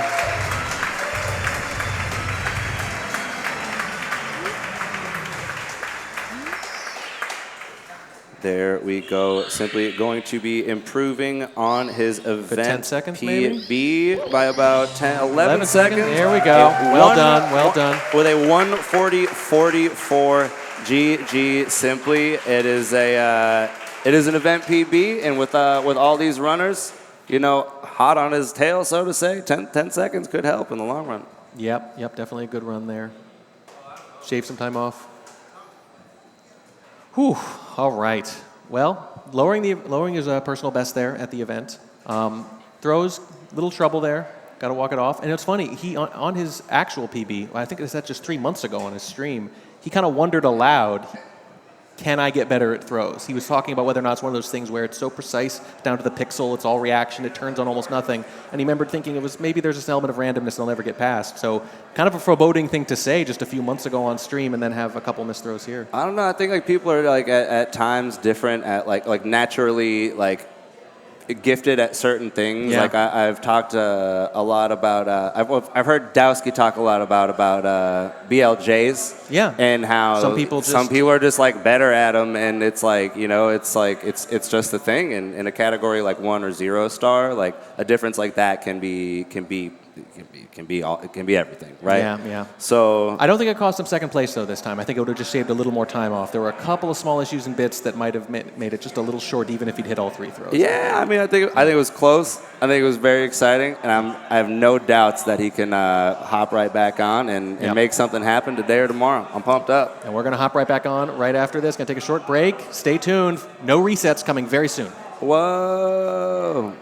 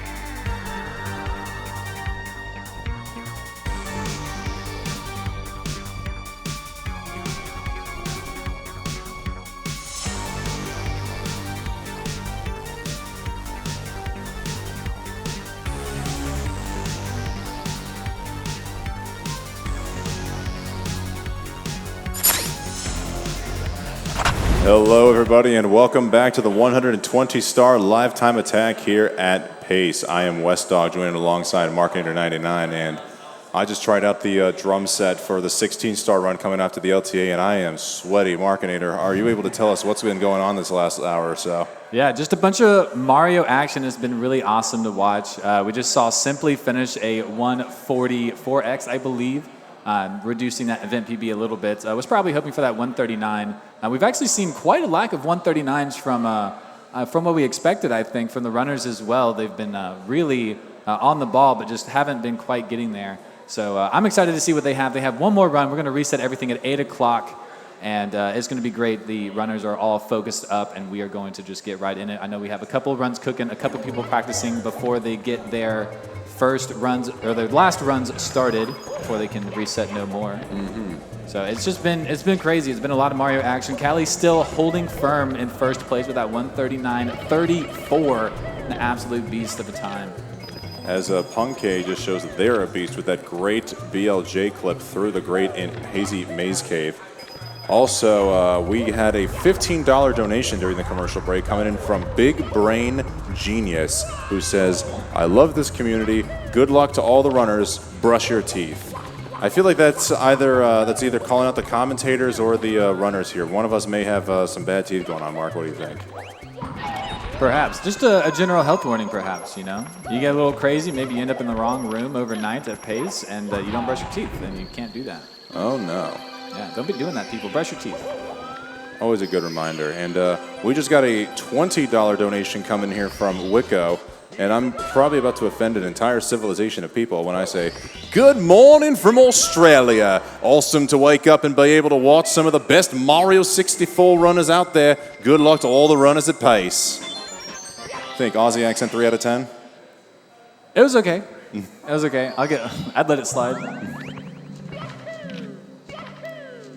But no, thank you so much for donating. Exclamation mark donate in chat to bring up that link. The prizes that you just saw in front of us will be available for raffle. $15. You will get to choose which signed item you will get to take home, either a Super Mario Bros. 1 signed cartridge by all the runners, Mario 64 cartridge, or a Star Wars Lego puzzle kit for all the Lego Star Wars runners. $25 will get you a raffle for Nintendo Switch. We will also read out every single donation live on Twitch from $1 and up. Yes, and something we may have missed from reading the donations, Punkay apparently golded HMC 100. Don't know if that's real gold or Pace event gold, but either way, must have had some really friendly RNG to go along with that clean BLJ we saw earlier. Yeah, really nice to see runners doing their best here, getting some golds. Is running against some really crazy best possible times, so I would assume the golds would be somewhat accurate. Punky going for yet another BLJ here in the Toxic Maze and gets it. That's beautiful. Yeah, I've seen that a few times today. Surprising how many runners actually pull it off with seemingly what looks like ease. Mm-hmm. You know, that's been a huge contention in the Mario community for years is, do you do that BLJ or not? Is it worth learning? Some say yes, some say no. Oh, Beast Assassin grabs the tree trying to run from the Goomba. Can't escape. Do appreciate a Beast Assassin wanting to dive into the all trees speedrun of Mario 64, but that might be for another event. Could be hype. See, I'm just looking around the screen. We got Simply, we got everyone doing runs. I know Simply was just practicing, but Liam, Simply, and Marlene all in the lobby as Smough and now Beast Assassin in basement. Beast Assassin having a pretty nice BOB, 23.3x time. Anything below 24 minutes going into basement's pretty good. Runners are capable of getting 22-minute times, but that is a like really, really, really good run. I'd say it's debatable that you could still get a 23 time and be in the contention for world record. Oh yeah, certainly. And we've seen Marlene, who still has yet to complete a run. We've seen them get as far as the basement. At least I've seen them get as far as get to the basement. I don't know if they've gone much further today. And just checking the time, it is, yeah, almost 8 o'clock, almost time for no resets. have about 8 minutes to go, 7:52. And we've got another donation here from Ghostboy259 saying, good luck to everyone and congrats to the commentators on being so handsome. Wow, Ghostboy, I feel so flattered. The legendary video editor calling commentators handsome. I mean, Mark, I'm kind of blushing over here. I'm very flattered. Thank you so much, Ghostboy. Everyone loves Ghostboy. Great community member. All right, but yes, we've got, let me see, we've got about 7 minutes left on the clock there before the end of regulation. We could very well be looking at some of the last runs from Smau, Beast, or Punkay. Yeah, everyone, besides a couple, are doing pretty well. 3 of them are doing pretty well. 3 of them are kind of on the resets. Liam just making it out of Dark World. Simply taking a moat. Interesting. Got time. I would love to take a moat right about now because I am sweating profusely out on my back. I'm hoping this chair can absorb sweat pretty well as Beast Assassin takes a stumble in a quicksand whirlpool there in Shifting Sandland. Yeah, a lot of people have been having trouble with bomb clip. Beast Assassin just throwing that one away. 2 frame perfect on the jumps. You have to wait at least 1 frame for Mario to turn. But yeah, SSL, it's kind of been seeing it from some runners. You do good in lobby, and then like SSL just immediately stomps you down. It's like, go back and do it again. Like an irritating high school coach.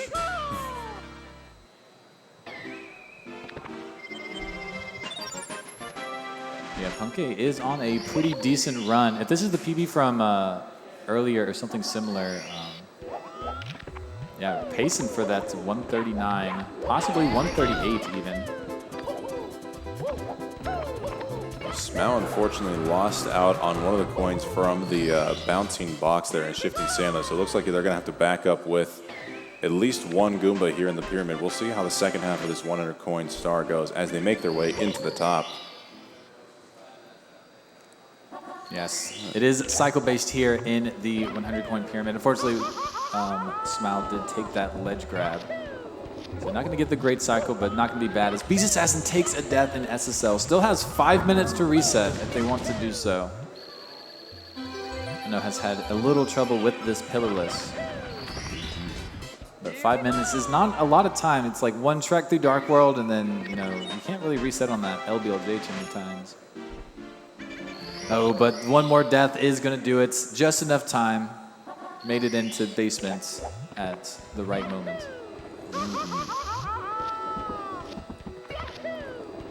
Yeah, hopefully Beast Assassin can get that good run, simply grabbing that last red in Dark World. So I'm just ready for everyone to be on 1 final run.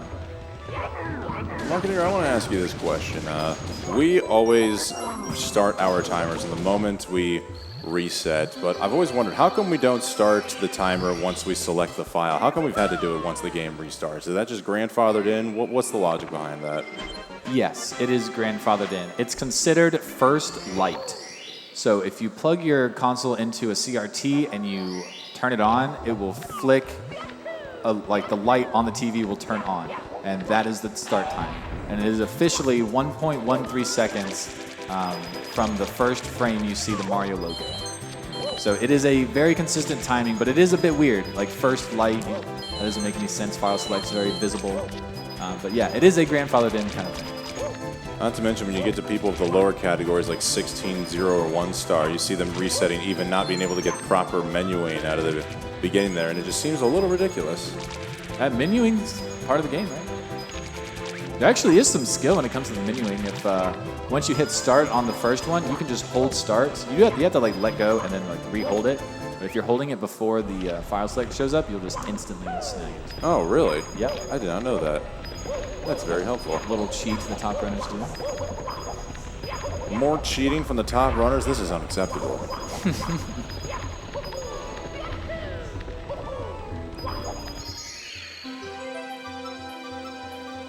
Funcation having a pretty decent 100 coin here underneath the lava land, it looks like.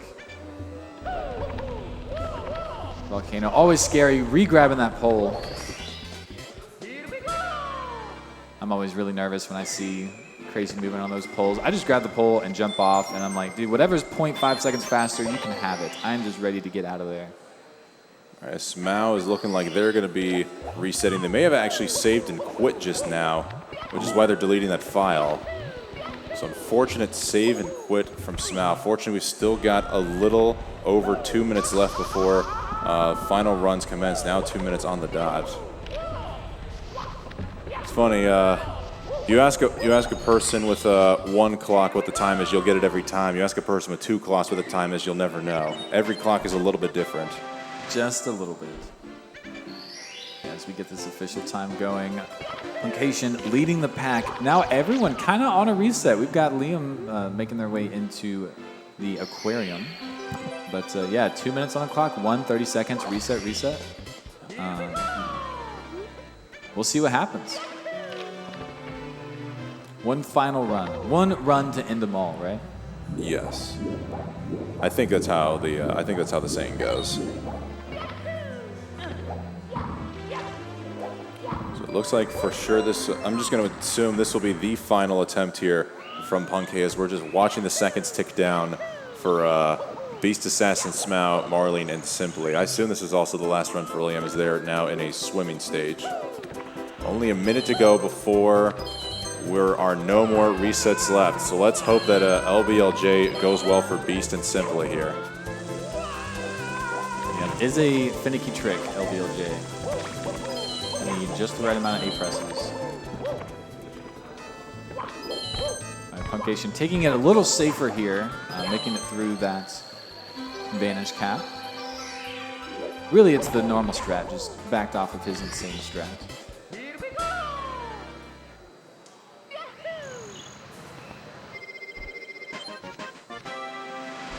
Right, and we got 15 seconds left as this Simply is now resetting. This is the final reset for Simply. Beast Assassin now resetting. This is the final reset.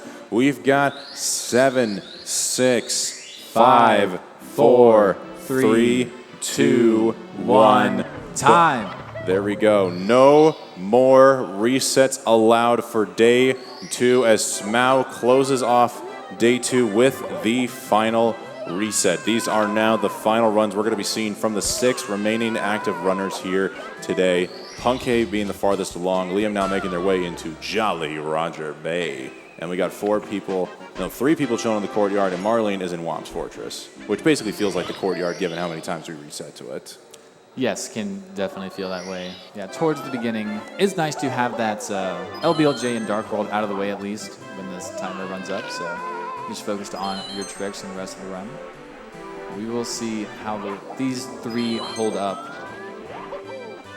As Punkay still holds the lead pretty handedly in CCM now. With pretty nice Reds movements here.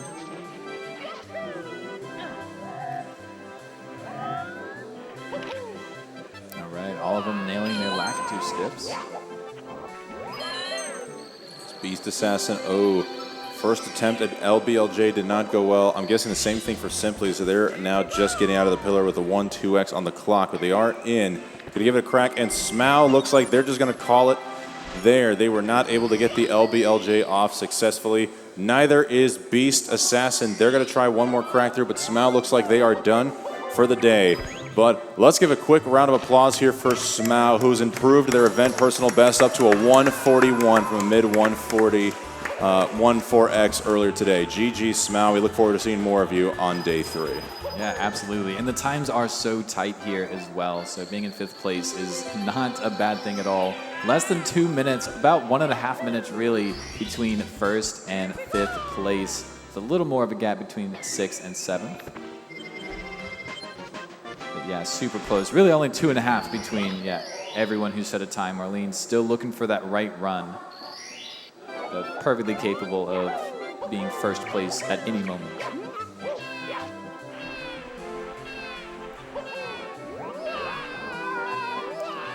So Punkay having a few more stars here in CCM to take care of. As we see Beast Assassin and Simply making it through Dark World. I like how Beast Assassin is continuing this run even though they missed the LBLJ. Last run of the day, you want to get something going. Yeah, beginning might be rough, but you just have a good run, right? Oh, it looks like Simply may have stumbled in Dark World as his screen has gone blue, and Liam also now turning off their console. We've now got the 1-2 shutdown from Liam and Simply, so that's going to do it here for day 2 for these two legends. GG's to both Liam and Simply, who were able to improve their event personal bests from a 142 to a 141 and a 140. What was Simply at earlier today? 142 as well? I think it was 141, like 45. 140, 145 to a 140, 44. GG's, gentlemen. So it was something like that. I think he lowered it like 10 seconds, so maybe 55. He did get a 140, 56 for his first run today, and then that last run he just finished was the 140, 44. Then, yeah, I just can't remember what it was before the 140, 56. Yeah, I'm not sure. But yeah, really good work for day 2. A lot of runners increasing that event PB, but I know everyone's kind of gunning for that 136. I've heard a couple of runners kind of mention it. They're ready to get on a run, and Punkei's been on a couple of them. He's been Mr. Consistent today. Yeah. Apparently chat calling for Liam to do the Wordle here live in front of the crowd. Apparently Liam is a Wordle aficionado, and since we've got an empty desktop, maybe we'll be lucky enough to see a browser open up and complete the Wordle. We'll have to wait and see what the king decides to do. It could be fun. I'm down for a Wordle. Guess some letters.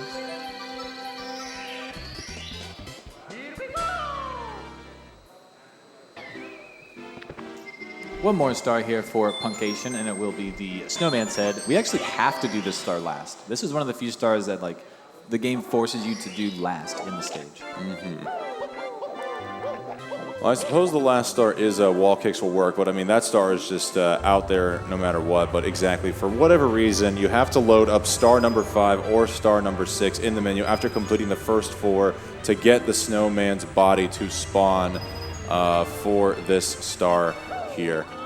You see it more prominent in ROM hacks where the order you spawn in on the star menu will affect what you're going for, but it's very rare here in vanilla.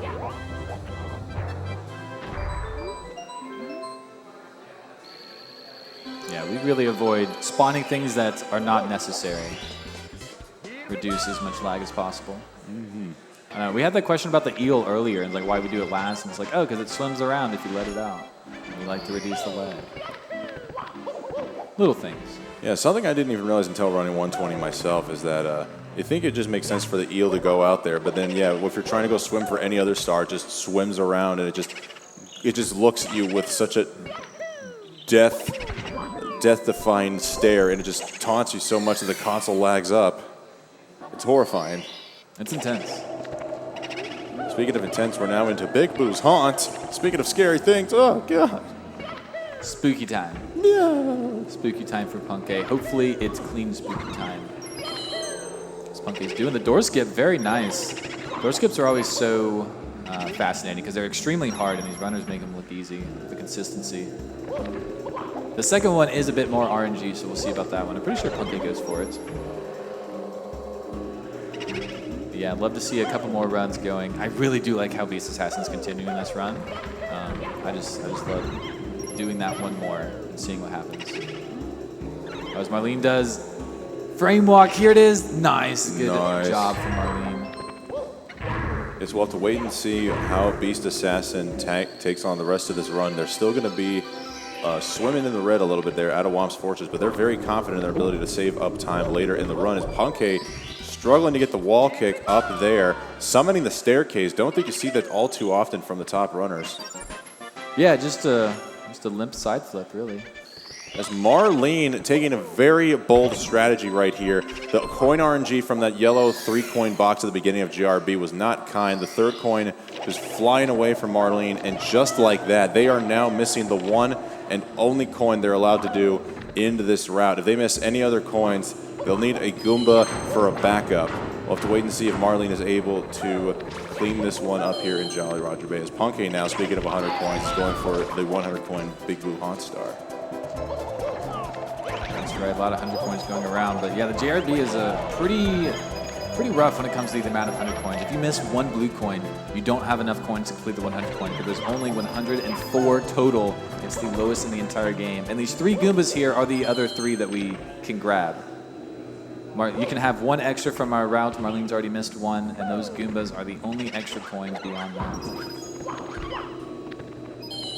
Pretty sure in the randomizer runs, they actually increase the number of coins here because it's possible for coins to like spawn out of bounds and stuff like that, and it's just like so much of a hassle. But Punkation on this 100 coin as well. Looking pretty good. Name of the game here is to avoid rubbing the walls. Just touching the doors only. And collecting some coins. Since Marlene went for and successfully got frame walk earlier, they do not need to open up the cannon, so that saves some time with talking to the red Bob Bomb. Love to see it. Yeah, double time save.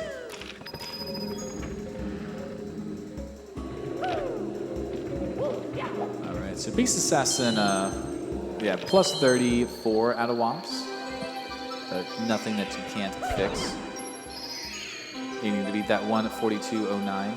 It's going to be quite a tall challenge coming from behind, but certainly possible.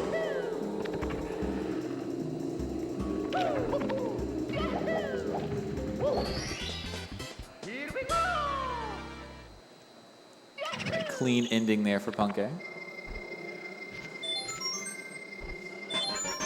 There's a lot of swimming going around.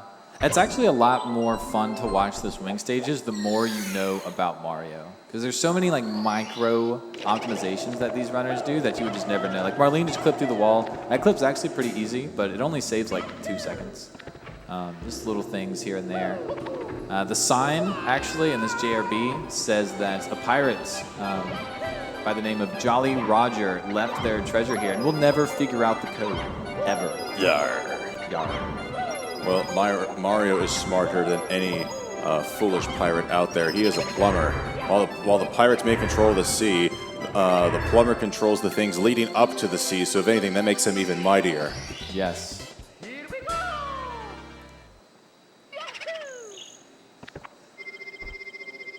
You know, come to think about it, have we ever seen Mario do anything plumbing related ever outside of a TV show? Has he ever been a plumber in the actual video game? I don't think so. Yeah, I mean, I understand he goes down pipes in like the original Super Mario 2D games, but I mean, I don't think those count though. He's not actually plumbing or anything. He's just going down pipes. He's just a working man who happens to be super. Yes. But we're only interested in the super parts, I think. Yeah. We are seeing some super runners pulling off some very super strats right now for this Super Mario speedrun.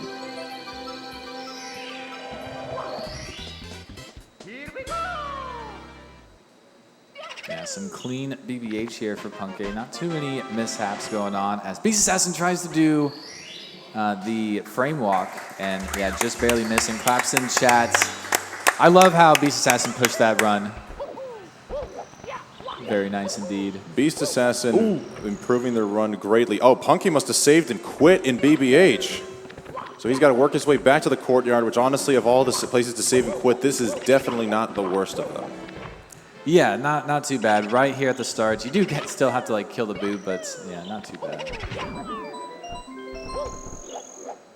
I think the worst place is HMC. So we're actually getting some answers in the chat, Mark. It turns out in Mario and Luigi Superstar Saga, they fix his plumbing in Bean Bean Castle, and also Marlene also saved and quit. Oh no. They also just had to get out of the courtyard and go back inside the castle, so they're doing wing cap early. This is too extreme. So they got done with JRB and then saved and quit? Is that what happened? Yeah. 16 stars? That's what it looks like. Ooh. Yeah, Marlene backing that up. Didn't quite land on the switch. Yes, 2 saves and quits right back to back. What are the odds? Probably very minuscule. Unless it was coordinated, I could not imagine 2 people trying to do it on purpose would be a very likely probability. That's conspiracy theory range right there. Oh man, diving deep into the conspiracies here in the booth. Punke, unfortunately, with the save and quit, does find himself in red territory, but everything's still looking good, according to best possible time at least.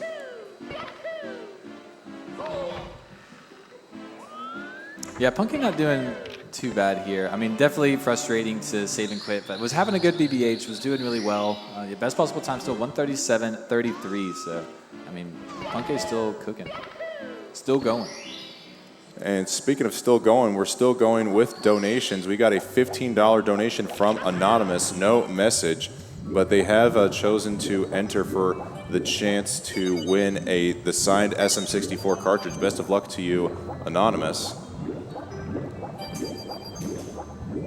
I love that guy. Yeah, Anonymous, really, really generous. We need more Anonymouses in our life.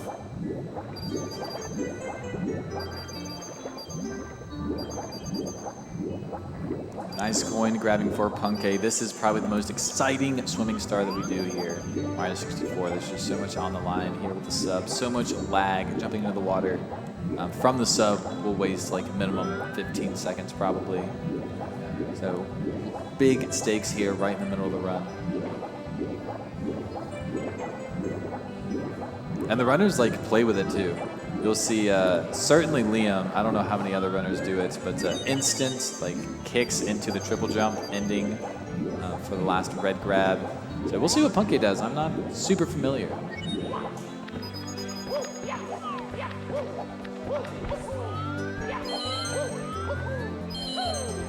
Ooh, honestly wasn't sure about that angle, but he was just able to get those 2 reds. Yeah, not going for the triple jump there, but just trying to make it through. Yeah, nice. Nice, choosing to slide down the sub as Marlene is sliding down the slope here in Bob-omb Battlefield, having a hard time getting up the mountain to go talk to the king. Yeah, not the greatest. Punke with a nice triple jump. Spawning the star here. With the clean wall kick. Yeah, beautiful. Massive hurdle to get over in this 120 star run. That doesn't guarantee upstairs, but it gives us a much better chance. Very clean. Look at all that green. As Beast Assassin walks out of the building, we are getting a peace out from Beast Assassin Dad. Pleasure to see you guys as always. GG's today, Beast Assassin. We look forward to seeing more of you tomorrow. Indeed. Yeah. One of the best things about this entire tournament is the open qualifiers that happened and the ability that Smau and Beast Assassin made it here. Even Marlene, you know, making it here, qualifying. It's just been incredible, and I'm super happy we were able to make it happen. Huge shout outs to the producer, Milo. And even Markinator made it here. I was really doubting that Markinator 99 was going to be able to make it out to pace, but I'm so glad to see that he's here inside the commentary booth. I know. I'm so happy that everyone made it here in the commentary booth. Wes, Pando, Warning Track, Mr. Wall. I'm loving this PSA from somebody in the chat here. Honest Virtue. Speaking honestly, hey audience members, you are all sexy. Make sure you keep hydrated and eat a delicious meal. Honestly, I need a delicious meal, and I have not been hydrated for a while. As Marlene standing around there, not sure what was going on. Were they perhaps trying to trigger balls? Yeah, is on the Koopa race. Yeah, I'm not sure what that was going on. Maybe just forgot to waste some time, and so they're just wasting time there. Could be. You do have to just like waste a little bit of time after you speak to the Bob-omb. Just so you don't run up the mountain too quick and get too close to the Koopa. You kind of like run opposing mountainside. Punking now into the Fire Sea. Which ironically, it's the sea itself doesn't really have fire. It's a lava sea. Lava sea. I guess lava sea does not sound as intimidating as Fire Sea. That's true. Lava's like really condensed fire. Super hot. I suppose so. I mean, isn't it even hotter than fire? Probably. Possibly, most definitely. Possibly. Does make the cycle okay. Cut it a little close, but was fine. Actually, doesn't get the wall kick. Man, I was gonna say if you make it too early, it can actually be really annoying because Mario, when he just lands on his butt, he kind of likes to stop in place or like kind of run in place a little bit. So it's not always the best. But clipping like Punky just did, it's real smooth. Punky just shaking his head right now, a little disappointed in what's been going on here in Fire Sea.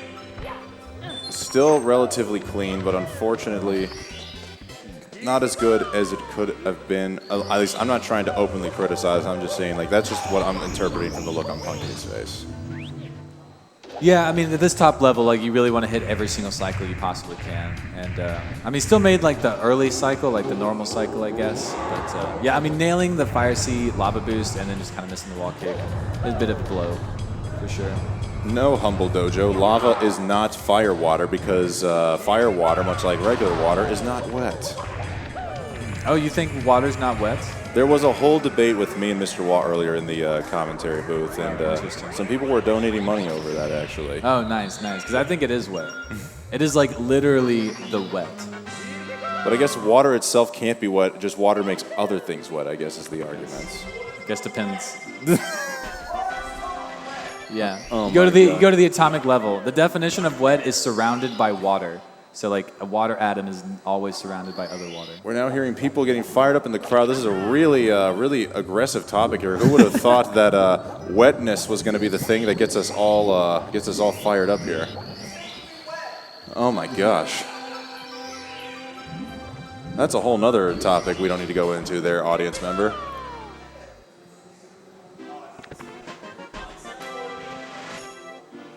No, Punky having a pretty nice run here through DDD. Just that little stumble in Fire Sea, but cruising through this mid game.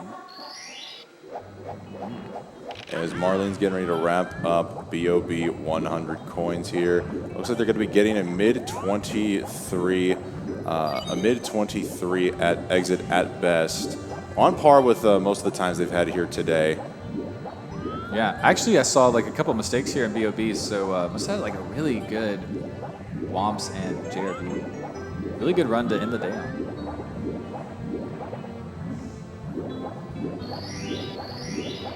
Oh, so many coins right there, man.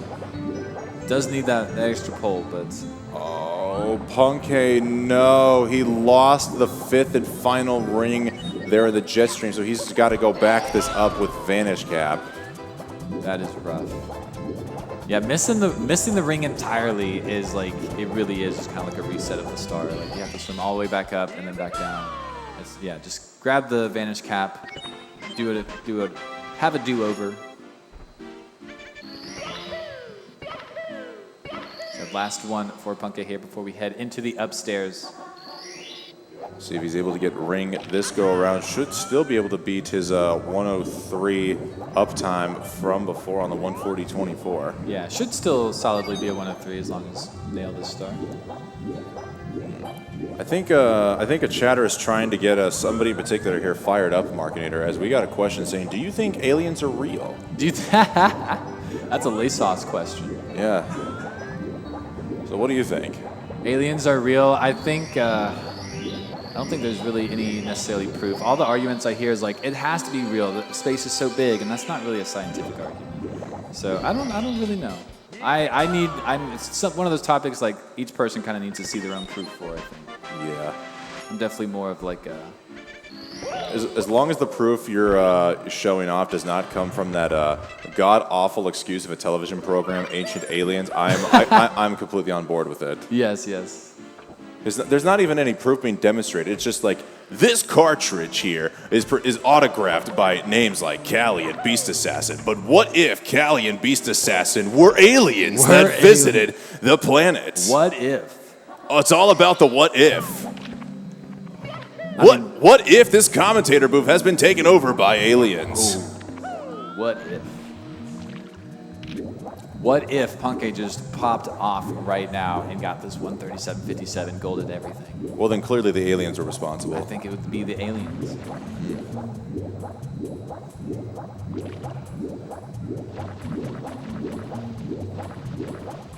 That's some nice swimming here. Like I said earlier, swimming is like kind of interesting to me. I'm looking at the angles and like just counting the swims and everything, but maybe not as exciting for the people at home. Marlene on a really exciting start, doing reds here in SSL. People say it's the hardest star in the game. All right, this will be the last question we take from chat. If anybody wants to hear commentators make some debates on some random topics, feel free to donate to the Urban Arts Foundation at !donate in the chat. But now, Markinator, is a hot dog a sandwich or a taco? A hot dog is a hot dog. See, I never have understood why the sandwich argument, but I've never heard it being called a taco before, but I could at least understand why that would be called as such. I guess it's like a soft taco. I don't know. Yeah. It's not a taco. A soft, fluffy taco almost. It's not a taco. It's a hot dog.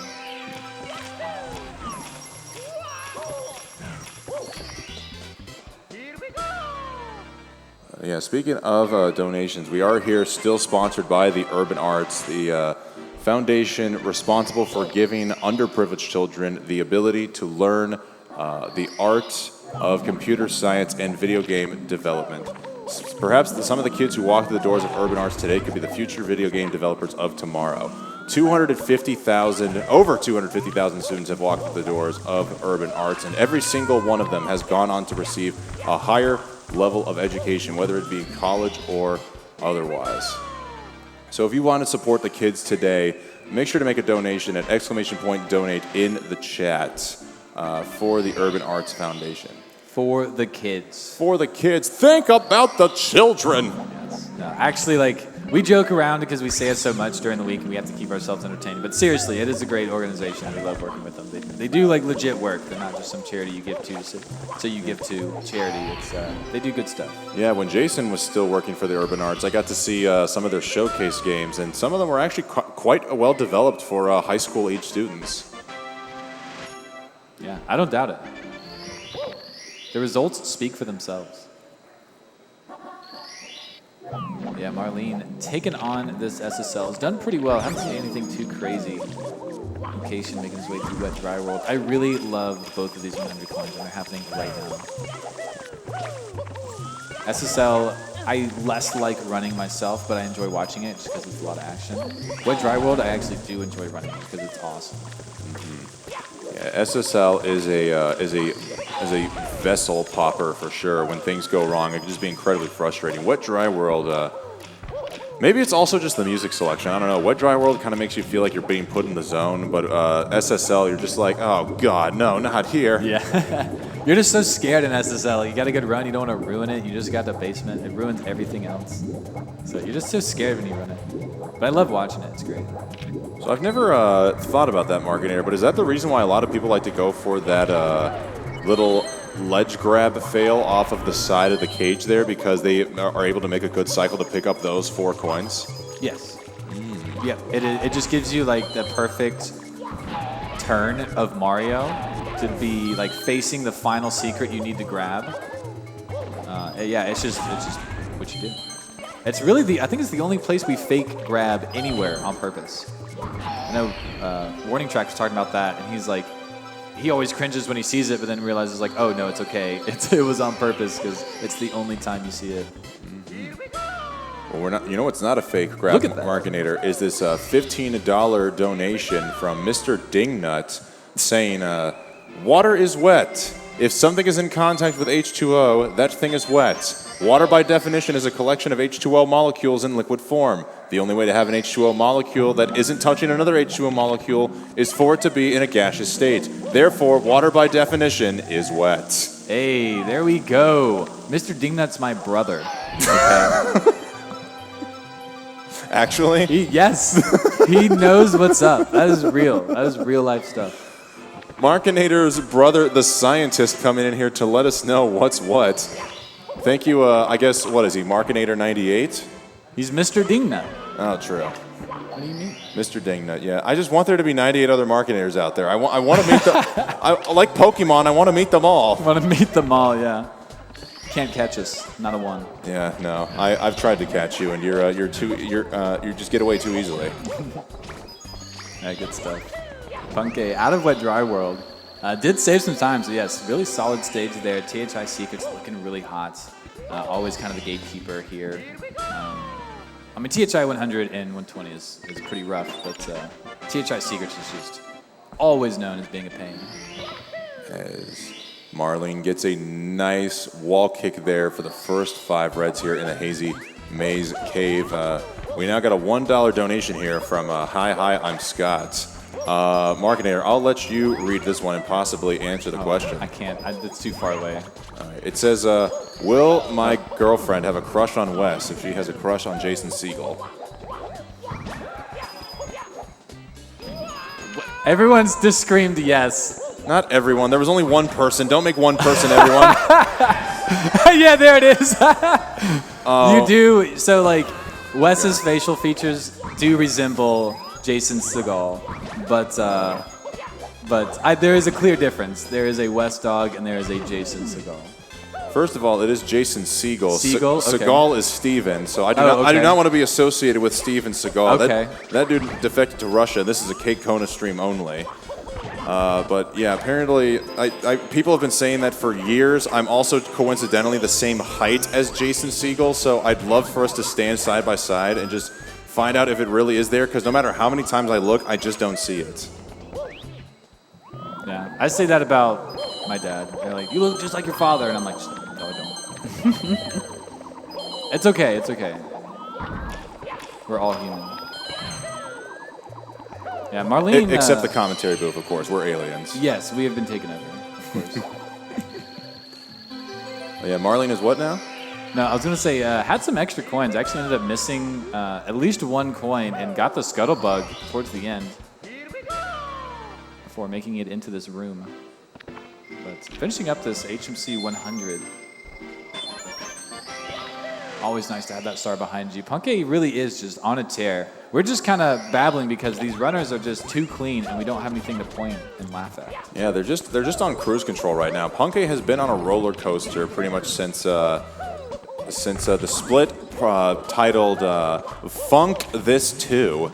So he was red there, and now he's been green, lost a little time, bled a little more time, and now he's saving even more time. And considering his last pace was as high as minus a minute, the fact that he's 21 seconds ahead of that pace really goes to show the quality of this run. Yeah, Punkay is ready to get that 139. 138.02 pace is on the table still. So 138 might just be up for grabs. We'll have to see. We'll have to see. But 139 definitely up for grabs.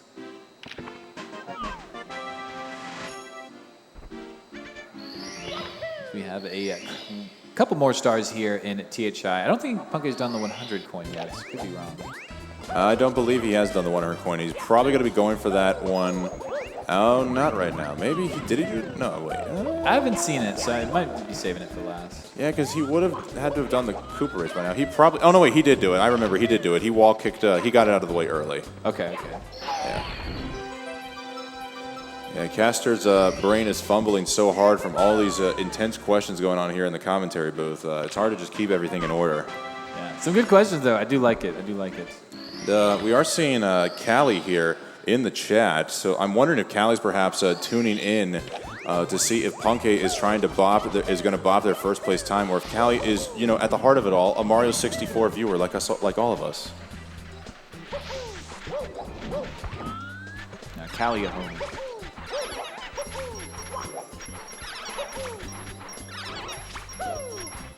So one more for Punkay after this, which will be the Cooper race.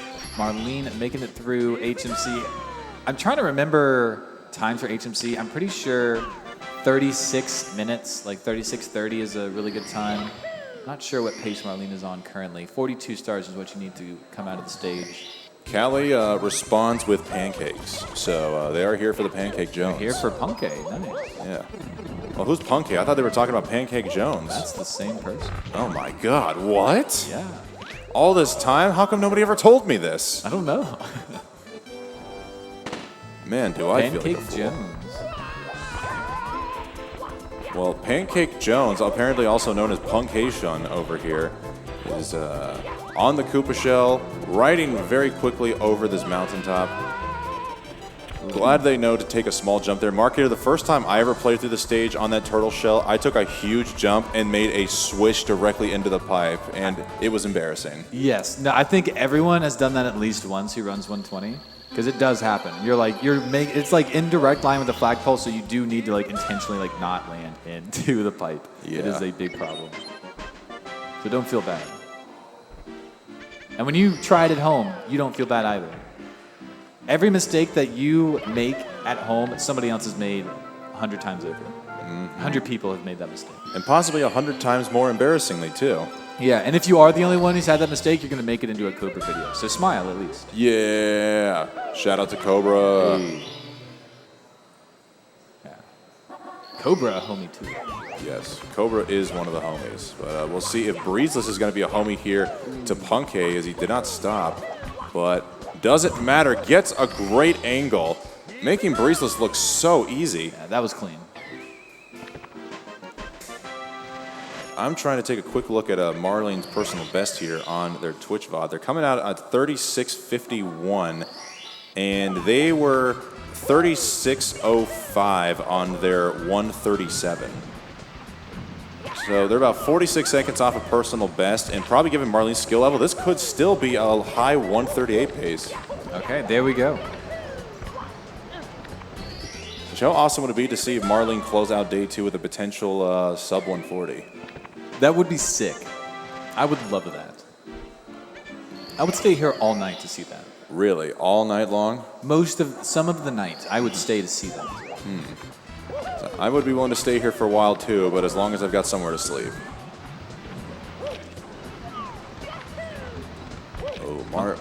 Oh, sorry, go for it. I was going to say, Punkay making it happen here in Tall, Tall Mountain. To be honest, a lot of the time save involved is like really minor and involves the clip up. Getting insta-clip, getting just like a bad clip. It's hard to explain. There's a lot going on there, but essentially you want to jump into the mountain and be able to jump immediately out of the water once you warp up. And that can save and lose a lot of time in those first 3 stars, more than you think. Yeah, oh, you see Punkay kind of like dove into the water after the warp. Not quite what you want. But making it up here, no falls down. Oh, nice monkey grab.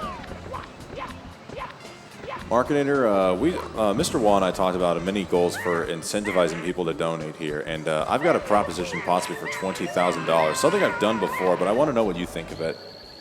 If we could somehow reach $20,000 in total money donated before the end of Punkay and Marlene's run, I would consider getting Mario's face tattooed on either my back or one of my butt cheeks. What do you think? I think you're crazy. I think you're crazy, West Dog. This is not even your channel.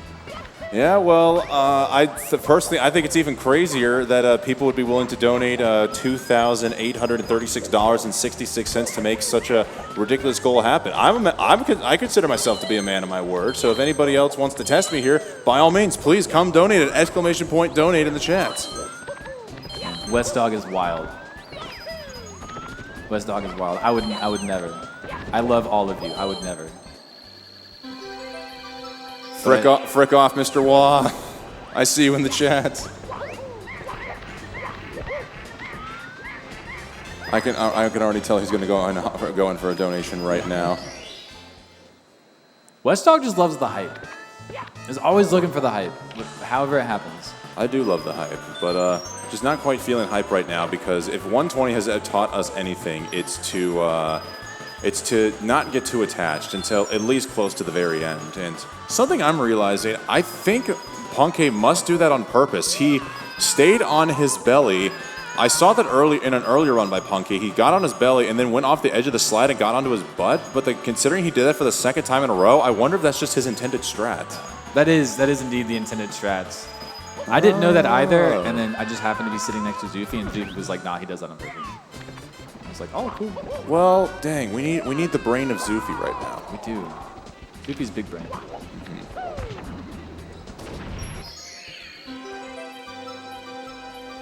Yeah, but Punkay making it through the 100 coin here. Very nice. Does need to avoid an Aviz wall here. I just need to not long jump directly at the star, as you saw. Kind of went on it to the side. Yeah, looking, I think it is a 96 out of here. So yeah, just one more. Already did breezeless. Might have the box left. Let's see, the 6th star, that is, yes, the box. Yeah,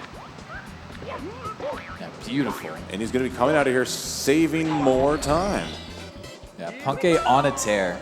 The hype is slowly building. Best possible time is a 1:38 here for Punkay. Yep. Oh my goodness. We have got $135 of donations coming in here. A $15 dono from Sassy. No message, just apparently a very sassy $15. Thank you, Sassy, for the donation, and best of luck to you for your chance to win the signed SM64 cartridge. And Graying Dragon with the, Anonymous with a $120 donation saying, right cheek. Right cheek. Okay, so Right Cheek is currently winning the battle. Best of luck to you for the signed SM64 game cartridge, Anonymous, along with a $25 donation from Graying Dragon saying, this donation is totally not to make someone get a tattoo. It's just because I want that signed SM64 cart. Best of luck to you, Graying Dragon. And Joker Factor coming in, donating $27, saying, finally donating the $1 per death for King J's Celeste run. We need to hit 20K before the night ends. Keep the donations coming. I don't even know Joker Factor, and this man's on a mission to get me a tattoo. You announced it. Yeah, now you got I'm Scott doing this. Hurry! Hurry! Finish the runs, please! $20,000.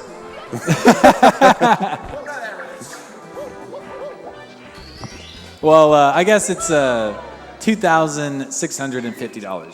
Yeah, $2,649.66. All right, Marlene in Vanish Cap.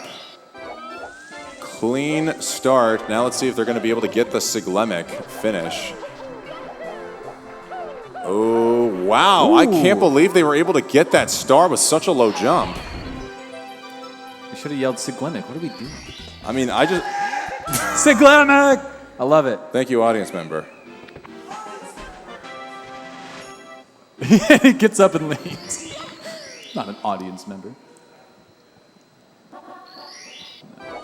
Yeah, Marlene making it happen here on stage. We just said coming out of HMC was 45 seconds off of PB pace, so is pacing indeed a little harder to see without the splits, but we will do our best to keep up for you. Yeah, I'll take a look at their Vanish Cap split right now on their PB run, but also we've got a $20 donation from Ghost. I think this might be the Ghost who's currently attending Pace, who says, just wanted to hear Wes read out my name. Enjoy the tattoo, buddy. Ghost is the one with the FaZe Clan jersey, right? I think that's Speed Labs. Is that Speed Labs? Okay. Yeah. It has Ghost written in the top left. And I've been too self-conscious to ask for his name, so I'm doing it live on stream.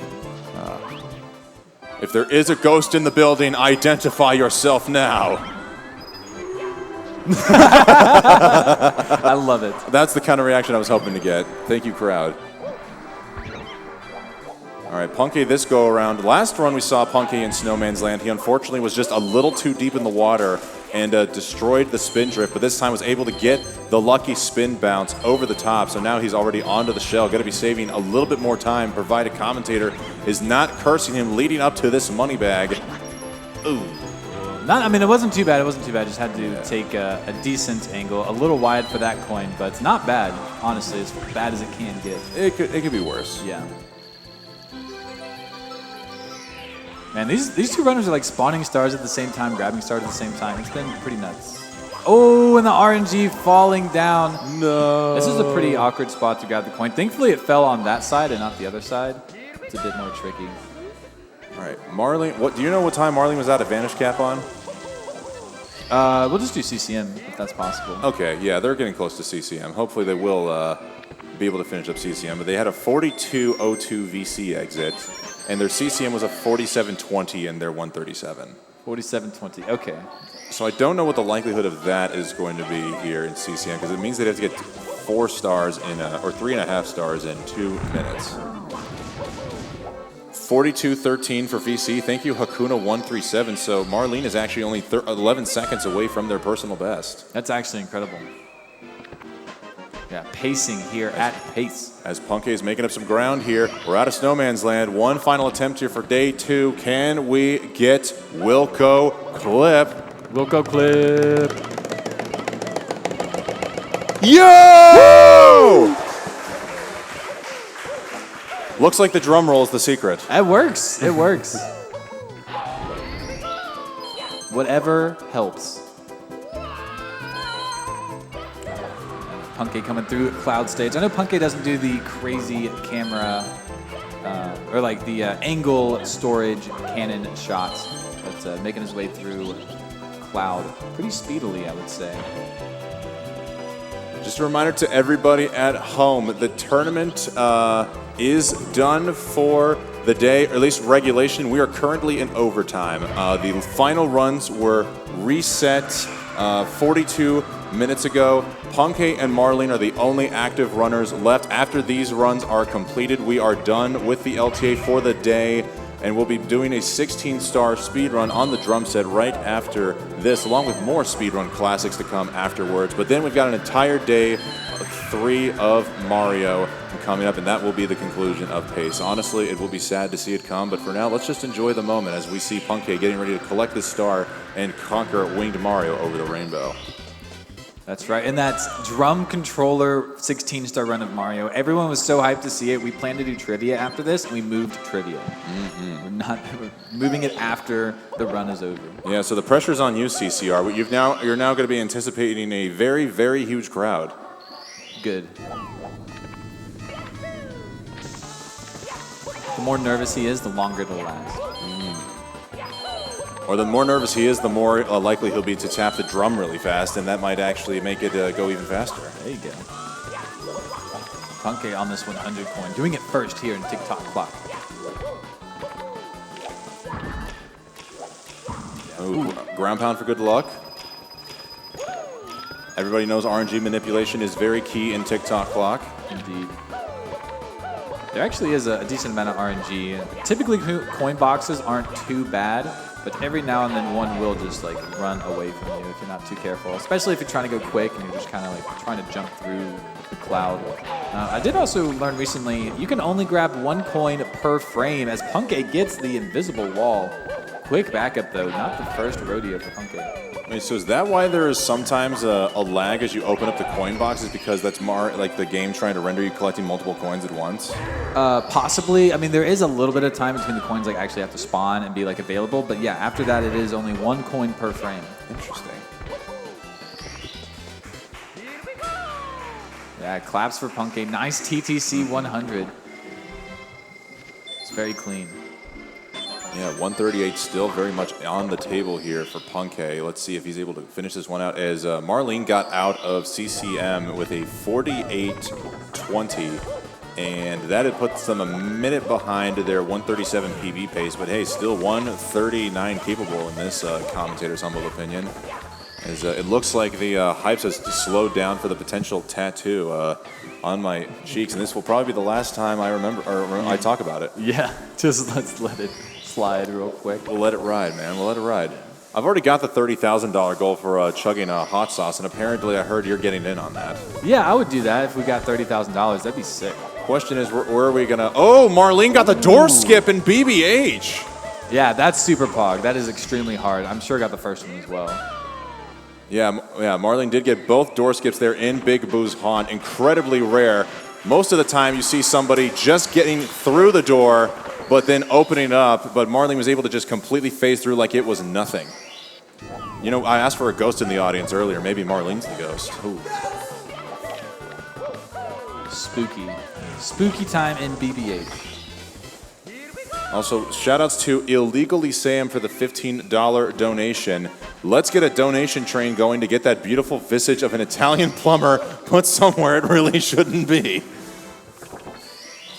Oh my goodness. There you go. That one's for you, Westo. Yep.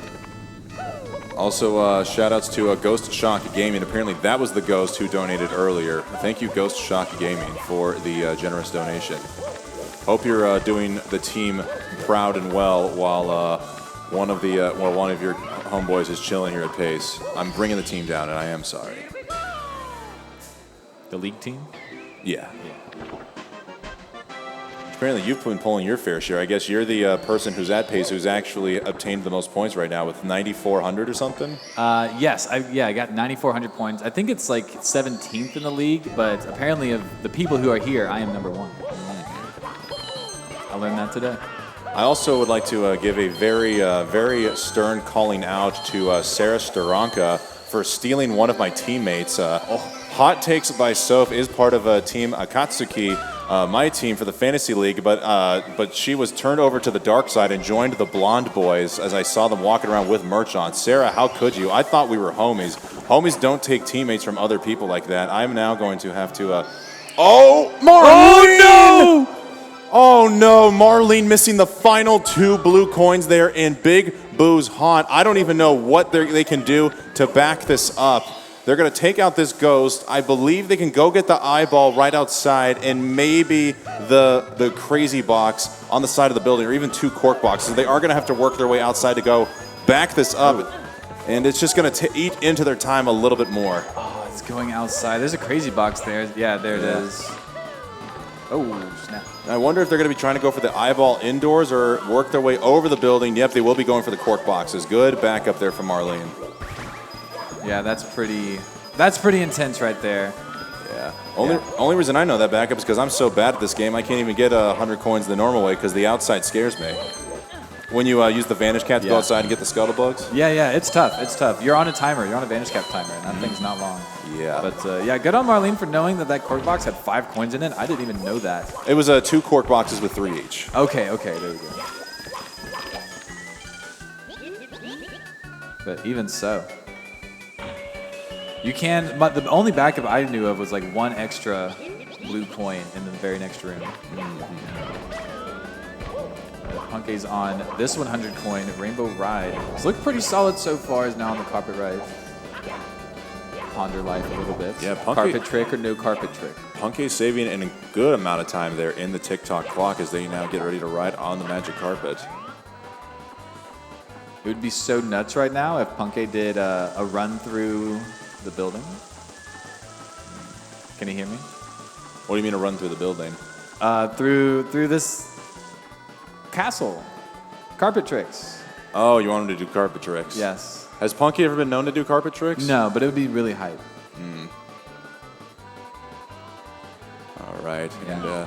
And you know, though, what does run through buildings, Markinator, is the effort put in by the people of the Urban Arts Foundation. They put in so much effort to giving these kids an education that they basically were just willing to run through buildings in the name of helping out the cause. If you want to help out the cause and donate to the Urban Arts Foundation, ! Donate in the chat.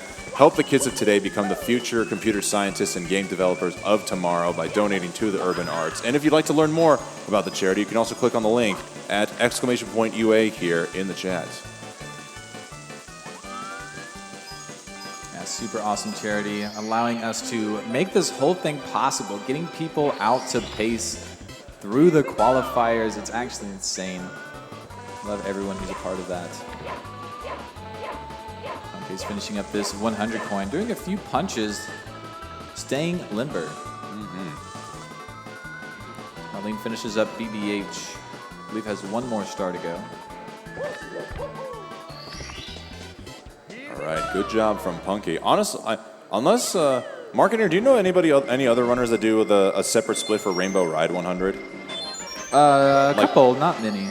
Yeah, because I like that, honestly, and I've taken my splits after Punke for doing that, just because that star can go so well or so wrong, but I'm surprised I don't see many others do it that way. Yeah, it is somewhat kind of like DDD 100, a little different, but yeah, it's not a bad idea. As Marlene's going to be taking a dip in the water, unfortunately not able to do a silly kick onto the carousel, as they now are going to be frolicking around for some peanut soup. I can't hear Marlene's thing, or I would have started singing.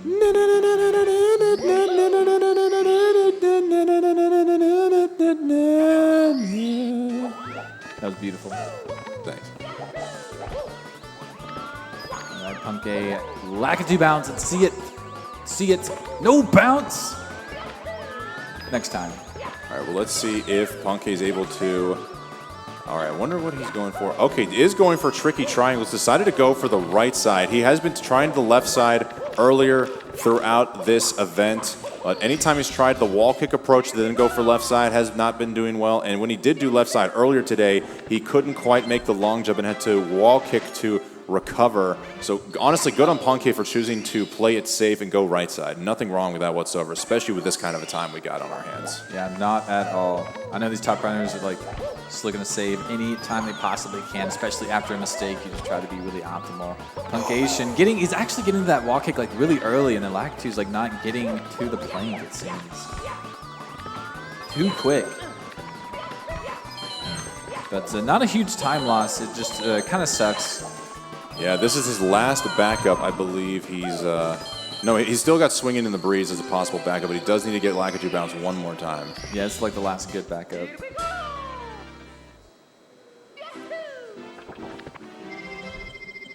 Definitely possible. I'm sure Punkay will get it right here. Marlene doing a bit of swimming, DDD 100. Pretty hype.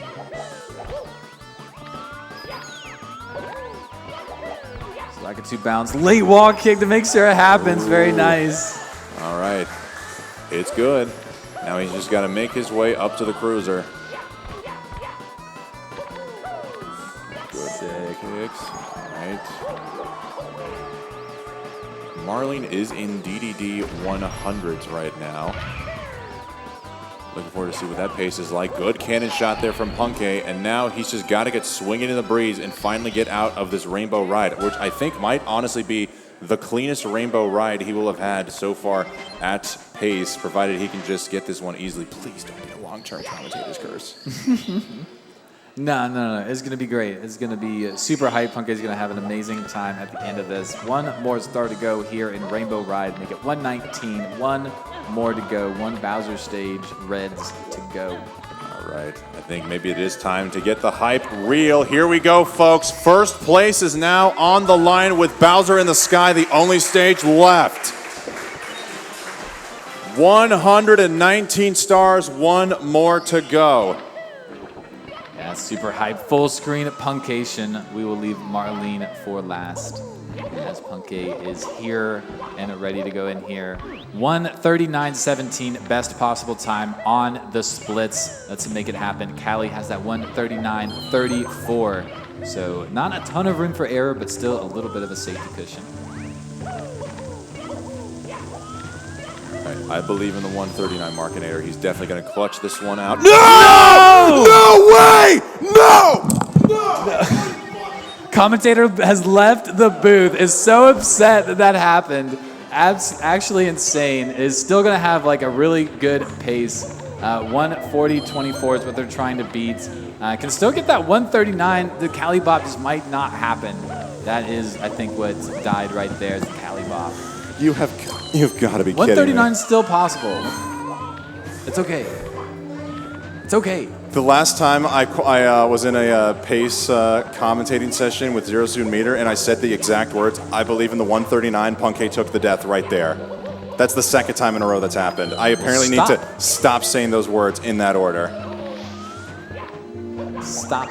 Get some help. So 139 is possible, but first place is definitely off the table, unfortunately, with that death to the third red coin. Yeah, making his way up to very top here. We're so close. One more coin to grab. Yeah, that was a pretty clean movement. Was not able to get the really spicy triple jump, but made it pretty quick. All right, about 45 seconds from like the very entry of the pipe is what we assume the Bowser throws would be if we get 3 for 3. So 139.50 is about on the table here. So let's give it up for Punkay. 3 for 3 throws, 139 capable. We'll see what happens. Come on, Punkay, you got this. 1.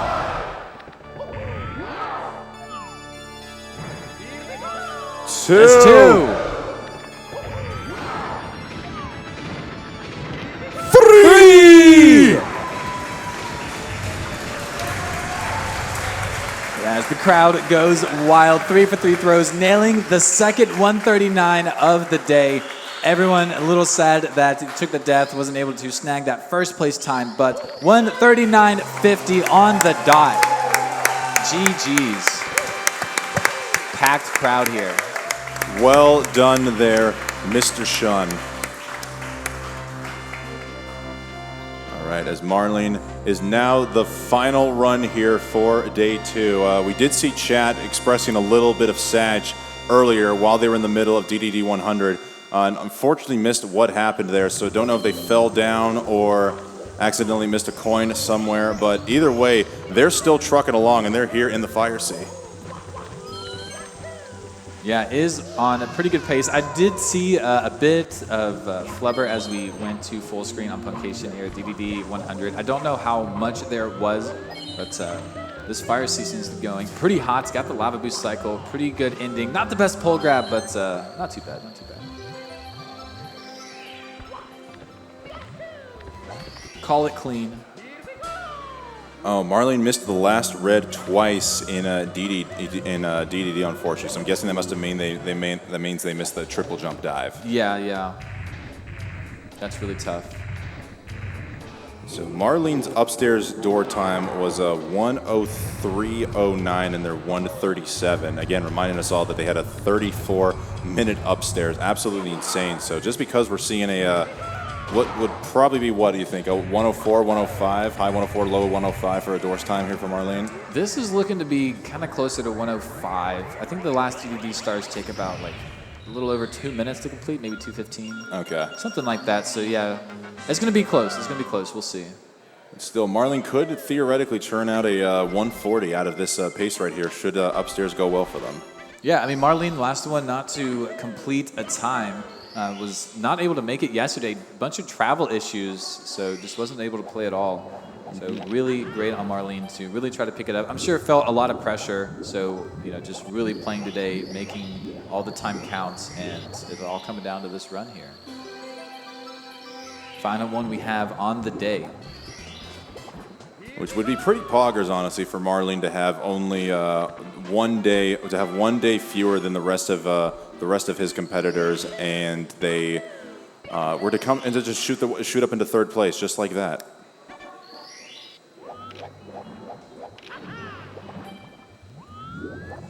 Yeah, everyone kind of expected it, though. Marlene is just Chip such a well-known name now. Super cool. But yeah, I mean, Marlene kind of came out of nowhere, not being one to like stream and show their face. Nobody knew who Marlene was or looked like. Until somewhat recently, today, like just learned today what Marlene looks like being live at pace. But yeah, just killing the leaderboard. Apparently has been just crushing it for quite a long time. And not getting a great angle there. Saw that happen to Punkay as well.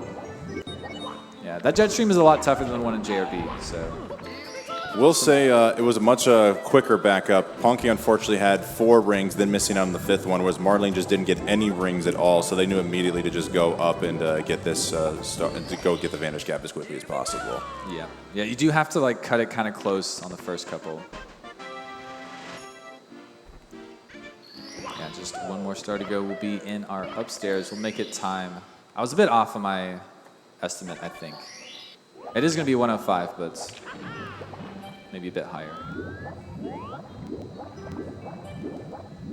Chip Club. That was the most hyped thing like 9 months ago. It was like crazy. Hard to believe Chip Club is actually almost coming up on 2 years old. It was discovered by Chip Groove in October of 2021. Mm-hmm. My, how the time flies. Yeah, it doesn't feel like that long ago, to be honest. And Saltbog was also right around a month after that, too. So really, I mean... Yeah, that one's been much slower to implement. Very nice. Good job swimming from Marlene. They're going to be in a 105 door touch. Or then again, maybe they're just going to be having a no door touch, because it doesn't matter what time is showing up on Marlene's splitters. Everything is just nothing. Everything is nothing. As they were trying to hug the wall there for a second. Yeah, about 105.25 is that uptime. So yeah, looking to clutch out a like 141 hopefully. Possibly more. I mean, you said they got a 34 upstairs in their PB, so could get the 140. I think 139 is dead. Yeah, they'd have to somehow get a 34 flat, and the best upstairs door time in a run, to my knowledge, is the 34.49 from Marlene, unless another runner has since conquered that. So 140 is still very much on the table.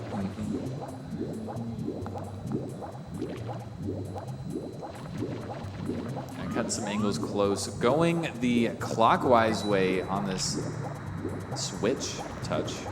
It is a bit of a tight turn, but it does save a little more time than going counterclockwise, which we've been doing for years.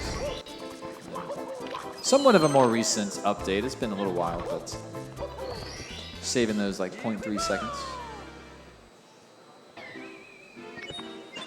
Time saves everywhere, man. Let me tell you. And, you know, speaking of time saves, Markinator, we've still got potentially up to 35 minutes of more donations to come in here for the Urban Arts Foundation. We do. Yeah, get your donations in chat. !donate, and you will get the link. $15 gets you in the prize drawing for the signed cartridges and Lego puzzle sets. $25 donation will get you into the Switch drawing, and you will pick which one you want to get into as you donate, so you won't get the cartridge that you don't follow. Yeah, so if you are wanting to get a chance to win the SM64 cartridge, make sure you pick that as your prize. If you want to get the Lego Star Wars set, make sure you pick that as your prize. Or the SMB cartridge, which probably is the most autographed cartridge I think I've ever seen in my entire life. Yeah. At least one for a giveaway. There was, I think, D Whatever walking around with a SM64 cartridge trying to get everybody's signature on there. I was just thinking about that. It was super full. Super full. I mean, who doesn't love D? Oh, get your mind out of the gutter. Get your mind out of the gutter, bro. Come on. I thought you did it on purpose. No. Sorry. It's D Whatever we're talking about here. Das Whatever.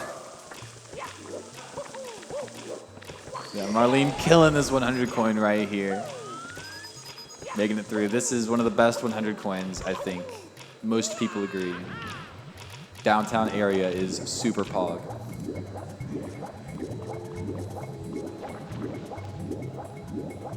But as far as today goes, we've seen a really insane day. Like day one, there was a lot going on. We started a bit late. The runners took some time off because they were all hungry because we probably started a little late. And so it was just a little sporadic. Runners still settling into their setups, which is probably what Marlene had to do at the beginning of today. But day two has been much more packed with runs. Players getting their setups exactly how they like them and getting used to it. Makes a huge difference, and I think we've seen it today. Oh, Marlene taking a little friendly bonk for good luck, I suppose. I've heard a ground pound for good luck, but not a bonk.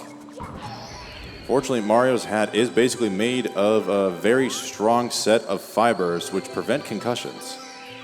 Is it the hat? I mean, anytime I've commentated with Pando, apparently it seems to be the shoes. I think, yeah, it's probably the shoes. It's the shoes, it's the hat, maybe it's just the whole attire. Maybe, except Mario has yet to bring overalls back in style. They'll be back. My closet says so, not really. We'll see some wall kicks here. Cage wall kick. Very nice. Always a point of contention for people who run this game. Ooh, didn't get the wall kick, but still going. Yeah, you can do that wall kick twice. It saves about 2.5 seconds, I think, over going around and using those boxes that we see in the 100 coin. Some people will opt not to do it for the very top boxes at top of the town, maybe. What it's called. This star that Marlene's doing now, it only saves like half a second to a second here. So only the best and most practiced runners pull it off. Yes, I believe that is called Top of the Town. It's Honestly, a fun little trivia quiz to try to figure out the names of all the stars. We know what they all do and what they all look like, but we don't really know the name because sometimes the name tells of their intended strats. As we're about to see Marlene right now go for shocking arrow lifts, which involves having the water at mid-level and riding a series of lifts with arrows on them to guide you to where the star is. But of course, who needs that when you can just warp over to the box and just jump down like that? Certainly.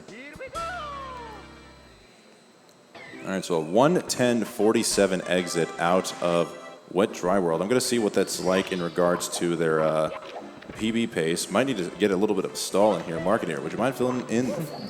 Sure, no problem, yeah. THI is going to be an exciting stage. Everyone loves THI as the crowd goes silent. Mm-hmm. So it was a 1:10:47, correct? Or so? Out of Wet Dry World? I think that's what she said. Okay, yeah. So then, so they were a 1:08:30 in their PB. So they are a couple minutes behind their PB, but still, yeah, still realistically could be a 1:40 if the rest of this goes well. Yeah, about what to expect. Yeah, on 1:40 pace. As we get a $15 donation in here from Anonymous, no message, but they are also entering for a chance to win the autographed SM64 game cartridge. Best of luck to you, Anonymous. Yeah, we'll see which one Marlene does here. Doing the 100 coin. Okay, very nice. I actually really enjoy this 100 coin a lot. It can be a bit tricky, but there's a lot going on. You run around the small stage a little bit, do some tight movements, and then go to the big stage. Even enter the reg room at the end. Like there's just a lot of sauce going on in this 100 coin. Yeah. You know, speaking of sauce, if we do reach the $30,000 donation goal, I will be chugging a whole bunch of hot sauce with my co-commentators who have reluctantly agreed to go in on this with me. And of course, there is still the potential to have me get Mario tattooed on my body somewhere if we could somehow get $2,599.66 more cents before the end of this run.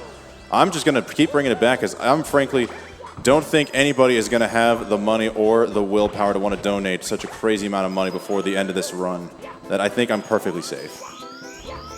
Could be. Just playing with a little bit of fun. Yes. As Marlene's been doing this whole run. Since I think we're not even going to be seeing any more fire for the rest of the run, at least in terms of lava, why not play with a little bit of fire? Oh! Yeah, really tight. Got like a really short A press there. But nice that Marlene didn't dive or hit B when they ledge grabbed to let go. Keeping it together. Nice ending. Yeah, Red's room always super scary. Imminent death is looming. So Marlene captures this 100 coin, now the 8 Reds coin. And now the rest of the stars here aren't as bad, but THI really doesn't give you much of a time to rest. It really just lathers on the lag reductions and the clean movements and the mountain clips that we will see in just a moment. So we got a $20 donation from Broodlay. No message, but they are signed up to win the SM64 cartridge. Thank you, Broodlay, for the $20 donation, and best of luck to you in the raffle. Yeah, some nice piranha plucking. You did say plucking, right? Yes. Okay, good. I wanted to make sure I heard that correctly. I'm pretty sure the name of the star is Pluck the Piranha Plants, but it could be wrong. Oh, I think yeah, that sounds about right.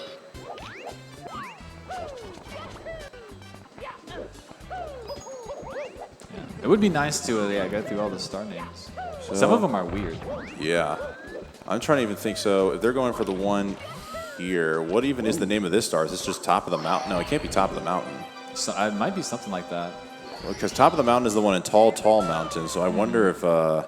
There's just a lot of mountains. Yes. A lot of hills to climb, both figuratively and physically.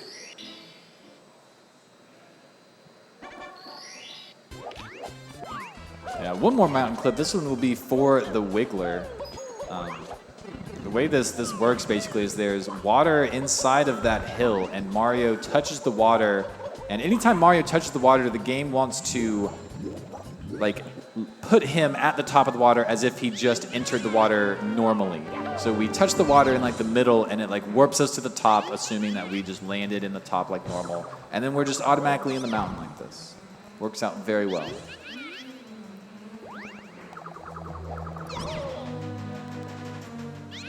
Ooh, gonna get bopped again. Oh, no. Oh, that was the last hit. Okay. Whew, thank goodness. Yeah, I have yet to see it, but I would always imagine dying to the Wiggler would be quite embarrassing. It happens. Yeah, especially when it takes off 3 damage from you like that. That is very, very scary. We now see rematch with Koopa the Quick.